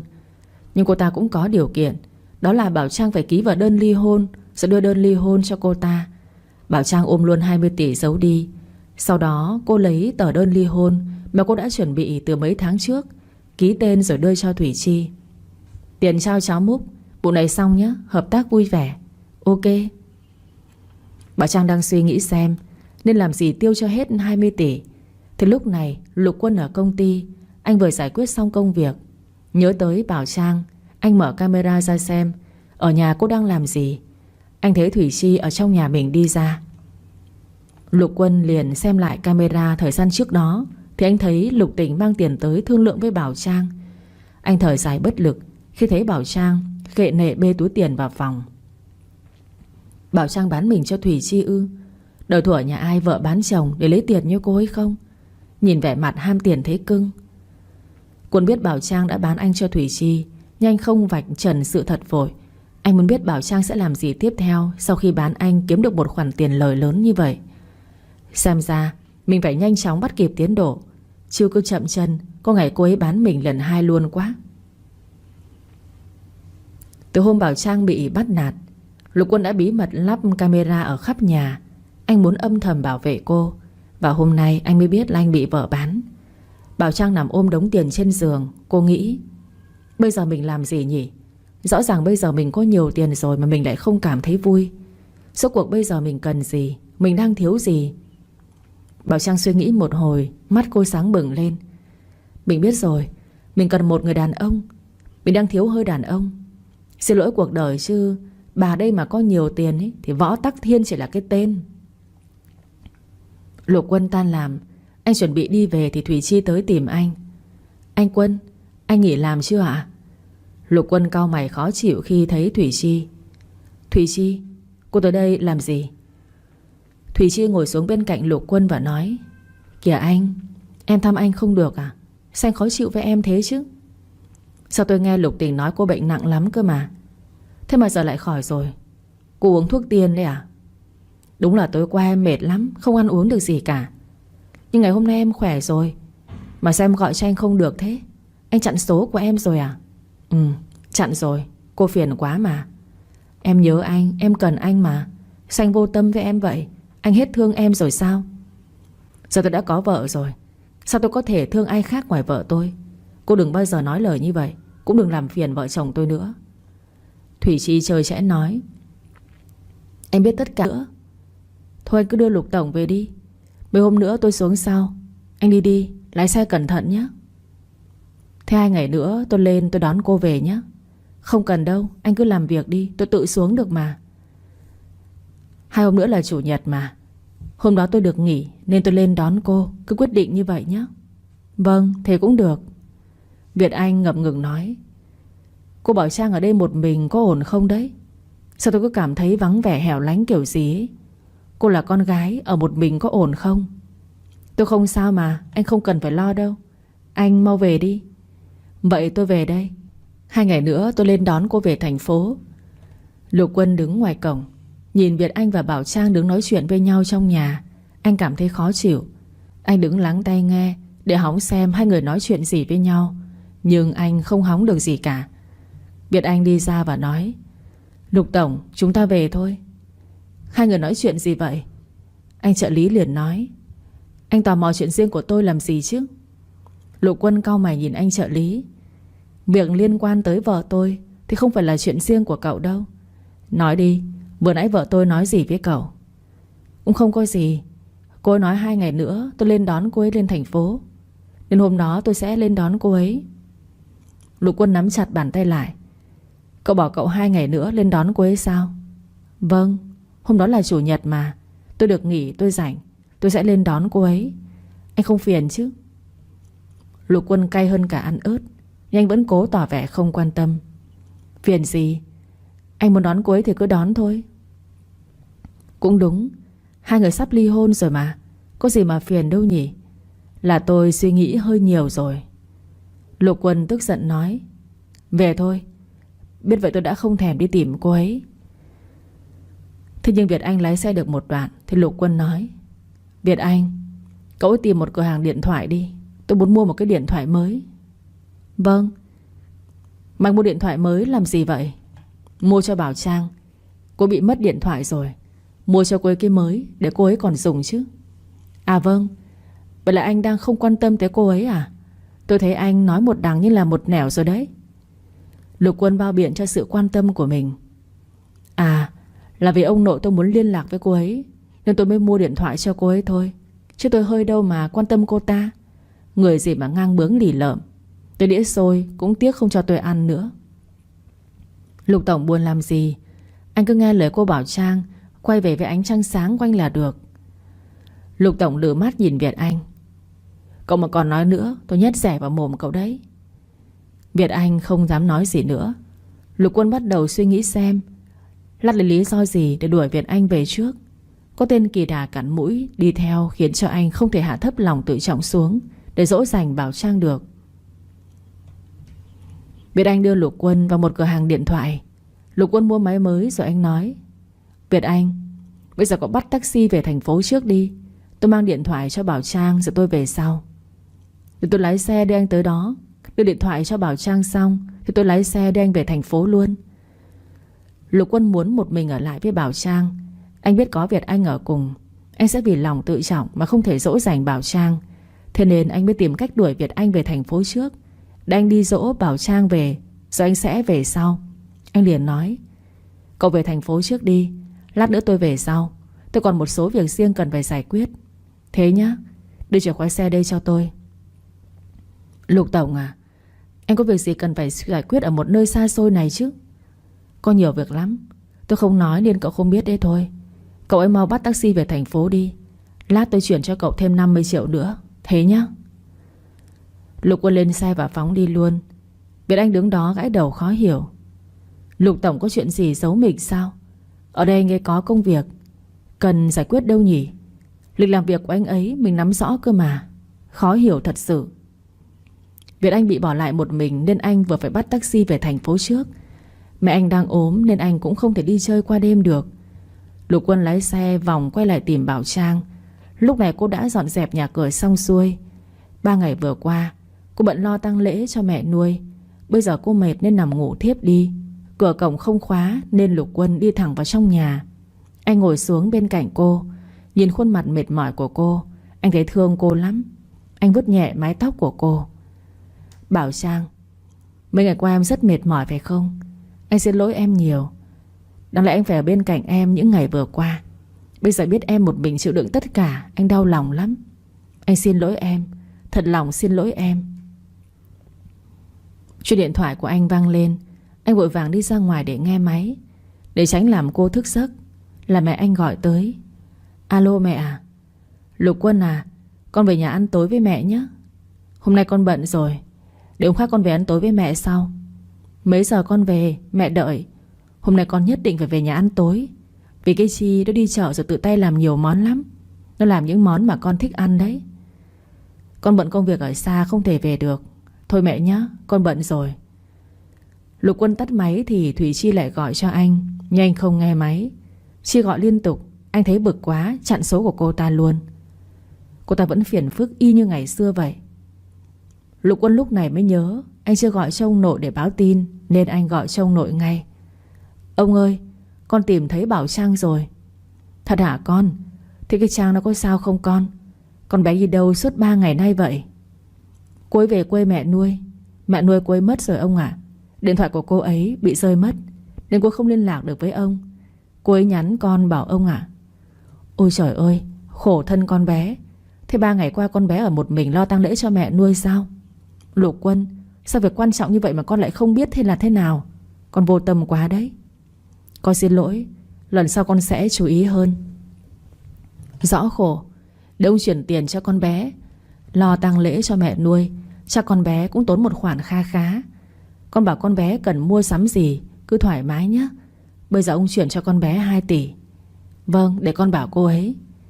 Thế bao giờ hai đứa quay về đây? Con đợi cô ấy thu xếp xong mọi việc ở đây, xong với con về đón cô ấy về luôn. Chắc là khoảng 2 ngày nữa. Con cứ ở đấy với con bé nhé. Xem giúp gì được con bé. Công việc công ty cứ để ông xử lý cho. Vâng, con cảm ơn nội nhiều. Lục Quân nói chuyện với ông nội xong, anh quay vào trong nhà. Thấy quần áo của Bảo Trang thay ra để ở chậu chưa giặt. Anh mới ngồi giặt quần áo cho cô. Vì ở đây không có máy giặt, anh giặt bằng tay, sau đó phơi lên cho cô. Nhìn nền nhà bẩn, anh đi tìm chổi lau nhà cho cô. Anh cố gắng làm việc nhẹ nhàng, không phát ra tiếng động mạnh, để cô được ngủ yên giấc. 3 ngày qua cô một mình lo liệu tất cả. Mọi việc đã rất vất vả. Cảm giác áy náy trong anh khiến cho anh không thể vui vẻ nổi. Anh là chồng hợp pháp của cô, mà lúc mẹ nuôi cô mất, anh lại không biết gì, để mặc cô một mình lo liệu tất cả mọi việc. Anh cứ tự trách bản thân. Lục Quân, mày quá tệ rồi. Nếu mà để ý tới cô ấy một chút thì cô ấy đã không phải một mình gồng gánh như vậy. Sau lần này mày tự kiểm điểm bản thân đi. Dọn nhà xong, Lục Quân vào bếp nấu cơm, nhưng chẳng còn gì cả. Anh thấy cô ngủ ngon nên anh không nỡ gọi cô dậy. Anh tự đi mua đồ một mình. Anh muốn đi tìm chợ để mua đồ ăn rồi về nấu cơm. Bởi vì anh không phải người ở đây nên anh không biết chợ quê đâu cả. Anh đi tìm cửa hàng tạp hóa mà cũng khó. Đây là vùng núi, ở nhà dân thưa thớt. Muốn đi mua đồ ăn mà cũng phải đi mấy cây số mới mua được. Từ khi anh mua được đồ rồi thì trời đã sầm sầm tối. Anh nhanh chóng lái xe về. Nhưng đi về thì anh lại bị lạc đường. Anh thấy con đường đất này lạ lạ. Anh dừng xe lại nhìn xung quanh. Sao mà toàn đồi núi thế này? Mình bị lạc vào rừng rồi sao? Bảo Trang tỉnh giấc thì trời đã tối. Cô đi ra ngoài để giặt quần áo thì cô giật mình hoang mang. Quần áo của cô đã có ai đó giặt hộ rồi phơi lên. Đến nhà cũng đã được lau sạch sẽ. Cô vội vàng tìm kiếm xung quanh nhưng không thấy ai cả. Bảo Trang đi ra cổng để xem có ai không. Cô thấy mấy tên thanh niên đi uống rượu say về. Bọn chúng đi xe máy ngang qua cô. Cô sợ bị bọn chúng trêu ghẹo nên vội đi vào trong nhà. Nhưng bọn chúng đã tìm thấy cô. Bọn chúng dừng xe máy lại và hỏi: Ô, em nào thế nhỉ? Nhìn lạ thế. Hình như không phải là người ở đây. Hình như con gái nuôi của bà Thủy ở dưới thành phố đấy. Gái thành phố bảo sao mà xinh thế.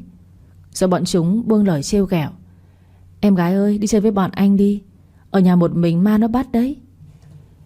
Bảo Trang sợ. Cô vội chạy vào trong nhà đóng cửa lại. Nhưng cánh cửa gỗ mục nát khiến cô càng hoảng sợ hơn.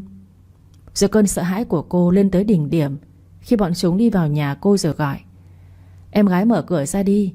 Mở cửa cho bọn anh đi. Anh có quà cho em gái này. Rồi bọn chúng cười hô hố với nhau ở bên ngoài. Cô sợ hãi hét lên: Mấy người cút ra khỏi nhà của tôi, nếu không tôi báo cảnh sát đấy. Bọn chúng cứ cười hô hố với nhau. Một tên nói: Ở cái nơi khỉ ho cỏ gáy này á, thì làm gì có cảnh sát hả em ơi? Bây giờ em tự mở hay để bọn anh phá cửa nào? Cút đi, cút hết đi. Bọn chúng đạp cửa tới phát thứ 3 thì cánh cửa gỗ mục nát đã tung ra. Bảo Trang hoảng sợ bỏ chạy. Nhưng làm sao mà cô chạy thoát được? Bọn chúng có 4 tên. Một mình cô làm sao mà chống lại với bọn chúng? Cô vùng vẫy gào thét: Bỏ tôi ra, bỏ tôi ra. Có ai không? Cứu tôi với. Em gái cứ kêu to lên, kêu to nữa lên. Ở nơi hoang vắng này làm gì có ai nghe thấy tiếng của em gái chứ? Bọn khốn kiếp, thả tôi ra. Bọn chúng sẽ tung chiếc áo trên người của Bảo Trang. Bây giờ trên người của cô chỉ còn chiếc áo con nhỏ. Bảo Trang sợ hãi tột độ. Cô không thể hình dung ra cảnh tượng khủng khiếp này. Cô vùng vẫy. Nhưng cô là con gái, chân yếu tay mềm. Làm sao mà cô thoát khỏi 4 tên xấu xa này được? Cô gào thét ầm ĩ thì một tên tát thẳng vào mặt của cô, một cái tát mạnh như trời giáng, khiến cô choáng váng. Cô tuyệt vọng cùng cực. Cô nghĩ sẽ không có ai tới đây, sẽ không có ai cứu cô thoát khỏi bọn xấu xa bệnh hoạn này. Nhưng trong lúc cô tuyệt vọng thì cô nghe thấy tiếng hét to: Chúng mày buông cô ấy ra, nếu không tao chém chết. Mấy tên quay lại nhìn. Bọn chúng vội vàng buông Bảo Trang ra. Trong ánh đèn mập mờ, Bảo Trang nhìn thấy Lục Quân. Tay anh cầm con dao phay dài. Đó là con dao cô mua để chặt cây dọn vườn lúc chiều. Chúng mày muốn sống thì buông cô ấy ra, nhanh lên. Lục Quân vung con dao về phía bọn chúng. Ánh mắt của anh tức giận cực độ. 4 tên kia thấy không ổn nên bọn chúng bỏ chạy ra ngoài. Rồi bọn chúng lên xe máy phóng đi mất. Lục Quân chạy tới. Anh cởi áo vest khoác lên người của cô, rồi ôm cô vào trong lòng. Anh động viên cô: Không sao rồi vợ à? Em đừng sợ, đã có anh ở đây. Cô gục đầu vào vai của anh rồi khóc nức nở: Không sao rồi vợ, mọi chuyện ổn rồi. Vợ đừng khóc nữa. Anh sẽ luôn ở bên, bảo vệ và chăm sóc cho vợ. Lục Quân, em tưởng là anh về từ hồi chiều. Sao anh lại quay về đây? Anh không yên tâm để em ở đây một mình nên anh quay lại đấy. Thế người giặt đồ lau nhà giúp em là anh à? Ừ. Anh dọn xong tính đi nấu cơm nhưng không có đồ gì cả. Anh mới đi mua đồ. Do anh bị lạc nên về hơi muộn. Anh mà về sớm thì đã không có chuyện này xảy ra. Anh xin lỗi em. Lần sau anh sẽ chú ý hơn. Bảo Trang gật đầu và nói: Vâng, anh phải bảo vệ và chăm sóc cho em cả đời đấy. Nhất định rồi. Bây giờ chúng ta về thành phố nhé. Qua đêm ở nơi hẻo lánh thế này anh thấy không ổn chút nào cả. Vâng ạ, em nghe lời anh. Lục Quân đưa Bảo Trang ra xe ô tô. Rồi hai người nhanh chóng quay về thành phố. Ngồi trên xe, Bảo Trang mệt nên ngủ thiếp đi. Lục Quân lái xe, nhìn cô ngủ ngon lành bên cạnh anh. Anh mỉm cười hạnh phúc. Lục Quân lái xe về tới nhà. Bảo Trang lúc này mới tỉnh giấc. Về tới nhà rồi ạ? Ừ, mình vào nhà thôi em. Em đói rồi đúng không? Để anh vào bếp trổ tài nấu nướng cho em ăn nhé. Bảo Trang nhìn anh với ánh mắt nghi ngờ. Anh biết nấu ăn ư? Sao em chưa thấy anh nấu bao giờ? Thì có người giúp việc nấu rồi mà. Với lại lúc trước anh cũng không thích nấu. Thế sao bây giờ anh lại muốn vào bếp nấu ăn như vậy? Vì bây giờ anh muốn nấu cho người anh thích ăn. Nấu cho người anh thích ăn ư? Đúng vậy. Lục Quân đi thẳng vào nhà bếp. Trang chợt nghĩ, người anh thích là Thủy Chi phải không? Trang thất vọng. Cô đi về phòng ngồi. Cô thở dài rồi quyết định, mình không nên dây dưa thêm nữa. Ly hôn sớm đi. Càng để sâu thì mình sẽ càng lún sâu vào trong vực thẳm. Rồi người khổ chính là mình thôi. Lục Quân nấu ăn xong, anh vào phòng gọi Bảo Trang. Em ra ăn cơm thôi, anh nấu xong rồi. Bảo Trang đi ra ngồi vào bàn ăn. Nhìn nhiều món ngon mà cô lại không muốn ăn. Thấy cô buồn phiền, anh lại tưởng là cô buồn chuyện của mẹ nuôi. Anh nắm tay cô rồi nói, em đừng buồn nữa nhé. Mẹ nuôi vẫn luôn theo dõi em đấy. Thấy em buồn thế này, mẹ cũng sẽ buồn. Bảo Trang thở dài không trả lời. Lục Quân gắp đồ ăn cho cô. Em ăn nhiều chút nhé. Mới có mấy hôm mà anh thấy em gầy đi nhiều quá đấy. Từ bây giờ anh sẽ chăm em béo lên. Không cần đâu, anh không cần bận tâm về em. Bảo Trang à, em sao thế? Sao lại khó chịu với anh? Tính gì mà thất thường như vậy? Tính em là vậy đấy. Thất thường khó chịu vô cùng như vậy đấy. Anh đừng có nói chuyện gì với em nữa. Em no rồi, em đi ngủ đây. Bảo Trang, đừng có gọi tên em. Còn nữa, anh đi tìm ánh trăng của anh đi. Đi mà nấu cơm cho cô ta ăn ý. Đừng có tỏ vẻ tử tế với em. Nhìn xạo chó vô cùng. Mất cả hứng. Lục Quân ngồi ngây người ra. Anh nghĩ mãi mà không biết anh đã làm gì sai với Bảo Trang mà cô lại nổi giận đùng đùng như vậy. Lục Quân đang định đi vào dỗ dành Bảo Trang thì Lục Tình gọi tới. Alo, anh ơi, anh tới bệnh viện đi. Bệnh tim của Thủy Chi tái phát. Nhanh lên, bác sĩ nói tình trạng của Thủy Chi rất nguy kịch anh à. Được rồi, lát nữa anh vào. Em ở đó chăm sóc cho Thủy Chi đi. Nhưng em lo lắm, Chi vẫn chưa tỉnh. Anh tới luôn nhé. Được rồi, em cứ bình tĩnh đi, anh sẽ vào. Nhanh lên anh. Lục Quân sẽ tới bệnh viện. Nhưng trước mắt anh muốn vào nói với Bảo Trang biết, để tránh cô hiểu lầm anh. Anh đi vào phòng thấy Bảo Trang nằm trên giường. Anh mới gọi, Bảo Trang à, Tình vừa gọi điện cho anh báo là Thủy Chi đang ở bệnh viện. Bệnh cũ tái phát. Anh vào đó xem thế nào rồi anh về ngay nhé. Bảo Trang thở dài rồi nói, anh đi đâu làm gì không cần bảo với tôi đâu. Tôi không quản mà. Anh không muốn em hiểu lầm anh. Thực ra anh và Thủy Chi không có gì cả. Cô hiện tại chỉ là bạn gái cũ của anh thôi. Tôi biết rồi mà, không cần phải nói nữa. Vì người thân của Chi ở bên Mỹ, anh rất khó xử. Anh không thể bỏ mặc cô ấy. Tôi biết rồi, anh cứ đi đi. Vậy anh đi một lát rồi về. Em ngủ sớm nhé. Lục Quân vừa ra cửa thì mẹ của Chi ở bên Mỹ gọi điện cho anh. Bà ấy khóc lóc cầu xin anh đừng bỏ mặc con gái của bà. Bà nói Thủy Chi chống đối gia đình để về Việt Nam tìm anh. Bây giờ con gái bà lại tái phát bệnh cũ, phải nằm viện điều trị. Nếu anh bỏ mặc con gái bà thì con gái bà sẽ đau lòng lắm. Và một người làm mẹ như bà cũng rất đau lòng. Bà ấy cầu xin anh hãy ở bên Thủy Chi. Bà muốn anh quay lại với Thủy Chi. Như vậy bà mới yên tâm được. Lục Quân hiểu tâm trạng lo lắng của bà ấy. Anh liền nói, cháu hứa với cô là sẽ chăm sóc cho Thủy Chi. Cháu sẽ không bỏ mặc cô ấy đâu. Nhưng còn chuyện quay lại thì cháu xin lỗi cô. Cháu và Thủy Chi đã kết thúc từ lâu rồi. Bây giờ hết tình còn nghĩa thôi cô ạ. Bà ấy khóc lóc nói, Lục Quân à, con bé đã từ bỏ gia đình, từ bỏ tất cả để quay lại Việt Nam tìm cháu. Sao cháu lại không thể để cho con bé một cơ hội chứ? Cô đừng khóc nữa. Cô có thắc mắc tại sao bây giờ Thủy Chi mới quay về tìm cháu không ạ? Cháu ở Việt Nam nhưng cháu biết cả đấy cô. 2 năm trước Thủy Chi chia tay với cháu để chạy theo người đàn ông tên là Cay Trần. Nhưng mấy tháng trước người đó chết vì tai nạn giao thông, mất chỗ dựa, nên Chi mới quay về tìm cháu. Cháu nói có đúng không hả cô? Cháu không quan tâm Thủy Chi quay về là vì lý do gì, bởi vì hiện tại cháu đã kết hôn. Nhưng cháu sẽ không thể quay lại với Thủy Chi được đâu. Mong cô hiểu và không nói với cháu những chuyện này nữa. Nhưng mà cô nghe Thủy Chi nói cháu kết hôn là vì ông nội ép buộc mà, phải không? Hôn nhân không có tình yêu đúng không? Đúng là mới đầu như vậy, nhưng bây giờ cháu đã yêu cô ấy. Câu trả lời dứt khoát của Lục Quân khiến mẹ của Thủy Chi không thể nói thêm câu gì nữa. Bà ấy bị muối mặt rồi. Hôm qua Thủy Chi đã gọi cho bà và bảo bà hôm nay gọi điện cho Lục Quân và nói theo những lời mà Thủy Chi dặn. Nhưng bây giờ bà đã hiểu Lục Quân sẽ không bao giờ quay lại với Thủy Chi nữa. Chuyện tình cảm của Lục Quân và con gái bà đã kết thúc từ 2 năm trước. Sau khi Lục Quân đi ra ngoài, Bảo Trang chốt cửa bên trong, lên giường ngủ luôn. Vì mệt nên cô ngủ một mạch tới sáng. Cô cũng không muốn để tâm tới Lục Quân nữa.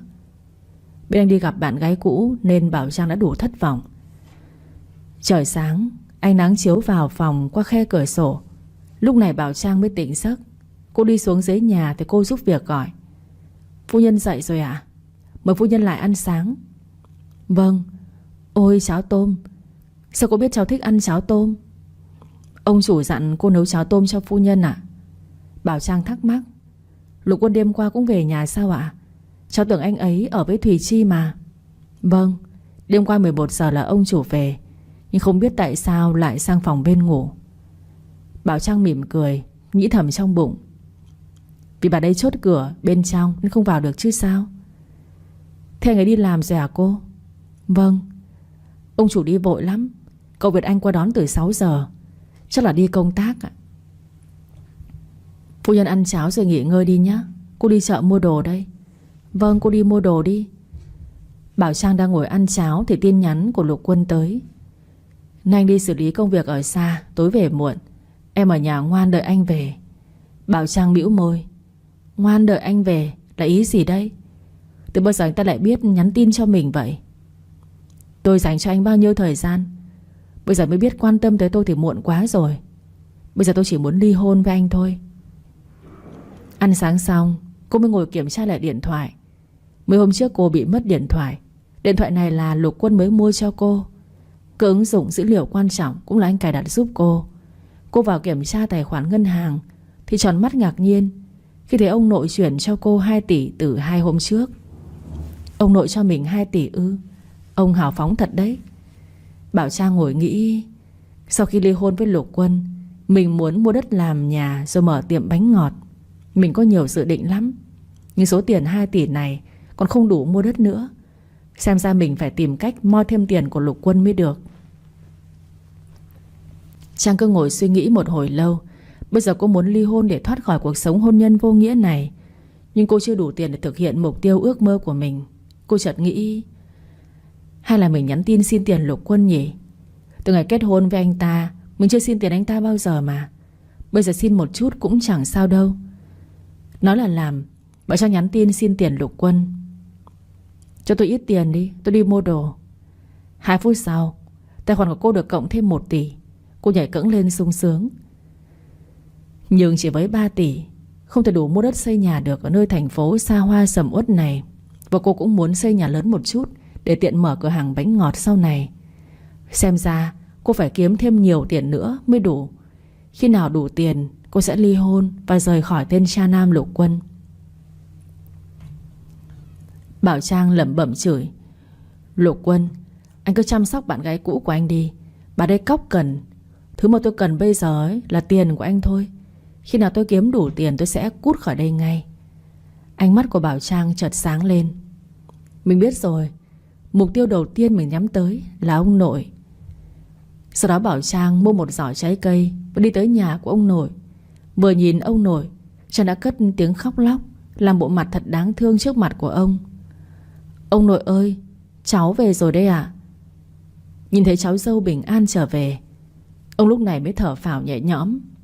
"Bảo Trang, cháu cuối cùng cũng bình an trở về. Ông lo cho cháu lắm đấy." Bây giờ anh ta đã rất nhanh qua ghế lái chính ngồi rồi khởi động máy chạy đi. Lúc này đây, không biết tại sao anh ta lại im lặng không nói gì hết. Cô không muốn giữ tiền của anh ta, dù biết anh ta rất phung phí tiền. Bao nhiêu đây không là gì cả, nhưng cô không muốn như vậy. Giờ đây là cấp dưới của anh ta, nên Thúy luôn muốn mọi việc liên quan đến tiền bạc phải sòng phẳng. Vấn đề tiền bạc lại rất nhạy cảm nữa. Cô liền đặt tiền vào ngăn kế bên ghế lái của Vũ Kha, sau đó nói: "Chủ tịch, tôi để tiền ở đây, chút nữa anh cất nhé." Vũ Kha vẫn đang không trả lời cô mà tập trung lái xe. Nhưng khi xe đi được một đoạn, bỗng anh ta giảm tốc độ lại mà chạy chậm hơn. Thở dài lúc này nhìn qua cô, Vũ Kha hỏi: tại sao cô lại chờ người đó vậy? Cô yêu anh ta nhiều lắm sao? Câu hỏi của Vũ Kha làm Thúy trở nên suy nghĩ nhiều. Mặc dù rất muốn tìm lại cho bằng được anh Bo, nhưng mục đích thật sự là gì chứ? Là muốn trả chậu xương rồng, hay là cô đang muốn một điều gì khác? Trong khi bộ dạng và khuôn mặt của anh Bo sau 18 năm đã thay đổi nữa. Nhớ lại chuyện ở công viên lúc nãy, người đó chưa chắc đã là anh Bo của cô. Chẳng lẽ giờ đây cô nên bỏ qua cái suy nghĩ chờ anh Bo hay sao đây? Bộ khó trả lời lắm sao? Tôi đã từng hứa với anh ấy là sẽ chờ anh ấy về. Vì lời hứa đó mà chờ đợi. Có phải tôi ngốc lắm phải không chủ tịch? Đừng bảo với tôi là qua bao nhiêu năm cô chưa từng yêu ai đấy nhé. 24 tuổi, cảm giác yêu là gì cô cũng chưa hề biết. Bởi vì từ trước tới giờ có bao nhiêu người tỏ tình Thùy cũng lơ đi hết. Nếu nói từng này tuổi chưa yêu ai thì không biết Vũ Kha có tin lời cô nói sắp ra không? Thật sự tôi chưa từng yêu ai cả. Tôi nói thế chủ tịch có tin không? Đồ ngốc. Đúng rồi, chủ tịch đang làm rất đúng. Hãy chửi cô đi, chửi nhiều vào để cô tỉnh mộng. Đừng tương tư người đó nữa. Hai mắt trở nên đỏ hoe. Thúy nói: tôi đúng là ngu ngốc phải không? Tôi là một người ngu ngốc nhất trên đời này. Vậy mà chủ tịch lại tin tưởng tôi. Ý cô đang muốn nói tôi cũng ngốc như cô nên mới tuyển dụng cô có phải không hả Thúy? Chết cô rồi. Có ai cứu cô không với? Bản thân vừa ngốc lại còn vừa ngu. Người đang lái xe không phải là dạng người tầm thường. Anh ta là chủ tịch cơ mà. Khi nãy ăn cháo lòng chứ có phải ăn gan hùm đâu mà ăn nói linh tinh như thế kia chứ. Cô quay qua Vũ Kha cười gượng gạo rồi nói: chủ tịch, tôi xin lỗi, tôi không có ý đó đâu. Trên đời này... À không, ý tôi là nguyên cái trái đất này có mỗi một mình tôi là người ngốc nhất thôi. Anh đừng hiểu lầm tôi nha chủ tịch. Lại xin lỗi sao? Tôi không biết đến khi nào tôi mới không nói hai từ đó nữa. Nhưng nếu tôi làm sai mà cứ lặp đi lặp lại như vậy thì anh có bao giờ nghĩ sẽ sa thải tôi không hả chủ tịch? Vũ Kha làm sao dám có cái suy nghĩ đó chứ. Tìm được Thúy, nhìn thấy Thúy ở bên cạnh mà Vũ Kha vui sướng làm sao? Anh ta không ngu ngốc đánh mất cô được. Cười nhạt nói: tôi sẽ không tàn ác như vậy đâu. Chủ tịch, trong mắt của tôi anh là người rất tốt bụng đấy. Tôi cảm ơn anh. Thật không? Đừng có nói xạo đấy nhé. Cô cười tươi rồi gật đầu thật nghiêm túc. Nghĩ lại những chuyện qua lời nói của Trúc rất đúng. Trúc đã từng ví Vũ Kha như một ông bụt giáng trần để giúp Thúy hết chuyện này đến chuyện khác. Thật sự mà nói, Thúy biết ơn Vũ Kha nhiều lắm. Con xe dần lăn bánh vào trong con hẻm lớn, dừng xe lại trước căn hộ. Vũ Kha nhìn qua Thúy rồi nói: vào nhà đi, ngủ sớm nhé. Dạ vâng, tôi biết rồi ạ. Chủ tịch cũng ngủ sớm nha. Tôi vào nhà đây. Nói dứt câu, Thúy liền mở cửa đi vào bên trong một cách dứt khoát. Đợi cô đi vào trong rồi, Vũ Kha mới mở cửa xe, bước ra khỏi ke đợi cô đi vào bên trong. Khoảng 2 phút thôi thì đã thấy đèn trong căn phòng của cô đã tắt. Lúc này đây Vũ Kha mới yên tâm vào lại trong xe, ngồi rồi chạy vào trong sân của nhà Duy Nam. Mày về rồi sao? Phòng của mày đối diện với tao đấy. Lên ngủ dùm cái cho tao, đi đóng cửa tắt đèn nữa. Vũ Kha phỉ cười nói: tôi đang cảm thấy mày y như là ba đang chờ con trai về vậy. Mày nói gì thế? Ai là ba của mày? Tao trẻ và đẹp trai hơn mày đấy Kha. Tự tin thật. Mày... Đứng lại đó Kha. Không để cho Duy Nam phải nói thêm bất cứ câu nào nữa, Vũ Kha nhanh chân bước lại cầu thang rồi đi lên trên phòng mà Duy Nam đã chuẩn bị sẵn cho. Phòng bên trái nha ông nội, bên phải là của tao, đừng có đi nhầm. Cảm ơn. Ôi, kiếp trước chắc là tao tù dữ lắm nên mới được nghe câu cảm ơn của mày đấy. Chắc thế rồi. Nói cái gì cũng trả lời được. Đi ngủ dùm cái. Mày còn kiếm cách nói chuyện với ba mẹ mày kìa. Khi nghe Duy Nam nhắc đến ba mẹ thì Vũ Kha đã mở cửa rồi bước nhanh vào trong phòng mà không trả lời lại câu nói vừa rồi. Sáng hôm sau, Thúy tranh thủ nấu bữa sáng rồi cùng ăn với Trúc. Sau đó cả hai đèo nhau đi làm. Cô không dám kể lại chuyện hôm qua cho Trúc nghe, sợ nó không hiểu rồi nghĩ sai về Vũ Kha nữa. Còn Vũ Kha lúc này vì câu nói của Duy Nam tối đêm qua khiến cho anh ta suy nghĩ rất nhiều. Tâm trạng lúc này cũng đang bồn chồn lo lắng. Không biết hôm nay ba mẹ của anh ta có đến không? Nếu như hai người họ đến thì chắc chắn Thúy sẽ nhận ra hai người ngay. Chủ tịch, đây là tài liệu anh cần ạ. Thúy đứng bên cạnh Vũ Kha như vậy mà anh ta vẫn không hề hay biết. Ánh mắt của Vũ Kha lúc này như đang suy nghĩ gì đó rất chăm chú. Cô liền cất lời gọi anh ta thêm một lần nữa. Chủ tịch, chủ tịch, có chuyện gì vậy? Dạ tôi gửi tài liệu anh cần. Vậy hả? Để đó đi. Thúy gật đầu rồi đặt tài liệu xuống bàn cho Vũ Kha. Sau đó bước đi bàn làm việc ngồi xuống. Một lúc này có tiếng gõ cửa. Cô vội đi lại mở cửa. Thì ra là con Trúc. Nó bước vào trong rồi cúi đầu với chủ tịch. Nói với chủ tịch là có chủ tịch Dương tìm. Vũ Kha nghe thấy như vậy thì bảo Trúc mời anh ấy vào, rồi bảo Trúc đi pha giúp Vũ Kha 2 cốc cà phê nóng. Bỗng lúc này cả người cô đơ ra như tượng gỗ, khi người đang bước vào chính là cái người hôm qua gặp ở công viên. Cứ nghĩ chiều nay sẽ ra công viên để chờ xem có gặp được người đó hay không. Nhưng bây giờ người đang đứng trước mặt của cô đây, nên không cần phải đi tìm nữa. Vũ Kha thấy Khải Phong bước vào thì liền cười rồi đứng dậy nói: Mày về khi nào đấy? Sao không gọi cho tao biết? Tao biết mày rảnh đâu. Sao rồi? Chuyện quan trọng nhất của mày đã như thế nào? Kể tao nghe với. Đừng quan tâm, ngồi đi. Tao bảo người đi pha cà phê rồi. Lúc này đây, khi bước qua bên bàn ngồi, Vũ Kha mới để ý tới Thúy, nhíu mày khó hiểu. Không biết tại sao cô lại đứng ngây người ra như vậy, vội cất lời hỏi: Thúy, sao vậy? Dạ không có, sao vậy chủ tịch? Khi nghe giọng nói khá quen thuộc, Khải Phong mới quay lại nhìn xem là ai. Rất bất ngờ vì người đứng trước mặt chính là cô. Anh ấy cười rồi hỏi: Là cô à? Tôi không nghĩ là cô làm ở đây. Vậy cô là trợ lý của Vũ Kha sao? Đúng vậy, tôi là Thúy, trợ lý của chủ tịch Lâm. À, hôm nay không khóc nữa sao? Tôi... Vũ Kha không nghĩ là cô và Khải Phong lại từng quen biết nhau. Nhìn thấy vẻ mặt của cô khác lạ nên Vũ Kha đã nói Thúy hãy về phòng làm việc đi. Cần gì thì anh ta hỏi gọi vào sau. Nghe như vậy nên Thúy không dám đứng ở đó nữa, mà vội đi qua phòng làm việc cùng với Trúc. Sao mày biết cô ấy vậy? Còn hỏi sao cô lại khóc? Mọi chuyện là sao? Mày muốn hỏi cô gái đó sao? Mày quen à? Đừng hiểu lầm. Tại cô là trợ lý của tao. Hôm qua xảy ra chuyện nên không biết ý của mày nói là gì thôi. Bỗng lúc này Trúc gõ nhẹ cửa phòng, rồi mang 2 cốc cà phê vào trong. Khi nó bước đi ra ngoài thì Khải Phong mới nói: Ngày hôm qua tôi đi tập thể dục vào công viên, vô tình gặp cô ấy đang ngồi khóc ở ngoài đó đấy. Mà có biết lý do không? Làm sao mà tao biết được? Hôm qua hình như cô ấy hỏi tao cái gì á, nhưng lúc đó Trúc My gọi tao nên phải rời đi gấp. Mà em gái tao khóc mày cũng hiểu lý do rồi chứ. Nghe đến Trúc My thì vẻ mặt của Vũ Kha liền thay đổi. Anh ta chỉ xem Trúc My là bạn mà thôi, nhưng ba mẹ của anh ta lại rất thích Trúc My nên luôn muốn gắn ghép cho cả hai. Mặc cho Vũ Kha cố gắng giải thích cho ba mẹ hiểu rằng bản thân mình không hề thích Trúc My, nhưng mãi mà ba mẹ vẫn chưa chịu thay đổi suy nghĩ. Em gái tao xinh như vậy mà không thích à? Đâu phải xinh là sẽ thích đâu.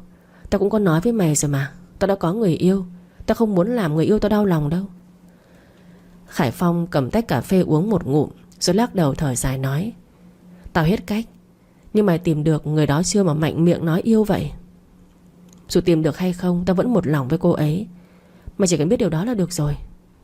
Vũ Kha, mày không sợ tao sẽ giận mày sao? Vũ Kha rất nhanh lắc đầu rồi nói thật nghiêm túc: Không. Cá tính như mày, hèn chi mà Trúc My nó cứ đắm đuối tương tư về mày. Không nhắc đến tên của Trúc My nên Vũ Kha liền nói lảng qua chuyện khác. Cười nhạt anh ta cất lời: Thôi đừng nhắc đến em gái của mày nữa. Hôm nay thế nào, đã nhận được chức chưa? Lúc sớm rồi, tí nữa thôi. Báo chí đang ì đùng bây giờ. Cả hai cùng nhau nói chuyện thêm một lúc nữa thì Vũ Kha tiễn Khải Phong về. Khi nhìn thấy anh ấy bước vào thang máy thì Vũ Kha mới đi lại phòng làm việc của Trúc tìm cô. Một lúc sau, khi cô bước vào bàn ngồi tiếp tục làm việc thì Vũ Kha lại đi lại ghế sofa ngồi xuống. Nhìn thẳng vào mặt của Thúy, anh ta ngay lập tức hỏi: Hôm qua cô ngồi khóc ở công viên sao Thúy? Vậy là Phong đã nói ra chuyện hôm qua ở công viên nên Vũ Kha mới biết được chuyện này. Thúy chẳng biết phải trả lời làm sao. Chuyện của ngày hôm qua tất cả là do hiểu lầm. và cũng đã làm lớn chuyện lên. Giờ đây Thúy cảm thấy ngượng ngùng vô cùng, chẳng biết phải mở lời thế nào với Vũ Kha nữa. Vũ Kha thấy Thúy chần chừ không dám thì anh ta liền nói tiếp: vậy là có chuyện đó sao? Nhưng mọi chuyện chỉ là hiểu lầm thôi, bỏ qua đi. Cô cứ làm việc tiếp đi, đừng quan tâm tới những lời mà tôi vừa nói. Dạ vâng. Nhưng tôi có thể hỏi chủ tịch một câu được không? Hỏi đi. Cái người vừa rồi tên là gì ạ? Cô hỏi tên của bạn tôi làm gì? Thái độ của Vũ Kha khiến Thúy sợ đến chết khiếp. Không biết tại sao khi nghe cô hỏi xong thì lại thay đổi, trở nên ngang ngược như vậy. Vội cúi đầu nói: tôi sẽ không hỏi linh tinh nữa đâu, chủ tịch. Từ nãy tới giờ Thúy không hề biết, một ánh mắt si tình luôn nhìn chằm chằm về hướng của Thúy. Vũ Kha cảm thấy lo sợ, nghĩ lại từ lúc Khải Phong bước vào nơi này thì thái độ của Thúy liền thay đổi. Bây giờ lại còn hỏi đến Khải Phong nữa. Bỗng anh ta có linh cảm như ánh mắt của cô như đang có tình cảm với Khải Phong vậy. Chẳng lẽ Thúy thích Khải Phong rồi sao? Bao nhiêu câu hỏi được đặt ra trong đầu mà không thể thốt ra đã khiến Vũ Kha cảm thấy rất đau đầu. Lúc này đây Vũ Kha rất muốn bước qua bên bàn của cô để cả hai nói chuyện cho rõ ràng hơn. Chứ mà để trong lòng thế này anh ta không thể nào chịu được nữa. Nhưng khi vừa đứng dậy thì tiếng chuông điện thoại của anh ta vang lên. Nhìn lại thì thấy trên màn hình chính là ba của anh đang gọi đến. Nếu như bây giờ anh ta không nghe máy thì sợ ông Hải sẽ tìm đến đây. Vũ Kha đã không có lựa chọn. Bác gọi cho con có chuyện gì sao? Con về nhà ngay đi, nếu không mà đến tập đoàn gặp con liền đấy. Con biết rồi, con về ngay đây. Nói dứt lời Vũ Kha cho điện thoại vào trong túi, với tay cầm lấy cái áo khoác. Sau đó bước qua bên bàn làm việc của Thúy rồi nói: tôi có việc phải đi gấp. Cô cứ ăn cơm trưa cùng với Trúc nhé, không cần chờ tôi đâu. Dạ vâng ạ. Nói rồi Vũ Kha liền đi nhanh ra khỏi phòng làm việc. Khi bóng dáng đã đi khuất thì Thúy mới dám thở ra một hơi mạnh. Cô trở nên buồn bã, không biết phải làm sao để lấy liên lạc của Khải Phong. Giá như khi nãy được ngồi lại ở phòng làm việc này thì hay biết mấy. Thở dài ngán ngẩm, cô vùi đầu xuống bàn làm việc. Nhưng rồi lại chợt nghĩ có lẽ do cô suy nghĩ quá nhiều thôi. Khi nãy Trúc có nói Chủ tịch Dương, anh Bo không thể nào là chủ tịch được thì đã quá mơ mộng rồi. Từ giờ cô không nghĩ linh tinh thế này nữa. Còn Vũ Kha đã lấy xe chạy thẳng về biệt thự nhà họ Lâm. Vừa bước vào bên trong đã nghe bà Thủy nói: con về rồi sao hả Vũ Kha? Mau xuống phòng bếp cùng mẹ đi. Có chuyện gì sao mẹ? Bà Thủy kéo Vũ Kha xuống phòng bếp. Anh ta không nghĩ Trúc My đang ở đây. Khi mà nhìn thấy anh ta bước xuống, Trúc My liền cười tươi nói: anh Kha, anh về rồi sao? Hôm nay em tự tay vào bếp đây, tất cả đều là do em nấu nhé. Tí nữa anh cùng với cả nhà ăn nhé anh. Không thèm quan tâm lời nói của Trúc My vừa nói ra, Vũ Kha quay qua nhìn bà Thủy rồi hỏi: mẹ, đây là lý do mà mẹ gọi con về sao? Thái độ của con là thế nào đấy hả Kha? Con có biết Trúc My vì con mà nấu tất tần tật những món này không? Mẹ à, nếu như con muốn ăn ấy, thì con có thể ra ngoài, không cần mẹ phải quan tâm đến đâu. Bỗng có giọng nói vang lên từ phía sau lưng của Vũ Kha: Kha, con đang làm gì vậy? Ở lại dùng cơm với cả nhà, rồi tối nay bay về bên đó rước bà nội qua đây. Bà nội của con có quan trọng không hả? Tại sao bà lại về đây? Bà đang chữa bệnh ở bên đó mà ba. Ông Hải bảo Vũ Kha hãy ra phòng khách nói chuyện. Sau khi ra đến phòng khách, ông ấy mới cất lời nói: sức khỏe của bà nội đang tiến triển tốt. Bác sĩ bên đó đã cho bà nội xuất viện.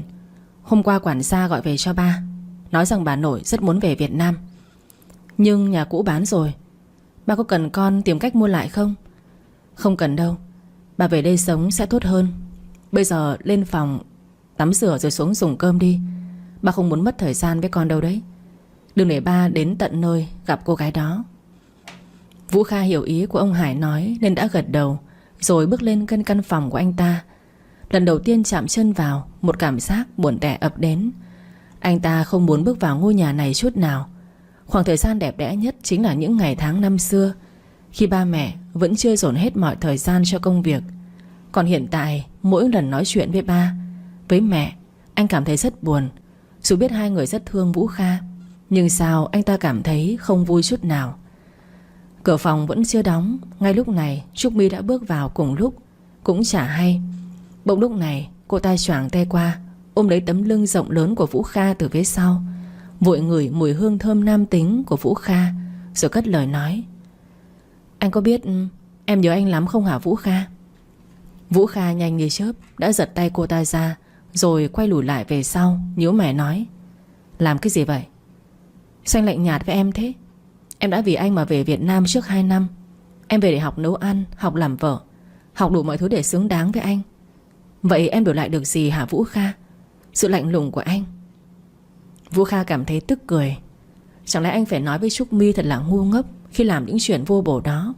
Anh ta nói: Tôi có bảo cô làm những việc đó không? Anh nói gì vậy? Anh quên những ngày tháng tươi đẹp của chúng ta khi đi du học rồi sao? Trúc My, tôi nói lần cuối này, cô chỉ là em gái của tôi thôi. Ngoài ra không có bất cứ một mối quan hệ nào khác. Sau khi nói xong, Vũ Kha nắm lấy cánh tay của Trúc My, kéo cô ta ra khỏi phòng, đóng mạnh cửa lại, không quên khóa trái cửa phòng. Tiếng la hét của cô ta ở bên ngoài, nhưng Vũ Kha vẫn không thèm quan tâm mà đi đến phòng tắm. Ở bên ngoài lúc này, Trúc My đã cố gắng gõ cửa liên tục và còn đập mạnh vào cánh cửa phòng của Vũ Kha, nhưng anh ta chẳng có động tĩnh gì cả. Vũ Kha, em nhất định sẽ không để mất anh đâu. Chỉ có em mới xứng đáng làm vợ của anh thôi. Ngoài ra em ra sẽ không có một ai khác. Em đố con nào dám yêu anh đấy. Vũ Kha, Vũ Kha, có nghe em nói gì không? Bà Thủy đứng ở dưới cầu thang, vừa thấy cô ta khóc lóc, bà liền hỏi: Trúc My, sao thế cháu? Sao lại khóc vậy? Thằng Kha làm gì cháu sao? Anh ấy không thương cháu bác ạ. Cháu phải làm sao đây bác? Đừng khóc nữa, hãy theo bác ra phòng khách ngồi đi. Chuyện này cứ để yên, bác sẽ không bỏ qua cho nó đâu. Trúc My lúc này được đà nên càng khóc to hơn nữa, khiến cho bà Thủy cảm thấy rất lúng túng. Ông Hải cũng nghe được hết mọi chuyện.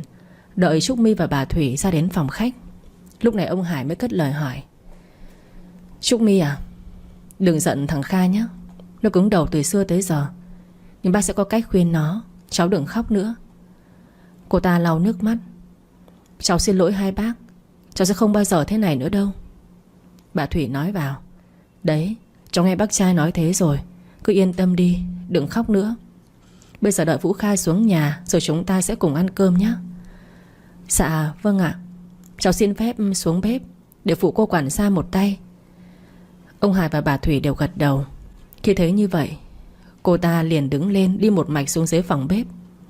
Bà Thủy thấy Trúc My đã đi vào trong thì thở dài rồi nói: Ông à, ông xem nói chuyện với nó đi. Nó 29 sắp bước qua 30 tuổi rồi, vẫn chưa chịu lập gia đình nữa. Tội nghiệp con bé Trúc My quá ông ạ. Bây giờ hai vợ chồng mình phải làm sao đây ông? Ông Hải cũng ngán ngẩm lắc đầu, sau đó nói: Tôi cũng có khác gì bà đâu. Nhìn mấy ông bạn bây giờ đã có cháu nội cháu ngoại bế, tôi cảm thấy ganh tị lắm. Nhưng bà yên tâm đi, đợi mẹ về mẹ sẽ khuyên được nó thôi. Thấy ông Hải gật đầu, bà Thủy mới đứng dậy đi xuống dưới phòng bếp. Một lúc sau, ông Hải và Vũ Kha đã có mặt tại bàn ăn. Quản gia xới cơm từng bát cho mọi người. Ông Hải mời cả nhà dùng cơm. Vũ Kha từ lúc có mặt ở phòng ăn tới giờ không hề liếc mắt nhìn Trúc My lấy một cái. Anh ăn đi. Ăn gà này, em chiên nước mắm vừa ăn lắm. Miếng gà cô ta gắp vào bát của Vũ Kha thì bỗng lúc này vang lên một tiếng gạch rất mạnh. Vũ Kha bỏ bát cơm xuống rồi nói lớn: Bà hai, bà lấy cháu bát cơm mới đi. Ai cũng ngỡ ngàng với hành động của anh ta. Ông Hải bà Thủy nhìn nhau, còn Trúc My long lanh muốn rơi nước mắt. Rất nhanh từ trong khóe mắt đã có nước văng ra, cất lời nói: Vũ Kha, anh có cần phải làm như vậy với em không? Trong mắt của anh, em đáng ghét như vậy sao? Anh có thấy bất công với em không hả Vũ Kha? Vũ Kha vẫn không thèm quan tâm. Trá My cảm thấy khó chịu đã vội đứng dậy nói: Thưa bác trai bác gái, cháu xin phép về ạ. Cháu xin lỗi hai bác. Bà Thủy hậm hực bước vào bên trong. Đứng trước Vũ Kha, bà ta có nói: Con à, sao con làm như vậy với Trúc My? Con bé rất tội nghiệp đấy, con không biết sao?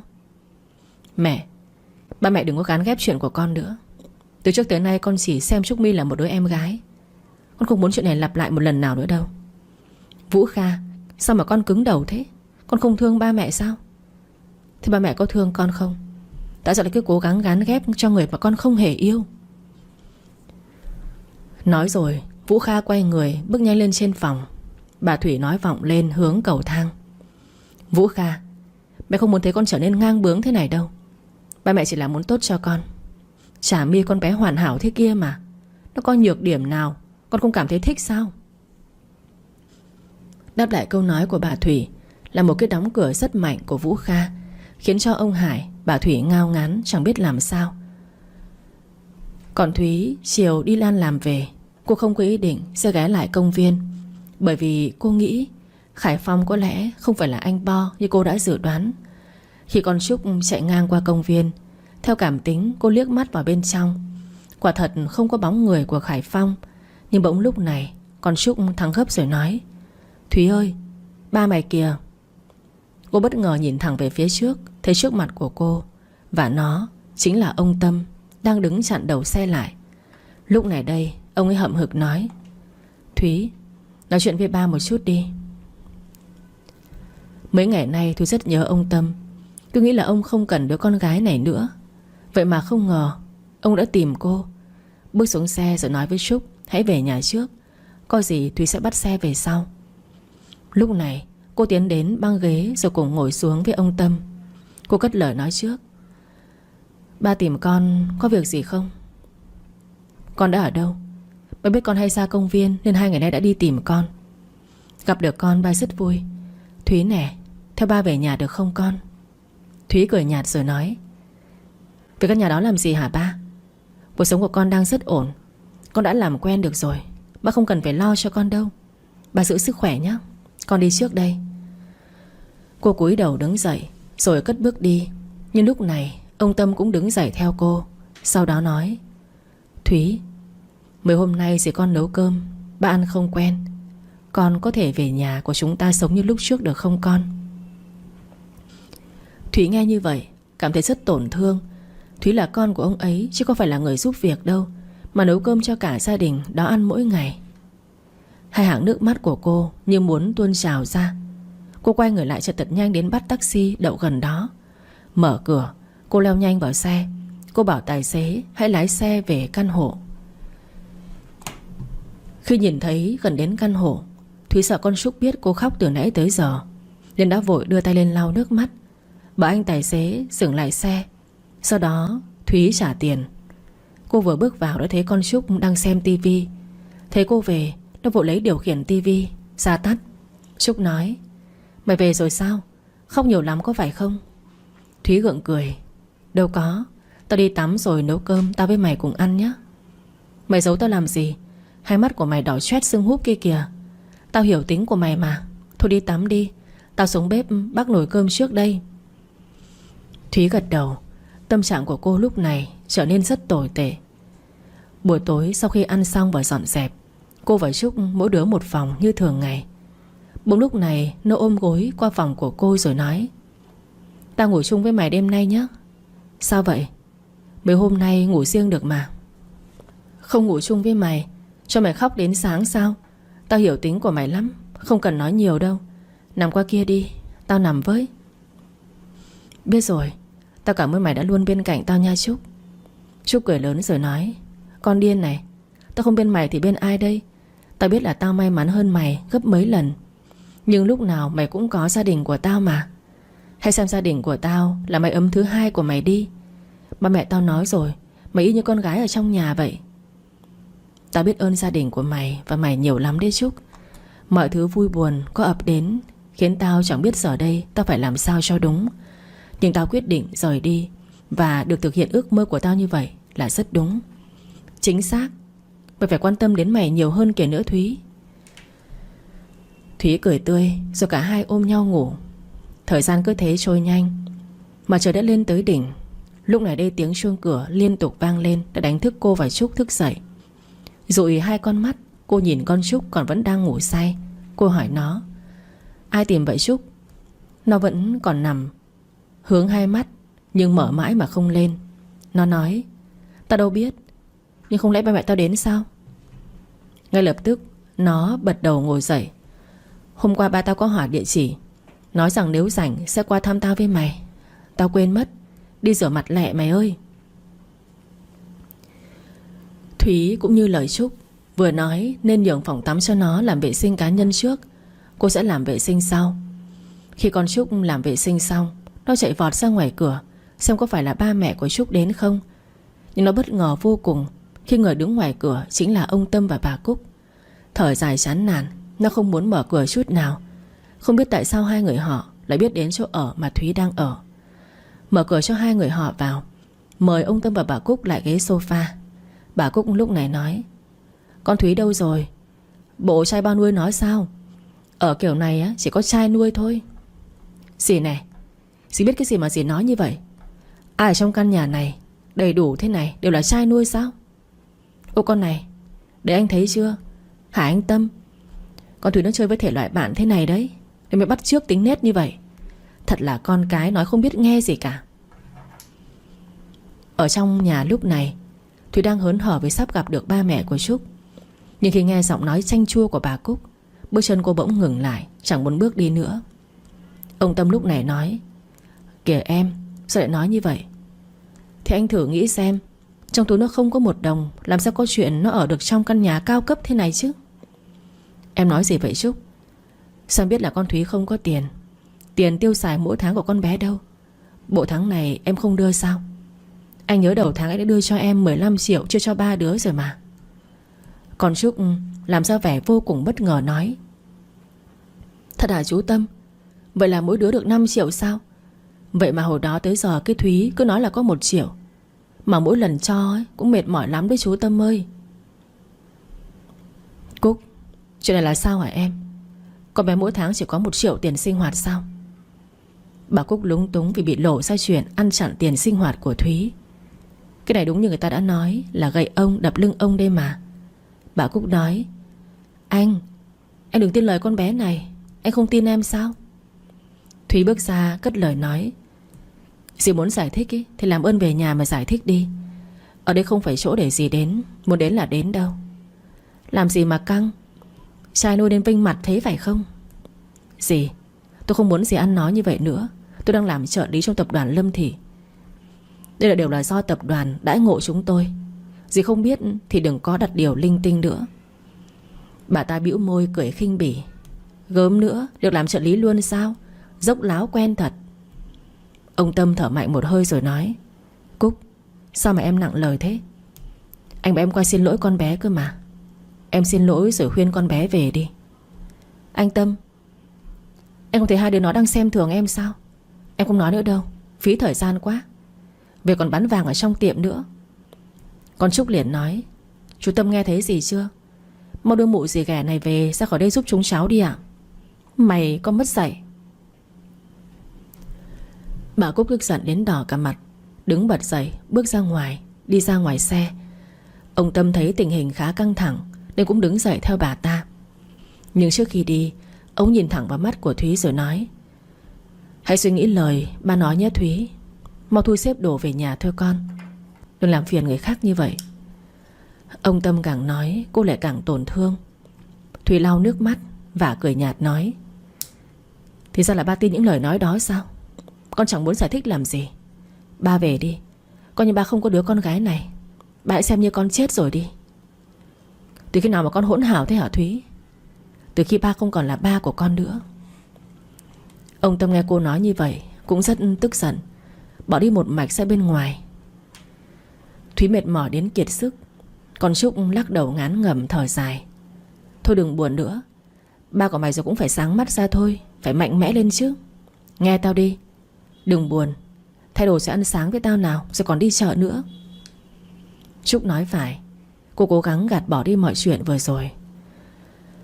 Thời gian nhanh như cái chớp mắt. Đến sáng khi vừa mở cửa bước vào phòng làm việc, lúc này cô thấy một cô gái rất xinh đẹp đang ngồi ghế chủ tịch của Vũ Kha. Dù không biết cô ta là ai, nhưng cô cúi đầu nhẹ một cái, sau đó mới đi lại bàn làm việc. Cô là ai mà được làm việc ở trong căn phòng này? Cô biết Vũ Kha là chồng của tôi không? Khi nghe cô ta nói như vậy, Thúy chợt khựng lại, nhìn thẳng vào mắt của cô ta. Dạ, chủ tịch sắp xếp cho tôi làm việc ở đây. Bỗng lúc này Trúc My đưa tay vào túi quần, lấy ra một xấp tiền ném thẳng xuống đất. Cười nhếch mép cô ta nói: cầm lấy đi rồi cút khỏi đây. Nhưng rồi cánh cửa lúc này được mở ra. Duy Nam bước vào phòng, thấy cảnh trước mắt, ngay lập tức bảo cô hãy cầm túi xách lên và đi ra bên ngoài ngay. Qua phòng làm việc của bạn cô đi, đừng lo lắng, sẽ không có việc gì xảy ra đâu. Nghe những lời vừa rồi của Duy Nam mà cô mừng đến rơi nước mắt. Nghe theo lời của anh ấy, Thúy bước đi nhanh qua phòng làm việc đối diện.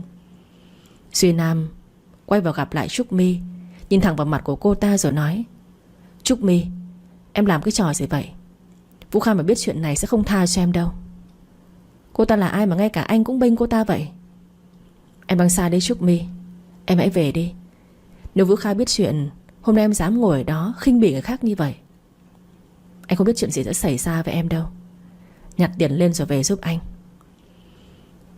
Duy Nam nói xong thì bỏ đi một mạch ra khỏi căn phòng đó. Tạm thời đợi Trúc My về rồi tìm Thúy nói chuyện sau. Hơn 30 phút, Duy Nam gọi điện thoại bên phòng của Trúc, bảo nó hãy kêu Thúy qua phòng giám đốc liền. Nó vội gọi cho cô biết. Nghe thấy vậy, cô lật đật đi gặp Duy Nam. Dạ, chào giám đốc. Cô ngồi xuống ghế đi. Trúc My khi nãy đã nói gì với cô? Máy ghi âm đã được mở.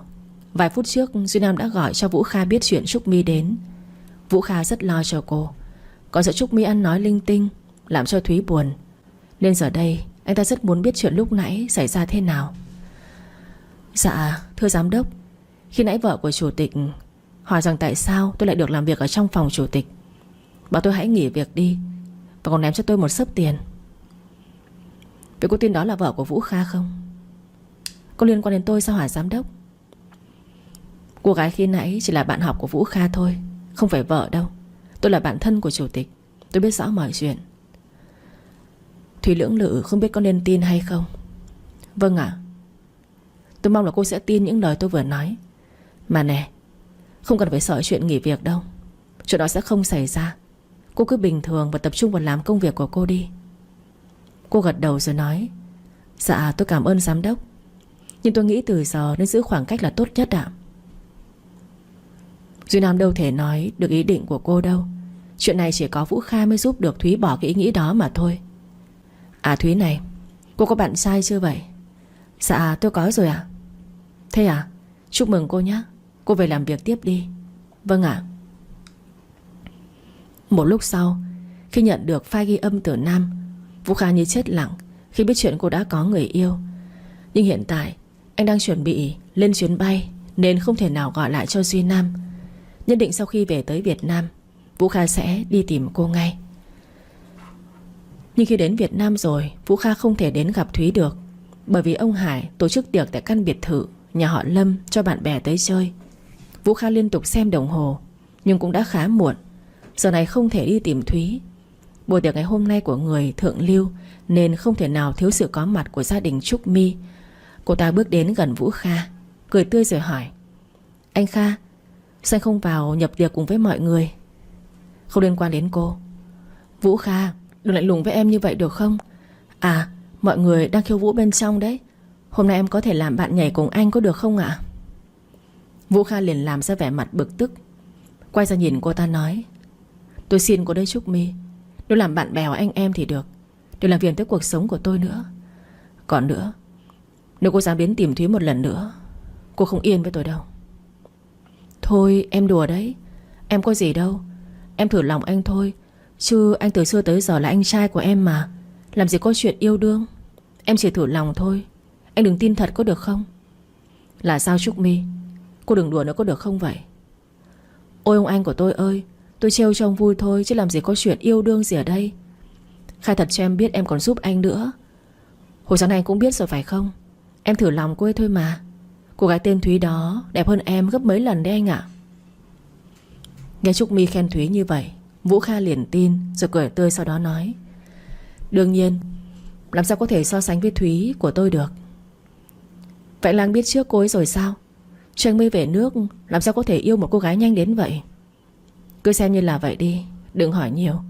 Tôi không muốn cô biết quá nhiều về người tôi yêu đâu. Ok, bạn tốt của em, anh vào trong với bà nội trước đi ạ. Vũ Kha gật đầu, không nói thêm bất cứ một câu nào nữa. Khi bóng lưng của Vũ Kha đi vào trong căn biệt thự thì lúc này ánh mắt đáng sợ đến chết người đang hừng hực đôi mắt đen của Trúc Mi ánh lên. Hay lắm, anh đừng hòng có được cô ta. Em sẽ không để chuyện này xảy ra đâu. Hai chúng ta là thanh mai trúc mã kia mà. Đến sáng hôm sau, ngày hôm nay có một dự án rất quan trọng sẽ được ký kết vào lúc 9 giờ sáng. Vũ Kha vào trong phòng làm việc nhưng không thấy Thúy đâu cả, thì liền biết Thúy đang ở phòng đối diện. Cứ loay hoay nhìn vào cái đồng hồ, chờ đợi đến 9 giờ sáng để đi gặp đối tác ở phòng họp. Vũ Kha nghĩ ngày hôm nay phải nói mọi chuyện rõ ràng với Thúy, nhưng phải xong công việc trước đã. Đến giờ đối tác đến, Thúy bước qua phòng chủ tịch lấy tài liệu của dự án hôm nay, sau đó mời Vũ Kha đến phòng họp. Hai bên đối tác gặp nhau, bắt tay chào hỏi xong xuôi. Lúc này đây khi mở tập tài liệu ra thì toàn là giấy trắng. Thúy ngơ ngác lúng túng không biết phải làm sao. Cô quên mất việc phải kiểm tra lại tài liệu trước khi vào họp. Cô lập tức đứng dậy, cúi đầu xin lỗi nói: Dạ các vị chờ tôi một chút, tôi rất xin lỗi ạ. Sau khi nói xong câu nói đó, Thúy chạy vọt ra bên ngoài. Vũ Kha thấy có điều gì bất thường nên đã đứng dậy chạy theo Thúy. Đối tác rất khó và rất ganh tị với khối tài sản mà dòng họ nhỏ Lâm đang có, nên thấy hành động bỏ đi như vậy của Vũ Kha, ông Trần liền đứng dậy hậm hực nói: Khi người như vậy thì hợp tác làm gì cho mệt, về thôi. Duy Nam năn nỉ rất nhiều, nhưng ông Trần và người của ông ta nhất quyết ra về, mà không thèm quan tâm đến lời nói của Duy Nam. Lúc này đây, Duy Nam chạy nhanh nhất có thể để đi tìm Vũ Kha. Thúy, có chuyện gì nữa sao? Chủ tịch, tôi xin lỗi, tôi đã xem kỹ tài liệu rồi, không hiểu tại sao lại thành giấy trắng thế này. Có chuyện đó sao? Bỗng Duy Nam xông vào hét lớn: Kha, mày làm cái gì vậy? Ông Trần bỏ về rồi kìa. Cái gì? Hôm trước thì ông Ngô, hôm nay thì ông Trần. Mày muốn chết với ba mày rồi phải không? Mày đuổi theo đi Kha. Vũ Kha vẫn không quan tâm mà bước lại ghế sofa ngồi. Còn Thúy lúc này đây tay chân đều bồn rồn, trên trán thì toát cả mồ hôi, giọng nói lúc này cũng vô cùng run rẩy. Chủ tịch, hay là tôi chạy theo năn nỉ có được không ạ? Do lỗi của tôi mà. Ngồi yên đó đi. Duy Nam hết cách, bây giờ chỉ ngồi chờ mà thôi. Nhưng ngay lúc này cánh cửa phòng được mở ra. Trà My bước vào, trên tay còn cầm một ly cà phê sữa. Vừa thấy mọi người, cô ta liền biết kế hoạch đã thành công, nhưng không thể dám thể hiện quá nhiều cảm xúc. Trúc My đi vào rồi hỏi: Anh trai của em, có chuyện gì sao? Sao mọi người căng thẳng quá vậy? Không có gì đâu, em đi về đi, đang ở trong giờ làm việc mà. Dạ vâng, vậy em về. Cô ta lúc này ngoan như một con mèo, đứng dậy ra về. Lúc này đây Vũ Kha liền bảo Duy Nam hãy đi theo anh ta qua phòng của Duy Nam, đăng nhập vào phần mềm camera bên phòng chủ tịch. Khốn kiếp, tại sao mày không đợi cô ta về rồi hãng rời khỏi phòng của tao? Mày nói gì vậy Kha? Ý mày là gì đây? Duy Nam bước tới bàn làm việc. Đoạn camera này chính là lúc Trà My đã giở trò lấy hết toàn bộ tài liệu về dự án của Thúy. Mày tính sao đây Kha? Hãy cắt đoạn camera này gửi qua cho tao, sau đó nói lại với Thúy in tài liệu dự án rồi qua gặp ông Trần, thuyết phục ông ta giúp tao. Được rồi, tao làm ngay đây.